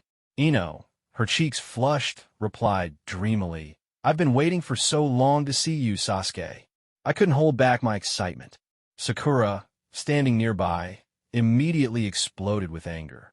Her inner self practically screamed, "This pig. Get away from Sasuke. Ino pig. Get off of him." Sakura yelled, her fists clenched as she glared daggers at her longtime rival. Ino smirked, releasing Sasuke and turning to face Sakura with a mocking expression. "Oh, it's you, forehead girl. Still as big as ever, huh? You haven't changed a bit." Sakura's temper flared, but before she could retaliate, Ino wrapped an arm around Sasuke's neck and teased, "By the way, Sasuke, remember that hot springs trip? I can't stop thinking about it. Want to go again? We could get the same private room, no interruptions this time." Her words made Sasuke freeze, his body stiffening as an awkward expression crossed his face. The hot springs incident had been a disaster. He had been there with Manaka, and somehow Ino had stumbled upon them. "Wait a second, Ino pig. Sasuke, what's this about the hot springs?" Sakura demanded, pointing an accusing finger at them. Ino stuck out her tongue playfully. "Wouldn't you like to know, forehead? It's a secret between me and Sasuke." "Right, Sasuke." To Sakura's horror, Sasuke gave a small nod, his expression unreadable. Her mind immediately spiraled into a series of wild, dramatic fantasies involving Sasuke and Ino at the hot springs. Their chaotic reunion was soon interrupted as other genin, Kiba, Hinata, Shino, Shikamaru, Choji, and Ino, joined the group, forming a lively gathering. "You guys should really settle down," a calm voice cut through the noise. The speaker was Kabuto Yakushi, who approached with a friendly smile. After introducing himself, he added, "You're all fresh out of the academy, right? It'd be wise to keep a low profile. Take a look around." Naruto and the others glanced at the surrounding genin, only to find that many were glaring at them with hostility. Kabuto explained that the chunin exams were held twice a year. When Sakura asked about his participation, he casually revealed that this was his 7th attempt, leaving her utterly shocked. Pulling out a set of ninja info cards, Kabuto explained, "These cards are infused with chakra to store information. Over the past 4 years, I've collected data on nearly 200 participants to prepare for the exams." For example, he demonstrated by channeling chakra into a blank card, which revealed a detailed map of the current participants and their respective villages. "This year, we have 30 genin from Sunagakure, 21 from Amagakure, 15 from Kusagakure, 12 from Takagakure, 74 from Konoha, and 3 from Otogakure," Kabuto explained before delving into the true purpose of the chunin exams, a large-scale, dangerous simulation of real-life combat. Sasuke stepped forward and asked, "Do you have detailed information on specific individuals?" Kabuto smirked slightly. "Of course. Got someone in mind?" "Yes," Sasuke replied, his eyes narrowing. "Gaara of the Sand, Yakumo Kurama, Rock Lee, and Manaka." The last name caught everyone off guard, including Sakura, Naruto, and Ino, who exchanged surprised glances. "Ah, with full names, this will be easy," Kabuto said, pulling out 4 cards. He began with Manaka. "Manaka, a jonin of Konoha. Age, 2 years older than you. Mission record, 11 D rank missions, 110 C rank, 22 B rank for A rank, and 2 S rank missions." Kabuto adjusted his glasses and added, "For context, all those D-rank missions were after he became a jonin instructor.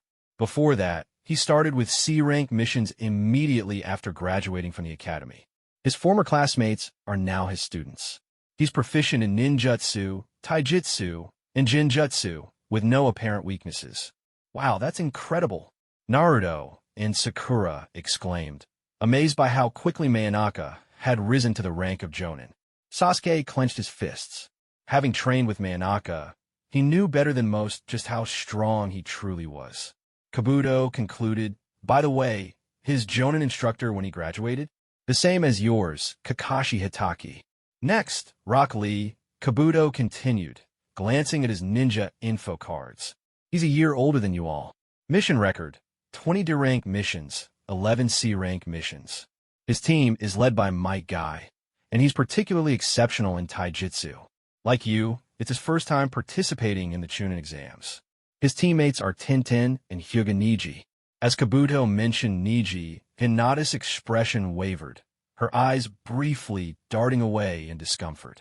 Meanwhile, the S-rank mission listed under Manaka and Guy referred to the Snow Country mission, which Kabuto had categorized under their names. Hyuga! Naruto suddenly exclaimed, as if a memory had been triggered. He thought back to the little girl he had met with Manaka, Hanabi Hyuga. The tomboyish girl had left a distinct impression on him, especially with how eagerly she had listened to his stories. Of course, Naruto had no idea that Hanabi was Hinata's younger sister.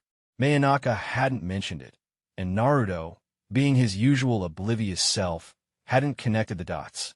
To him, Hinata was just a shy, quiet girl who always seemed too nervous to look him in the eye. Kabuto continued, moving on to the next profile. Now, Sabaka no Gaara. Mission record, 8 C-rank missions, 1 B-rank mission. Since he's from another village and a newcomer, there isn't much information on him. However, all of his missions were completed without a single scratch. The mention of Gaara caused a subtle tension to ripple through the group. Kabuto's tone remained calm, but his words carried an implicit warning. Finally, Kabuto pulled out the card for Yakumo Kurama.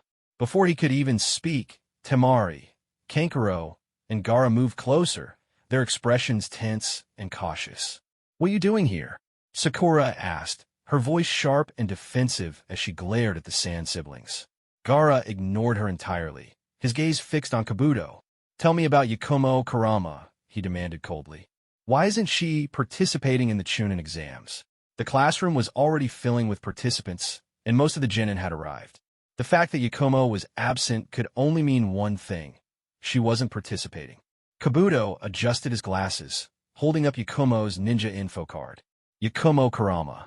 Mission record, 11 D-rank missions, 8 C-rank missions, 6 B-rank missions, 1 A-rank mission.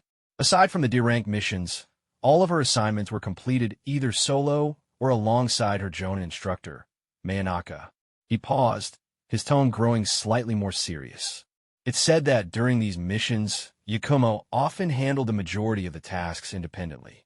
Her strength has already surpassed that of most jonin. Temari and Kankuro exchanged uneasy glances, while Gaara continued to listen intently.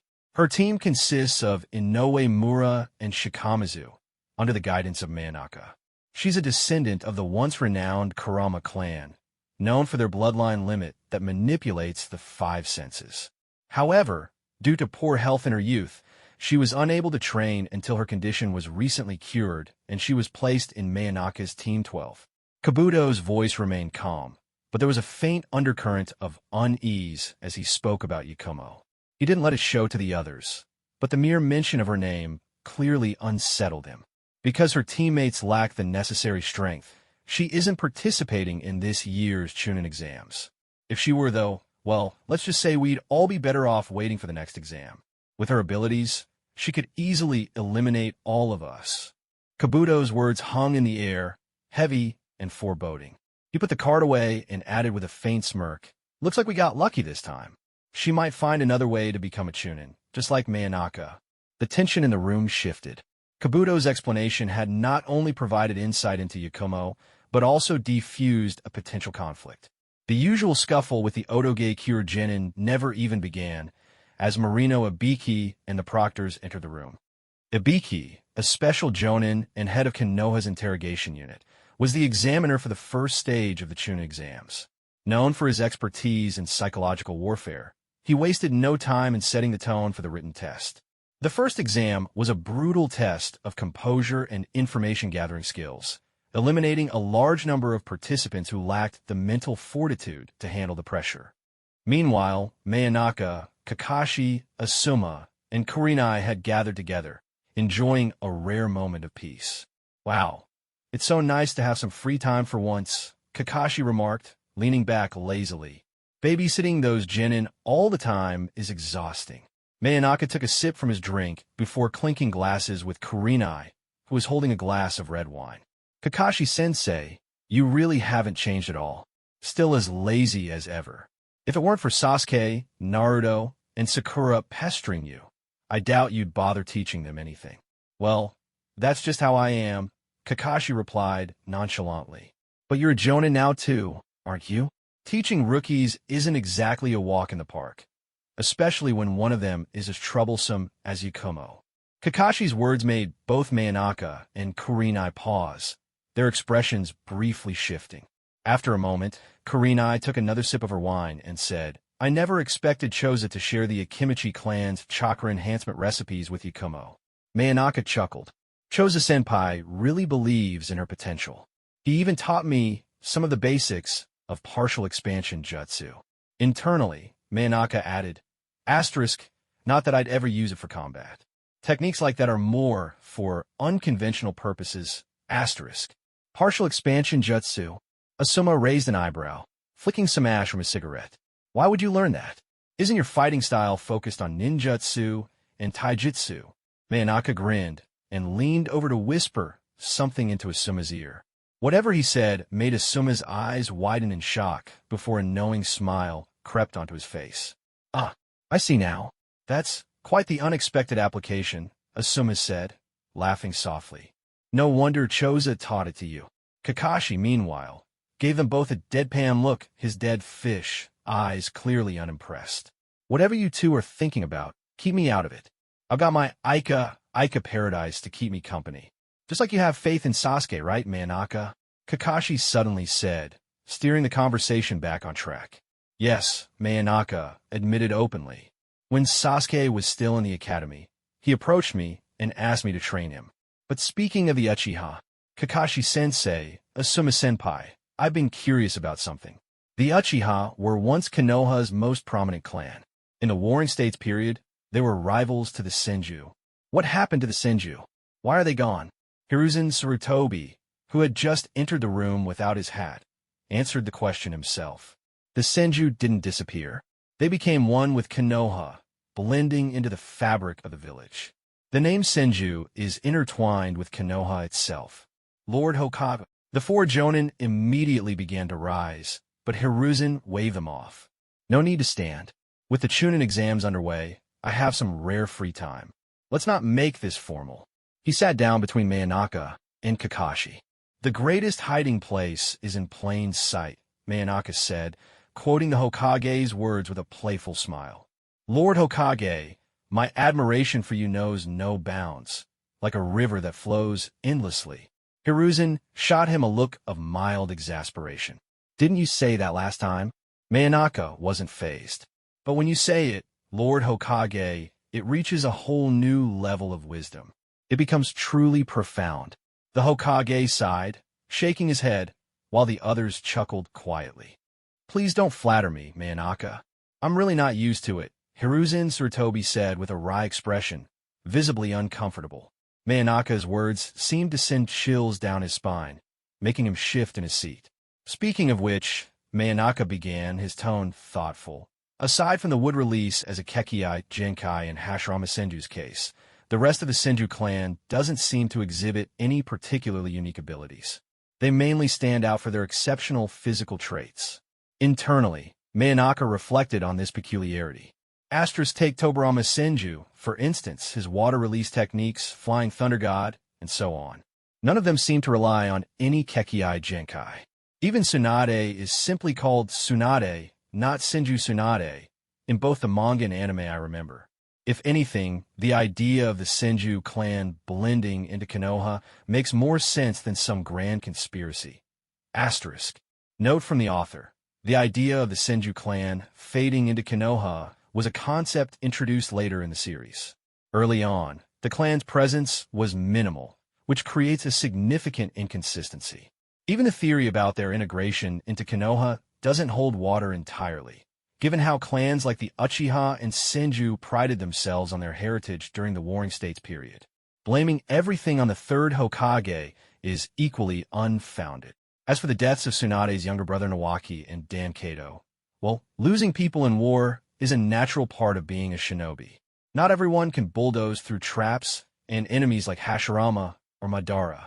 Just because Konoha produces strong ninja doesn't mean other villages don't. After chatting for a little while longer, Hiruzen excused himself, his schedule packed with Hokage duties, especially during the chunin exams. In the Konoha exam hall, the first stage of the chunin exams had concluded. Thanks to Naruto's fiery and inspiring speech, coupled with the removal of 2 disguised proctors, a total of 78 participants remained. Crash! Before Marino Ibiki could continue speaking, the sound of shattering glass echoed through the room. A figure burst through the window, landing dramatically. For Kunai flew out, securing a black curtain behind her that obscured Ibiki. You shouldn't be celebrating just yet. Amenko Mitarashi, the proctor for the second stage of the exam. Follow me. We're moving on to the next round. Anko Mitarashi, a special jonin of Konoha, stood confidently before the group. Her purple hair and gray eyes paired with her bold, fishnet-style outfit that clung tightly to her figure, emphasizing her striking presence. She raised her fist high, the curtain behind her announcing her title in bold letters. Second exam proctor, Anko Mitarashi. Everyone follow me. Silence. The entire room fell awkwardly quiet as the participants stared at her, dumbfounded. From behind the curtain, Ibiki stepped out with a deadpan expression. No one's paying attention to you. Ugh. Anko's face turned red as she realized her attempt at a flashy entrance had completely flopped. What she had envisioned as a grand, memorable moment turned into a moment of social disaster. Sakura couldn't help but mutter to herself. She kind of reminds me of Naruto, in a way. Trying to regain her composure, Anko glanced at the remaining participants. 78 of you? Ibiki, you went easy on them this year. You left 26 teams? That's not like you at all. Ibiki shrugged. This year's batch has more promising candidates. Placing her hands on her hips, Anko declared with a mischievous glint in her eye, Fine. Then for the second stage, I'll make sure to cut that number down by at least half. She licked her lips, her tone filled with excitement. This is going to be so much fun. I can't wait. I'll explain the details tomorrow. For now, ask your jonin instructors about the gathering location and time. Dismissed. As the participants began to leave, Ibiki collected the answer sheets. His eyes lingered on Naruto's blank sheet, and he couldn't help but marvel. It was the first time he had seen someone pass the first exam with a completely blank paper. The next day, the second exam took place in one of Konoha's restricted zones, Training Ground 44, also known as the Forest of Death. Unlike the standard training grounds, this one was a large, circular area surrounded by 44 lock gates. It was infamous for its treacherous terrain and deadly wildlife. Before starting, each team was required to sign a waiver acknowledging the life-threatening risks. The objective was to collect both the Heaven and Earth scrolls and reach the central tower within 5 days. If a team failed to bring both scrolls, lost a member, or opened the scrolls prematurely, they would be disqualified. Survival, including food and shelter, was entirely up to the participants. Manaka, of course, was well aware of how dangerous this phase of the exam could be. Particularly concerning was Orochimaru, who was lurking in the shadows, targeting Sasuke. However, Manaka had other priorities. He was currently training Yakumo Kurama, and as long as he arrived at the central tower before the 5th day, he considered his role fulfilled. At the Kurama clan's estate, Manaka was guiding Yakumo through her training. Her current 5 senses Genjutsu required a medium to activate, much like the Kyoka Suigetsu from his memories of Aizen. Having a reference point from his past life gave Manaka a clear direction on how to enhance Yakumo's abilities. Yakumo, he began, why do you rely on mediums like paintbrushes or kunai for your 5 senses Genjutsu? Have you considered other options? For example, he unsheathed the translucent Han Guang sword from his back, its gleaming blade making a faint sound as it left the scabbard. A sword? Yakumo's eyes lit up. Wait, Manaka. Are you suggesting I transfer my Genjutsu medium to Hongguang? Seeing the excitement in her expression, Manaka sighed and pushed her back gently. Don't even think about it. This is my weapon. There's no way I'm giving it to you. I'm just suggesting you explore other possibilities. Your five senses genjutsu can already influence reality. Combine that with your lightning nature chakra. He suddenly paused, his eyes lighting up as an idea struck him. Almost forgot. There's a weapon that would be perfect for you, Yakumo. What weapon? Yakumo asked, her excitement briefly dimmed by her disappointment that Manaka wasn't giving her Hongwon. The Sword of the Thunder God, Manaka said with a grin. It was the personal weapon of the second Hokage, Tobirama Senju. It's imbued with immense lightning power and could complement your lightning chakra perfectly. Yakumo's eyes widened in surprise. The Sword of the Thunder God was a legendary weapon she hadn't expected to hear about. And where is it now? She asked eagerly. It's currently in the hands of a rogue ninja named Aoi Rokusho, Manaka explained. I happen to know where he's hiding, but with the chunin exams going on, I can't take you there right now. You'll have to wait until after the third stage. Sculpting was still on Yakumo Kurama's mind, even as she explored new ways to amplify her power. The ideas Manaka had given her opened up broader, bolder possibilities. Her previous reliance on art as a medium for her five senses genjutsu had been a necessity due to her frail health. Now that her body had recovered, she wanted more, not just strength, but the freedom to push her abilities to new heights. The fifth day of the chunin exams arrived quickly. Manaka left early in the morning, as he had responsibilities to fulfill as the examiner for the third stage of the exam, replacing the chronically ill Gecko Hate from his memories. Using wind body flicker, he moved swiftly through the forest, his sharp senses scanning his surroundings. He soon noticed Naruto, Sakura, and Sasuke in a battered and exhausted state. Sasuke bore the ominous heaven curse mark on the back of his neck, left by Orochimaru. Even after learning Chidori, he's still like this, Manaka muttered under his breath. The gap in strength between him and Orochimaru is far too great. Naruto and Sakura were taking a moment to recover while Sasuke, driven by determination, prepared to venture out to search for other teams and collect the remaining scrolls. It was the final day, and they still hadn't gathered both the heaven and earth scrolls. Everything is still unfolding as expected, Manaka murmured to himself before vanishing with wind body flicker. Sasuke, sensing something, glanced toward where Manaka had been moments before. He frowned. Was that someone? Manaka continued moving toward the central tower, his figure darting swiftly through the trees. Suddenly, a desperate scream pierced the air. Help! Someone, please help me. The voice belonged to a girl, filled with panic and fear. Manaka glanced in the direction of the sound, his expression indifferent. The chunin exams truly brutal. Another girl about to meet her end, he muttered, intending to ignore it and continue on his way. However, a spark of realization flickered in his mind, causing him to stop mid-step, perched on a tree branch. Wait, the direction Sasuke was heading, could it be? Manaka's mind raced as he recalled a certain red-haired girl with glasses, Karen. If his estimation was correct, this would be around the time she appeared. Who else but her? He thought. Karen's abilities, tied to the Uzumaki bloodline, were incredibly valuable. If she were to stay in Konoha, even Hiruzen Sarutobi wouldn't overlook her potential.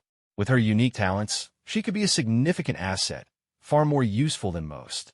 As for Sasuke's later Taka squad, that could be dealt with when the time came. Finding someone genuinely practical like Karen was a rarity. If it were anyone else, Manaka wouldn't have bothered. Resolved, he activated wind body flicker again, leaping between the trees. Within 2 seconds, he arrived at the source of the scream. Clang! The sound of his sword, Hongwon, being unsheathed echoed through the air. Its blade, infused with wind chakra, gleamed as Manaka descended from above. In a single clean strike, he bisected a massive brown bear, at least 5 to 6 meters tall. Blood splattered across the ground as the bear fell lifelessly in two. Manaka flicked the blade lightly, shaking off the blood before sheathing it with a metallic clang. Nearby, Karen sat on the ground in a disheveled state, having tripped over a tree root. Her glasses had fallen off, leaving her with only a blurry view of her surroundings. My glasses, she exclaimed, fumbling around blindly. Her arms were covered in unsettling bite marks, her clothes dirty and tattered. When she managed to retrieve her glasses and put them on, the first thing she saw was Manaka sheathing his sword. The sound of the blade sliding into its scabbard made her pupils shrink, and she stared at him, wide-eyed and speechless. Red hair and a distinctive chakra signature, Manaka said, turning to face her. His voice was calm and emotionless, like still water. "You're from the Uzumaki clan, aren't you?" I am," Karen stammered, her voice trembling slightly. She could feel the sharp, intense aura radiating from Manaka's chakra. It was both piercing and scorching, yet beneath the surface there was a surprising gentleness, like a hidden stream flowing softly. "Manaka, what are you doing here?" Sasuke's voice came from above. He landed on a nearby branch before dropping down beside Manaka, his curiosity evident. Manaka gestured toward Karen. "She's an Uzumaki, like Naruto. She could be very useful, so I intervened. But, Sasuke, you're looking quite beaten up. Do you need my help?" "Uzumaki," Sasuke repeated, glancing at Karen. "Like Naruto? But you're the proctor, right? Can you even help us?" Sasuke's voice was strained, his body trembling as he fought against the pain of the curse mark. Manaka pointed at the back of Sasuke's neck, where the heaven curse mark was visible. "Of course, I can't help you pass the exam. But as for that thing on your neck, I can deal with it. You can get rid of it," Sasuke asked, his voice tinged with both disbelief and hope. The curse mark was a source of agony, and a memory of Orochimaru filled him with disgust. Manaka shook his head. "I can't remove it. Not yet. But I can seal it and stop it from affecting you. That much is within my power. Please," Sasuke pleaded. "This thing is driving me insane." He turned his back to Manaka, exposing the mark. Manaka's presence brought him a rare feeling of reassurance. Manaka formed a series of hand seals and placed his right palm over the mark. Secret technique, spirit binding seal. Buzz. A soothing, cool sensation spread through Sasuke's body. The curse mark's searing pain vanished, replaced by a sense of relief. Sasuke let out a quiet sigh, feeling as though a massive weight had been lifted from him. The spirit binding seal is a technique I developed based on the spirit transformation jutsu. It's a B-rank technique, particularly effective against curses or spiritual interference. It doesn't require complex sealing arrays or lengthy preparations, Manaka explained as he watched the curse mark become encased in a transparent layer of chakra, rendering it inert. "Thank you, Manaka," Sasuke said, his gratitude genuine. He had lost count of how many times he had thanked this man. "Today's the final day," Manaka said. "If you're still missing scrolls, you could always ambush other teams near the central tower. Many of them will likely have what you need." Sasuke's eyes widened. "Of course. How'd I not think of that? Thanks again, Manaka. I'll go find Naruto and Sakura and head there right away." He glanced briefly at Karen, noting her earth scroll, which wasn't what they needed. Without wasting any more time, he dashed off into the forest. Manaka shook his head with a small smile before turning his attention back to Karen, who was still sitting on the ground in shock. "What's your name?" he asked. "Karen. My name is Karen." "Thank you for saving me," she said, standing up and bowing deeply in gratitude. "Karen," Manaka said, his tones softening slightly. "Judging by those bite marks on your arm, life in Kusagakure hasn't been kind to you. How about coming to Konoha instead? I can promise it'll be far more humane than whatever you've been through." Karen's eyes filled with tears as she glanced at the bite marks on her arm. Even Manaka found the sight unsettling. I want to. Please, take me away from that hellhole. I never want to go back." With that, she tore off her Kusagakure headband and tossed it into the bloody grass, her resolve firm. Whatever awaited her in Konoha, it couldn't be worse than the pain and torment she had endured. After receiving Karen's agreement, Manaka created a shadow clone to escort her out of the forest of death. With Han Guang strapped to his back, the clone carried Karen in a princess carry, swiftly moving toward the Kurama clan's estate where Yakumo was training. Upon arrival, Yakumo, who had been diligently practicing her carving techniques, froze in shock as she saw Manaka's clone approaching with a girl in his arms. When the clone casually told her to look after Karen, her expression shifted from confusion to outright fury. She threw the kunai she had been using for her carving practice onto the ground with a loud clatter. "You idiot! Do you really not care about me at all?" Yakumo shouted at the place where the clone had just dispelled itself. "Of all the men in the world, you're the most infuriating." Karen, who had been set down nearby, shrank into a corner. Her natural sensory abilities allowed her to feel Yakumo's chakra, and it terrified her. "This chakra, it's horrifying. Is this really human?" "No, this is a demon." "Manaka, are you feeding me to a demon?" Karen whispered, trembling as she tried to make herself as small as possible. Yakumo, still fuming from her outburst, finally turned her attention to the trembling red-haired girl curled up in the corner. "You're Karen, right?" Yakumo asked, her tone still sharp but less heated. Karen quickly nodded, her voice shaky. "Why, yes. Please don't eat me. I'm not tasty. I swear. I'm useful, I promise, Demon Queen." Yakumo froze, her anger momentarily replaced by confusion. "Demon Queen," she muttered, staring incredulously at Karen. "Is this girl, is she stupid or something?"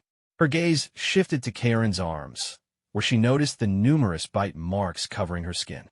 A wave of discomfort and unease washed over her. The sight was sickening, and she couldn't imagine what kind of treatment the girl had endured. "Those marks. Karen, what happened to your arms?" Yakumo asked, her voice softening slightly. Despite her annoyance at being called a demon, a faint sense of pity stirred within her as she looked at Karen's injuries. Meanwhile, at the central tower of the Forest of Death, Manaka had arrived and was speaking privately with Hiruzen Sarutobi about Karen. "There's still someone from the Uzumaki clan alive," Hiruzen exclaimed, removing his pipe in surprise. Manaka nodded. "That's right. She fits the description from the records. Red hair and unique abilities. When I discovered she shares the same surname as Naruto, I decided to investigate further." "Good work, Manaka," Hiruzen said, commending him. The Uzumaki clan's legacy carried significant importance, and Karen's abilities could prove invaluable. "I've left her with Yakumo for now," Manaka continued. His tone then shifted slightly as he brought up another concern. "But, Lord Hokage, about Orochimaru. He's one of the legendary Sannin, and an incredibly dangerous individual. Are we really just going to let him roam freely?" Hiruzen took a long draw from his pipe, exhaling slowly. "I understand your concern, Manaka. No one knows Orochimaru's danger better than I do." There was a pause before Hiruzen changed the subject. "Speaking of which, you mentioned you sealed Sasuke's curse mark. Was that one of your own techniques, derived from the spirit transformation jutsu?" Manaka nodded. "That's correct. The spirit binding seal is a technique I developed based on the spirit transformation jutsu. It's particularly effective against curses or spiritual interference. I wouldn't have been able to create it without access to the scroll of seals, so I owe you my thanks for that opportunity." Hiruzen gave a small smile. "You've put that knowledge to excellent use. After the third preliminaries are over, I'll need your help with something else. Don't leave right away. I'll explain after the matches." Manaka had a feeling this involved Orochimaru and Mitarashi Anko's curse mark, but he refrained from asking further and simply nodded in acknowledgement. Back at the central tower, the remaining participants, Naruto, Sasuke, Sakura, and the others, managed to arrive just in time. A total of 21 examinees had passed the second stage. As the proctors and other jonin gathered, Manaka stood alongside Asuma, Kurinai, Kakashi, and others, including Baki from Sunagakure and the disguised Orochimaru posing as a Sound Village jonin. Anko, still feeling the faint sting of her own curse mark, glanced at the gathered participants. "First of all, congratulations to everyone who passed the second exam." She seemed genuinely surprised at how many had passed. 21 participants. "I was hoping to cut the numbers down to single digits. Looks like I'll have to step things up next time." Nearby, Mike Guy stood next to Kakashi, beaming with pride. "Well done, Kakashi. Looks like your squad did pretty well this time. But don't get too comfortable. My team is still here, and the next stage will test their true skills. This is the essence of youth. Sometimes sour, sometimes harsh, but always burning brightly." Kakashi lazily turned his head, his tone indifferent. Did you say something?" Guy's animated expression froze as he clutched his head in despair. "No. Oh my God. You weren't even listening. As expected of my eternal rival, Kakashi, your cool indifference is so infuriatingly stylish. Nearby, Tintin couldn't help but roll her eyes. Asterisk, so that's Kakashi, Sensei's eternal rival. Just from appearances, Sensei loses by a mile. Asterisk. Anko raised her voice again, regaining the group's attention. Now then, I'll turn things over to the Hokage to explain the third stage. Pay close attention. Hiruzen stepped forward, his hands clasped behind his back as he addressed the participants. The third stage of the chunin exams is about to begin. But before we proceed, I want to make something clear. He began, his voice carrying both authority and gravitas. The true purpose of these exams is not just to promote genin to chunin. By holding these exams in collaboration with our allied nations, we aim to foster goodwill, improve the capabilities of our ninja, and provide a stage for growth. However, he paused, his gaze sweeping across the room. This exam is also a microcosm of war, a stage where the strength of each country's shinobi represents the honor and prestige of their respective nations. Battles fought here will carry the weight of your village's reputation. Hiruzen's words struck a chord with the genin, who began to realize the gravity of the situation. During the third stage, various daimyo and influential figures from across the nations will be present to observe your battles. They will judge your strength and, by extension, the strength of your village. This is why the chunin exams are so much more than a simple test. As the room fell silent, Hiruzen stepped back. Manaka, who had been standing behind him, stepped forward and knelt on one knee. Lord Hokage, with your permission, may I explain the specifics of the third stage as the referee? Hiruzen nodded. The floor is yours, Manaka. Standing, Manaka turned to face the participants. The hilt of his Han Guang sword gleamed faintly on his back as his sharp eyes swept over the group. That's Manaka? He's Yakumo Kurama's Jonin instructor? Gaara muttered, his gaze fixated on him. A hint of madness glimmered in his eyes. The Jonin who trained that girl. Killing him would be worth it, Gaara thought, his bloodlust barely contained. Before the third stage of the exam officially begins, there's one more thing I need you all to complete, Manaka declared, his tone cold and unyielding. His sharp gaze briefly landed on Gaara, who was exuding a faint, unstable bloodlust. Manaka wasn't oblivious to it. He could sense Gaara's volatile presence like a ticking time bomb. At this stage, Gaara was still half mad, teetering on the edge of sanity. And that is the preliminaries for the third stage of the chunin exams. Manaka's announcement sent a wave of shock through the remaining participants, who began murmuring amongst themselves. Orochimaru raised his voice, clearly irritated. Preliminaries? What's that about? Sakura also looked confused and asked, Manaka-sensei, I don't understand. Why can't the remaining participants proceed directly to the third stage? Manaka's eyes scanned the group, his expression calm but authoritative. The first and second stages of this chunin exam were apparently too easy, resulting in a larger-than-usual number of participants making it this far. According to the rules of the chunin exams, when too many participants remain, a preliminary round is held to reduce the number. As the Hokage mentioned earlier, many VIPs will attend the third stage to observe your battles. Time constraints mean the matches cannot drag on indefinitely. His gaze lingered on Kabuto for a moment before continuing. If anyone feels physically unwell or wishes to withdraw, now is the time to raise your hand. The preliminaries will be one-on-one battles. You'll need to decide for yourselves whether to participate or step down. As expected, Kabuto raised his hand, his usual nonchalant demeanor masking his true intentions. Manaka noted his withdrawal with a flick of his pen, crossing out Kabuto's name on the participant list. The move also drew the attention of Hiruzen, Sarutobi, and the other Jonin, who exchanged subtle glances. With that settled, the preliminaries began. Manaka explained the rules clearly. The matches would continue until one participant was unable to continue, surrendered, or in extreme cases, was killed.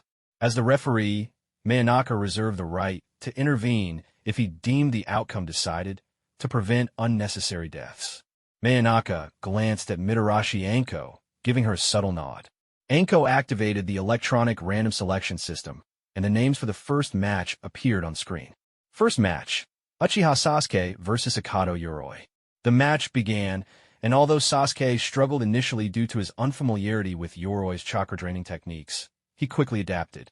Utilizing the lion combo he had learned from Rock Lee, Sasuke overwhelmed Yoroi and secured victory. As Sasuke walked past Manaka on his way to the stands, he murmured a quiet, "Thank you, Manaka." Manaka didn't respond verbally, offering only a faint smile. Sasuke took his place on the observation platform, watching as Yoroi was carried off by medical personnel. Second match, Zaku Abumi versus Shino Aburame. Manaka announced the start of the second match, which quickly turned into a battle of precision and strategy. Shino exploited Zaku's reliance on his sound wave-producing arms, forcing Zaku to overextend. With calculated moves, Shino caused Zaku's arm to malfunction, resulting in an explosive backfire that ended the match decisively. Third match, Tsurugi Misumi versus Kankuro. As Manaka stepped back to give the two combatants space, he felt a cold, piercing gaze on him. Turning slightly, he locked eyes with the disguised Orochimaru, who was staring at him intently. Manaka met the gaze without flinching, his own eyes sharp and unwavering. He knew exactly why Orochimaru was focusing on him. The curse mark on Sasuke had been sealed. Orochimaru's plans were clearly disrupted, and he wasn't pleased. Orochimaru, cunning, dangerous, and relentless. But don't think I'm someone you can intimidate. Manaka thought to himself, his calm exterior betraying none of his inner calculations. With Hiruzen Sarutobi present, Orochimaru wouldn't dare make a move, but Manaka remained on high alert. Orochimaru licked his lips, his snake-like eyes narrowing as he thought. So this is Manaka, Kakashi's student. Interesting. It seems there's more to him than meets the eye. But in the end, he's just a child. The match between Tsurugi Misumi and Kankuro ended with the puppet master's victory. Fourth match, Haruno Sakura versus Yamanaka Ino. When the next match was announced, Manaka shook his head slightly, already predicting the outcome. The battle between Sakura and Ino lacked any meaningful technique or strategy, devolving into a glorified catfight. Manaka, standing on the sideline, sighed. Sakura, you've got a lot of growing up to do. Right now, even Yakumo wouldn't need Jinjutsu to wipe the floor with you. He watched the lackluster fight with mild annoyance. Honestly, if you're going to fight like this, at least make it entertaining. Pulling hair and tearing clothes would have been better than this mess. From the stands, Hyuga Niji commented dismissively, "Is this the extent of a kunoichi's close combat ability?" Tintin, standing nearby, immediately retorted, "That's completely unfair. It's just them. Battle strength isn't determined by gender, Niji. Don't forget Kurama Yakumo. A kunoichi defeated that terrifying Gaara in an instant." Niji scoffed, crossing his arms. "Kurama Yakumo? It's a shame she isn't participating. But I've heard that one of Manaka's current genin teammates used to be his academy classmate, someone who held him back then and is holding Yakumo back now." His pale eyes glanced down at Manaka. Some people are simply born to be failures. Fate determines everything. Meanwhile, the fight between Sakura and Ino reached its inevitable conclusion, a draw. Ino's mind transfer jutsu clashed with Sakura's inner personality, leaving neither as the victor. On the observation platform, Sasuke leaned against the railing, utterly exasperated. The core of their fight had revolved around him, a fact that made him want to disappear from the situation altogether. When he caught Manaka's amused gaze, his cheeks flushed slightly, and he turned away with a scowl. "This isn't my fault," Sasuke muttered under his breath. "I've rejected both of them so many times already. Why do they keep blaming me?" Manaka smirked faintly. "Sasuke, your troubles truly are self-inflicted. Finally, it's over. Took long enough." The electronic board spun again, randomizing the next pair of fighters. Fifth match, Tenten versus Temari.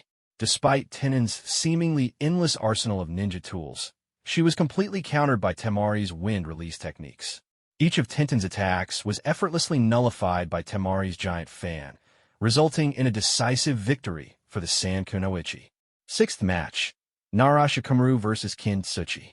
The match highlighted Shikamaru's intellect as he used his shadow possession jutsu to outmaneuver Kin.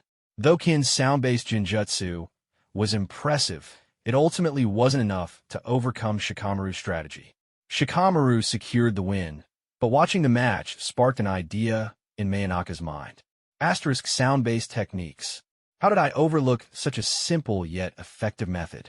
Infrasound, ultrasound, electromagnetic waves, frequency manipulation. I can't believe I forgot about this from my previous life. Asterisk. Mayanaka's eyes flickered with interest as he began mentally drafting new ways to incorporate sound and frequency-based attacks into his arsenal. The preliminaries continued, but Mayanaka's thoughts were already racing ahead, planning for the future. Asterisk 7th match. Uzumaki Naruto versus Inuzuka Kiba. Asterisk. Despite being hindered by Orochimaru's 5-pronged seal, Naruto still proved stronger than Kiba in this fight. Multi-shadow clone jutsu. Rasengan.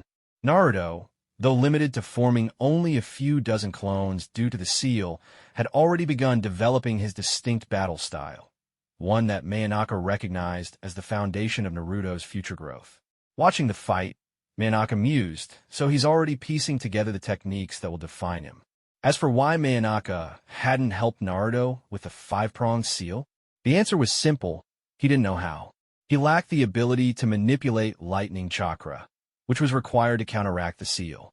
Kakashi might have been able to remove it, but Naruto had never mentioned it. In typical Naruto fashion, he hadn't even realized he was under the effects of the seal. Mayanaka sighed as he watched Naruto land a decisive Rasengan on Kiba, leaving the latter unable to stand. Too bad he didn't end it with a fart this time, he muttered to himself, half disappointed. The jonin in the stands, including Asuma, Kurenai, and even Hiruzen Sarutobi, recognized the Rasengan immediately. It was the signature jutsu of the 4th Hokage, Minato Namikaze. 8th match. Hyuga Neji versus Hyuga Hinata. The match was one of internal family conflict, a battle between the Hyuga clan's branch and main families. The Hyuga, known for their Byakugan and gentle fist technique, carried deep-seated conflicts within their clan. Neji, a prodigy from the branch family, bore the cursed seal of the caged bird, a mark of his subservience to the main family. That resentment was evident as he faced Hinata, the heiress of the main family. The fight escalated as Neji's anger and hatred drove him to attack with increasing ferocity. When it became clear that Hinata was in real danger, Mayanaka stepped in, halting the match before she could sustain life-threatening injuries. "Why, Mayanaka-senpai? Why are you stopping me?" Neji, restrained by Asuma, Guy, and Kakashi, shouted angrily, his frustration boiling over. Mayanaka met his gaze with calm, yet piercing eyes. His voice was steady but carried an undeniable weight. "Calm yourself."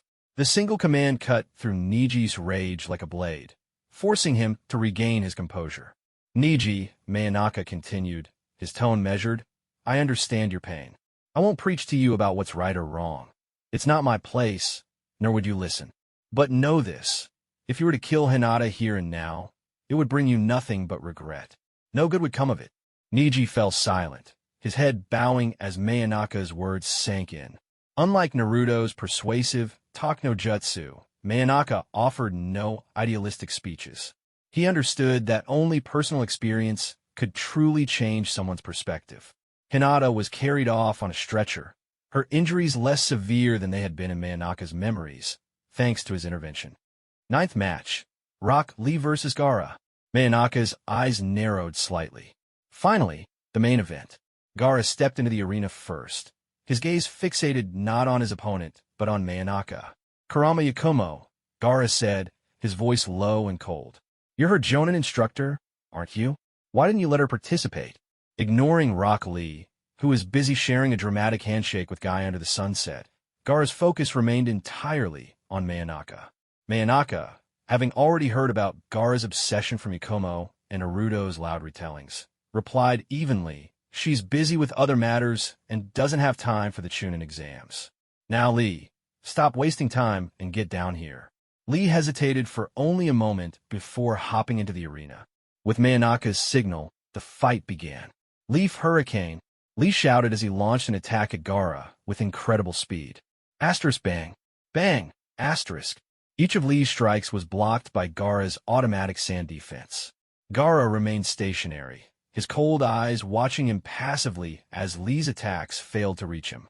So that's Rock Lee's strength, Sasuke muttered from the stands, his two-tomo Sharingan activated as he studied Lee's movements intently. Lee, take them off. Guy suddenly called from the stands, giving Lee a thumbs up. But, Guy-sensei, you said I could only remove them in life-or-death situations. I'm giving you permission. Show them the beauty of your youthful spirit. With Guy's encouragement, Lee removed the heavy weights strapped around his ankles. How much better? Lee exclaimed, flexing his legs. Temari scoffed from the stands. What a joke. Taking off a bit of weight won't make any difference against Gaara. Boom. The moment Lee let the weights drop, the ground trembled as if hit by an earthquake. Temari's smug expression froze, along with everyone else's. Even Manaka raised an eyebrow in mild surprise. Kakashi, wiping sweat from his forehead, muttered, Guy, this is overkill.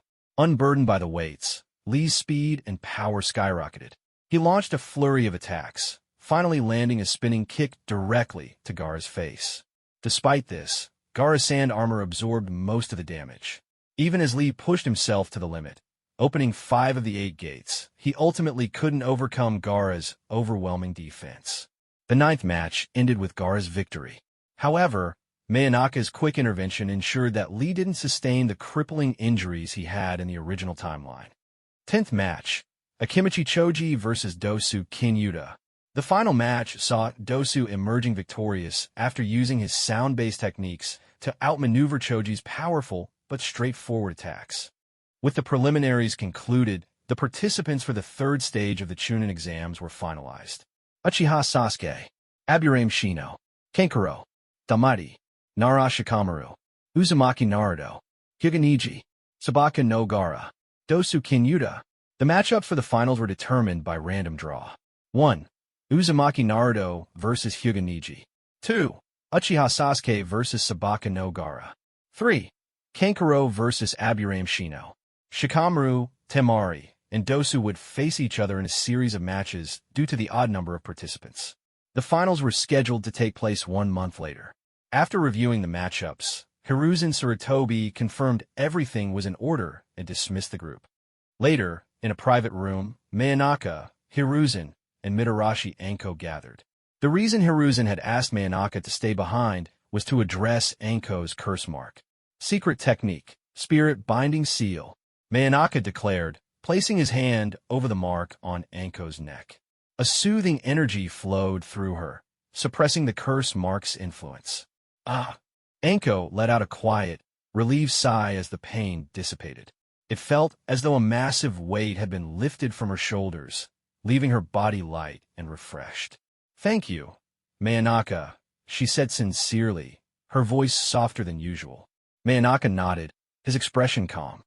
The seal will suppress the mark, but stay cautious. Orochimaru's influence isn't easily erased. She's gone, huh? Well, little brother, I didn't think you'd be this capable. Let me treat you to some dango, Mitarashi Anko exclaimed, throwing an arm around Manaka's neck.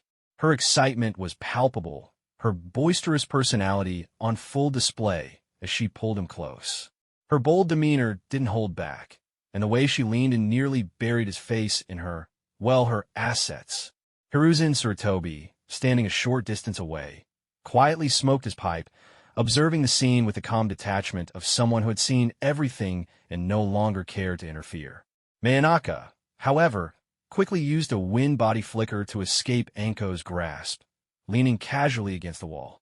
Although the experience was, admittedly, quite pleasant, better than any expensive memory foam ninja pillows he could recall, it didn't show on his face. Instead, he maintained his usual calm, slightly aloof demeanor. Anko-senpai, I'd advise you to cut back on the sweets. You may not notice it now, but if you keep this up, it'll be too late to do anything about it when things expand, Manaka said with a composed expression, though internally he was cringing at the image of her future self for Boruto. Oh, so you care about me, huh? Does that mean you like me? Anko teased, though her face turned slightly red, not from embarrassment, but from annoyance. She realized that Manaka had essentially just called her out for being at risk of gaining weight. Still, she didn't actually care. Anko had always lived her life unapologetically, doing whatever made her happy. She wasn't the type to let public opinion dictate her choices. Who needed a boyfriend anyway? Life was better when lived on her own terms. Manaka sighed inwardly, realizing he may have gone too far with his comment. But he couldn't resist poking fun at Anko's carefree personality. He respected her for it, but sometimes he just couldn't help himself. Anko-senpai, no need to take it personally. Anyway, I'll pass on the dango today. I've got plans with Yakumo to leave the village for a bit. Maybe we can hang out when I get back, Manaka said, deflecting her teasing with ease. His upcoming journey with Yakumo had a clear purpose: to retrieve the sword of the Thunder God. He had already discussed and accepted the B-rank mission with Hiruzen Sarutobi in advance, which involved tracking down the rogue ninja who currently held the weapon. After chatting with Anko and Hiruzen for a while longer, Manaka left the Hokage's office and made his way to the Kurama clan's estate. When he arrived, neither Yakumo nor Karen was anywhere to be found. It wasn't until one of the Kurama clan members informed him that Yakumo had taken Karen to Konoha Hospital that he understood their absence. At Konoha Hospital, Karen lay on a hospital bed while Yakumo sat nearby, still fuming over Karen's past treatment. The sight of the bite marks on Karen's arms was enough to reignite her anger. Those bastards. Karen, don't worry. I'll get back at them for you. I'll wipe Grass Village off the map if I have to, Yakumo declared, her temper flaring. Thwack! Manaka appeared in the room, delivering a light chop to Yakumo's head with a hand knife. Yakumo winced, clutching her head as she turned to pout at him pitifully. Don't act before thinking, Manaka said sternly, crossing his arms. You might feel great about getting revenge and destroying Grass Village, but what about the consequences? What about Anko? What about Konoha? What about the people around you? Didn't I already tell you to think things through before acting? Yakumo puffed her cheeks in frustration, muttering indignantly under her breath. Then, with a dramatic flourish, she pulled out a piece of paper and tore it into 3 pieces. There, I thought about it 3 times before acting. 3 tears, 3 thinkings, and then action. Manaka, stop trying to be cute and cheeky, Manaka said, exasperated. There are plenty of tragic people in the world, Yakumo. Karen's not the only one. You can't save everyone. Turning to Karen, Manaka asked, how long until you recover? The doctor said about a week, Karen answered, her voice quiet and hesitant. But I think I'll be fine in 3 days. She looked down, her voice becoming even softer. I'm sorry, this is all my fault. I'm so useless. Stop, Manaka interrupted her, his tone firm but not unkind. No more apologizing. Focus on getting better first. We'll deal with everything else after. Manaka glanced at Yakumo and Karen, noting the budding bond between them. Seeing you two getting along puts my mind at ease. Yakumo, take good care of Karen while I'm gone. Karen opened her mouth to say something, but the words caught in her throat. Yakumo's presence still made her uneasy, but when she thought about how Yakumo had taken her to the hospital and cared for her so attentively, she couldn't help but compare it to the cold, cruel treatment she'd endured in Grass Village. Yakumo Dano is a very kind person, Karen said earnestly, meeting Manaka's gaze. Yakumo Dano. Yakumo turned to Karen, surprised but pleased. I thought you'd keep calling me Demon Queen or something. You don't have to be so formal. I'm only a year older than you. Just call me Yakumo. Why Yakumo? Karen stammered, her voice soft and hesitant. But when Yakumo smiled warmly at her, the last remnants of fear melted away, and tears began to form in her eyes. Good, Yakumo said with a nod, her smile widening. Watching the 2 girls interact, Manaka couldn't help but feel satisfied. Internally, he thought to himself, sorry, Sasuke. I've poached one of your future Taka teammates ahead of time, but you'll never know about it anyway. Yakumo suddenly turned to Manaka and asked, by the way, did you see Rock Lee during the preliminaries? How'd he do? Did he make it through? Meanwhile, Sasuke returned home, his body weary from the day's events. As he placed his dirty clothes into the washing machine, a faint itch on his nose made him pause. The fight between Gaara and Rock Lee had left a significant impression on him. Lee's performance was nothing short of extraordinary, and yet he still hadn't managed to defeat Gaara. I'm still so weak, Sasuke muttered to himself, sitting down on the couch after changing into fresh black clothes. If even Lee couldn't beat Gaara, who Yakumo defeated in an instant, why am I this weak? The looming matchup between him and Gaara in the third stage of the chunin exams weighed heavily on his mind. Even with Chidori, he didn't feel confident in his chances. Manaka, Sasuke murmured, his thoughts drifting to the Jonin. Maybe he can help me. But the idea of asking Manaka for help felt uncomfortable to Sasuke. They weren't family or even particularly close. Why should he keep relying on him? Buzz. Sasuke's thoughts were interrupted as he noticed Kakashi perched outside his window. You seem troubled, Sasuke, Kakashi said, stepping into the room. Kakashi glanced at Sasuke's neck, where the curse mark was sealed by Manaka's spirit-binding seal. Compared to his own evil sealing method, Manaka's seal was clearly more effective, completely halting the curse mark's influence.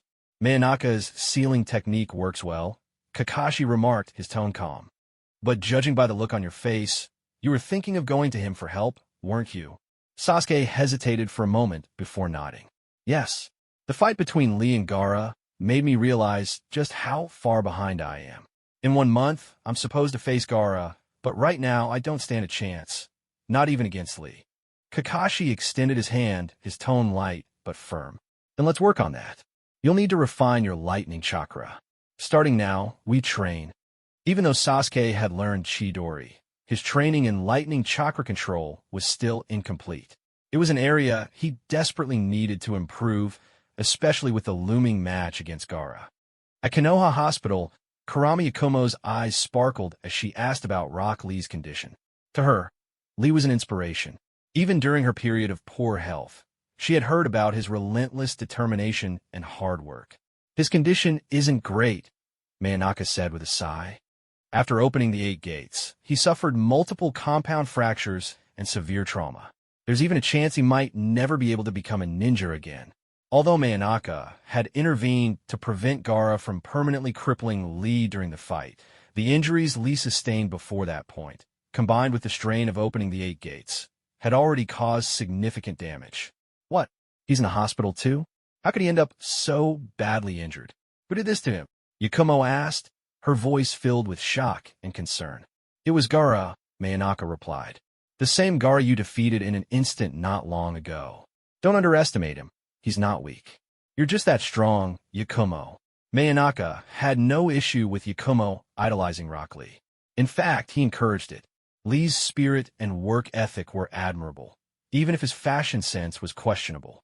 From his memories of his previous life, Manaka recalled that very few fans of Naruto ever disliked Lee. Once he's awake, I'll take you to see him, Manaka added. But for now, he needs rest. He shifted the conversation. In a few days, we'll be heading out of the village to track down the rogue ninja, Aoi Rokusho. Once we retrieve the sword of the Thunder God, your strength will reach an entirely new level. Yakumo nodded vigorously, her enthusiasm resembling that of a pecking chick. Yes, I'll do my best. Karen still needed to rest and recover, so Yakumo stayed behind to look after her, while Manaka left the hospital. It was already midday when he wandered into Ichiraku Ramen. There, he spotted Naruto sitting with Ebisu. Ebisu-senpai, Manaka greeted, raising an eyebrow as he approached. Manaka, Ebisu responded. Manaka, Naruto echoed, albeit more casually. Curious, Manaka sat down next to Naruto and asked, What's going on here? Why are you two together? Ebisu adjusted his sunglasses and explained, Kakashi asked me to oversee Naruto's training. Manaka, I couldn't help but notice, you smell faintly of hospital disinfectant. Did something happen? Nothing major, Manaka replied with a dismissive wave. He then turned to Ayam behind the counter. The usual for me, Ayam, large bowl with Naruto slices, no chili or garlic. Ayam smiled sweetly. Got it, the usual, Manaka. As Manaka sat back, he thought to himself, if I recall correctly, Jiraiya shows up around this time.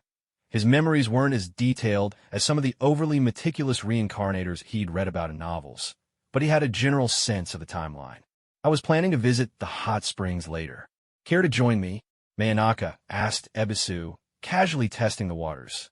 He couldn't quite remember if it was a bathhouse or a hot spring where Jiraiya made his appearance, but either way, meeting the Toad Sage wouldn't be a bad thing. He wasn't delusional enough to expect Jiraiya to take him as an apprentice. There was no familial bond or compelling reason for that. But there was no harm in building rapport. Ebisu adjusted his sunglasses again. The hot springs, huh? That works out perfectly. Naruto's chakra control still leaves much to be desired, and water walking practice is next on the agenda. We'll join you. Water walking, huh? Manaka remarked, glancing at Naruto as he slurped his ramen. He already knew the reason for Naruto's poor chakra control, but couldn't exactly say it outright without raising eyebrows. Naruto himself remained blissfully unaware of his situation, his carefree nature causing him to overlook the effects of Orochimaru's five-pronged seal entirely. The trio arrived at the hot springs, where Manaka began scanning the area, his sharp eyes taking note of everything. It didn't take long for him to spot a familiar figure crouched by the women's bathhouse, peeking through a small gap in the wall. White hair, a red vest, and an unmistakable pervy grin. There was no mistaking it. This was Jiraiya. Before Ebisu could begin Naruto's training, he, too, followed Manaka's gaze and noticed the peeping figure. At first, he didn't recognize the man. As a gentleman in Konoha's Black Flash, I cannot allow such indecent behavior in my presence, Ebisu declared dramatically, much to Manaka's disbelief. Black Flash? Seriously? Did he really just call himself that? Manaka thought, recalling one of their earlier conversations about Ebisu's self-proclaimed moniker. Before Manaka could react, Ebisu lunged toward Jiraiya, his righteous indignation leading the charge. Jiraiya, noticing the commotion, summoned a toad to intercept the attack. "You're way too loud," he muttered, rubbing his temples.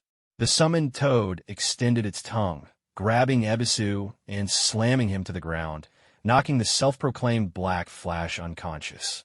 "Geez, if people find out I'm here, it'll ruin everything," Jiraiya said, exasperated. Naruto, watching the scene unfold, exclaimed, "Whoa, that pervy weirdo took him out in one move." "Manaka, who is he?" "Good question," Manaka began, but before he could answer, Jiraiya spun around dramatically, striking what he clearly thought was a cool pose. "I am the one and only Toad Sage of Mount Myaboku, the legendary Jiraiya," he declared, his voice filled with pride. "Toad Sage," Naruto muttered before his expression twisted into a mix of disbelief and disdain. "More like pervy sage." Jiraiya's confident demeanor crumbled in an instant as he face-bombed. "Damn brat," he muttered before turning his attention to Ebisu's unconscious form. Naruto, ever the prankster, poked Ebisu with a stick. "Konoha super secret taijutsu, 1,000 years of death," he shouted, jabbing Ebisu in the rear. When that failed to wake him up, Naruto shrugged. Manaka, meanwhile, turned his attention back to Jiraiya. "It's been a while, Jiraiya-sama. I didn't expect to see you back in Konoha. Though this isn't exactly a great look," he said, his tone neutral. Jiraiya waved him off. "Oh, come on, don't judge me. Research is an important part of writing, you know." Manaka paused, recalling an incident from his own past involving a certain blue-haired kunoichi. He quickly decided against pursuing the topic further. "Fair enough. It's not really my business." Suddenly, Jiraiya's expression shifted as he pointed at Manaka. "Wait a second. You're that ninja actor everyone's talking about. I saw your movie while I was traveling." In a flash, Jiraiya appeared at Manaka's side, grinning mischievously. "So tell me, what's the deal with you and that starlet? There are photos of you two kissing. Is it serious? Was it a wet kiss or a dry one? Did you use tongue?" Manaka, unimpressed by Jiraiya's antics, could only stare blankly for a moment. He could tell that, despite the Toad Sage's outward frivolity, the man was subtly gauging his reaction. So this is Jiraiya. His reputation isn't just for show. Manaka thought, noting the ease with which Jiraiya had closed the distance between them. "Jiraiya-sama," Manaka said with a faint smirk, "your reputation precedes you. Always gathering research, I see. But speaking of books, I hear the sales of Ica Paradise haven't been doing so well lately." Jiraiya froze, his grin faltering ever so slightly. What was that?" Manaka's words hit Jiraiya squarely in his pride. and the Toad Sage's expression immediately fell. It's all because of your princess lover's entertainment plan. Ever since Snow Country became the center of the entertainment industry, the entire shinobi world's focus has shifted there.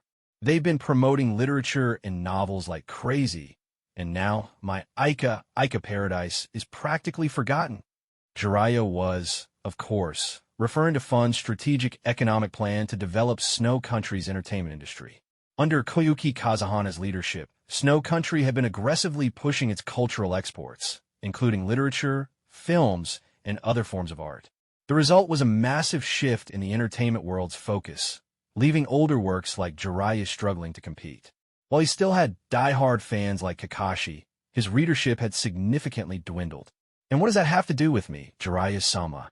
Manaka replied, maintaining a polite yet distant tone. He subtly stepped back, keeping some space between himself and the legendary Sannin. Despite Jiraiya's status, Manaka wasn't about to grovel or get too familiar. He knew where to draw the line. "I'm heading to the hot springs now." "Oh, and Naruto," Manaka added, shifting his attention to the blonde genin. "Jiraiya-sama is a very skilled shinobi. The fourth Hokage himself was his student.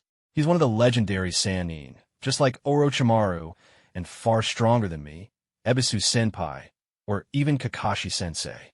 Hearing this, Naruto's eyes lit up with awe, while Jiraiya's face twisted into a mix of pride and annoyance.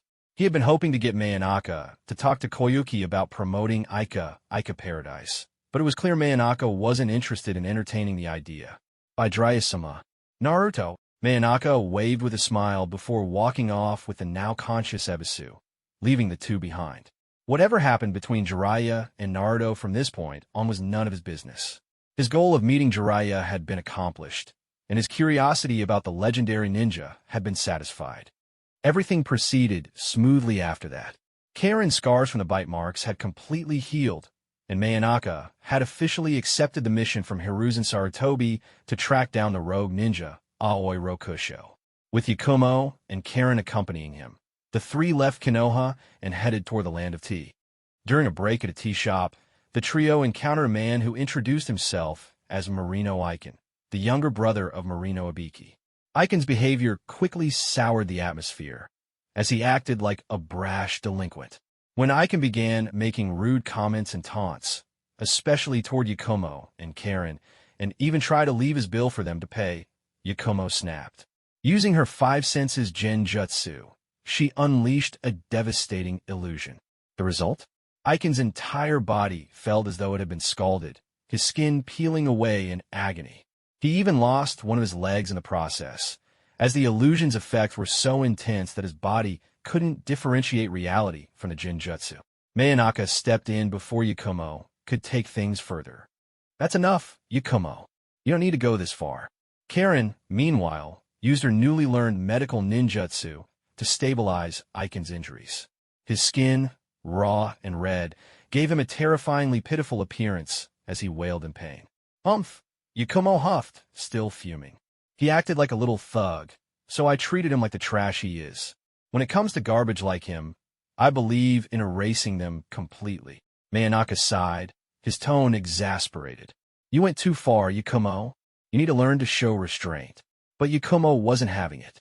Restraint? He insulted us and left his bill for us to pay. I ignored him at first, but he just wouldn't stop pushing. Manaka's voice turned cold, sharp as a blade. "Marino Aiken, if I didn't recognize you as Ibiki-senpai's brother, I'd show you what it truly means to wish for death. Let me be honest, you're nothing but a failure. You resent ninja because you couldn't pass the chunin exams, and now you take it out on others? Pathetic." Aiken tried to retort, but one look at Manaka's and Yakumo's expressions, both radiating unmasked killing intent, left him speechless. "Yakumo, can you reverse the genjutsu on his leg?" Manaka asked. "No," Yakumo replied bluntly. "I waited until he realized his leg was gone before releasing the illusion. It's permanent." "Fine," Manaka said with a shrug. "Let's leave it at that. I hope you've learned your lesson, Aiken. Don't pull stunts like this again. You're a disgrace to Ibiki-senpai's name." Manaka reached into Aiken's wallet and retrieved enough money to cover their bill before tossing the remaining coins onto Aiken's face. With that, the trio left the tea shop, leaving Aiken to reflect on his poor life choices. The incident with Aiken was a minor detour. After arriving in the land of tea, Manaka and Yakumo confronted Aoi Rokusho. Together, they eliminated the rogue ninja, severing his head and sealing it in a storage scroll as proof of their success. The rest of Aoi's body was incinerated by Manaka's fireball jutsu, the ashes scattered by the wind. "This is the sword of the Thunder God," Yakumo asked, holding the weapon in her hands. At first glance, it was nothing more than a dark, unassuming hilt. But as she channeled chakra into it, a golden blade, crackling with lightning energy, emerged. She tested it by slicing through a thick tree, easily cutting through its half-meter diameter trunk. "It suits you," Manaka said. "Aside from your yin chakra, you also have a natural affinity for lightning. This sword will amplify your abilities significantly." Aoi was just a mid-level Konoha chunin before he defected. It was only because of this sword that he was promoted to jonin in Amage Cure. Yakumo examined the lightweight hilt, pleased with how convenient it was to carry. "This is perfect," she said with a satisfied smile. With their mission completed, Manaka, Yakumo, and Karen didn't immediately return to Konoha. Instead, they traveled to a secluded area where Manaka had trained in the past. "Is there really something buried here?" Yakumo asked as they arrived at a remote valley surrounded by 3 mountains. "There should be," Manaka replied seriously. "If Karen's sensory abilities can't detect it, we might need Niji's Byakugan. And if even the Byakugan can't find anything, it means whoever hid it noticed us and moved the item elsewhere." Manaka carefully made his way to a waterfall and pool, his movements deliberate and quiet. He was on high alert, concerned that Konin might still be lurking nearby. "Yakumo," he whispered, "if Konin is here, don't engage her. She's incredibly powerful. If we alert her, none of us will make it out alive." After reaching the waterfall and finding no sign of Konin, Manaka let out a small sigh of relief.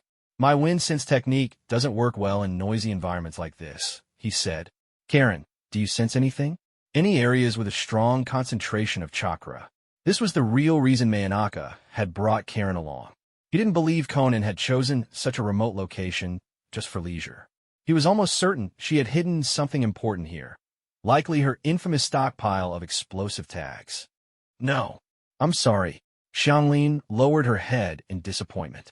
She hadn't discovered anything either, which left Shinya puzzled. He knew about Konin's exceptional ability to disguise herself using paper release techniques.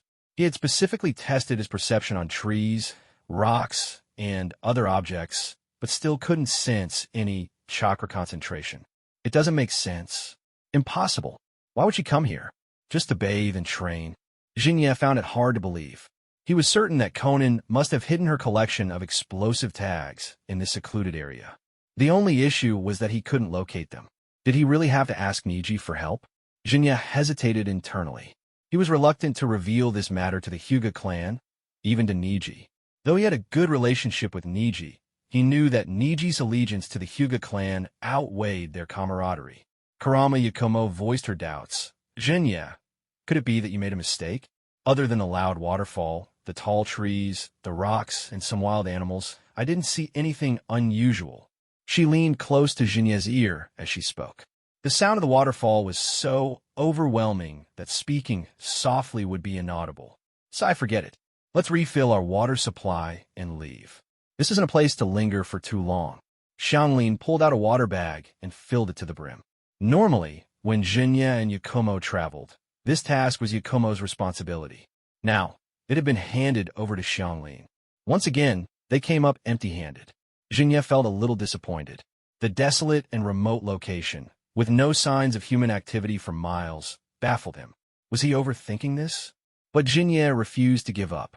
He was certain that Konin's hidden explosive tags numbered in the billions. If he could get his hands on them and combine them with the multiplication techniques he had learned. Although Jinya admired Konin, they had no real connection. To him, she was merely a familiar stranger, especially given their respective affiliations. The sky was overcast as Jinya and his companions arrived at a small town.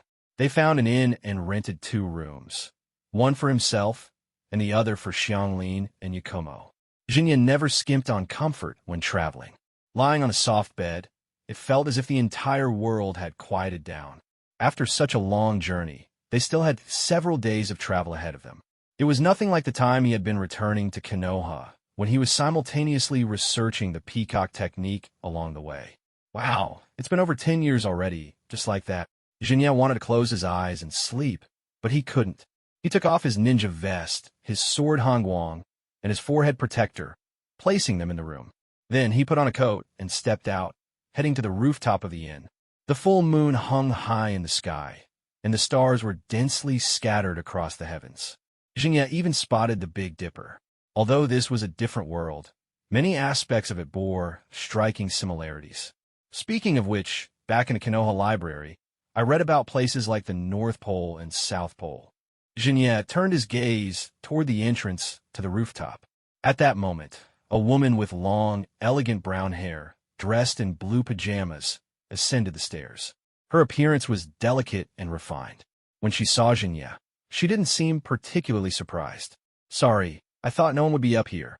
The brown-haired woman bowed slightly to Jinya, giving off an impression of fragility. She was about to turn and leave when Jinya said, "There's no need to apologize, miss. I'm just here to unwind." Leaning against the edge of the railing, Jinya looked up at the starry sky and asked, "Miss, are you perhaps an astrologer or someone who studies the stars?" The brown-haired woman shook her head, propped her chin up with both hands, and leaned on the railing. "Just like you, Mr. Jinya, I'm here to unwind. I couldn't sleep." Jinya cast a sidelong glance at the woman and asked, "Even in such a remote little town, my name is known? I'm honored. May I know your name, miss?" The woman gave a faint smile. Her soft lips parted as she replied, "Your name has spread across the world ever since the conclusion of the Princess of the Storm Saga. My name is Xiaobei, just an ordinary wandering ninja." Xiao? Jinya's tone carried a hint of playful insinuation. "Miss Xiaobei, do you happen to have a sister named Xiaonan and two brothers named Xiaodong and Xiaoxi?" "Xiaobei. Mr. Jinya, that joke wasn't funny at all. By any chance, do you have siblings named Jinhei, Jinbai, Jinshai, Jinsuan, Jinsha, Jintu, Jinlu, Jinhong, Jinlan, and so on?" Xiaobei's face flushed slightly as she retorted angrily, clearly provoked by Jinya's teasing. "I am." Jinya cleared his throat lightly. He realized he might have gone a bit too far. Observing Xiaobei closely, his mind began weighing the pros and cons of the situation. He was now certain that Conan hadn't been sensed in that mountain-surrounded area. There had to be another explanation. "My apologies. I have a habit of teasing beautiful women when I meet them. I'm truly sorry for the trouble I've caused. Please forgive me, Miss Xiaobei." Jinya offered a sincere apology. "You seem like quite the flirt. I bet you've deceived plenty of women, haven't you?" Xiaobei, however, wasn't about to let it go, or perhaps she was being intentionally difficult. Jinya's expression remained unchanged as he replied, "Actually, I'm still a virgin, Miss Xiaobei. But what about you? When did you notice us?" Xiaobei paused for a moment, as if deep in thought, before answering, "When I arrived in this town, I saw you and the two girls with you. What brings you to the land of bears?" Jinya felt a weight lift from his chest. His assumptions were correct. In a bustling town like this, Conan could easily mask her presence. His sensory techniques and Xianglin's abilities would have overlooked her. "That's classified information, I'm afraid. If we don't deliver what we need within a week, Lord Hokage will find out." "Miss Xiaobei, I assume you wouldn't want unnecessary trouble, would you?" Jinya's tone was calm and natural, though inwardly he was certain the woman before him was Conan in disguise. Had she not introduced herself with the name Xiaobei, he might not have realized it. Jinya, armed with the perspective of his previous life, had noticed the slip-up. Conan, however, was unaware of this. From her perspective, this was her first encounter with Jinya. She had no idea that her choice of alias had given her away. She maintained her disguise, seeking solace in this peaceful place and hoping to keep her secrets safe. "Forgive me, Mr. Jinya. I just want a quiet life here. I have no other intentions and don't wish to be disturbed." Xiaobei's words seemed genuine, though inwardly she thought, "It seems I was overthinking it." Jinya, like the other ninja before him, is simply here on a mission in the land of bears. He hasn't discovered anything. Disguised as Xiaobei, Conan had also mistaken Jinya and his group for the occasional ninjas passing through town on missions. The only reason she had approached was because Jinya's strength set him apart from the others. She had wanted to test him. Conan's disguised probing only reinforced Jinya's belief that she had hidden her massive stash of explosive tags somewhere in this area. It was just that her concealment methods were far too meticulous for him to uncover. Determined, he decided that next time, he would bring Niji along to help. Both Jinya and Conan had their own perspectives and thoughts as they conversed, each with their own agenda. Xiaobei, you're so young and beautiful, yet you've chosen to live in seclusion here. Is there something troubling you? If there's anything, I'll do my best to help you, Jinya said, now addressing her by name, though he knew Xiaobei was just an alias. You can't help me. This is something I must deal with myself, Xiaobei replied. The two spoke at length. By now, the streets below had fallen completely silent, and the two found themselves seated on a bench atop the rooftop. Jinya, may I ask you something? Could you tell me what I should do? Xiaobei suddenly asked, her tone carrying a hint of vulnerability. Jinya smiled and nodded. Of course. If something's troubling you, I'd be happy to be your confidant. After a brief moment of thought, Xiaobei began, I have two family members. They're called Xiaodong and Xiaoxi. We're all orphans. Xiaodong had a dream, and for the sake of that dream, the three of us went through countless hardships together. We eventually found a teacher who taught us ninjutsu. Using a simple analogy, Xiaobei recounted her past struggles and uncertainties to Jinya. Xiaodong's death made Xiaoxi grow more extreme. Even though I knew he was wrong, I still chose to support him. But now I feel lost, Jinya. I feel like the beautiful things from our past are slowly fading away. Isn't that just how life is? Jinya said, resonating with her words. As we grow older, the beautiful things from our childhood feel like dreams that vanish. Sometimes, I even wonder if I'm still human. Sometimes life feels so exhausting. But unfortunately, even though I want to die, I don't have the courage to do it. I just try to enjoy each day as it comes, because even the gods don't know what tomorrow holds. In his heart, Jinya silently added, asterisk, but I do know what the future of this world will look like, and that makes it impossible to truly be happy. Asterisk, outwardly, however, he smiled and said to Xiaobei, who was still concealing her true identity as Conan, Xiaobei, you seem like someone who devotes themselves to others. Your willpower is strong. Compared to Xiaodong and Xiaoxi, you care more about the safety of your family. What you're feeling lost about is the changes that come with growing up. Everyone struggles with that. You've thought about suicide? Xiaobei asked, looking at Jinya with a mixture of disbelief and concern. To her, someone like Jinya, who had grown up in the peaceful environment of Konoha, seemed worlds away from such despair. She couldn't understand how someone from such a tranquil place could regard life so lightly. Yes, war has its own kind of suffering, but peace has its share of hardships too. These struggles come from all sorts of sources, environments, families, countless things. Humanity has a way of endlessly repeating the same mistakes. Jinya spread his hands, and two streams of transparent chakra, one yin and one yang, formed in his palms. Under Xiaobei's watchful gaze, he continued, it's like the yin and yang chakra in my hands. Good and evil, light and dark. They oppose each other, yet together they create everything in this world, forming the cycle of yin and yang. Whoosh! Letting out a soft breath, Jinya added, I didn't expect to say so much. Sorry, I guess I got a bit carried away.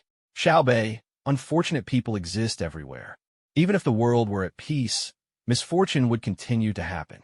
It seems you're quite the realist, Jinya, Xiaobei remarked, gaining a deeper understanding of his personality. She realized that as people grow up, they take on different shapes and forms due to their individual experiences. Yet, all these distinct people coexist in the same era, collectively forming humanity. Suddenly, Jinya leaned closer to Xiaobei and said, actually, Xiaobei, there's something I've been meaning to point out. You mentioned your family, Xiaodong and Xiaoxi. If you put their names together, doesn't that make Xiaodongxi a little thing? Xiaobei.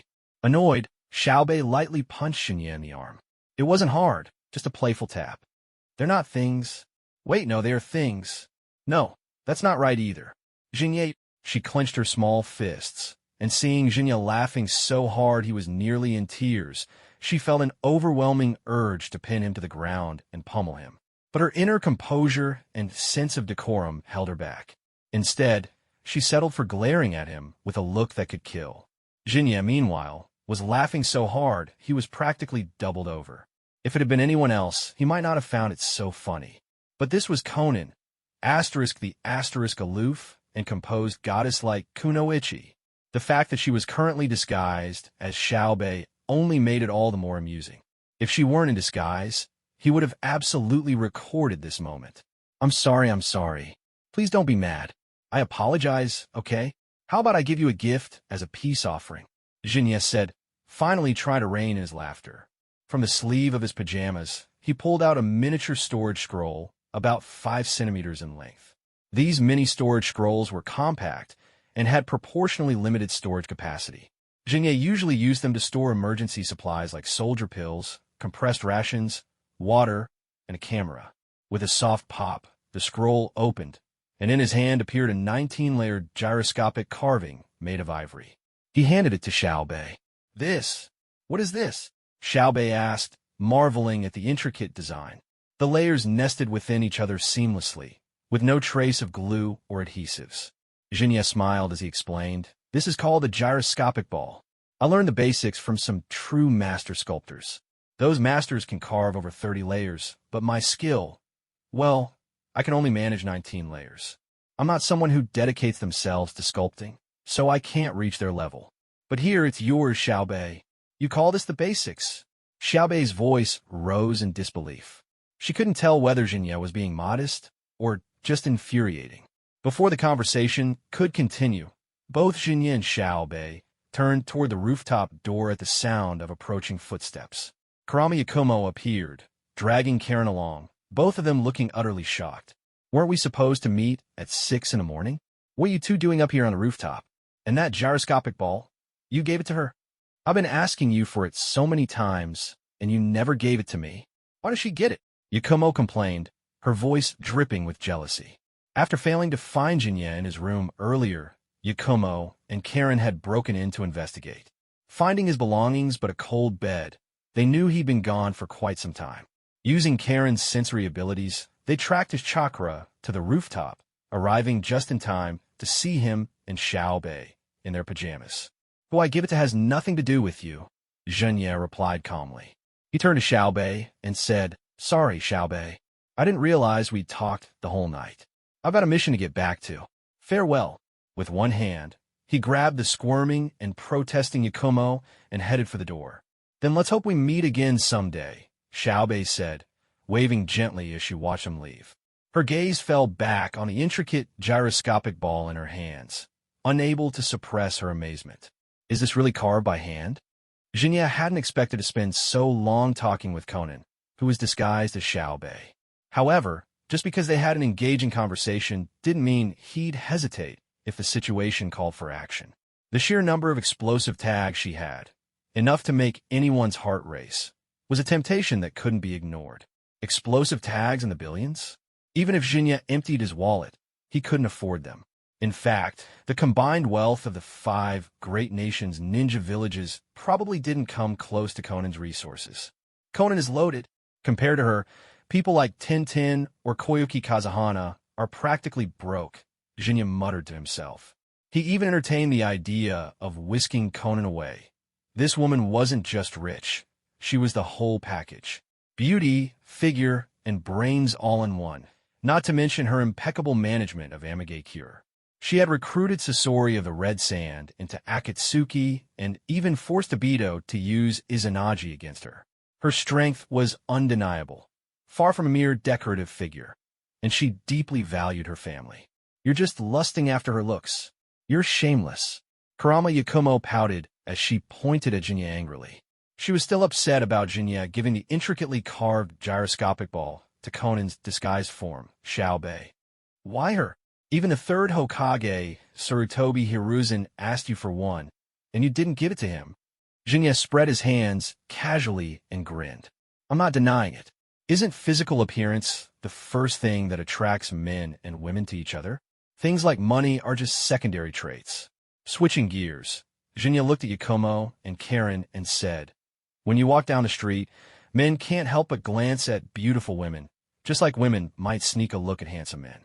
Everything else, the deeper connection, comes after actually interacting with someone." He paused for a moment before continuing with a smile. "Take both of you, for example. Yakumo, you're Karama Yakumo, and Karen, you're the singular Karen in this world. You're both irreplaceable. Every one of us is unique, and it's this diversity that makes life so vibrant, all of us breathing the same air together." Yakumo glared at him, unimpressed. "Unique or not, don't think saying all this will make me forgive you for giving that gyroscopic ball to her." Meanwhile, Jinya, Yakumo, and Karen continued their journey back to Konoha. Konan, now back in her true form, stood by the waterfall she had visited earlier. Her signature crimson Akatsuki cloak swayed lightly in the breeze, and her blue hair was adorned with a paper flower. "They're still here. Everything is still here. Not a single one is missing," Konan murmured with a sigh of relief. As before, she gently removed her clothes, her porcelain-like feet dipping into the cold, clear water of the pool. Above her, countless white clouds floated lazily across the azure sky, creating a serene and picturesque atmosphere. The cool, crystal-clear spring water drew a soft sigh of comfort from her lips. Her delicate features reflected a moment of contentment, and the corners of her pink lips curved into a faint smile. "It seems this place isn't as hidden as I thought. I should store fewer tags here," she mused, enjoying the refreshing water. Her thoughts wandered back to her earlier conversation with Jinya in the small town. She knew better than to put all her eggs in one basket. Even the explosive tags she had painstakingly created wouldn't all be stored in a single location. Speaking of which, what's Jinya's relationship with that actress? "We talked all night, and I forgot to ask him," Konan muttered, a hint of curiosity in her voice. Upon returning to Konoha, Jinya delivered the head of rogue ninja Ryoko Aoi, officially completing his mission. Afterward, he reported to the Hokage's office to discuss the status of the Raijin sword. Sarutobi Hiruzen gave Yakumo an encouraging smile as he said, "A weapon is just a tool. What matters is the person who wields it. Yakumo, I'm entrusting the Raijin sword to you. Use it well. Leave it to me, Lord Hokage." Yakumo replied cheerfully, waving the dark hilt of the sword before securing it at her waist. Inspired by Rock Lee, she had decided to wear her Konoha forehead protector around her waist as a makeshift belt, conveniently holding the sword in place. "Since you're back, Jinya, I have another task for you," the Hokage said, his tone becoming serious. Daimyo, nobles, and other dignitaries from across the world are making their way to Konoha. However, there's one particular dignitary who specifically requested you to receive them. Lord Hokage, please spare me. I hate dealing with those types of people, always having to put on airs," Jinya groaned, his earlier confidence replaced by a look of dismay. Sarutobi sighed, shaking his head. "I tried to decline on your behalf, saying you weren't available. But they insisted, saying you can't just eat and wipe your hands clean and then avoid them altogether. Honestly, it's a bit tragic, isn't it?" The Hokage emphasized the word tragic with a wry smile. Deep down, he was a little envious. Why hadn't he, in his youth, ever had the chance to meet a princess or a celebrity? "Jinya, Koyuki Kazahana. It's her, isn't it?" Jinya muttered, his tone resigned. "But could you not phrase it in such a misleading way? I'm still a virgin, for crying out loud." His words left Sarutobi on the verge of laughter, while Yakumo and Karen both stared at Jinya with skeptical, judgmental eyes. In the end, Jinya reluctantly accepted the A-rank mission to serve as Koyuki's escort. The mission's ranking wasn't just because of the reception duties. It also involved protecting the dignitaries, especially someone as high-profile as Koyuki, during such a significant event. After returning home, Jinya took a quick shower, changed into fresh clothes, and grabbed his sword, Hongguan. Setting out from Konoha, he hurried to meet up with Koyuki Kazahana and her entourage. Among Koyuki's group were her loyal attendants, including Sandeo, and, much to Jinya's surprise, Haku, who had been assigned as part of the security detail. "It's been a while, Haku. Why didn't Zabuza—" no longer Zabuza, come along," Jinya asked with a grin, catching himself mid-sentence. After all, Zabuza had changed his name to reflect his new life. It's been a while, Jinya. Lord Zabuza, Lord no longer Zabuza, decided to stay in the land of snow due to his appearance and status. So, I've come in his place to escort Lady Koyuki to Konoha, Haku replied sweetly. Inside the carriage, Koyuki Kazahana peered through the curtains, her cheeks puffed in irritation. Hey, Jinya, I'm right here, but the first thing you do is chat with a man? She huffed. Koyuki shot Haku a jealous glare. Even though she knew Haku was a man, his beauty was outrageous, practically criminal. She didn't even dare to stand next to him for fear of the comparison. Don't even get me started. Jinya snapped back, glaring at Koyuki. I just got back from a mission, and now I'm rushing to the border to escort you. I'm exhausted. Koyuki chuckled softly, beckoning Jinya playfully with her finger. Then why don't you hop in and rest for a bit? Don't worry, I won't lay a hand on you. Jinya. Haku, let's just get moving. Sandeyu Haku, Jinya said, pinching the bridge of his nose in frustration. He led the group, including Koyuki, her 4 maids, and 22 regular guards, on their journey toward Konoha. At the gates of Konoha, Jinya walked alongside Haku, chatting and laughing all the way. Meanwhile, in the carriage behind them, Koyuki Kazahana sat sulking, fuming at how Jinya had ignored her the entire journey to talk to a man. Who did he think she was? She was Koyuki Kazahana, ruler of the land of snow, the celebrated actress Fujike's Yuki. Jinya, you're back. Who's this beautiful lady? Kotetsu Hagane's eyes nearly popped out of his head as he stared at the strikingly beautiful figure walking next to Jinya. How is it that Jinya always seemed to know women so stunningly attractive they didn't even look real? Kotetsu glanced at Izumo Kamizuki beside him and sighed. Their own luck in this department was, well, let's not talk about it. Hey guys, I'm back. But seriously, why are you two always on duty? Jinya teased, raising an eyebrow. Kotetsu and Izumo exchanged awkward smiles, rubbing the back of their necks. Haku. These two are Kotetsu Hagane and Izumo Kamizuki, senior jonin of Konoha, Jinya introduced with a casual wave. Hello. Haku greeted them with a soft, gentle smile that made both Kotetsu and Izumo freeze for a moment, completely stunned. Haku's charm was practically lethal, and Jinya couldn't help but wonder just how many people Haku could unintentionally bend. Hey, move it. I have important business to discuss with the Hokage. Koyuki's voice drifted out from the carriage, dripping with jealousy and irritation. Sitting inside, she had endured the entire journey listening to Jinya and Haku's lively conversation, her mood getting worse by the minute. Apologies, princess, Jinya replied nonchalantly, glancing at her from the corner of his eye. Then, turning to Kotetsu and Izumo, he added with a smirk, she's probably just cranky because she's on her period. I'll be going now. You're the one who's cranky. No, you're the one in heat. Koyuki snapped, grabbing the cushion she'd been sitting on and hurling it at Jinya in frustration. Jinya tilted his head to the side, effortlessly dodging the cushion, which was promptly caught mid-air by Haku. Princess, Jinya, please stop arguing. If there are any family disputes, you can settle them behind closed doors. There's no need to make a scene and let outsiders laugh at your expense, Haku said gently, his tone as calm as ever. Who's family with her? Jinya retorted. Koyuki snorted as she took the cushion back from Haku, her expression annoyed. Without another word, she stepped into Konoha.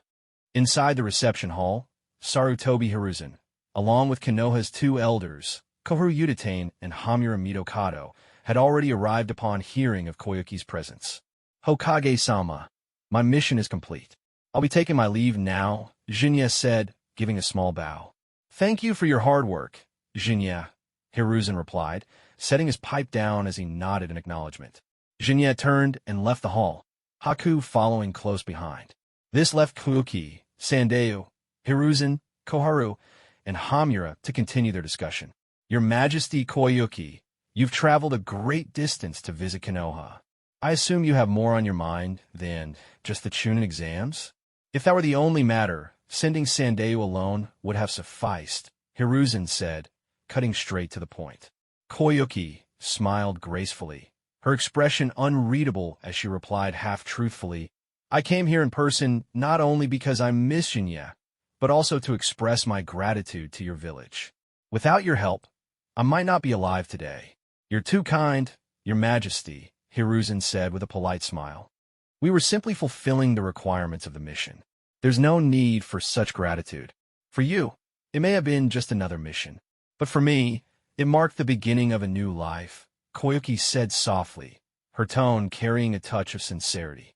After a brief pause, she continued, Hokage-sama, I've always been curious about your village. Even when I came here for filming, I never had the chance to properly explore. Would it be possible to have Jinya accompany me on a tour of Konoha's sites? Hiruzen stroked his beard thoughtfully, sensing that Koyuki wasn't revealing her true reasons for coming. Still, he didn't press the matter. Instead, he replied, Jinya has just returned from a mission. Let him rest for a few days before taking you around the village. I see, Koyuki said with a playful smile, lightly brushing her finger over her lips. No wonder. Very well, I won't disturb him for now, Hokage-sama. The conversation continued for a while before they eventually parted ways. With the chunin exams underway, Hiruzen had countless matters to attend to, and Koyuki, as a ruler, had her own responsibilities. In her well-appointed room at the guest hall, Sandeyu adjusted his glasses as he asked, Your Majesty, why didn't you bring up the economic collaboration with the Hokage just now? Koyuki, her demeanor now regal and composed, replied coolly, It's not the right time. With the chunin exams underway, we can't raise the issue yet. Jinya would definitely see through our intentions. We'll wait until he's sent out on another mission before discussing the matter with the Hokage. Sandeyu hesitated for a moment before speaking cautiously. Forgive me for being blunt, Your Majesty, but I believe Jinya has already figured out our purpose for coming to Konoha. That's likely why he's been so cold toward us during the journey. Koyuki's eyes narrowed slightly, her elegant fingers clenching before she released them with a resigned sigh. Is that so? Could that really be the case? Still, I like to ask him myself. Sandeyu, aside from the crystal ball from Director Kitano, did you bring the other gifts we prepared? Yes, Your Majesty. Don't worry. I'm sure Jinya will appreciate the gifts we've brought for him, Sandeyu said, pulling out a slightly larger-than-average storage scroll from his robe. Having parted ways with Haku, Jinya dragged his exhausted body back home. His biological clock had been completely thrown off over the past few days. Too tired to even take a shower, he collapsed onto his bed and fell asleep instantly. In his dreams, Jinya found himself in a surreal state, somewhere between waking and sleeping. He wasn't sure where he was going or why. Ahead of him stretched a 70-step staircase, leading to a blazing cavern guarded by two figures clad in fiery red armor. Only their dark green eyes were visible beneath their helmets. Behind him was a cliff, plunging into an endless abyss of darkness.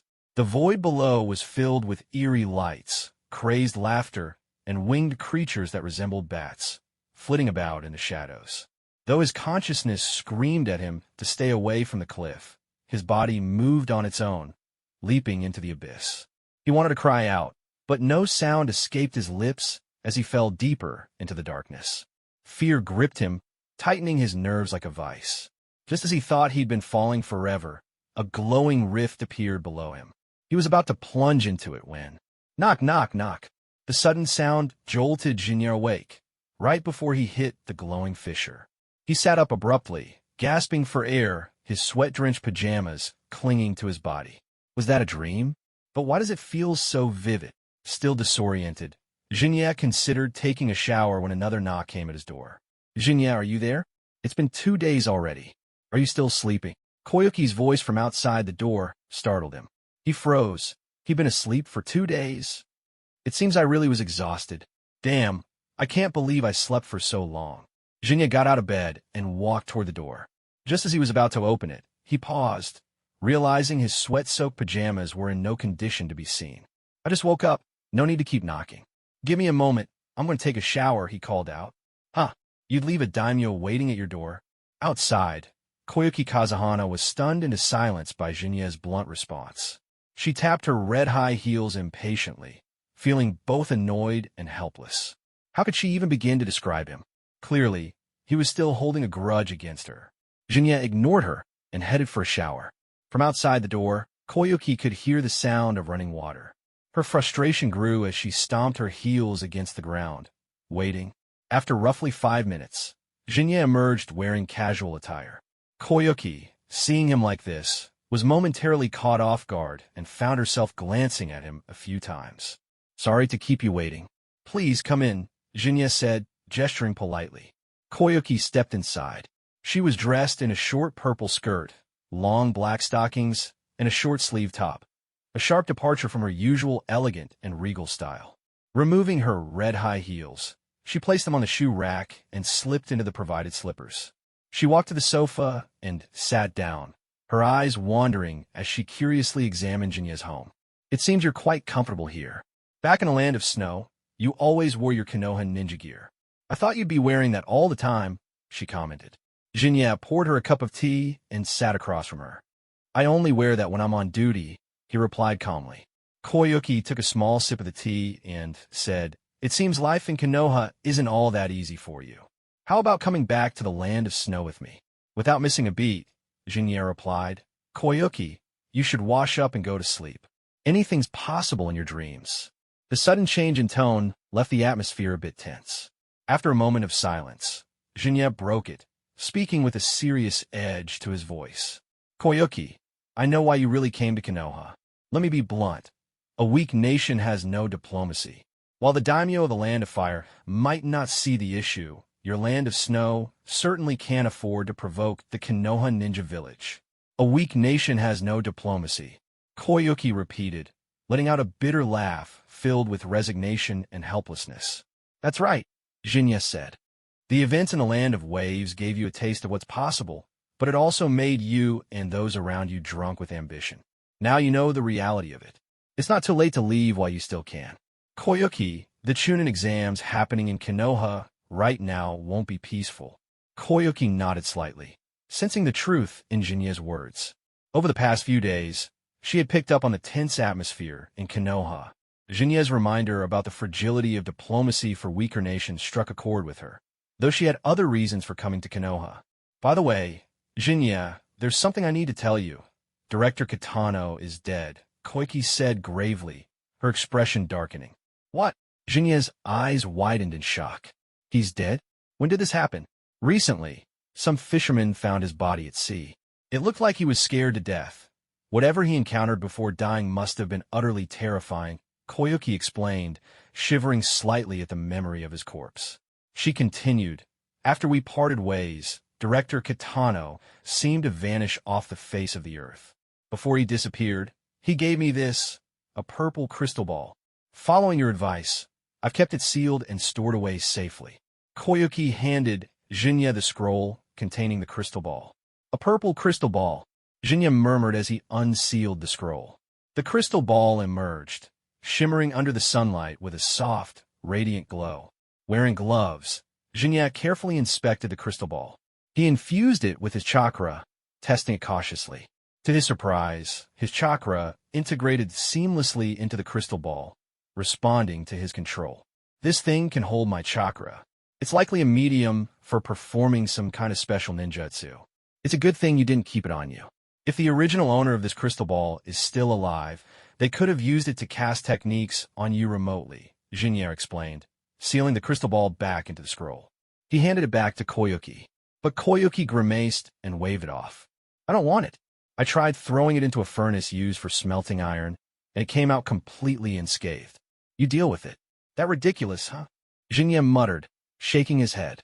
He pulled out a mini storage scroll and sealed the crystal ball inside. "Who knew? It might come in handy later. I have another gift for you, Jinya. Come with me. It's too big to bring inside," Koyuki said, her tone full of excitement as she grabbed Jinya's arm and led him outside to his yard.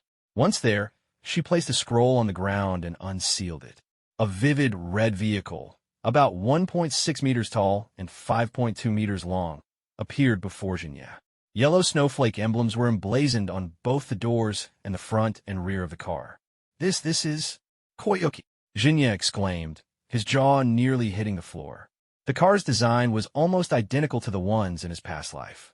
From its sleek black tires to the detailed interior, driver's seat, passenger seat, rear doors, and dual exhaust pipes, it was all there. The only thing missing was a fuel tank. "It's a chakra-powered car," Koyuki said proudly, flashing a playful smile. "The core engine system is similar to that of the trains in the Land of Snow. It runs on chakra. All you have to do is sit in the driver's seat and channel your chakra through your left foot into the clutch to get it moving. So what do you think? Do you like it?" For a moment, Jinya was speechless. In his eyes, Koyuki seemed to radiate light, almost blindingly so. If it were any other man, they'd probably have fallen head over heels for her on the spot. She had everything: a stunning face, a perfect figure, the status of a daimyo, the fame of a movie star. All these exceptional qualities were concentrated in one person. Jinya's heart raced, and it felt as though it were on fire. But deep down, he knew where all this stemmed from. Power. Without power, he wouldn't have been able to earn the wealth of Yari Village. Without power and talent, he wouldn't have gained Sarutobi Hiruzen's trust. Without power, he wouldn't have caught Koyuki's attention or changed Haku's fate. And without power, he wouldn't have spent an entire night talking with Conan disguised as Xiaobei. This realization only heightened his desire for strength. He didn't have a system or some overpowered bloodline to rely on. Unlike others who could casually enjoy life, Jinya knew he had to fight for everything on his own. "I love it. It's amazing, Koyuki. First you gave me the Hongwang sword, and now this car. I can't just accept this for free. It feels wrong." "How much?" "I'll buy it from you," Jinya said, his tone sincere and straightforward. Hi. Koyuki was momentarily stunned. She had planned to simply gift the car to Jinya, but his serious expression made her hesitate. Internally, she couldn't help but grumble. Asterisk, what a peculiar sense of masculine pride. Asterisk, 5 billion. If you can come up with 5 billion, I'll sell it to you. If not, you'll just have to accept it obediently, Koyuki said through gritted teeth, holding up 5 fingers. I'll get the money right now. Without a moment of hesitation, Jinya turned and walked back into the house, leaving Koyuki completely dumbfounded. Wait, hold on. Jinya, are you seriously going to spend 5 billion on this? Just how rich are you? She exclaimed, watching as Jinya disappeared inside. 5 minutes later, Jinya emerged with a small pushcart stacked with 50 suitcases. Opening one of them, he gestured for Koyuki to take a look. Each suitcase contains 10 million. If you don't believe me, you're welcome to count it, Jinya said matter-of-factly, his expression as calm as ever despite the enormous sum of money he had just casually presented. Koyuki stared in disbelief, her mind racing. Asterisk, how is he this rich? Asterisk, but after a moment, she reasoned that it wasn't entirely unexpected. After all, in their world, the lines between clean and dirty money were often blurred. People like Sarutobi Hiruzen, Koyuki herself, or even Jinya had their own means of accumulating wealth. The simplistic notions of good and bad were often too narrow to apply to those who ruled or thrived in the ninja world. Wait.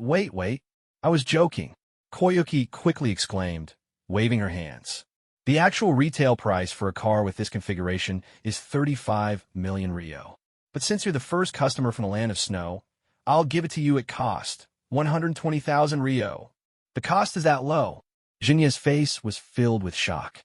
The retail price was equivalent to the bounty on one high-level rogue ninja's head, yet the production cost was so negligible.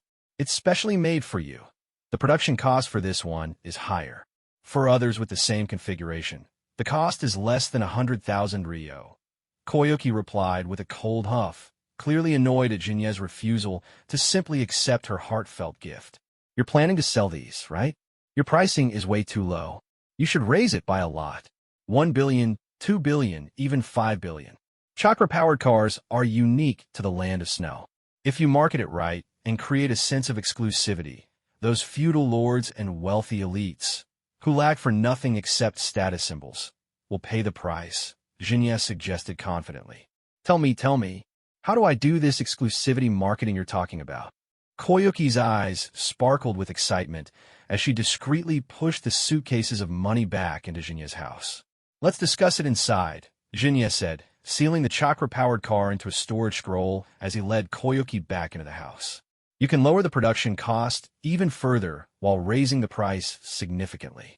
There's no competition in this market right now, so you have room to be bolder. Stop thinking so small. Jinya laid out a detailed plan to elevate the Chakra-powered car from a novelty item for the general public to a luxury symbol for the elite. He even proposed setting an absurdly high price to create a sense of scarcity and prestige, turning it into an ultimate status symbol. Though Jinya was eager to test drive the car, he decided against it for now. Driving through Konoha would attract too much attention, and he didn't want to deal with the inevitable backlash. He remembered how Kurenai and Ebisu had been reported for trivial matters, proving the old saying, "The nail that sticks out gets hammered down." Better to wait until the car gained traction in the market before taking it for a spin. After a lengthy discussion, it was already noon. Jinya decided to take Koyuki to Ichiraka Ramen for lunch. "Welcome." "Oh, Jinya, and isn't this—" Ayam greeted them warmly before pausing in surprise as she recognized Koyuki. "The usual for me. What about you, Koyuki?" Jinya asked as he sat down.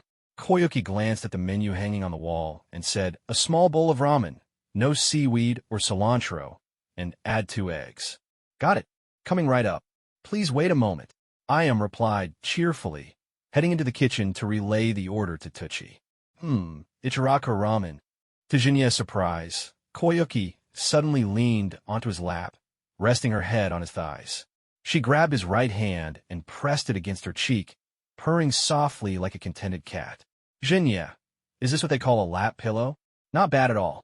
Let me know when the ramen's ready," she said, her tone playful yet relaxed. "Koyuki, you're the ruler of the land of snow. Aren't you worried about being seen like this?" Jinya asked, his voice tinged with exasperation. He glanced around nervously, feeling thoroughly embarrassed by her actions. "Boss, 2 large bowls of ramen." Naruto burst through the entrance, lifting the curtain as he stepped inside. Behind him was none other than Jiraiya. "Jinya," Naruto called out. "Naruto, Jiraiya-san," Jinya greeted, his expression stiffening slightly.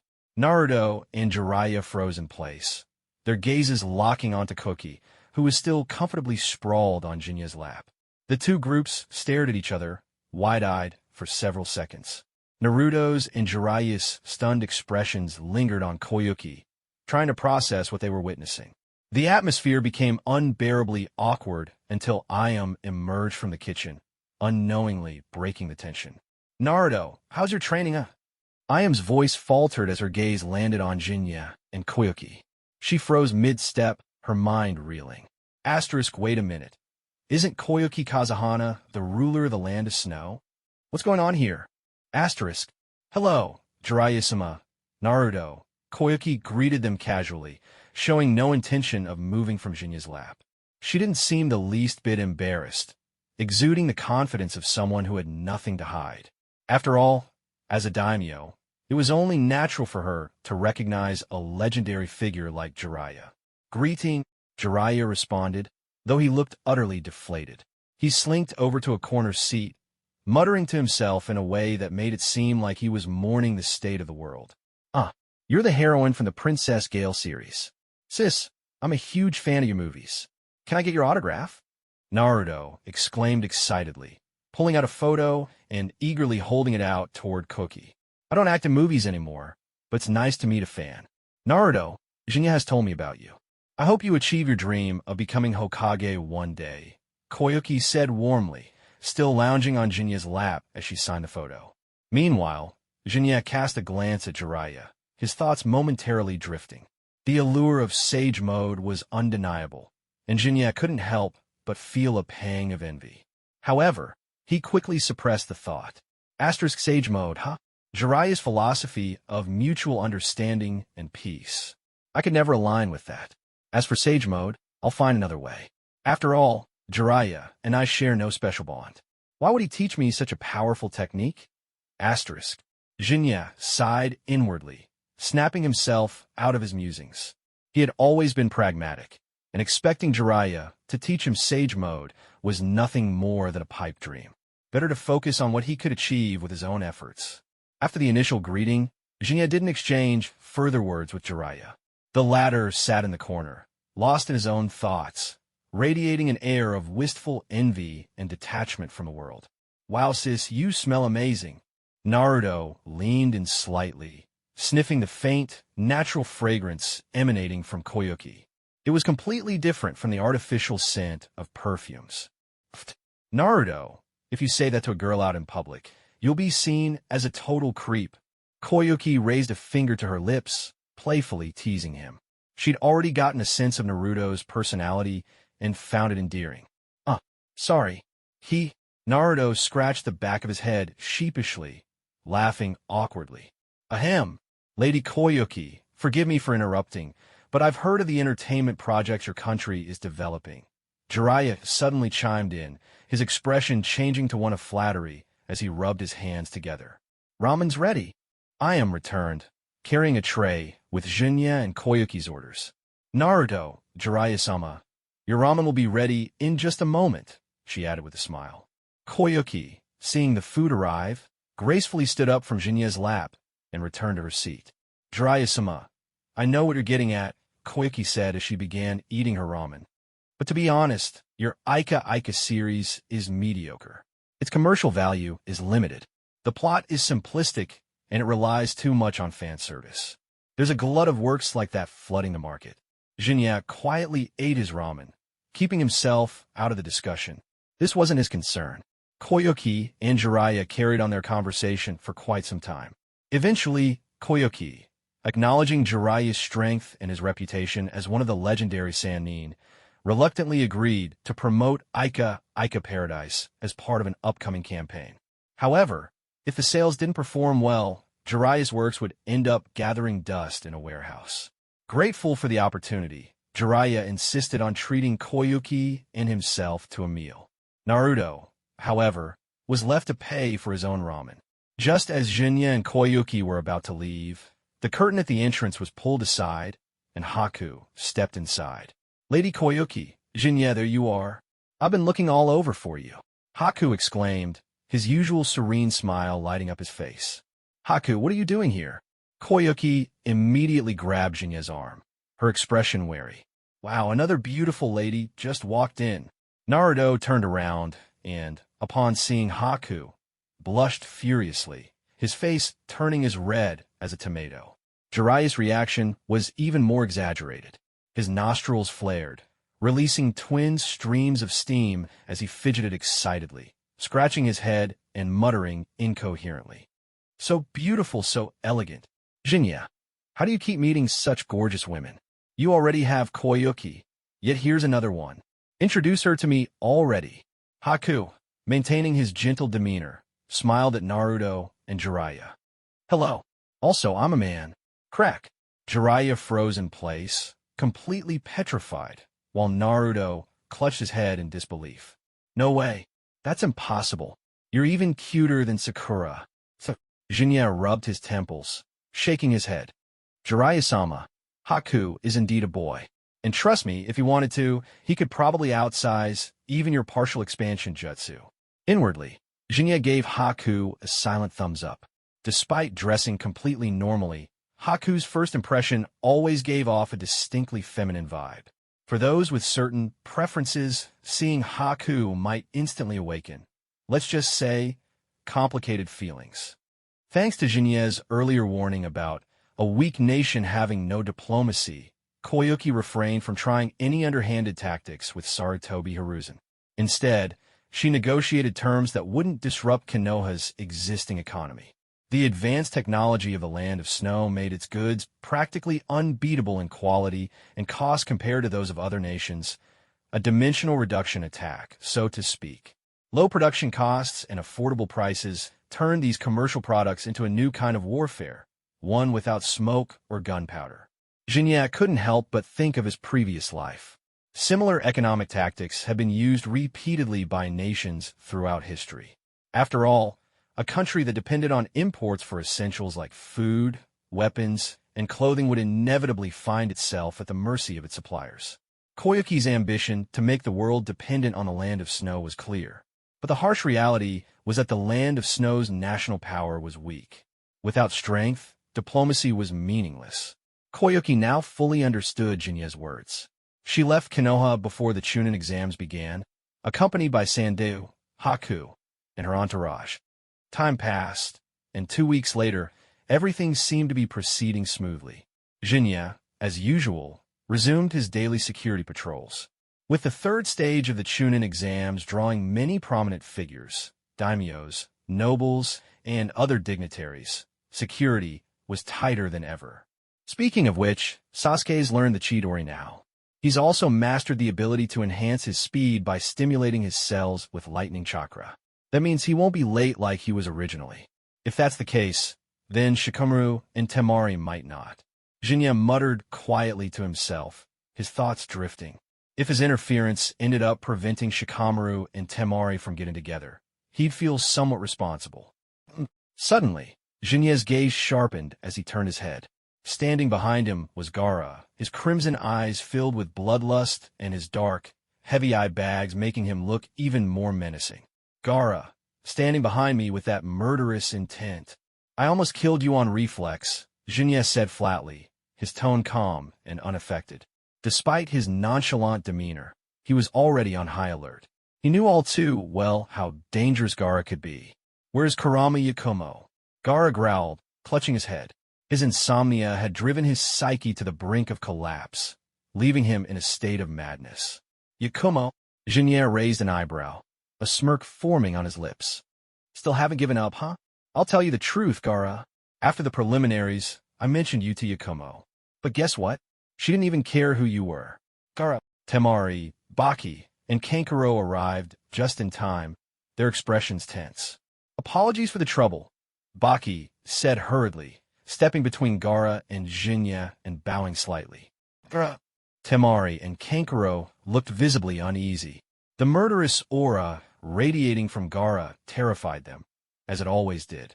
"If apologies worked, we wouldn't need ninjas," Jinya's voice came from behind them. The group turned mechanically, their eyes widening in shock. Somehow, Jinya had moved behind them without anyone noticing. Even Baki, who had been partially shielding his face with his headband, broke into a cold sweat. So fast. Jinya's strength is far beyond what was shown in the movie. He's on a completely different level from the average Konoha ninja, Baki thought, silently returning the kunai he had drawn to his pouch. "This lovely little lady uses wind release too, huh?" Jinya placed a hand on Temari and Kankuro's shoulders. Neither of them dared to move. The moment Jinya's hands touched their shoulders, they felt as though their entire bodies had frozen, their nerves taut with tension.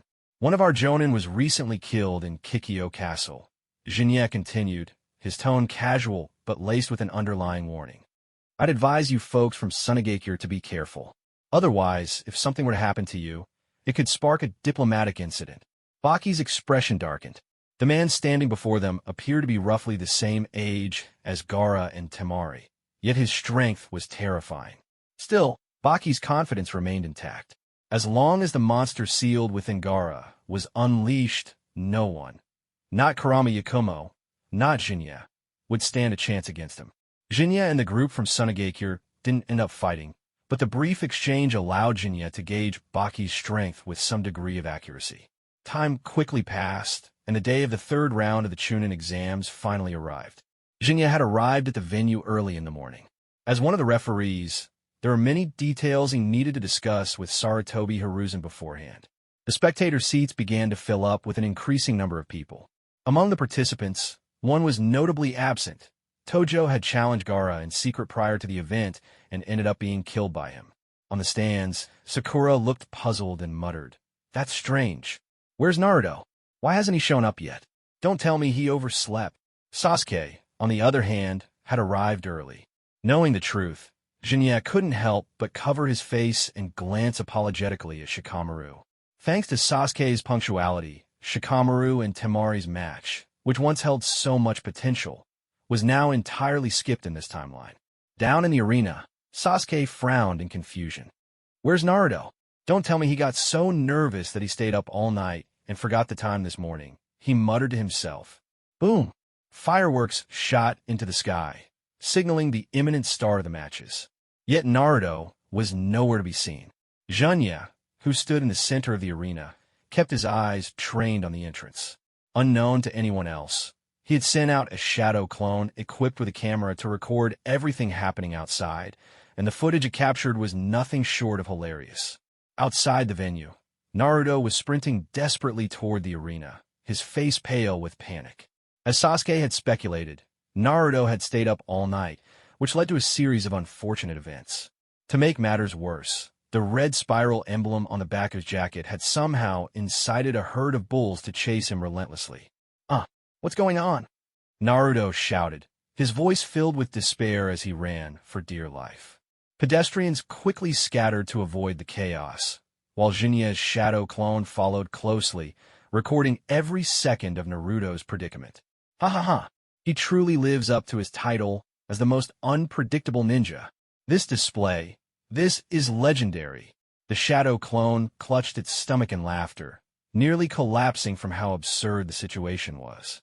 On the streets of Konoha, Naruto's frantic chase by a herd of bulls, interspersed with his use of the multi-shadow clone jutsu, had turned into a spectacle. Eventually, Naruto and his clones regrouped, but so did the bulls, and their numbers had somehow grown even larger. When he finally reached the arena gates, Naruto and his clones burst onto the scene, leaving the two chunin guarding the entrance utterly dumbfounded. The stampede of bulls crashed through, sending Naruto flying.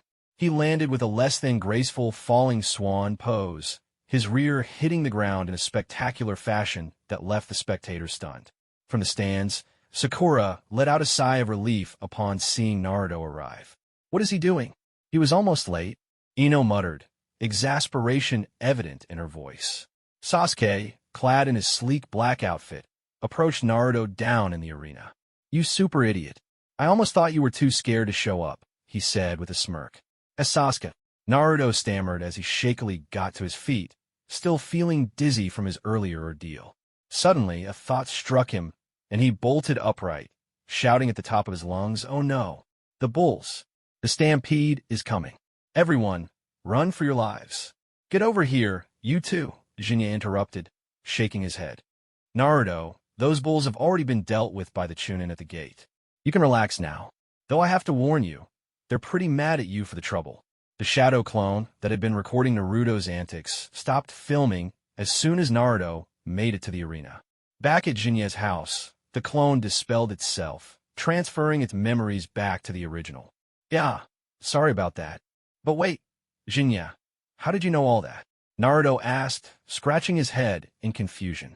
"Don't sweat the details," Jinya replied with a grin. "Now stand tall and proud. Face the audience with confidence." Following his lead, the participants turned their gazes to the surrounding stands. The crowd's cheers and applause filled the air, creating an electrifying atmosphere. "You're the stars of today's matches," Jinya said with a smile. "So show some spirit." The audience's enthusiasm was infectious, and the contestants couldn't help but feel a surge of adrenaline. High above the arena, Sarutobi Hiruzen sat alongside the Kazekage, who was flanked by two upright and rigid bodyguards. Sarutobi's voice echoed throughout the arena as he addressed the crowd. "Honored guests, welcome to Konoha. Thank you for joining us to witness the final stage of the chunin selection exams. Today, the 8 contestants who passed the preliminaries will compete in this formal round. Please enjoy the matches." As Sarutobi concluded his speech, he failed to notice the Kazekage's gaze lingering intently on Sasuke, who stood in the arena below. Jinya took out the updated match schedule and addressed the participants. "Before we begin, there's something I need to go over. Take a look at this." Naruto and the others were momentarily surprised. Jinya quickly explained the situation. "The matchups have been slightly adjusted. Please double-check who your opponent is," he said. Due to Tojo's death at Gaara's hands, the match schedule had been altered. Shikamaru's match against Temari had been moved up to the 4th slot as a result. The arena, located within Konoha's most grandiose structure, the Kikyo Castle, was more expansive than the previous stage's venue. Sparse trees dotted the field, and the space was surrounded by towering walls that had stood for decades. The rules remained the same as those of the preliminaries. A match would end when one side either surrendered or was unable to continue. As the referee, Jinya also had the authority to stop a fight if he deemed it necessary. The first match, Uzumaki Naruto versus Hyuga Neji. "You two stay. The rest of you, head to the waiting room," Jinya announced. Sasuke and the other 6 contestants exited the arena, leaving Naruto and Neji to face off. Multi-Shadow Clone Jutsu. Naruto formed hand seals and immediately summoned hundreds of shadow clones, which charged at Neji from all directions. Neji activated his Byakugan, the veins near his temples bulging as he assumed a gentle fist stance. Your fate was sealed the moment you faced me. I look forward to seeing the despair in your eyes when you realize the truth. One of Naruto's clones attempted a sneak attack from behind, but Neji's 360-degree vision revealed the ambush.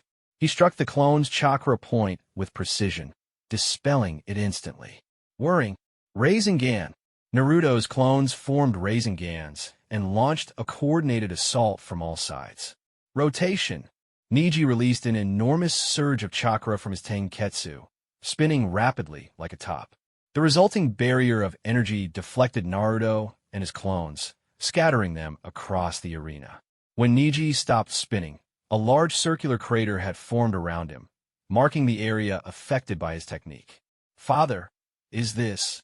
From the stands, Hyuga Hanabi turned to her father, Hyuga Hayashi, in awe. She recognized the move as one Hayashi had once demonstrated, though she had yet to master it herself. Yes, Hayashi replied. That is the Hyuga clan's secret technique, rotation. He developed it at such a young age through his own understanding of the Byakugan. It's remarkable. Neji has truly inherited the full potential of our clan's bloodline limit. Your sister could never compare to him. Hanabi clenched her fists, glancing down at Naruto in the arena. Naruto and sister, she thought to herself, concern flickering in her eyes. Naruto, you can do it. From the stands, Hinata clasped her hands together, silently praying for Naruto's success. As expected, the twists and turns unfold just as I remembered. Jinya murmured to himself as he observed the match. Seeing Naruto and Neji's battle up close was exhilarating, but his mind was already drifting to the next match, Gaara versus Sasuke, the day's true highlight. Naruto struggled to his feet, spitting dirt from his mouth. Face reality, Naruto, Neji said coldly. Just like your dream of becoming Hokage, a person's fate is determined from the very beginning. There's only one destiny that treats all people equally, and that is death. You've already stepped into my 8 trigrams field. 8 trigrams, 64 palms. With astonishing speed, Neji delivered 64 precise blows. Each strike landed with pinpoint accuracy, causing immense internal and external damage to Naruto. With the final strike, Naruto was sent flying across the arena.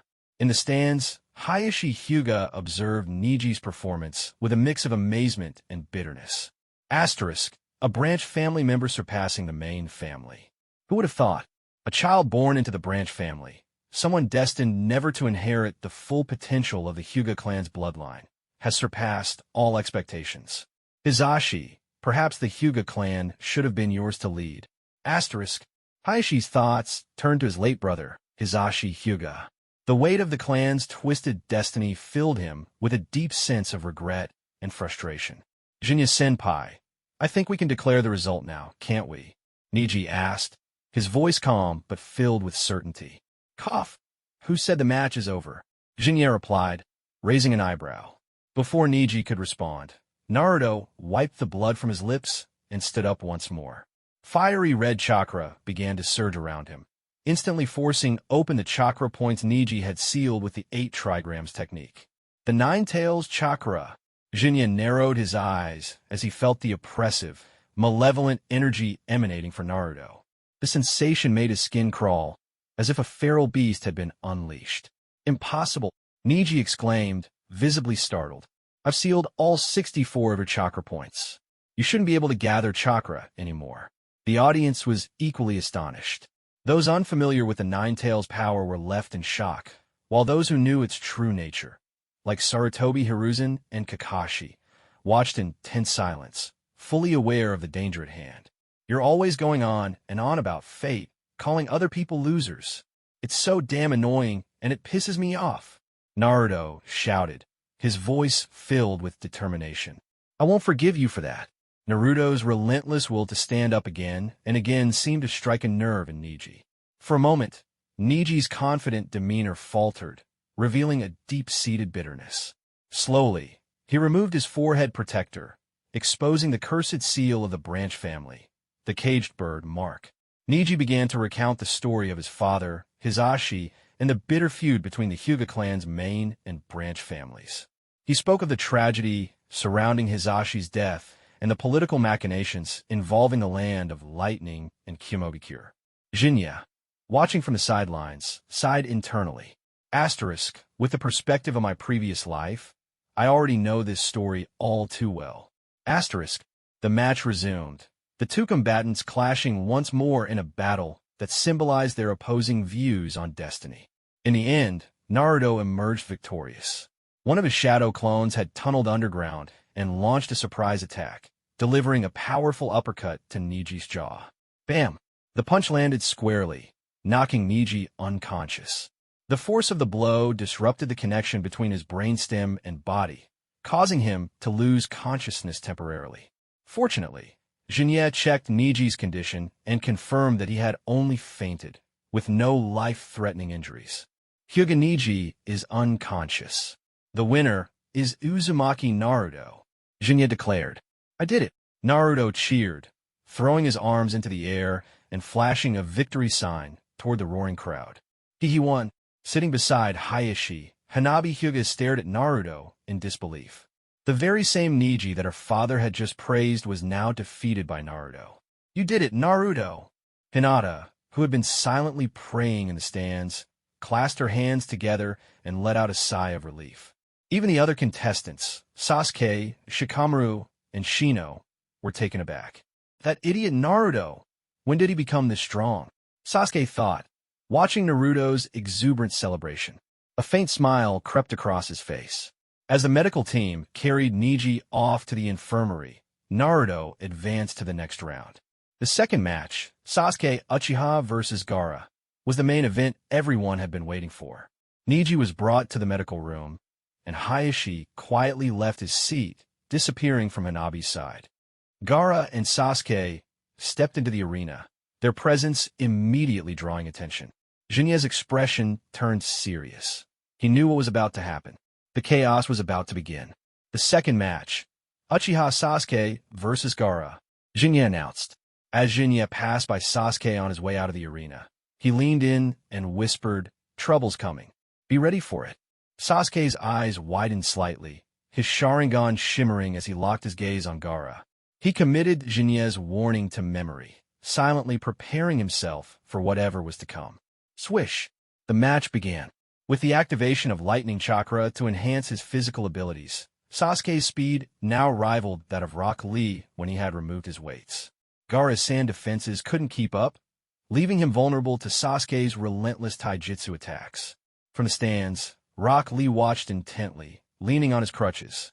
He immediately recognized the taijutsu technique Sasuke was using.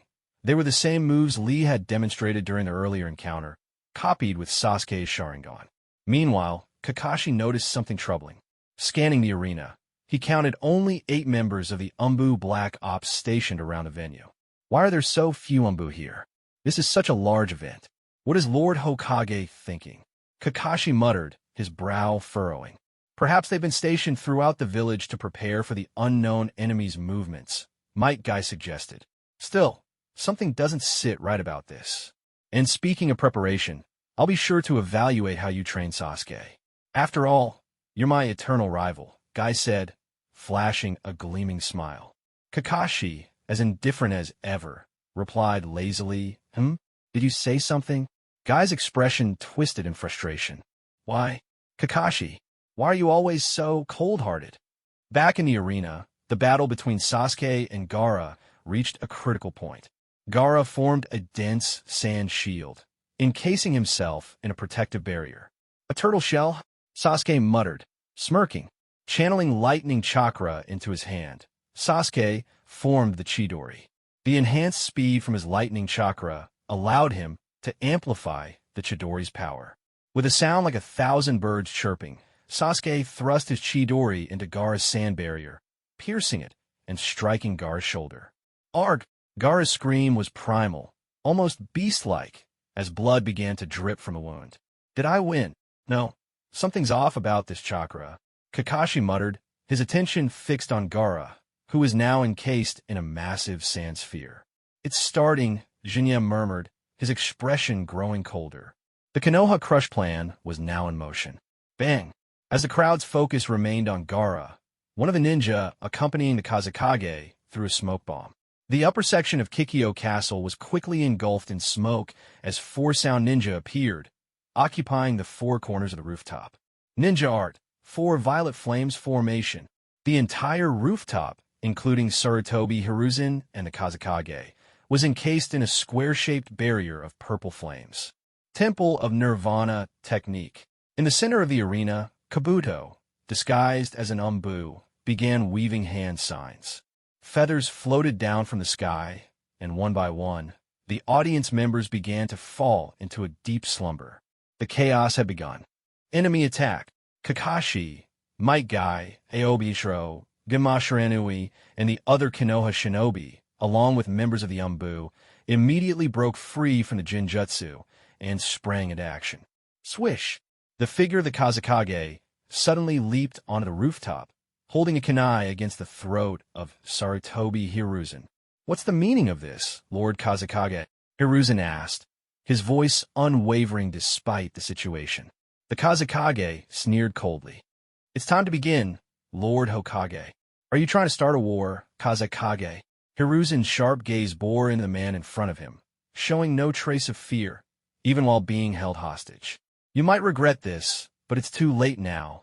A low chuckle emerged from the Kazekage, deepening into malicious laughter.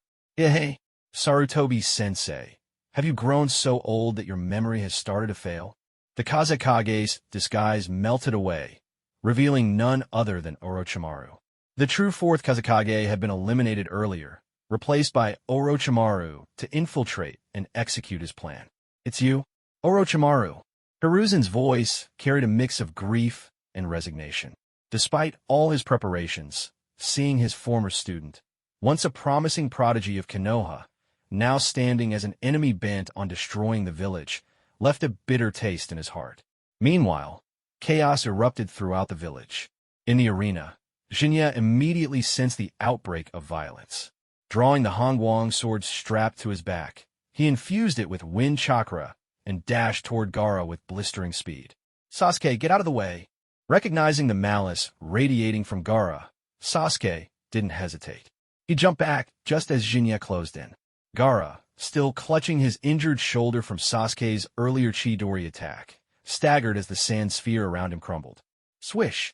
Gaara's eyes widened in shock.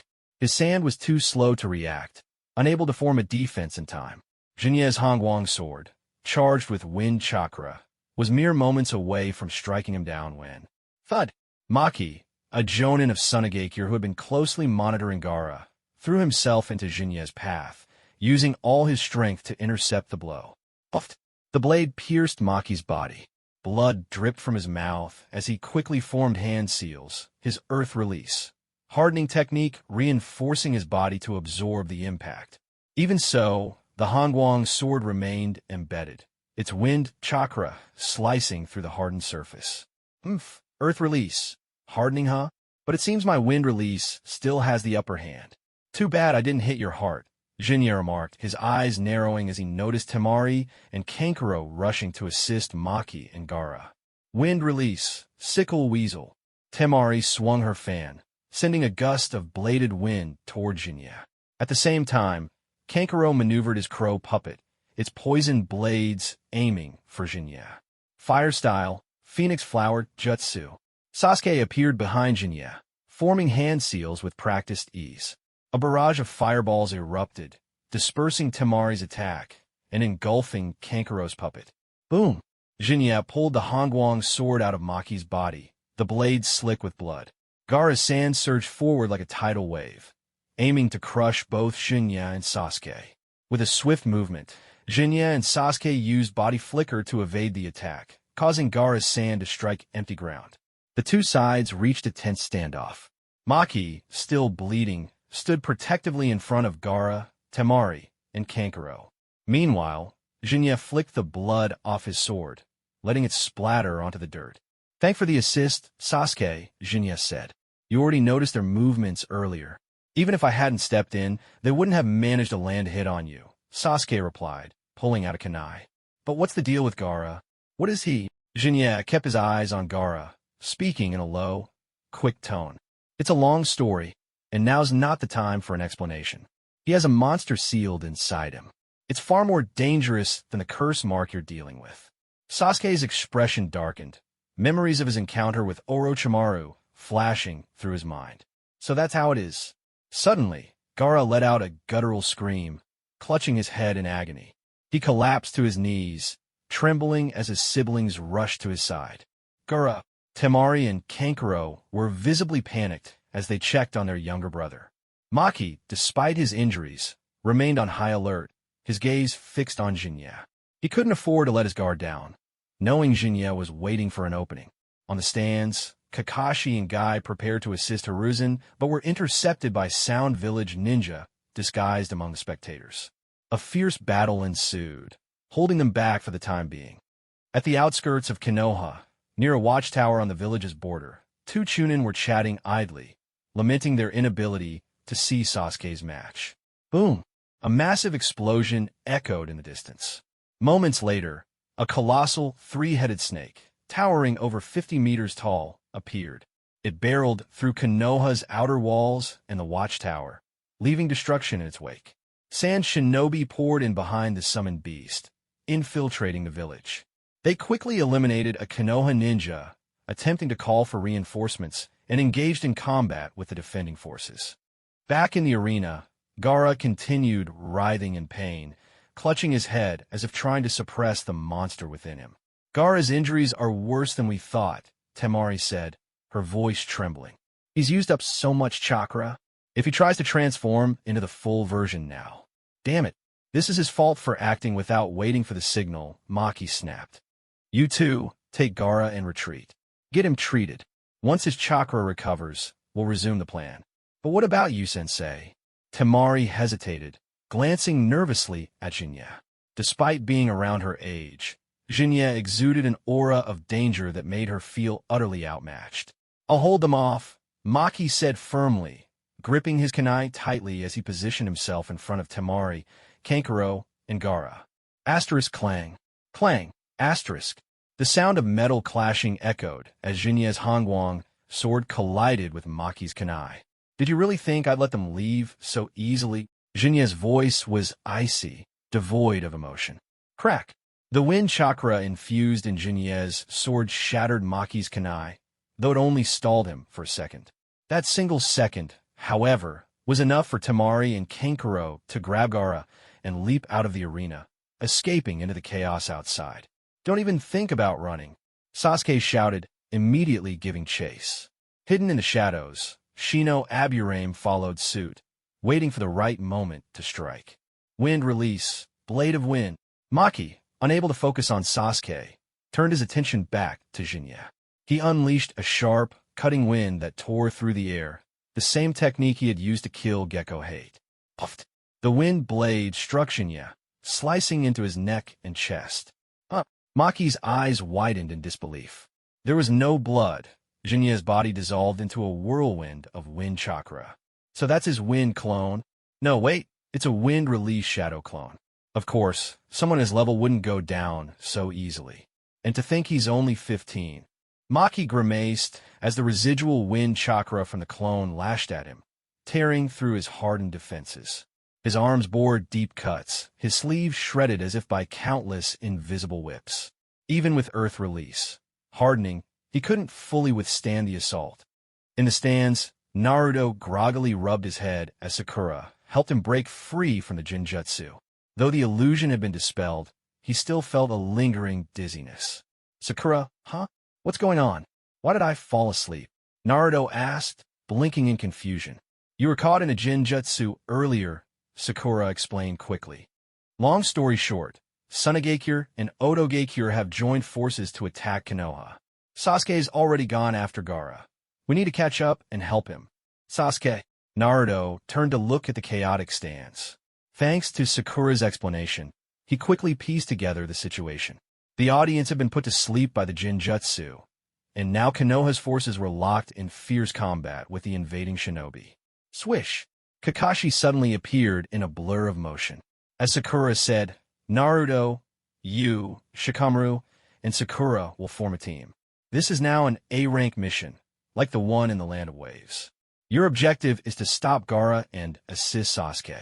Ugh, how troublesome. Shikamaru groaned, dropping his pretense of sleep as he stretched lazily.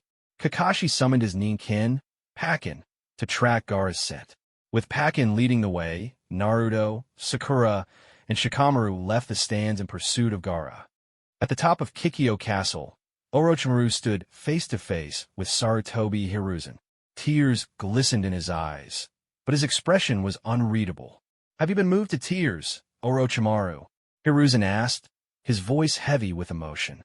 "Or is it that somewhere deep down, you feel regret for having to kill your teacher?" "Neither," Orochimaru replied with a raspy chuckle. Puffed. Orochimaru stabbed his palm with a kunai, his smirk widening as he pretended to yawn. "I've just been feeling drowsy since earlier. That woke me up. Now, I can face you with full clarity, Sarutobi-sensei." He released his grip on Hiruzen and stepped back, removing the Kazekage's hat and robes, shedding his disguise entirely. "I knew it would come to this," Hiruzen said coldly, his gaze unwavering. "You're not the kind of man who acts out of hatred. This plan of yours has no true purpose or motive, does it?" "Purpose?" Orochimaru mused, his tone casual. "If you insist, then my purpose is simple. I find moving things fascinating, while stagnant things bore me. Right now, Konoha is like a windmill that refuses to turn. I want to destroy it and create the gust needed to set it spinning again." Boom! In the distance, a massive flame tornado, towering over 60 meters high, erupted into the sky. Both Hiruzen and Orochimaru turned their attention to the spectacle. In the arena, Jinye's figure landed on the high walls surrounding the battleground, his Hongguang sword sheathed on his back. His sharp gaze locked onto Maki, who was still struggling from the earlier injuries inflicted by Jinye's wind release, Shadow Clone. Without wasting a moment, Jinye formed a series of hand seals. Taking advantage of Maki's weakened state, he unleashed his next jutsu. Wind release, tornado vortex. Jinye pressed his palms together, and a powerful cyclone surged forward, centering on Maki. The vortex engulfed the battlefield, its range so vast that even substitution techniques couldn't provide an escape. The sheer scale of the attack caused the ongoing battles between Kakashi, Guy, and the sound shinobi in the stands to pause momentarily. Puffed. Maki gritted his teeth, using earth release, hardening to endure the violent winds. The cyclone ripped into his body, leaving deep, bloody gashes despite his hardened defenses. Every movement required immense effort, and even attempting hand seals felt like an impossible task. Jinye's tornado vortex, though classified as a B-rank jutsu, had been elevated to a far higher level thanks to his innate talent for wind chakra. His mastery of the technique allowed him to unleash its full destructive potential. Maki's earth release, hardening, a defensive technique that reduced physical damage, had saved him before against Gecko Hayate's blade. But against Jinye's enhanced wind chakra, the technique's limits were quickly exposed. And Jinye wasn't finished yet. Fire release, flame tornado. Jinye exhaled a spiraling column of fire, which merged with the raging cyclone. Water release, water dome. A thin, bubble-like membrane of water formed around Jinye, shielding him from the impending chaos. Boom!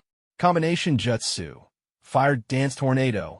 The fusion of fire and wind created a massive inferno, its flames spiraling into the sky with devastating force. The roaring firestorm incinerated everything in its path, reducing the arena's once lush trees to charred remains. Even the spectators in the stands, including Kakashi and Guy, felt the intense heat radiating from the technique. Wind and fire combined into a single jutsu. "Jinye, your growth never ceases to amaze me," Kakashi murmured, a small smile of pride crossing his face. As he resumed his battle with the sound shinobi, he couldn't help but feel a sense of satisfaction at Jinye's progress. Such youthful passion. "I can't let myself fall behind."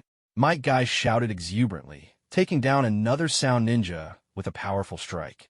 The fire dance tornado's sheer scale was visible from afar.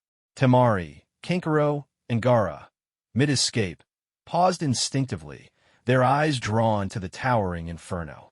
That jutsu, Jinye's power is even greater than before, Sasuke muttered, a faint smile tugging at the corners of his lips. He pressed on, determined to catch up to Temari and her group. Sensei, Temari murmured, her voice trembling. She glanced back toward the source of the firestorm, worry etched on her face. The oppressive heat was palpable, even from their distance. As the fire dance tornado dissipated, the arena was left in ruins. The ground had been scorched black, and the air was thick with the acrid smell of burnt wood and earth. Jinye, having dispelled his water dome, felt the residual heat seeping through the soles of his shoes as he stood atop the charred battlefield. Breathing heavily, Jinye wiped the sweat from his brow. The combination jutsu had drained a significant amount of his chakra, leaving him fatigued. Between the earlier wind release, Shadow Clone, and the fire dance tornado, his reserves were nearly depleted. Jinye's eyes narrowed as he approached a large crater where Maki had been. The Jonin had managed to escape at the last second, using Earth release to burrow underground. Figures. Someone skilled enough to be Gaara, Temari, and Kankuro's Jonin mentor wouldn't go down so easily, Jinye muttered. A faint smell of burnt flesh lingered in the air. Though Maki had escaped the full brunt of the attack, he hadn't emerged unscathed. The fire dance tornado had inflicted severe burns and injuries, effectively sidelining him for the remainder of the battle. Jinye popped a soldier pill into his mouth, feeling his energy slowly return. Drawing the Hongguang sword once more, he leapt into the scorched arena, scanning for any remaining threats. So this is what it means to be a ninja, Jinye chuckled to himself. Despite failing to eliminate Maki, he didn't feel disheartened. In the world of shinobi, battles weren't just about victory. They were about survival, growth, and the constant push to become stronger. Sorry, Maki-sensei. I really gave it my all. Jinye laughed softly, his voice carrying a mix of exhaustion and exhilaration. The battlefield was a place of life and death, where even failure could be a lesson. Asterisk swish. Swish, asterisk. Jinye's eyes turned cold as he noticed two sound ninja charging toward him. They weren't intimidated by his earlier display of the fire dance tornado. Instead, they saw the aftermath of the jutsu as an opportunity. They'd correctly guessed that Jinye was in a weakened state from using such a powerful technique. Kakashi's eyes widened with alarm as he called out, his concern evident.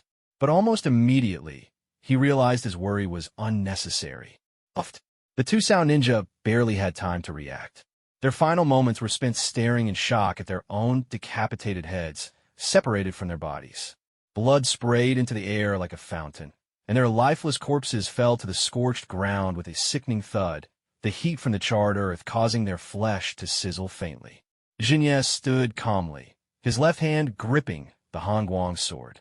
The blade glistened with blood, and the detached heads of the sound ninja slid off its edge, hitting the ground with a dull thud. His expression was indifferent, completely unaffected by the carnage. I'm not so weak that I can't lift my sword, Jinye said flatly.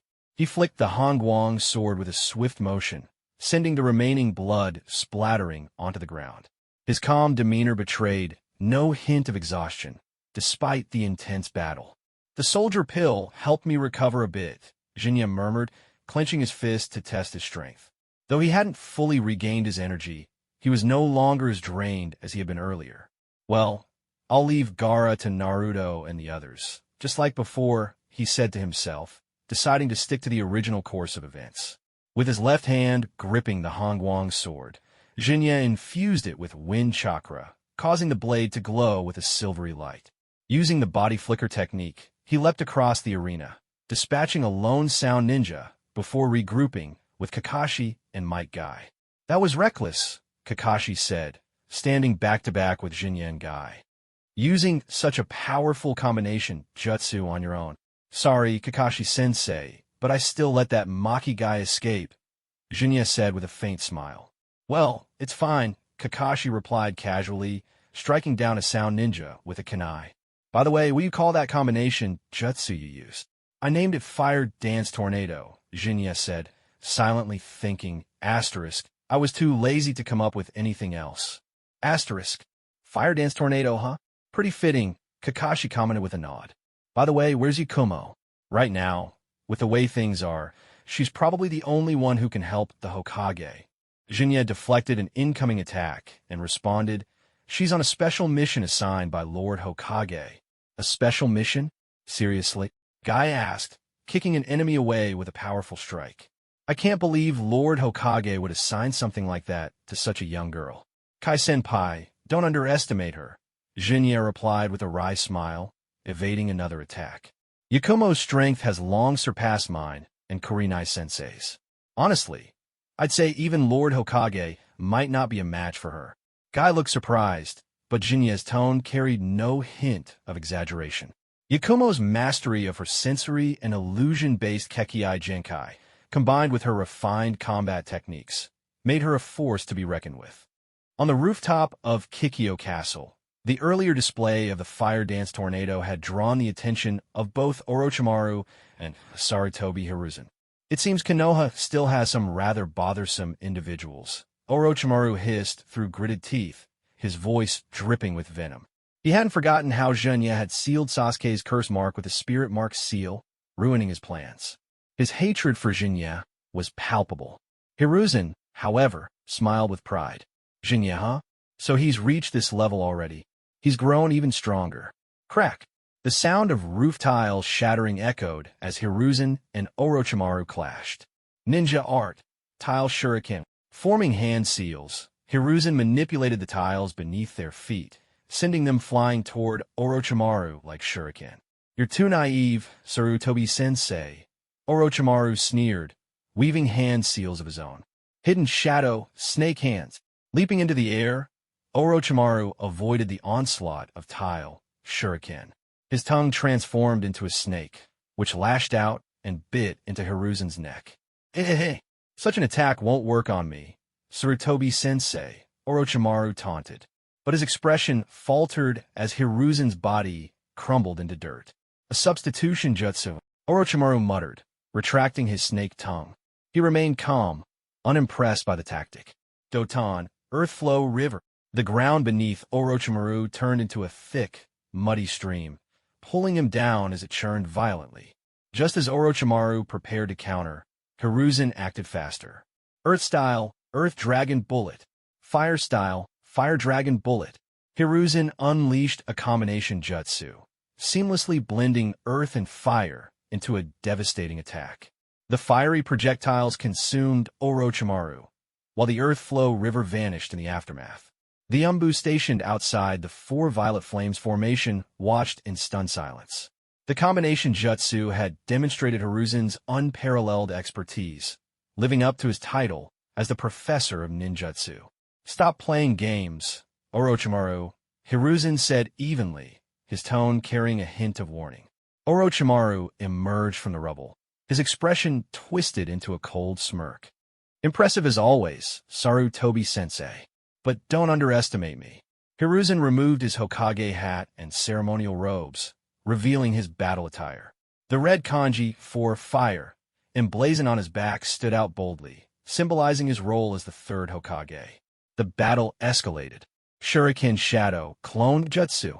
Hiruzen threw a single shuriken into the air, multiplying it into dozens with a flurry of hand seals. The projectiles rained down on Orochimaru, who responded swiftly. Summoning jutsu, impure world reincarnation. Hiruzen's eyes widened as two coffins emerged from the ground, blocking the shuriken barrage. That jutsu, could it be? Hiruzen muttered, his expression tense. Orochimaru smirked from behind the coffins. A third coffin began to rise, but was stopped by Hiruzen. His earlier shuriken shadow clones had struck it just in time, preventing it from fully materializing. Only two, then, Orochimaru said with a dark smile. But that's enough. Thud. The lids of the two coffins fell away, revealing the figures within. Hashirama Senju, the first Hokage, and Tobirama Senju, the second Hokage. Hiruzen's nerves were on edge. Asterisk, at least I stopped the third one. But now the true battle begins. Thankfully, I prepared for this. Yakumo. Asterisk. The Impure World Reincarnation Technique, an S-rank forbidden jutsu invented by Tobarama Senju himself, allowed the souls of the deceased to be summoned back to the living world. Orochimaru had used two of the sound ninja participants, Dosu Kinyuta and Zaku Abomi, as sacrificial vessels for the reincarnation of the two legendary Hokage. The first Hokage, Hashirama Senju, and the second Hokage, Tobarama Senju, stepped forward, emerging from their coffins. "It's been a while, monkey," Hashirama said. His voice was calm, but his expression was lifeless, as if carved from stone. "You've aged too," Tobarama added, his tone equally cold and mechanical. "Lord first, Lord second. I never thought I'd meet you again under these circumstances," Sarutobi Hiruzen said, his body tense. He knew all too well the power these two legendary figures wielded. Even though the Edo Tensei technique could only restore a fraction of their original strength, it was more than enough to pose a significant threat. Tobarama's head turned toward Orochimaru with a mechanical precision. "So it's this young one who used the forbidden technique to summon us? Quite an impressive individual," he remarked. Hashirama attempted to resist Orochimaru's control, but the strength he could muster under the incomplete reincarnation was far too limited. Tobarama, too, found himself bound, unable to break free. "Monkey," Hashirama said with a hint of regret in his voice, "it seems we have no choice but to fight you." Orochimaru, standing behind them, smirked as he produced two kunai with red talisman tags attached. He stabbed the kunai into the backs of Hashirama and Tobarama's heads, erasing their consciousness and reducing them to mindless puppets. Their once lifeless appearances began to take on an unsettling vitality. Elsewhere, battles raged on. Pakken led Sakura, Naruto, and Shikamaru as they pursued Sasuke and the others. However, a team of sound ninja had been trailing them closely. To buy time and shake off their pursuers, Shikamaru chose to stay behind, volunteering to hold them off on his own. Though he managed to stall the sound ninja, he soon reached his limit. Fortunately, Asuma arrived just in time to save him. Farther ahead, Pakken suddenly came to a stop, causing Sakura, Naruto, and Shikamaru to halt as well. Their nerves were on edge, fearing the possibility of more enemies. "What's wrong, Pakken?" Sakura asked, her voice tense. Pakken glanced at her, then said, "I just realized something. You're using the same shampoo as me." Naruto froze, his jaw dropping in disbelief. Sakura, on the other hand, was completely petrified. Pakken continued, oblivious to the awkwardness he'd caused.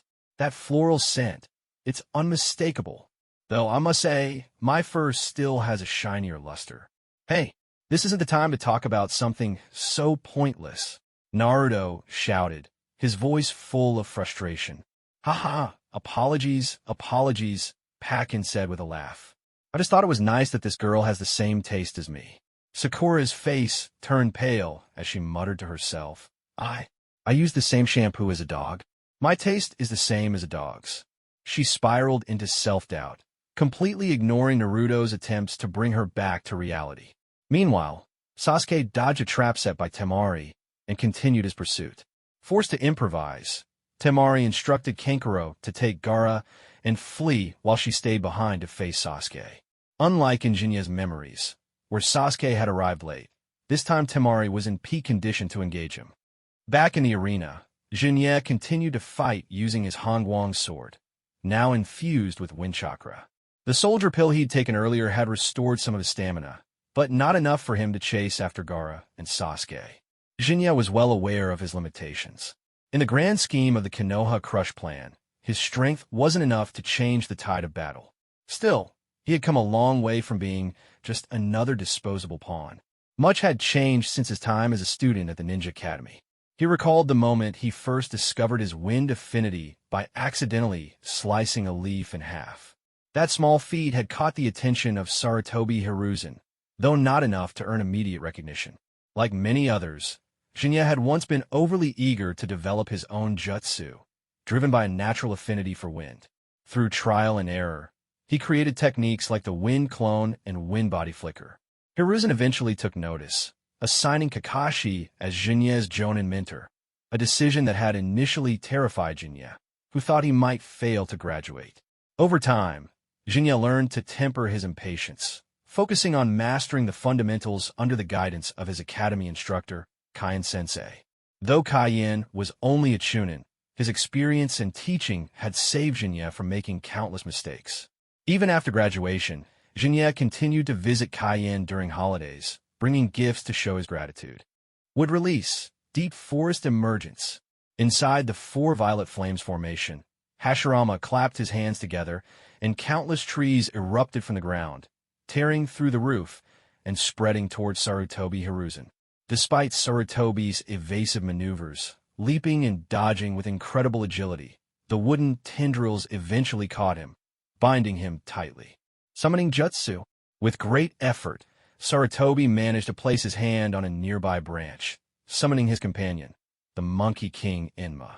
Transform into the adamantine staff. Sarutobi commanded. Orochimaru, recognizing the threat, immediately ordered, destroy it. Don't let Enma transform. Hashirama and Tobirama, now fully under Orochimaru's control, moved mechanically toward Enma. Crash! Suddenly, a brilliant figure burst through the rubble. Kurama Yakumo appeared, clad in a sleek purple combat outfit, her Konoha headband tied around her waist. Her long brown hair flowed freely, and in her hand, she held the legendary sword of Raijin. With a single strike, her blade gleamed with golden light as she bisected both Hashirama and Tobirama at the waist, cutting them in half effortlessly. What? Orochimaru's face twisted in shock as he stared at the unexpected intruder. Swish! In the blink of an eye, Yakumo vanished, reappearing behind Orochimaru with her unique lightning body flicker technique, a skill she had developed after reclaiming the sword of Raijin and mastering her lightning affinity. Her cold, emotionless voice cut through the air, carrying the weight of absolute authority. The golden light of her sword shimmered as it emitted a sound like thousands of resonating bells. Jinjutsu. 5 senses suppression. Kurama Yakumo's brows furrowed as her sharp senses caught on to Orochimaru's cunning. The figure she had just struck dissolved into mud. It was a substitution jutsu. Orochimaru had evaded her attack once again. Suddenly, Orochimaru emerged from behind her, his infamous Kusanagi sword in hand, slashing toward her in a deadly arc. Secret technique, illusory thunderblade. Yakumo swiftly formed a one-handed seal with her left hand while spinning her right hand, the one holding the sword of Raijin, backward to parry. A gleaming arc of silver lightning erupted from the blade, crashing into Orochimaru's Kusanagi sword. The resulting impact forced Orochimaru to slide backward uncontrollably, his feet digging deep grooves into the roof as tiles shattered beneath him.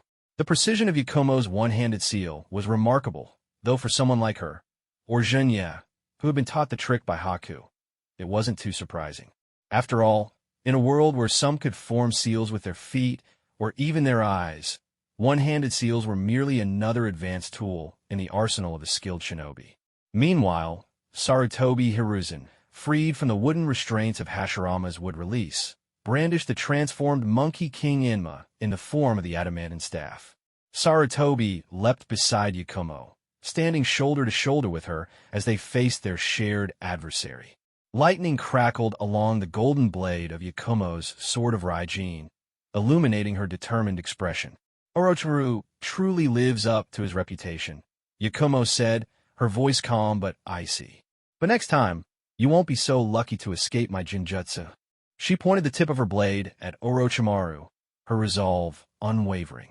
Behind Orochimaru, the Edo Tensei forms of Hashirama and Tobirama began reconstituting themselves, their crumbled bodies reforming from a dust.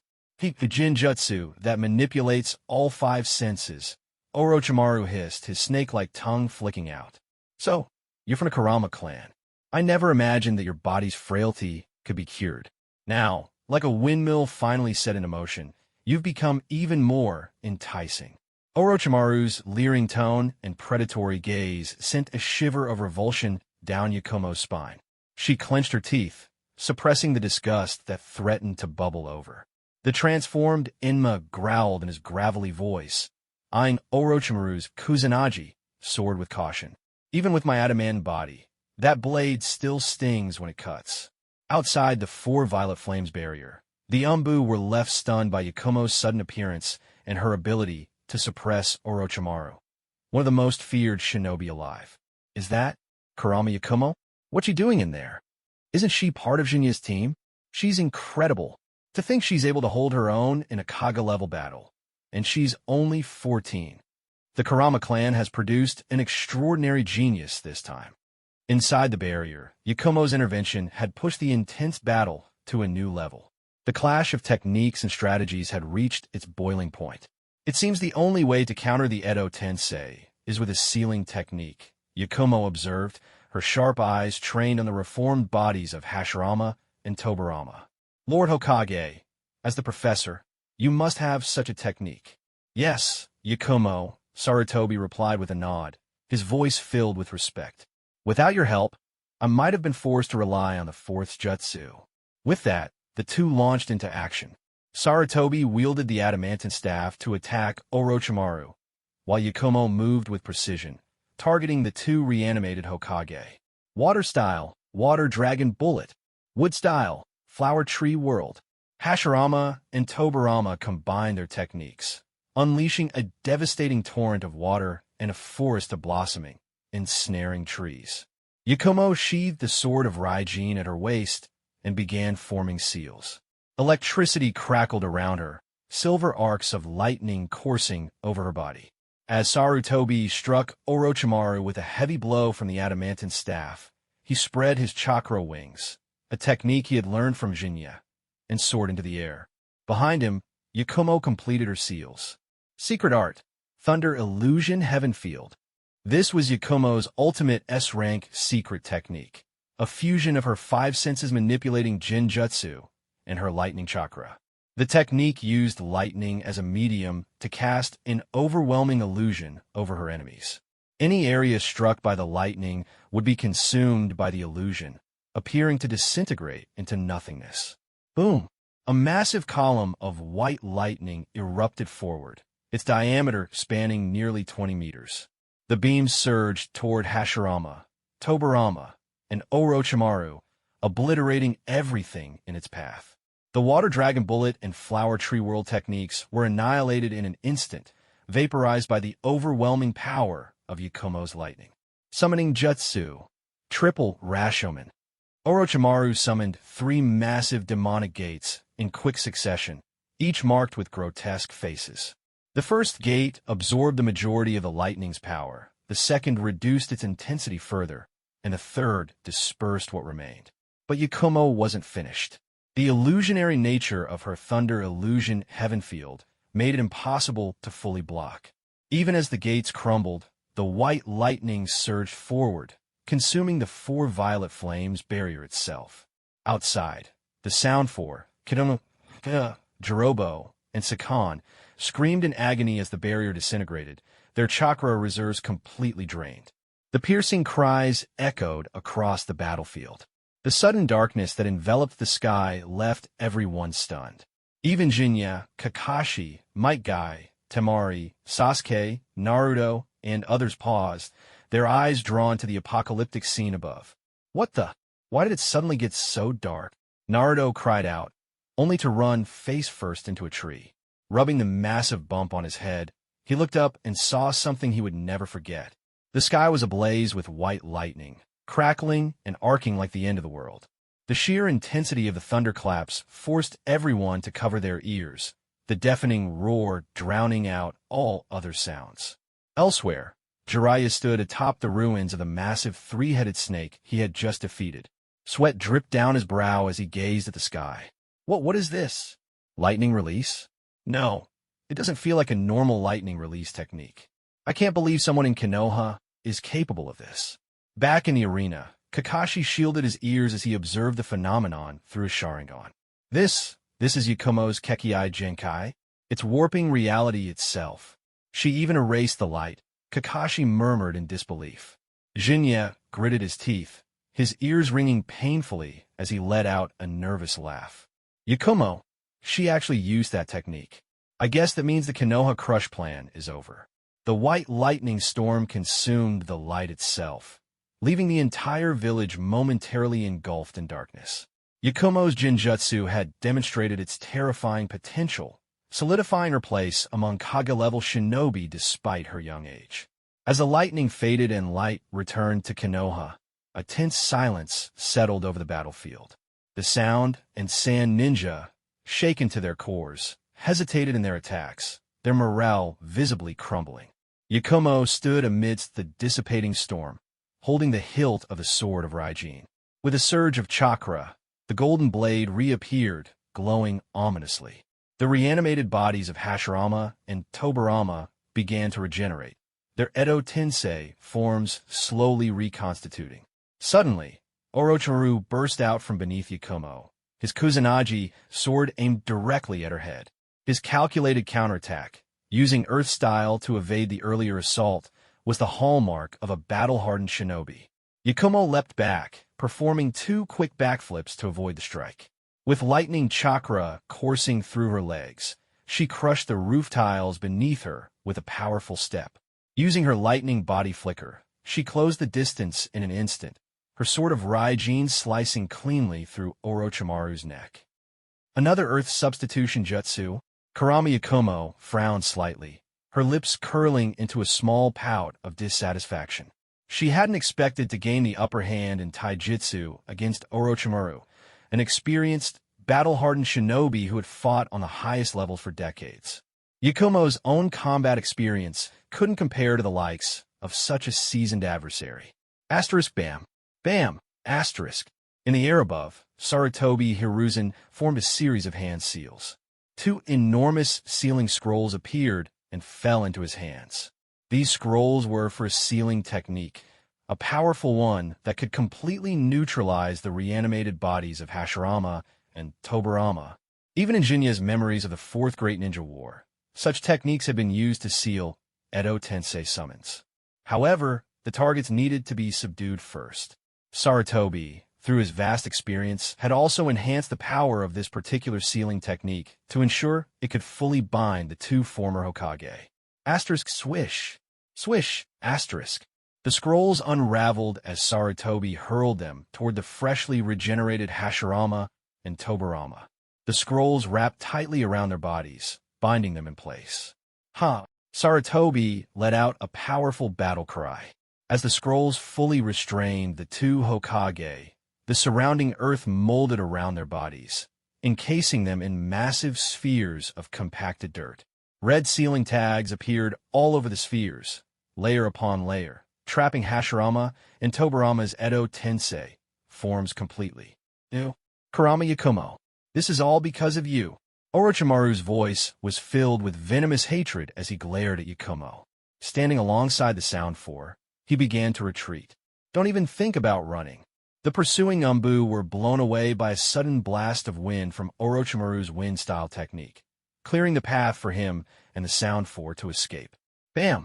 Yakumo's movements halted briefly as she executed her lightning body flicker, leaping into the air.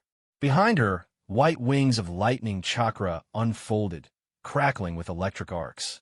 This was the chakra wings technique that Jinya had taught her, and she used it to take flight after Orochimaru. What? She can fly? Tayuya turned her head, her face twisting in disbelief as she saw Yakumo soaring toward them. Tayuya, along with Kidomaru, Jirobo, and Sakan, was already overwhelmed by fear. Yakumo's earlier display of power had shattered their will to fight, leaving them unable to muster any resistance. Secret technique, illusory thunder strike. Yakumo sheathed the sword of Raijin, securing its dark hilt at her waist. Forming seals with both hands, she extended her palms toward the retreating group. Crack! A bolt of white lightning shot forth, but Orochimaru's body morphed into a white snake, slithering into the ground with earth style, narrowly avoiding the attack. The Sound Four activated their cursed seal level 2 forms, pushing their bodies to their absolute limits as they made their desperate escape. Looks like I need to work on my sensory abilities, Yakumo muttered to herself, losing track of Orochimaru's movements. She landed gracefully in front of the Sound Four, dispersing the lightning wings behind her. Her golden eyes glinted coldly as she pointed the glowing sword of Raijin at them. The Sound Four froze in terror, their bodies trembling uncontrollably. To them, Yakumo was no longer a mere teenage girl, but a force of pure destruction, a demon they couldn't hope to defy. Looks like Orochimaru has abandoned you, Yakumo said indifferently, her tone devoid of sympathy. She regarded them with disinterest. Even in the past, when her body was frail, she wouldn't have wasted her attention on people like them. To her, they were weaklings who had turned themselves into monsters for power. Raising the sword of Raijin, she pointed it toward the sky. I'm tired. I'll give you a painless death. Be grateful for it. The sound force stared blankly at the heavens as dark clouds began to gather, blotting out the clear blue sky. Let's take her down together. She's just one person. Jirobo, unable to suppress his fear any longer, charged at Yakumo like a raging beast, his cursed seal level 2 form pushing him into a frenzy. Boom! A massive bolt of white lightning descended, engulfing the area. In an instant, Taya, Jirobo, Kidomu, and Sakan were vaporized. Their cursed seal level 2 forms offered no protection against Yakumo's illusory thunderstrike. They were erased painlessly, their bodies reduced to nothingness. With Orochimaru's defeat and the counterattack of the Konoha shinobi, the invading forces of the Sound and Sand villages began to retreat. Yakumo's earlier demonstration of overwhelming power had shattered their morale, leaving most unwilling to continue fighting. Elsewhere, Sasuke continued his pursuit of Gaara, seizing an opening to defeat Temari before pressing on. Meanwhile, Kankuro found himself locked in battle with Shino Aburame, allowing Sasuke to close the distance on Gaara. However, Gaara's transformation into his partial Shikaku form made him a terrifying opponent. Sasuke, despite his best efforts, was no match for Gaara in this state. Naruto eventually arrived to assist, but found himself similarly outmatched, even with his mastery of the Rasengan. In the end, Naruto resorted to a combination of kunai and explosive tags, delivering a devastating 1,000 years of death to Gaara's transformed body. This attack caused significant damage, creating an opening for Naruto to unleash his Naruto Uzumaki 2000 barrage, causing Gaara to let out a pained roar. Gaara, desperate, fully unleashed the one-tail Shikaku. The massive sand tanuki, with its needle-like tail and distinctive purple markings, loomed over the battlefield. Both Temari and Kankuro watched in horror, knowing full well the destructive potential of the beast. Naruto, pushing himself to his limit, summoned Gamabunta. Thanks to Jiraiya's earlier training and the signing of the Mount Mayaboka summoning contract, Naruto was able to bring forth the giant toad. Gamabunta, with his massive frame, pipe in mouth, and short sword at the ready, begrudgingly acknowledged Naruto as his subordinate. After a brief argument, the two worked together to stop Gaara. When Gaara used the feigning sleep technique to fully release Shikaku, Gamabunta and Naruto performed a combination transformation into the Nine-Tails form, allowing Naruto to land a decisive blow. Naruto's efforts woke Gaara from his trance, causing Shikaku to collapse and return to its sealed state within